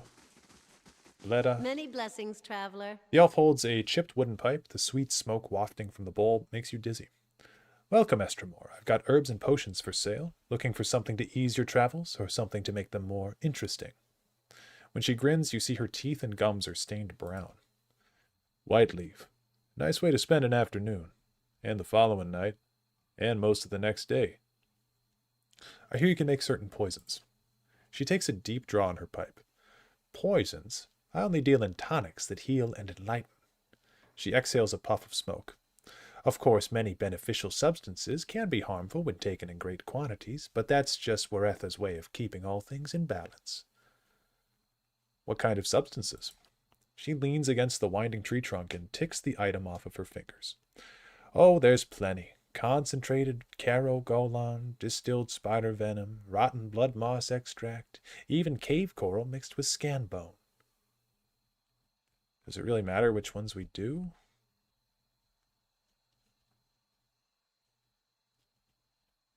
Spider venom? She stops counting and scratches her head. What would you want with something like that? Well, my friend Stelgir is dying and he wants to ease the creature's passing. She frowns, her teeth clamped around the pipe. Poor thing. Here, take this. She gives you a vial filled with dark fluid. It works slowly, but this will send him back to the cycle kindly enough. It doesn't, that's good. Just see that it doesn't get misplaced. Half that dose would kill an Almala. Okay. I'm here.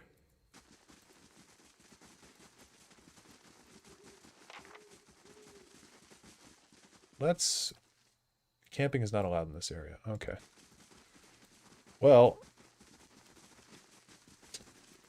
let's go back to Cadnua then.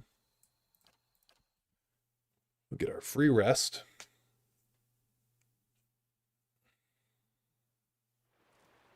Gelade, well done. A formidable fortress in the old style. We don't build them like this anymore, you know. Not by the sea. Too vulnerable to cannons. We'll get the Artificer's Hall.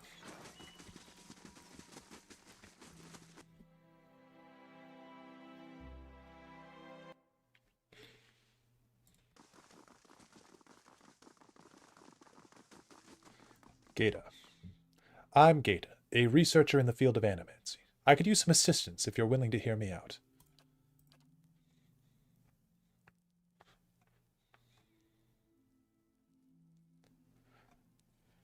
I'm looking into the Beowick problem. That is, forces that can unhouse souls from their vessels. I'm trying to develop some kind of defense to protect people against these forces. The trouble is, investigating what unhouses souls in the first place requires, well, souls. I haven't been able to arrange any test subjects. I need your help. We've lost so many people to these Beowicks recently. Imagine if we could prevent such things from ever happening again. Perhaps you can use something other than Kith for these tests. Or I guess I'd like a moment to discuss this with my people.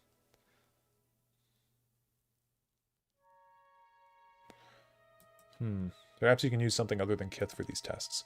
I'd be willing to try using alternate subjects if you have a suggestion. There are vessels all over Heritage Hill. I'm sure the people of Defiance Bay would appreciate you thinning them out a little. Yes, but working with vessels can be dangerous. Yeah, sure, hire some muscle. That ought to help. Certainly will, thank you. I'll put the money to good use. With a good team, I'm sure we can gather a few subjects. A cure can't be far away. There's a way to get a permanent +1 perception from one of the quests in Twin Elms. Okay. I'll have to look into that. We also have not grabbed any of this stuff yet. From our little side quests. Let's take a look at those. So charged spell Rot Skulls.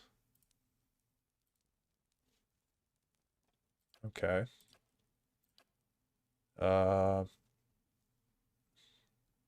Sure, we'll give that to... No, we don't want to give that to Aloth. I don't know. What is this cape? Yeah, +5 deflection. Durance doesn't need that. Does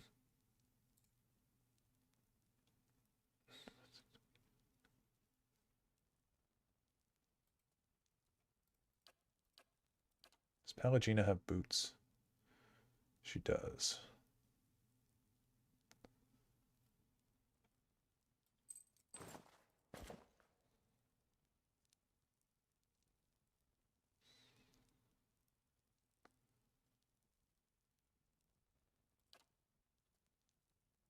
Yeah.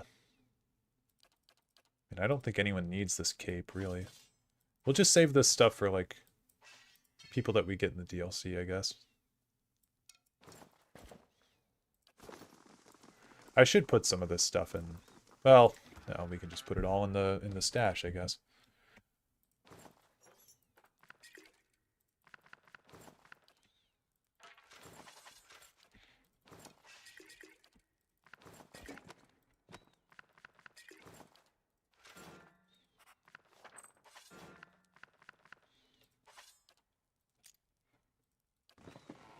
I'm here. Okay, we'll get that perception buff.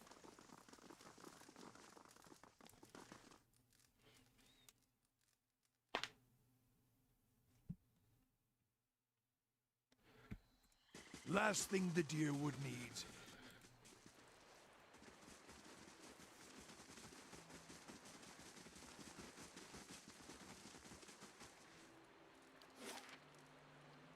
We'll go to Elmshore. That's where our quest is taking us.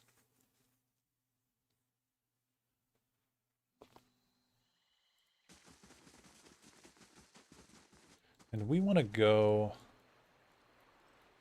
I think it's like over there. I want to avoid that beetle too. It's a deadly beetle.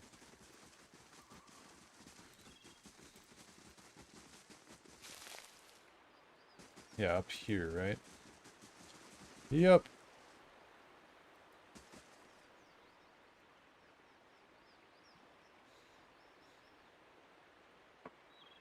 An elf stands on the dais in the middle of the clearing. The ground is blanketed with leaves in various shades of russet and gold. Her eyes are closed and her arms folded in front of her. A curtain of autumnal yellow hair hangs in front of her face. As you draw near, she lifts her chin and looks at you with shifting hazel eyes. Greetings, Estremor. You are among the Ovates of the Golden Grove. Yeah, Dareloth has sent me to end your life. It has continued for too long. At least he chose someone who wouldn't wrap her intentions in trickery and lies. But what is a god that his voice should carry so far? And what are you that you should so eagerly obey? The gods only have dominion over what we seed, and you would cede matters of life and death to them. Durance laughs thickly with derision. The gods set the rules and let us do as we will. But that is merely a test, and only a fool thinks he has been ceded anything. You do what your god wants, or you face the fire. This woman is about to become an example. Are you any different? You've extended your life beyond its natural span. Through work and wisdom, the greater the tree, the more fruit it may yield. She nods at the ovates gathered in the clearing. They are vines climbing an ancient elm into the sunlight. My growth sustains them. Should our harmony fall prey to a god's jealousy? We should not be slaves to the whims of the gods, but I find it hard to see what her followers gain from this arrangement. The gods are wiser and more ancient even than you. It is not for me, or it is not for either of us to oppose them. Sure. Since I'm a priest, we'll say that. Don't necessarily agree, but we'll say that. Sworn enemy on her should be the first thing we do. Interdiction. How may I help? Aloth. We'll wait until they move, because the confuse AoE is going to be all messed up. Adair can kind of charge in there. Your thoughts must flow deep. Of course, indeed. Grieving Mother is going to do her usual and just shoot somebody. So we'll have her shoot High Ovate. And yeah, Aloth, I guess Minoletta's bounding missiles seems to be a good one here. But who's this? Pallegina. Pallegina needs somebody to go attack. So, holy shit, we are taking a lot of damage. The Grieving Mother is already dead. Okay, I hope that I saved. I don't remember if I saved. I'm ready. Aloth needs to get this confuse off before he dies. That's pretty clear to me. Oh, he's gonna die. He's so dead. Yeah, okay. Well, yeah, I don't know if I saved, but we're probably gonna want to reload. Yeah, we're in Elmshore here. We'll reload. We need a better strategy going in there. Absolutely. Oops.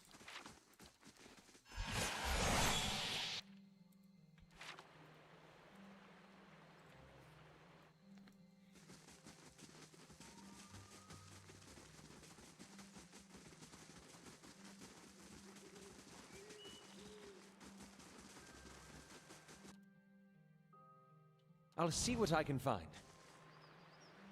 Okay. Let's get a little bit more tactical with how we set up. I'm here. I'll be first. Adair needs to be over here. I'm ready. Pallegina can be right there. Aye? Aloth needs to be in the way back. What? Durance can be slightly closer. And Grieving Mother is going to need to be a little bit closer for her gun. And we're just going to want to be quicker about the stuff that we do. I'm here. I'll go up first.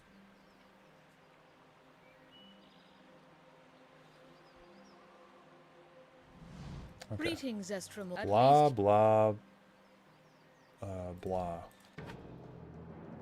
Okay, so again, Pallegina needs to do Sworn Enemy. I think that's gotta be first. I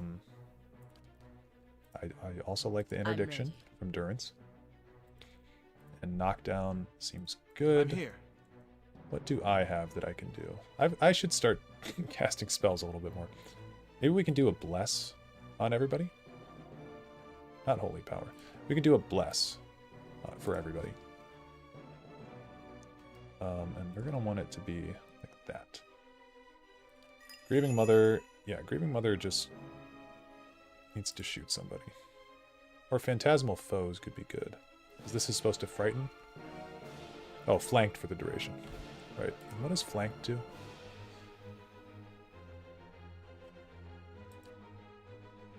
Forget what being flanked does exactly. But honestly, I'd rather save up my focus points for something different.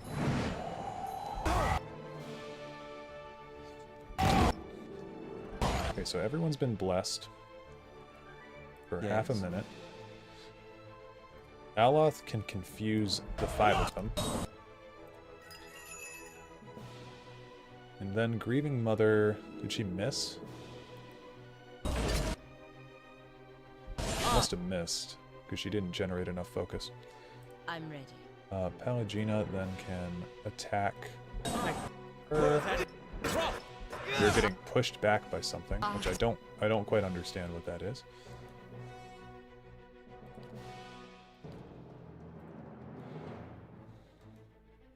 I'm here. I can do a good Pillar of Faith. Okay, we need to get these guys out of that storm. Ooh, a Dare turn-coded on us.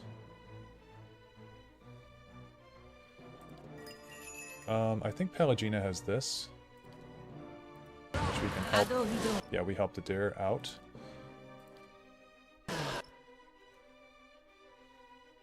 Let's call the high elevate.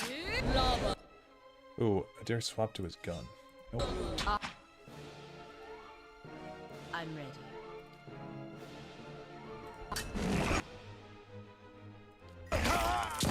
Okay. Grieving Mother is not generating a whole lot of stuff. Let's do Mind Blades. Or actually, Mind Wave could be pretty good. And Dareloth's just way the fuck over here. Okay, buddy. You gotta help out every once in a while.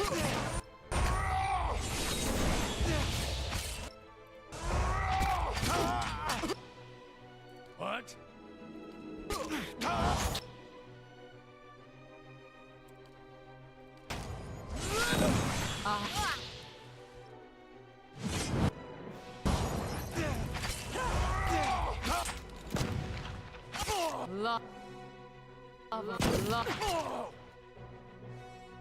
Dude, a Dare. Oh, he's confused again. Okay, can we stop attacking him, please? I'm ready. Stop.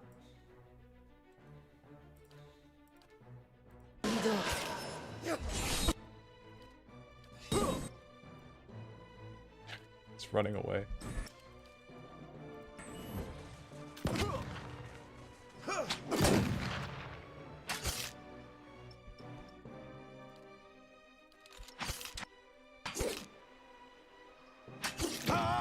There we go. At once.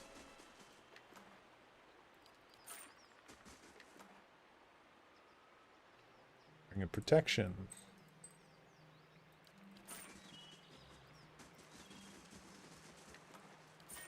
I'm here. Okay, that's Bareth's quest. I think we can just turn this in right now if we want to get a level up. Which actually, we're pretty far off of a level up. I'm here. All things considered. But I think that's the only quest we need to leave Twin Elms for. Or we need to leave, like, Erglonfoth for. No, yeah, Twin Elms. We'll go to Old Song now. We can complete a bunch of shit here. This has almost been a 9-hour stream. It's crazy. Gotta get this shit done, though.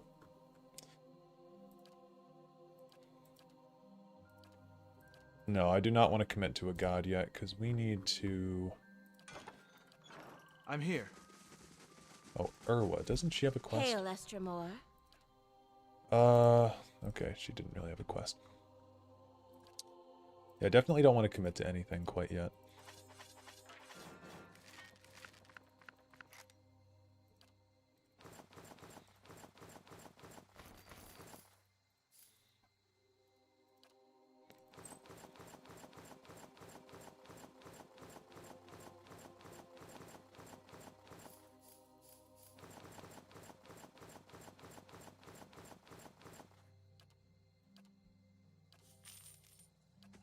I'm here.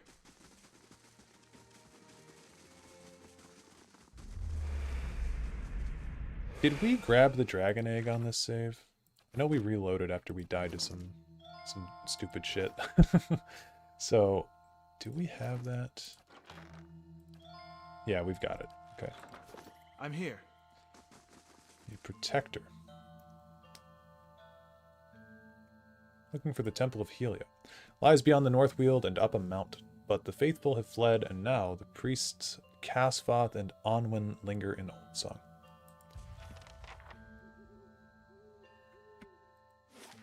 Nest above the clouds.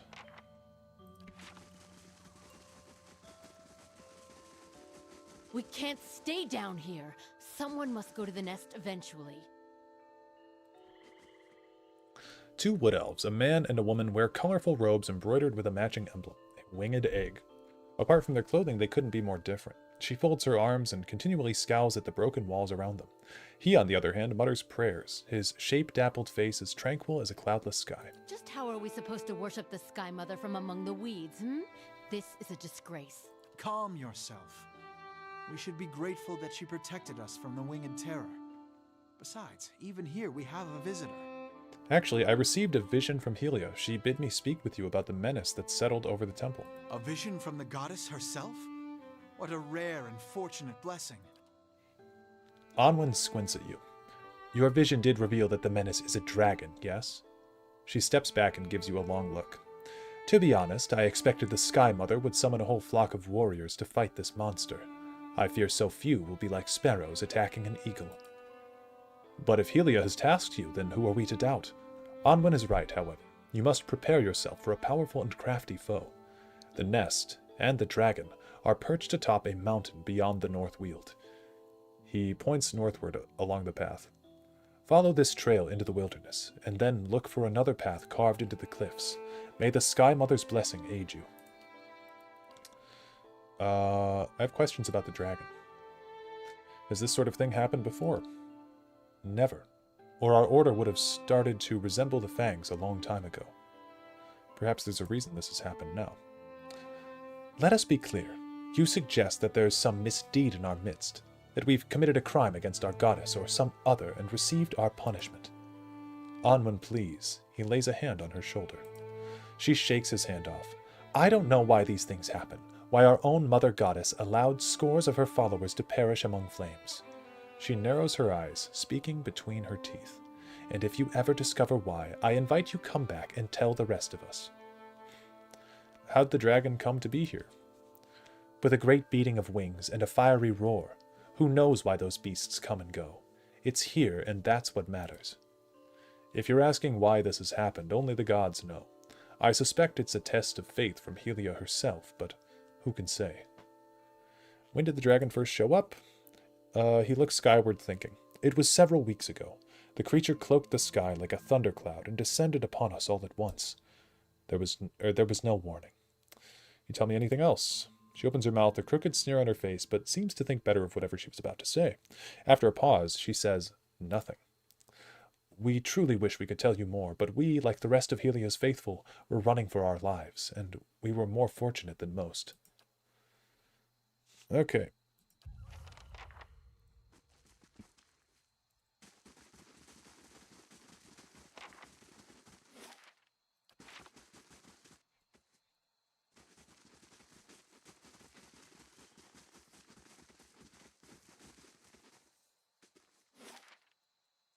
See if we can get into the North Weald.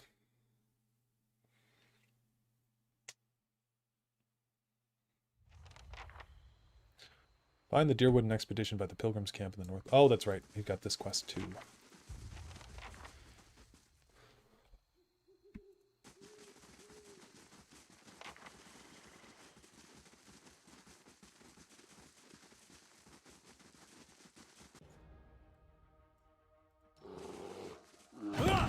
Jesus Christ.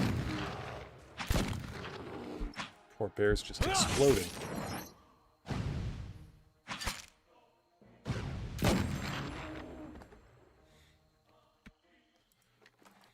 Yes?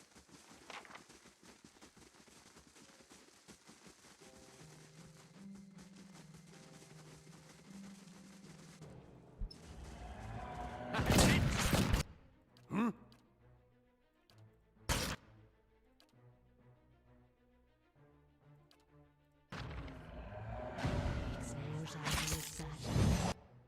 They are immune to being frightened.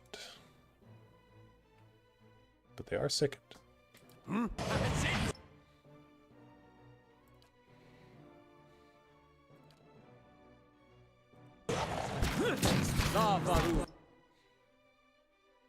Beyond seek! Stand together! That's it!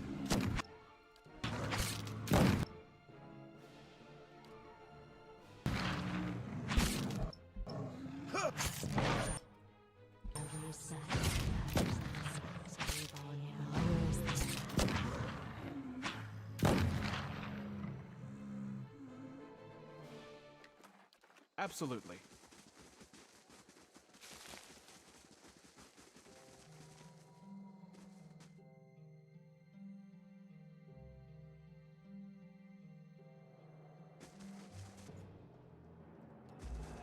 That's it!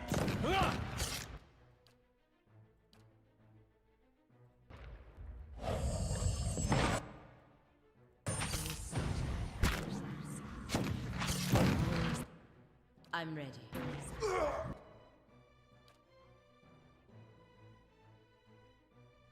Stunzen et frosten dago.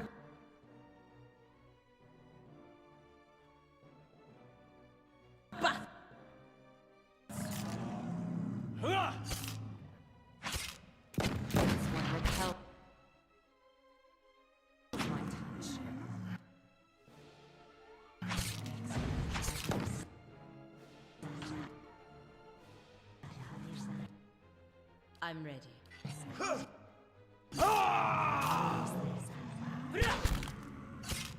My mind feels sharp as steel. Okay. I'm here. Slowly now. Why do I feel like there's a spore in this cave? Oh, an earth plate. That I think we can handle. Oh, and Menpurga. What? Well, that's not as good.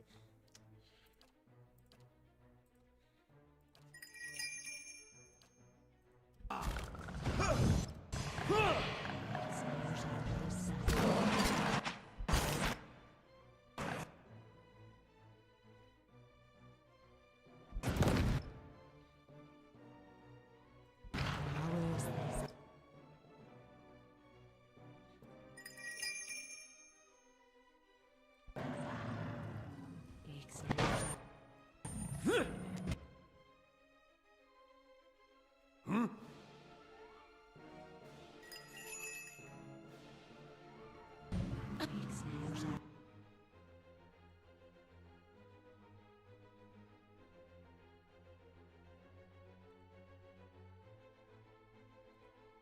How may I help?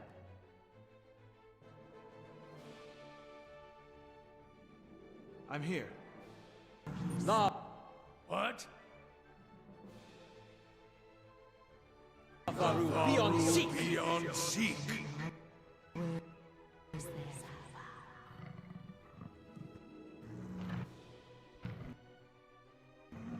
Ha! That's it!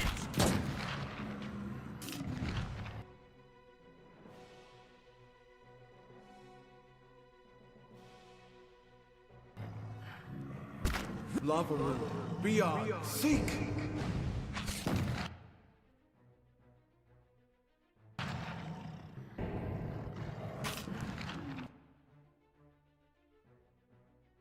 I'm here. Kinda stuck over it. Breathe. Ooh. Breathe. What? I'm ready. Ooh. Ado.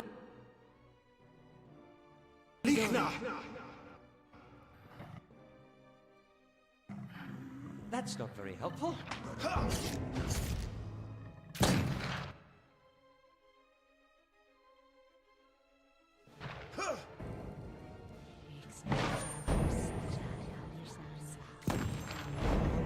Nice.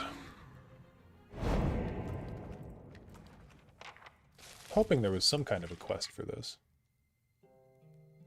On Fathen's stocking boots. I'm Yeah. ready. Yes, it's me, your pal, Palagina the Paladin.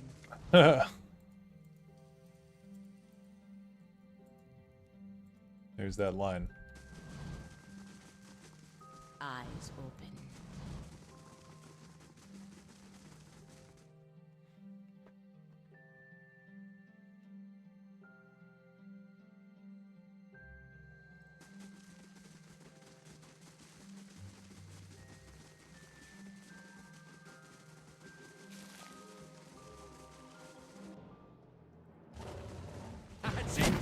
Oh, wow. Okay.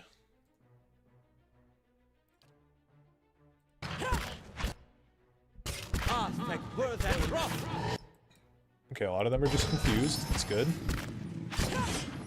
That's it.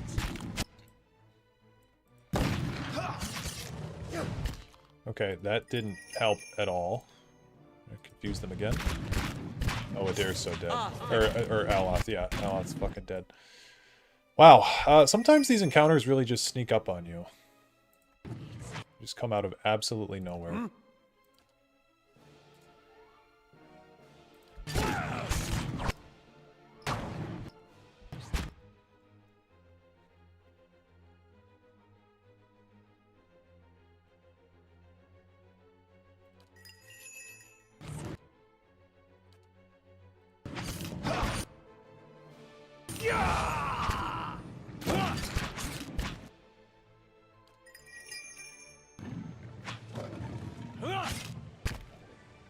I'm soon.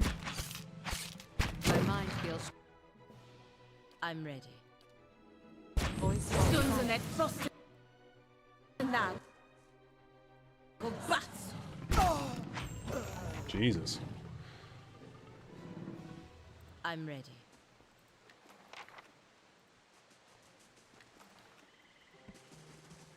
That soul reading is from the quest in the Autumnenthos Lodge. Gotcha. Over a ground hardened by dry blood and stomped leaves, the corpse of a giant Stelgir crawls with flies. Its flesh has been pierced and cut as if stabbed by spears and slashed by swords. You touch the dead Stelgir's flank. A cloud of flies stirs into the air, and suddenly you feel the creature's remaining essence. The world around fades. The pack rests, rocks shelter the young, full bellies. You turn away and look beyond the trees. The moon breaks over their swaying canopy. A scent in the air stirs a tingling in your mouth. You slide into the shadows, the taste of hunt filling your nostrils. Light shines on the stones by the water that falls. Prey down below. Two-legged, hair like dry glass. It moves near the water that flows. Thin legs, slow, noisy, unaware. It holds a sharp stick. Two-legged hunters, weak hunter. Prey. Closer prey. Bright moon prey. Into the dark. Pain in your side. Okay, this is a lot of reading for a dead Stelgir. There's a strong hunter that killed it.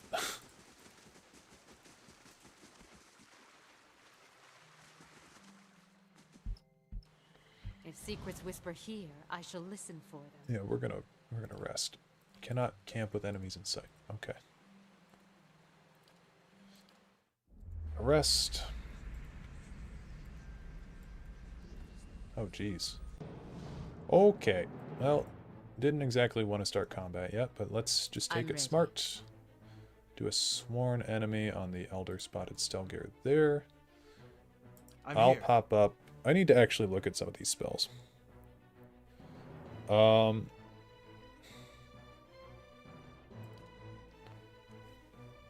Let's do this. Try to knock this one down. Endurance. If you could bless everybody, that would be great.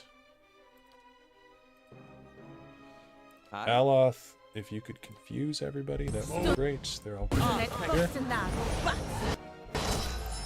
Okay, they're all confused. That's good. We'll just continue to attack this one because it's the sworn enemy.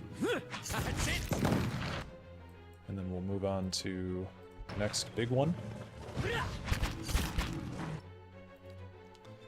And we'll do some more bounding missiles.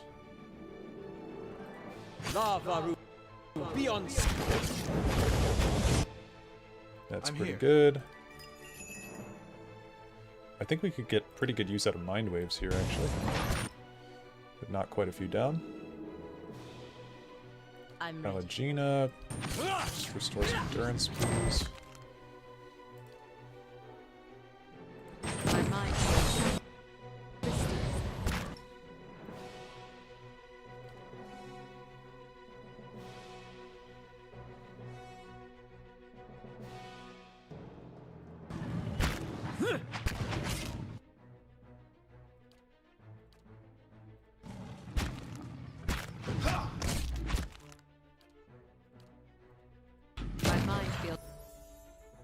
Someone leveled up. It's probably me. Yep. I'm here. Can't level up athletics. Don't really want to level anything else up, so we'll do that. We get an extra spell. Wait, is this a spell that we can just, like, cast? This is a spell we can cast without a spell slot, right? Spell mastery. Yeah, we'll do blessing for everybody. Yes?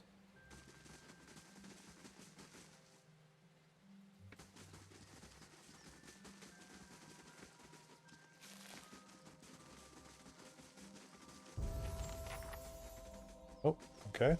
The Dare and Endurance both get a level up.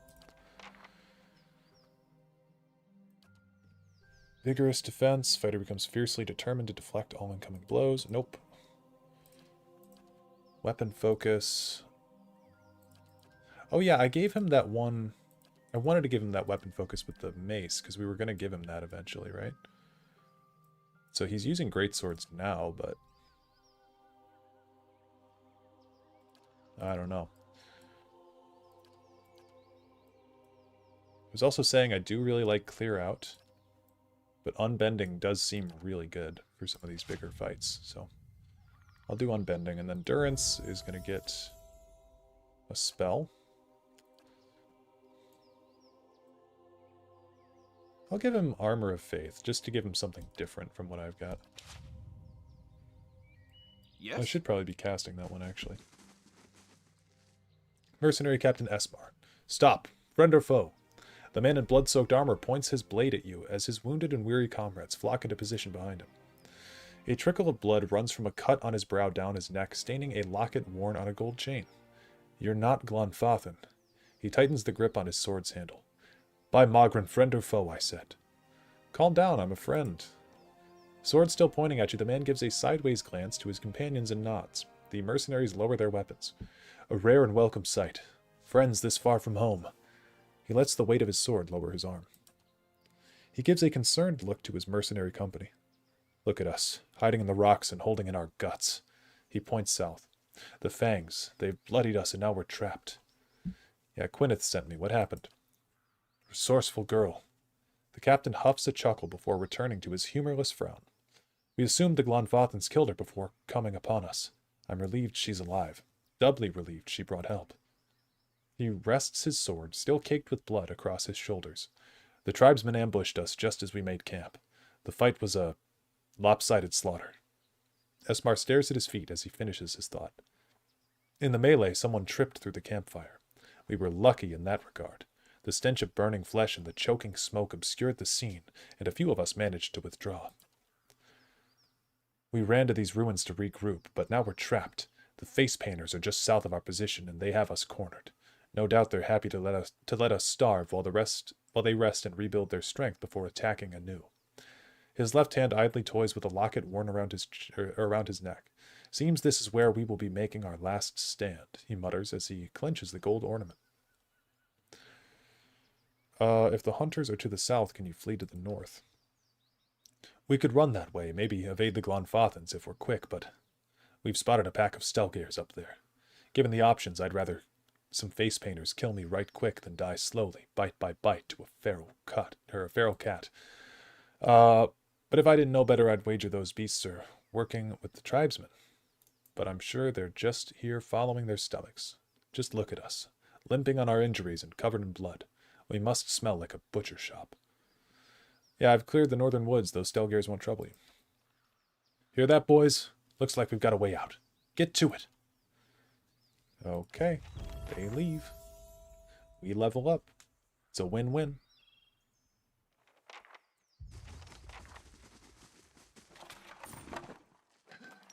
Light, flame, and sound. We'll keep to ourselves.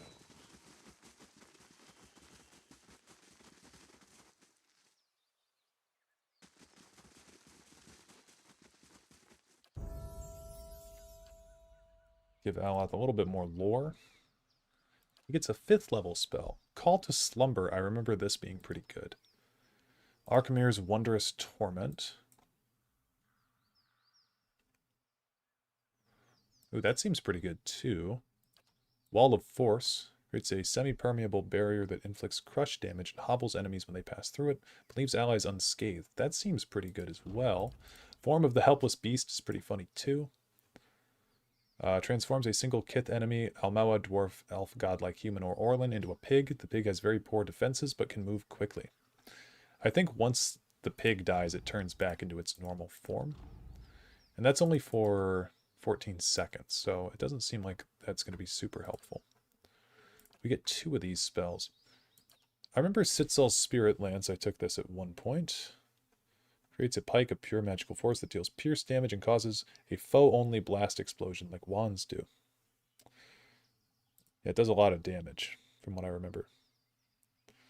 Oh, but it summons a pike to your hand. Yeah, that's not good. I thought it was like a thing you shoot out. Let's do Call to Slumber and Blast of Frost. No. Malignant Cloud. Lengrath's Safeguard.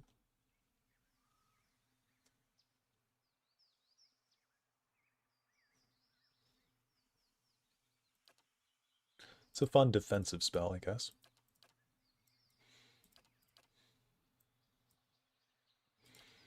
Let's do Wall of Force and Call to Slumber. And then we'll just learn Wizard's Double. I feel like that's a good first level spell to just know. That way we can do that at the beginning of every single fight, and we'll just have better defense.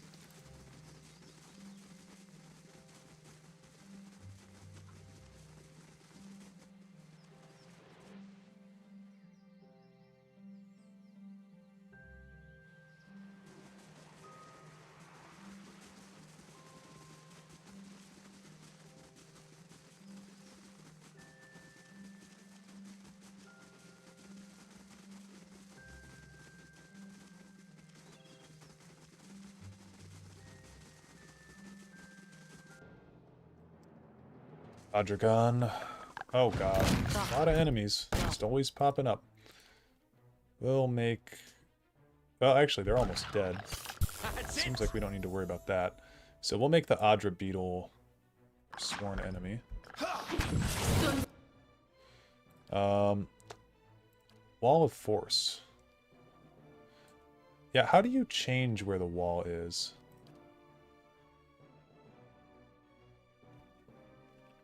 How do you manipulate where the wall goes? Is that possible? Well, even if it's not possible, we will... do that. Do this raw damage AoE. Yes? Pray the game puts it in a good position. Okay. I remember in Pillars 2, there's a thing that you can get. Let's do that. Where you can spell shape, basically. Right?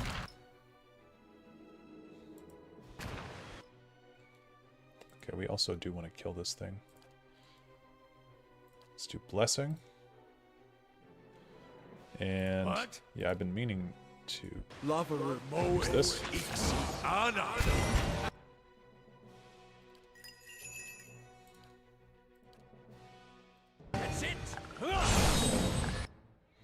Passive still doesn't do anything to walls, though. Oh, really? Oh, I'm dead. Okay. Wow. Shit just sort of happens sometimes. If we die here, I'm gonna be pissed off. Let's kill this Audra beetle. Okay. These guys are still alive. Dareloth, you do not need to get that close, buddy. Do you have your sword out? He's got his sword out. Okay, that would explain a thing or two. Hi? Yeah, I hate when they're confused. They pull their other weapon out. It's like the most obnoxious thing. Damn it! We gotta take better care of Ella.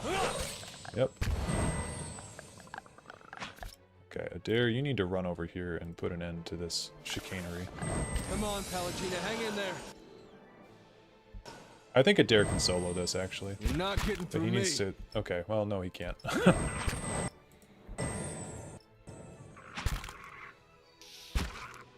Leave it to me! Dude, just go around. Just fucking go... Just go around, you dumb motherfucker. You're not getting through me. Holy shit.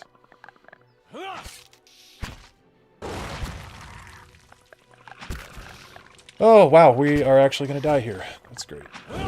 Get the fuck down. You're not getting through me. Please.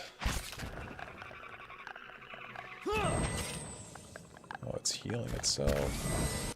Oh, Dare's confused. Oh, he's unconfused. Please kill it. For fuck's sake, dude. This is so stupid. This is... That's the fucking dumbest thing I've ever seen in my life. Ah.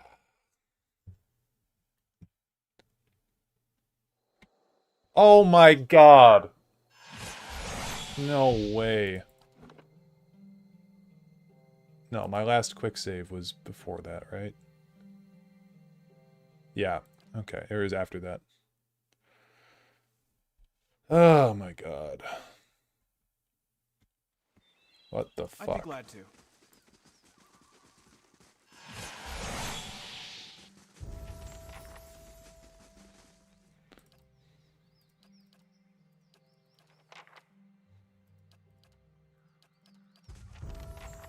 Jesus Christ.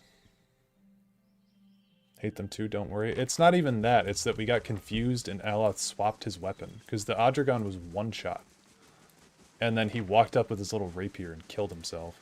It's just so stupid. That's why I'm pissed off. I don't know why they swap their weapons when they get confused. I mean, I guess it makes sense, but like... it's almost worth not even having another weapon equipped.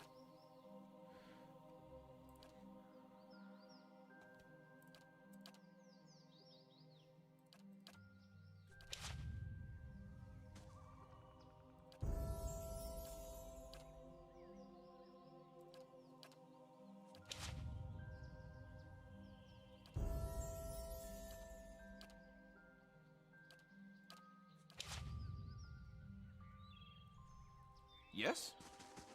They swapped to fists? I don't know. Oh, we need to sit back and wait until that thing comes to us. Cool. That way we don't get cucked by this weird-ass, Yes? obstacles there.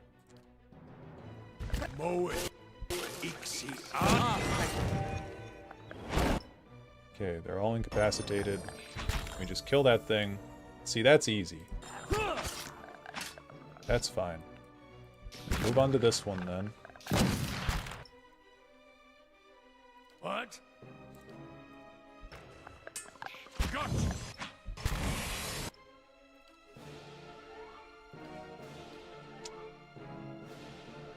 I'm ready.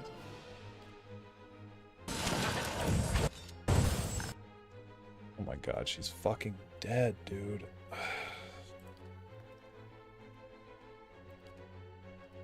Lava room. Beyond. Seek.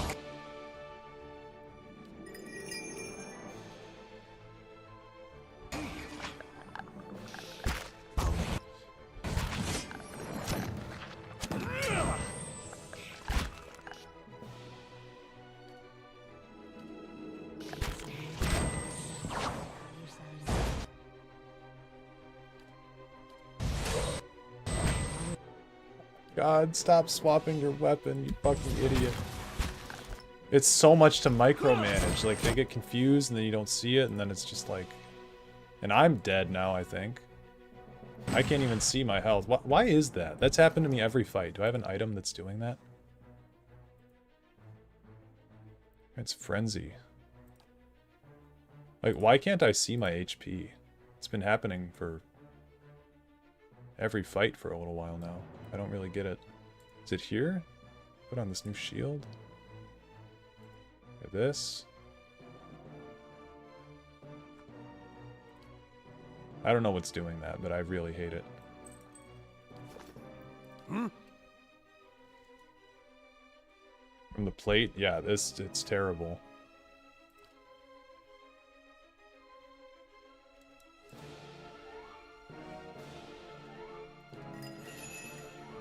Okay.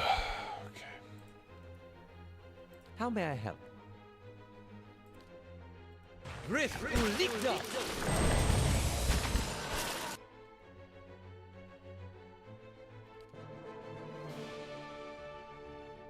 Still petrified. Alagina's just fucking dead.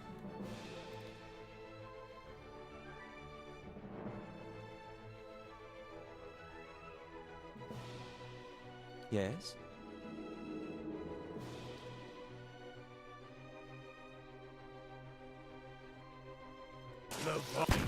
Yep. Okay, this is fucking dumb as hell, dude.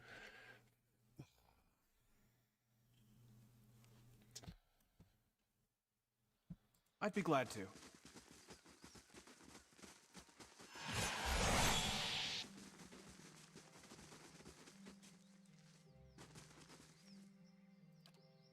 I'm here.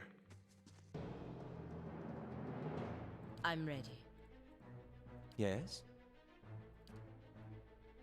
What?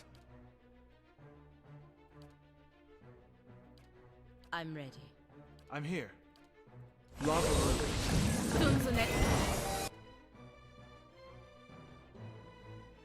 I'm ready. Yes?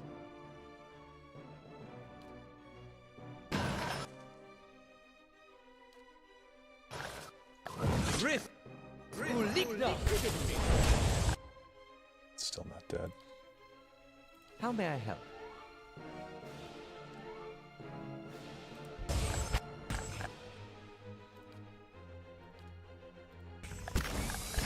My god, this is like a fucking clusterfuck to look at, dude.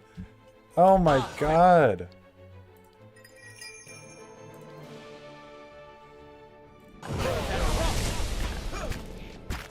Holy shit. I can't even tell what's happening in this fight. Oh my god. Light, flame, and sound. We'll keep to ourselves.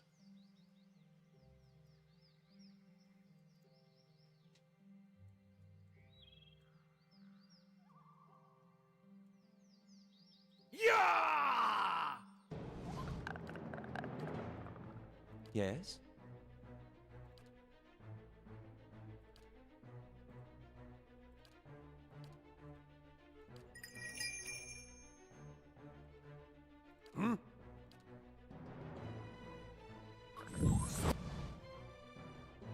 How may I help? I'm here.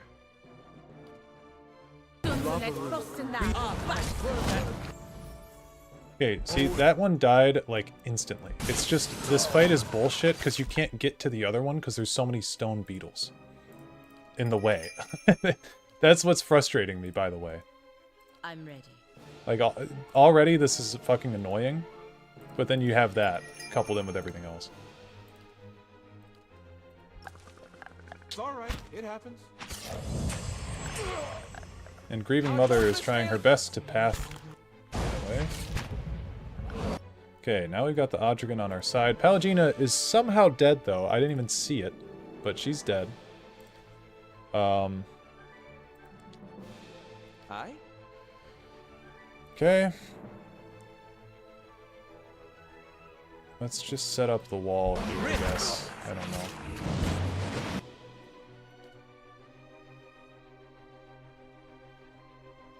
I'm here.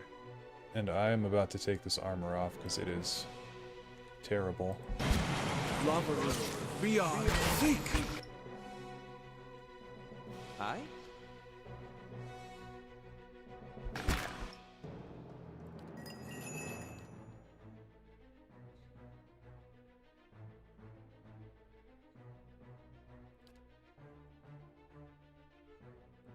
Levaru beyond seek.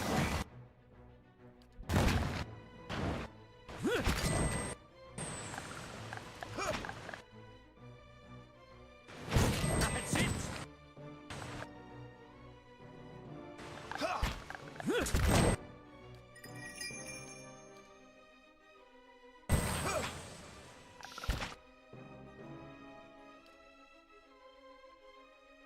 That's not very helpful.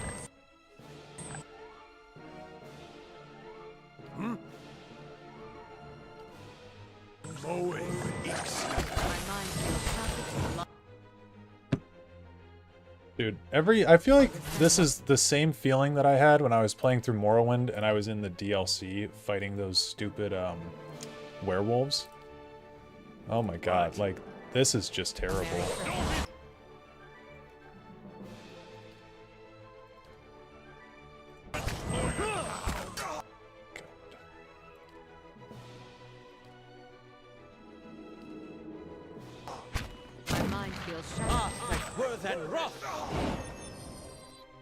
For fuck's sake.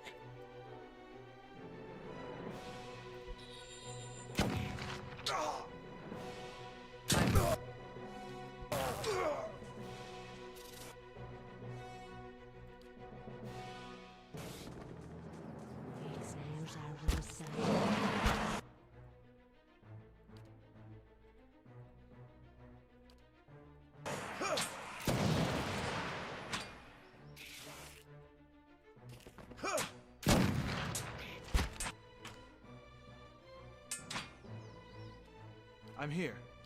That's it!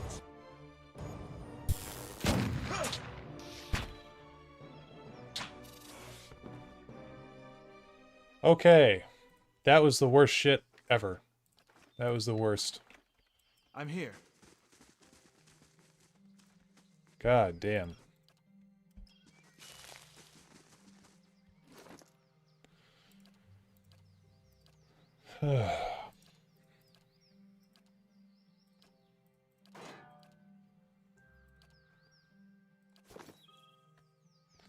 Jesus fucking Christ.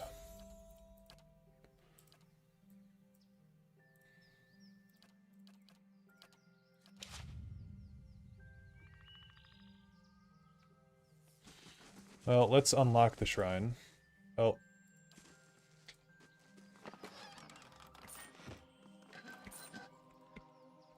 Yeah, okay. Well, we'll just quick save again. A winding stair hugs the cliffside, providing an impressive view as you work your way higher and higher. Not too far along the path, however, you find your progress interrupted. A large boulder appears to have fallen on the road from somewhere up above, and it now sits squarely in your way. I'm going to push the boulder. You heave the boulder, putting all your strength behind the action. The boulder slides and rolls haltingly across the cracked steps, then plunges over the side and away. You hear the echoing clatter of the rocks tumbling down the side of the cliff. The sound seems to stir something overhead. A shadow crosses the path, quick as lightning, and vanishes before you can catch a glimpse of what has cast it. But you do see the rapidly growing silhouettes of several more rocks flung down at you from above. Scrambling to action, the party ducks under a small, rocky protrusion along the cliff face, but Grieving Mother stumbles and is left just short of shelter. A sudden hailstorm of fist-sized rocks and scattered debris rains down upon them. Battered and bruised, grieving mother leaps the final distance to safety. After a short while, the thundering rumble of falling stones fades away. Your ordeal past, you continue your climb, and the rest of the journey proceeds without incident. At last, you find yourself at the base of a final twisting set of steps, above which you can see the towering pillars of Helia's nest.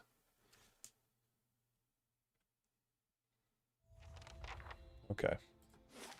Now we found the Temple of Helia. Let's go back to Cadnua. Oh, Jesus Christ. The stones and the spirits in this place have begun to heal.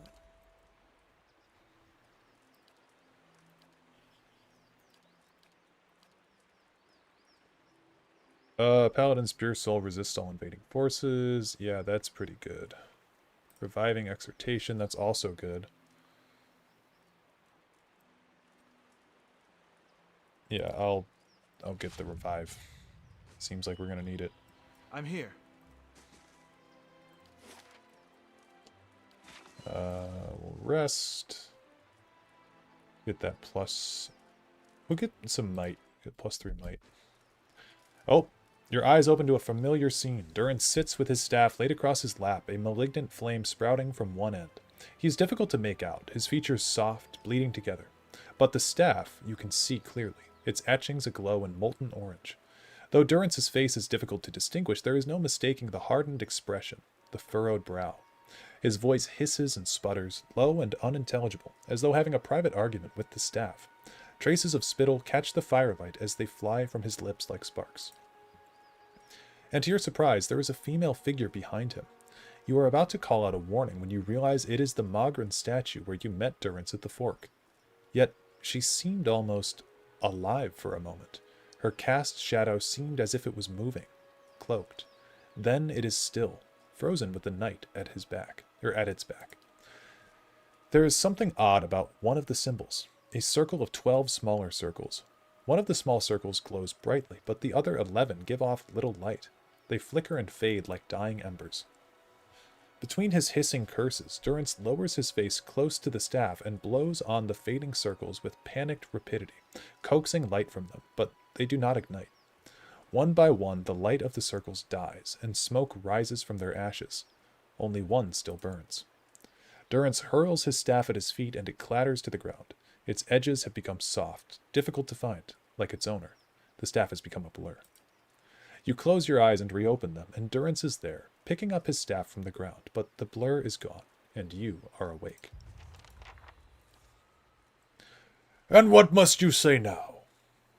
If doubts and curiosity plague you, you're skinning your knuckles on the wrong door. I had another vision of you, one of the symbols on your staff. It was dying. You see many things that aren't there, Watcher. Perhaps the symbol was for your disappearing sanity, and we are to bid it farewell while you still have the wits to grieve for it. I saw a symbol with 12 circles. What does it represent? That symbol? The Godhammer. Then it was the Godhammer symbol I saw extinguished on your staff. No riddle there, Watcher. It took 12 of us to build the Godhammer. Afterward, I took my leave of all of them to see what Magran had in store for me. I've seen none of them since. Are you sure there isn't more to that story? Your kind has a way of interpreting its visions to fit the version of the truth you like best. But Magran's flame leaves no room for interpretation. Waste the time of others with your distortions and your fever dreams. I know what I saw. It's always the way of the mad to try to convince others of a reality only they can see. But when your doctrine's the truth, it requires no convincing, only an opening of the eyes. I would purify you, Watcher, if I thought it would help. Okay. The cost of troubling me seems to worry you little. Well, good vision. Thanks, Durance.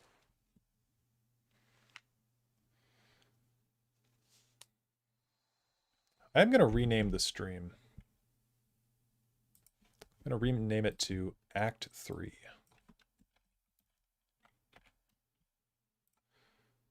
And there we go.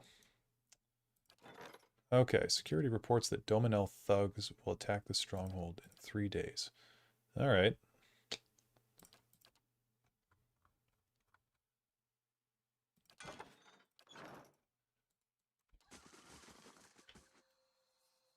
Certainly. Let's see if we can handle this. I don't know if we'll be able to, but we'll see. Right. What's the plan again? As you reach the summit of the mountain, a gust of wind stirs the air. You hear a noise like the snapping of sails, and the sky is briefly blotted out. A dragon lands before you, shaking the ground beneath your feet. It draws itself to its full height and spreads its wings, barring your passage. Its neck, its back, and the ridge of its spine are covered with magnificent plumage. It hisses at you, and while the sound is unlike any language you've ever heard, the beast's meaning is utterly clear. Vermin invading my nest, threatening my hatchling. You shall feed my young. It snorts a stream of sulphurous vapor. A small worm crouches in a corner of the temple, behind the dragon. Be careful, Watcher. Her mind is on edge, not with hunger, but with fear. There is little more dangerous than a mother defending her offspring. You have young here? I will protect my last hatchling to the death, and that death will be yours, rodent. Helia is the goddess of motherhood, actually. And of the sky and all winged creatures. Even my kind know of her. A low rumble issues from the dragon's throat, and it bristles its feathered crest. Tendrils of smoke rise from between its teeth. Is that why you came here? I came to care for my remaining hatchling. My kind requires territory. Few places are safe for our young. This is a lesson that cost me the rest of my brood. You and your offspring will kill many if you stay. You have to leave. Heat from the beast's roar sears your face and lashes. I feel like there's a way... What does the quest say? What does the quest actually say? Helia revealed a mountaintop temple beset by a terrible menace. Did she say, purify my shrine? I forget what she said, but I feel like killing the dragon is not the intended outcome. You know? I'd be glad to. Yeah. And I think I've done it I peacefully. rather hoped we'd be sneaking up on it. Vermin. Yep. I will Young protect here. my last and of the sky and all winged Is that why creatures. you came here? Yeah, raising your offspring here would honor Helia. So be it. Go then, and with my thanks. Dragon slowly lowers its wings, watching you carefully. It grunts and lowers itself onto all fours. The grieving mother's eyes are warm, approving. Truly, you are full of surprises and rare insights. Bro's been playing a video game for 10 hours. Yeah, I took a break though. Took a 15-minute break.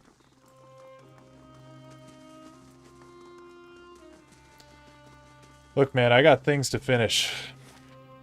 Welcome, by the way, Thin White Duke.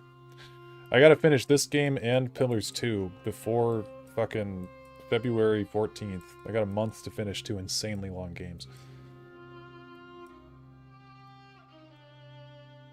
Yeah, no, I just didn't want to fight a dragon, exactly.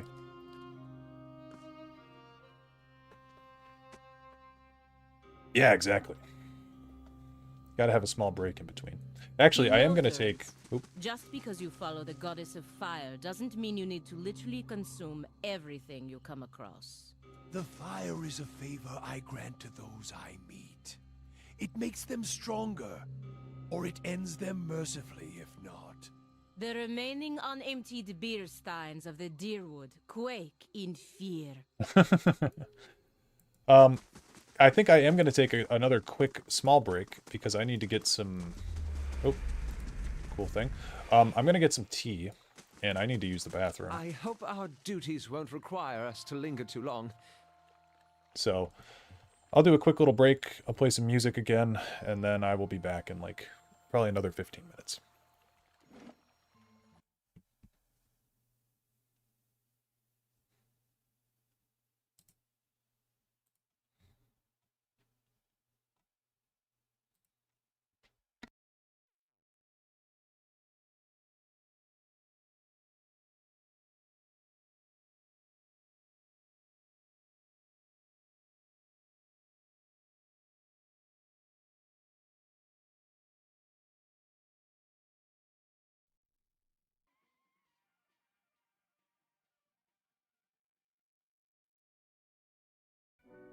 Okay, we're back.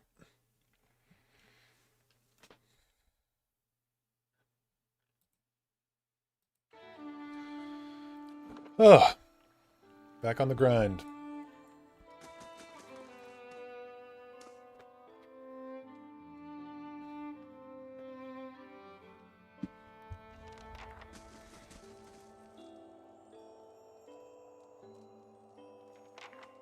The pale elf searches you with ice-blue eyes. She shifts and knits her fingers together. Welcome to Noonfrost. Most of the temple is currently closed for sacred ceremonies to Rimergand. She forces a smile and waves to the eastern doorway. The shrine is to your right. You're welcome to it, or to make your offerings to Rimergand there, but the rest of the temple is off limits. Yeah, I'm looking for the frost-hewn breach. The barest flush rises in her pale cheeks. As I said, only the shrine in the eastern wing is open. The rest of the temple is closed to visitors right now. I suggest that you make your devotions there and leave. Her cheeks flush, Watcher. Perhaps she misinterpreted what you meant by frost-hewn breach. Yeah, goodbye.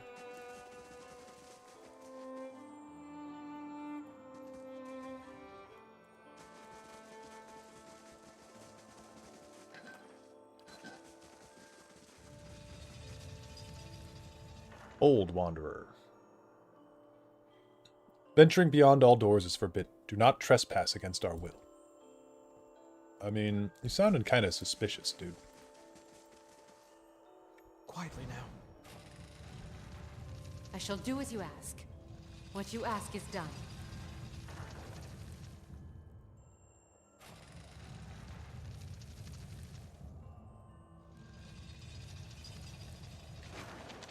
Got a key. Oh, they found us. Death, take you! I'm ready.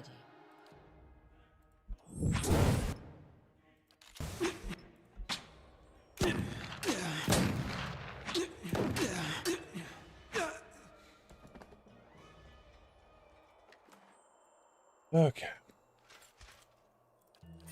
I understand.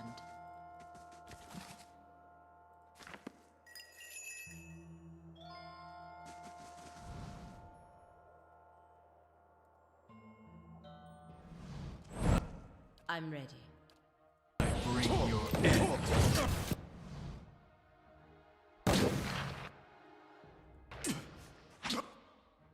I'm ready. I bring your end.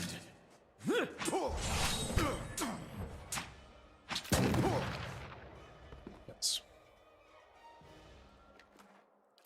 I'm here. This may prove useful. I'm here. I want to say there's someone or something in here that helps us. Yeah, Alwa. A young Orlan scrambles on the stone floor, pressing her back against the wall and baring her teeth at you. Her fur is patchy and matted. As you step into the room, she squints and turns her large ears toward you. A heavy sigh escapes her tiny body. Beasts take me. My eyes mistook you for one of them. Please get me out of here. Tell me about the people that captured you. Clan of Pale Elves from the White that wends, devotees of Rimergand, or so they claim. Their actions suggest other intent. They've come ready to fight. Wizards, priests, and paladins. A wizard named Glossfall leads them, a man obsessed with the frost-hewn breach. My ears hear him through the walls, casting spells and calling upon strange powers. I don't know what he wants with it, but no good can come of it. When Noonfrost began freezing the lake, my sister Lara sent me to seek out the cause. The pale elf Estramorwen seized me before I could report back. These pale elves are behind it. They showed up in Twin Elms not long ago saying they wanted to see to the upkeep of Noonfrost. I don't know how, but they opened the frost-hewn breach at the back of the temple. Sucks warmth and life straight into their frozen god's barren domain. They've got to be stopped. It's only a matter of time before the cold spreads further. Yeah, it's definitely not safe yet. I'm here. Slowly now.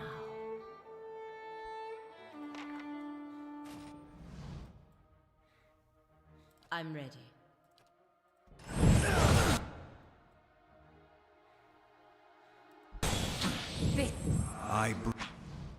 Yes? Bring.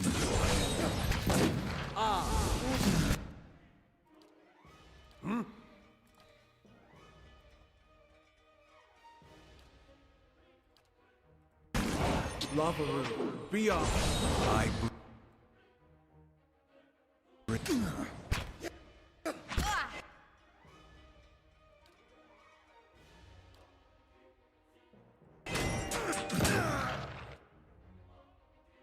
Adair, could you please get in the fight? You're not getting... Into the fray! What? Join arms! Attack!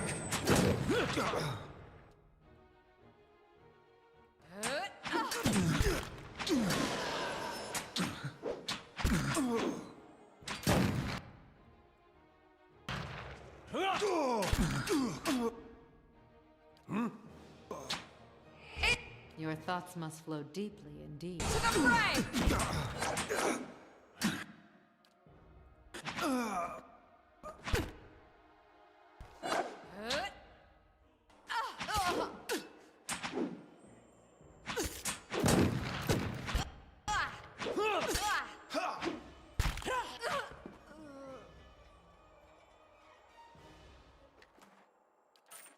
Yes? Okay, we're taking this breastplate off. This thing is fucking obnoxious.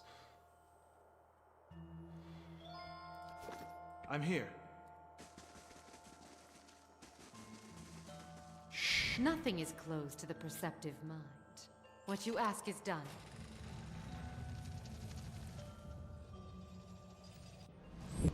Oh shit. I'm ready.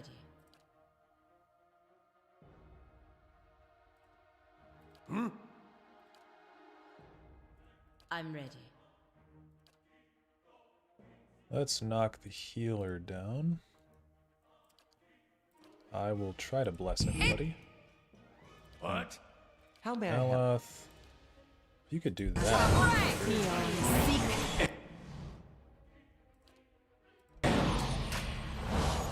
Come on, dude.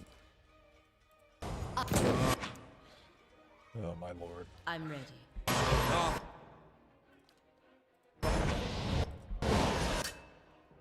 How may I help? Okay, we knocked all of them down.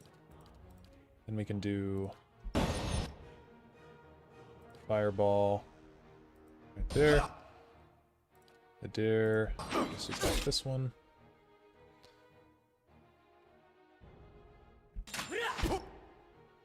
Endurance is not doing anything. Is he not done his interdiction yet? Okay, there we go. And then we can bless these folk. I'm ready.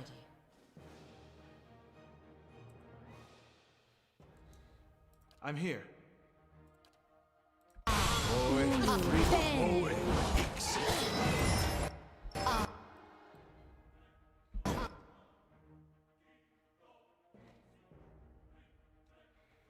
Well, we don't want them all to be.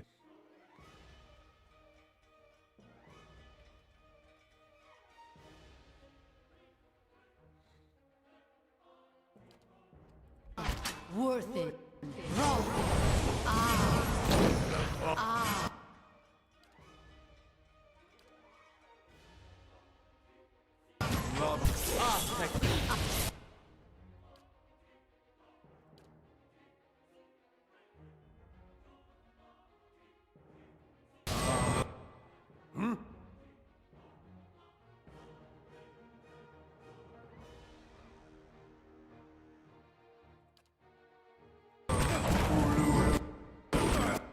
Your thoughts must flow deeply indeed.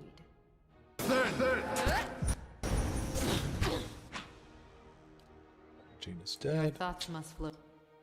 Aye? Deep.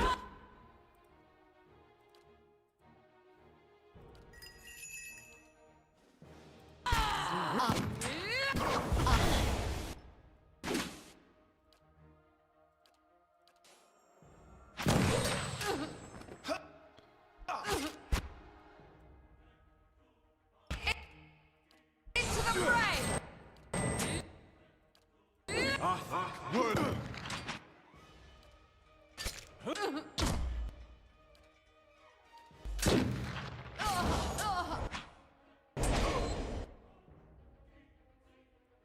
I bring your Rithuli.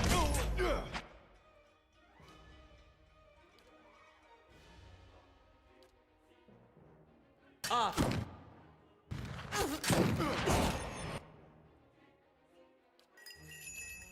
Join arms! Aye?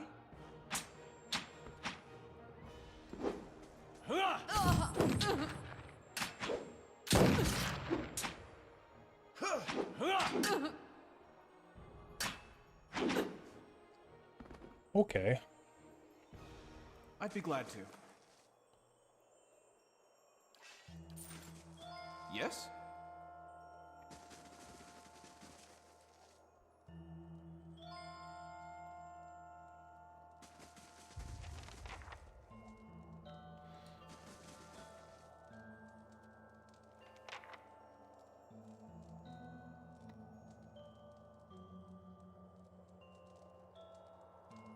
As you near the platform, the temperature drops sharply. Something saps every last bit of warmth from the air, leaving the breath of your lungs cold as it escapes your lips.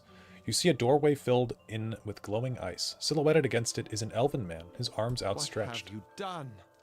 This useless slaughter, Please, just let me finish what we came here to do.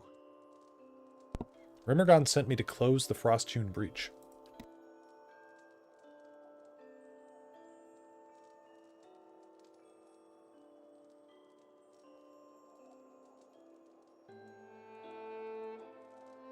His red eyes widen. You are a man of compassion. Would you trap us here another 100 lifetimes? He shakes his head, weariness creeping back into his eyes. We can't continue like this. We've got to find a way into the White Void. The White Void. Rimergon's domain. A place where all things are mingled like snowflakes in a blizzard.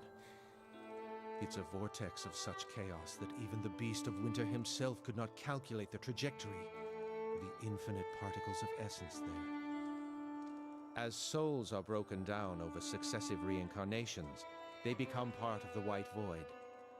It is a place where all things find perfect unity and freedom. The frost-hewn breach is a weak spot in the barrier between us and the White Void. Thin ice on a frozen lake. We've come from the White that wends to find it. And you want to open the breach. So that we can die. Permanently. We've lived more lifetimes than any mortal should. We've been faithful followers of Rimergon since our earliest incarnations. He's the god of entropy.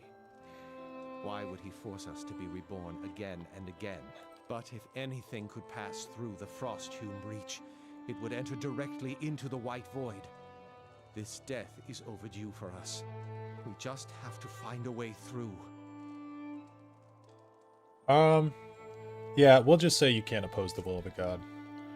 You think that because Rimergon spoke to you in a dream, you can march in here and tell us about his will? We've followed him and suffered by him for almost as long as this temple has stood. Now we seek the very end that he promises. Do not lecture me about my duties to my god.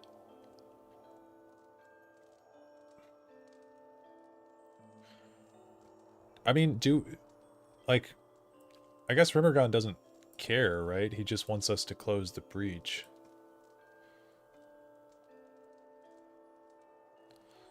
Yeah, perhaps this will let you through. A token from the Beast of Winter himself. You've given us a gift that has been denied to us for centuries. Thank you.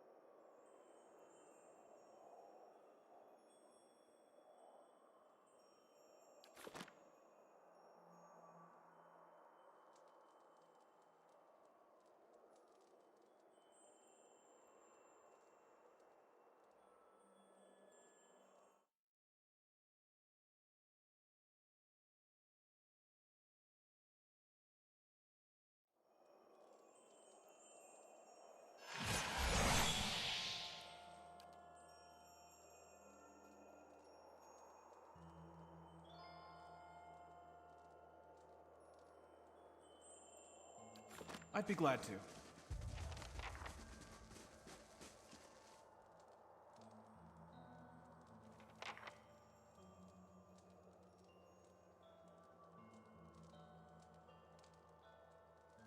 What have you done? This useless slaughter, Please. Yeah.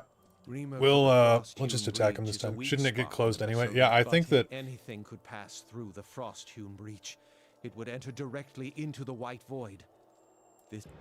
I mean, I think that we should just close this thing, because having a portal open to the White Void doesn't seem like a good idea. Just in general, you know? How may I help? We'll put the wall in.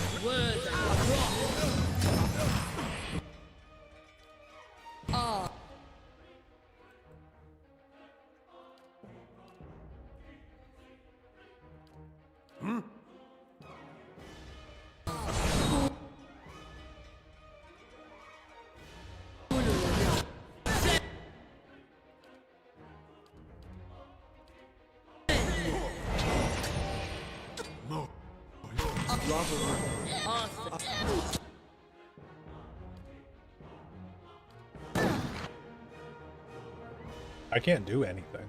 I don't know why Durance isn't doing anything. Is it because he's on the stairs? Is that what's glitching them out? Okay, she's confused. Oops, not that. I'm ready. Okay, break him out of that spell, please. Join up.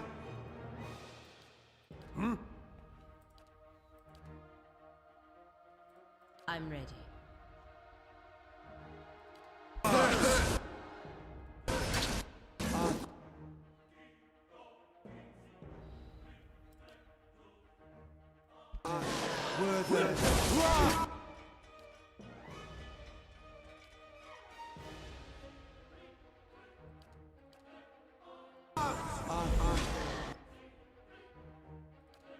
Aye?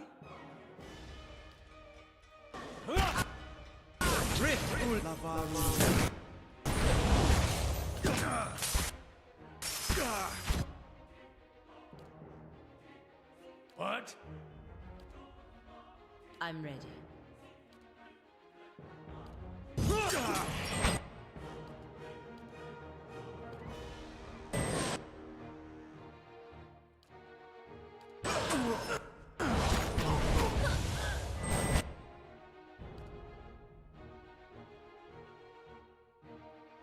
I'm ready.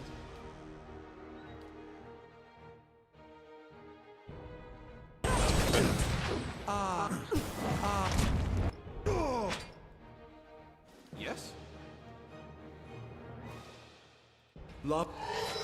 Oh shit. Yes? Well, we've all been turncoated. That sucks.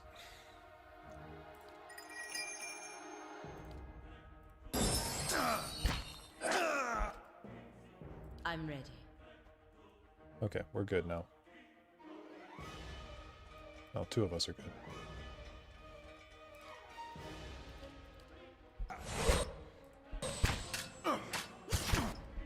Just get quieter. When Durance gets down, the Dare's like, did it just get quieter?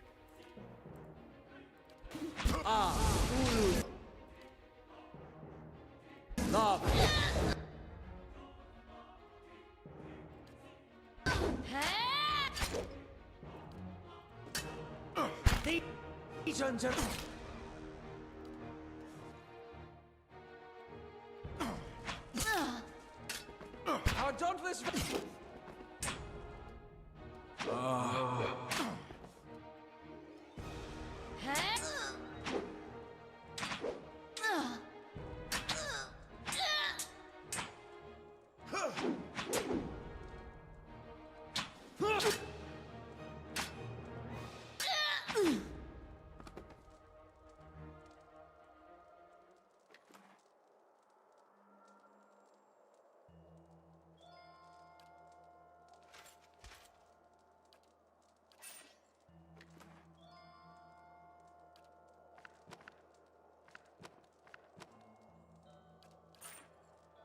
I'm here.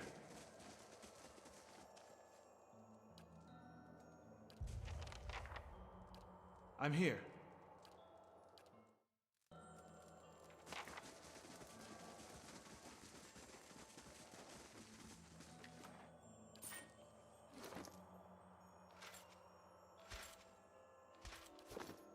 I'm here.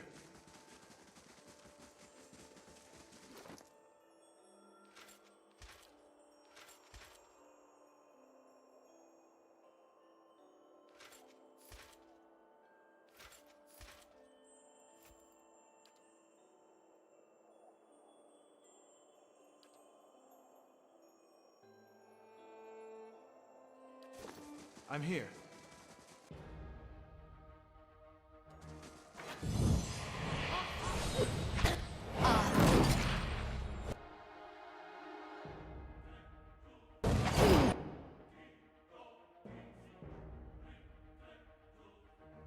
How may I help?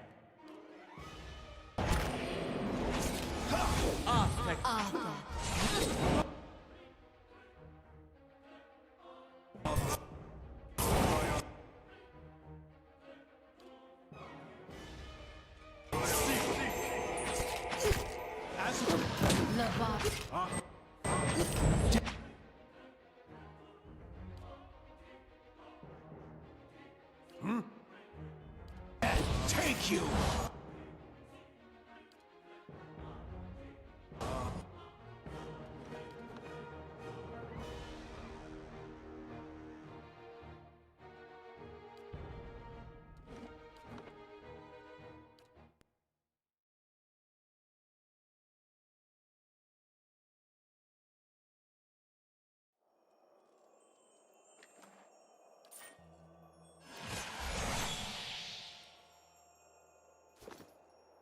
I'd be glad to.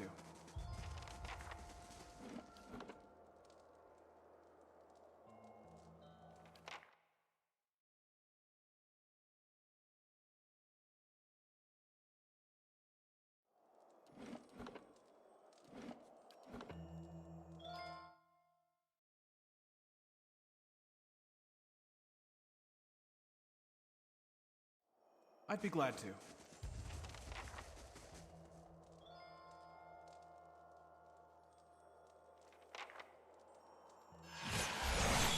What have you done? Rima got the frost-hewn breach. I'm ready.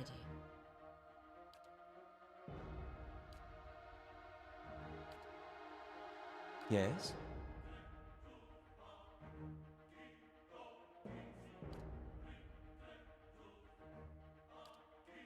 What? Your thoughts must flow deeply.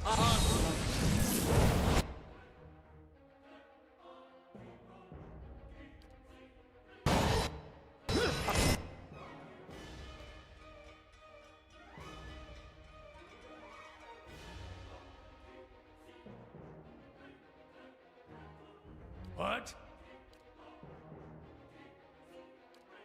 Yes?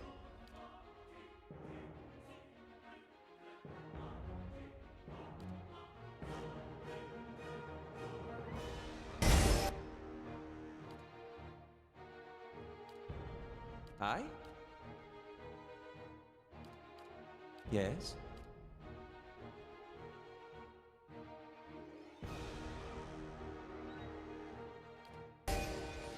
Breathe. Hmm?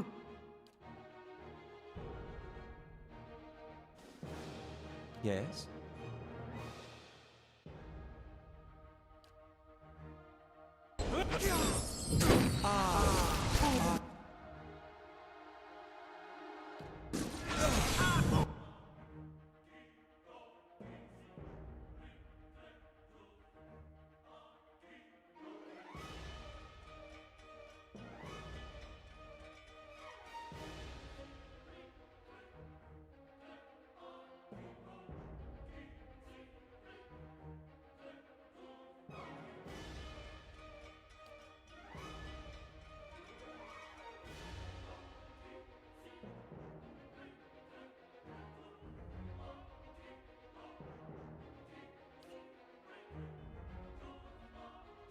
I'm ready.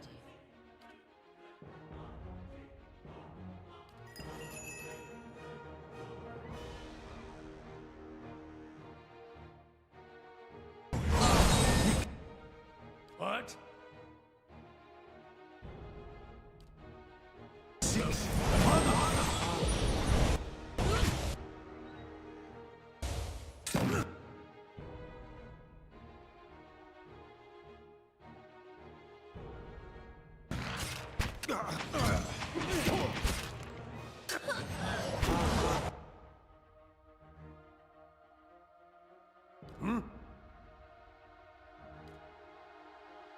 Aye?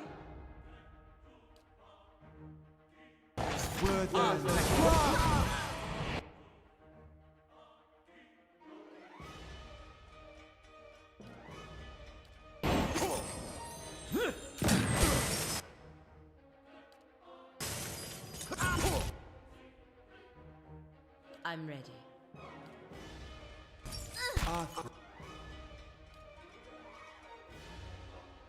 What? I'm here.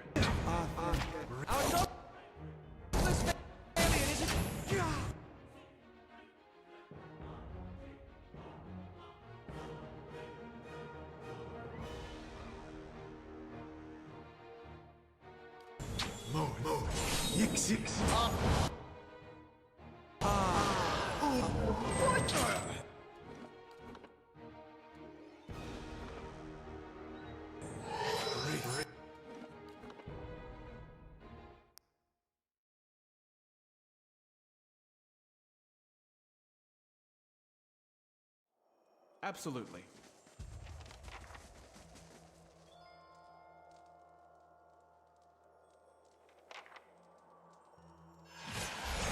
What have you done? I'm ready. Yes?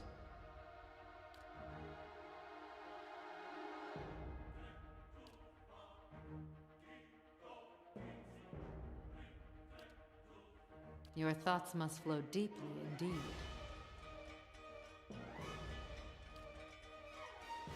I'm here.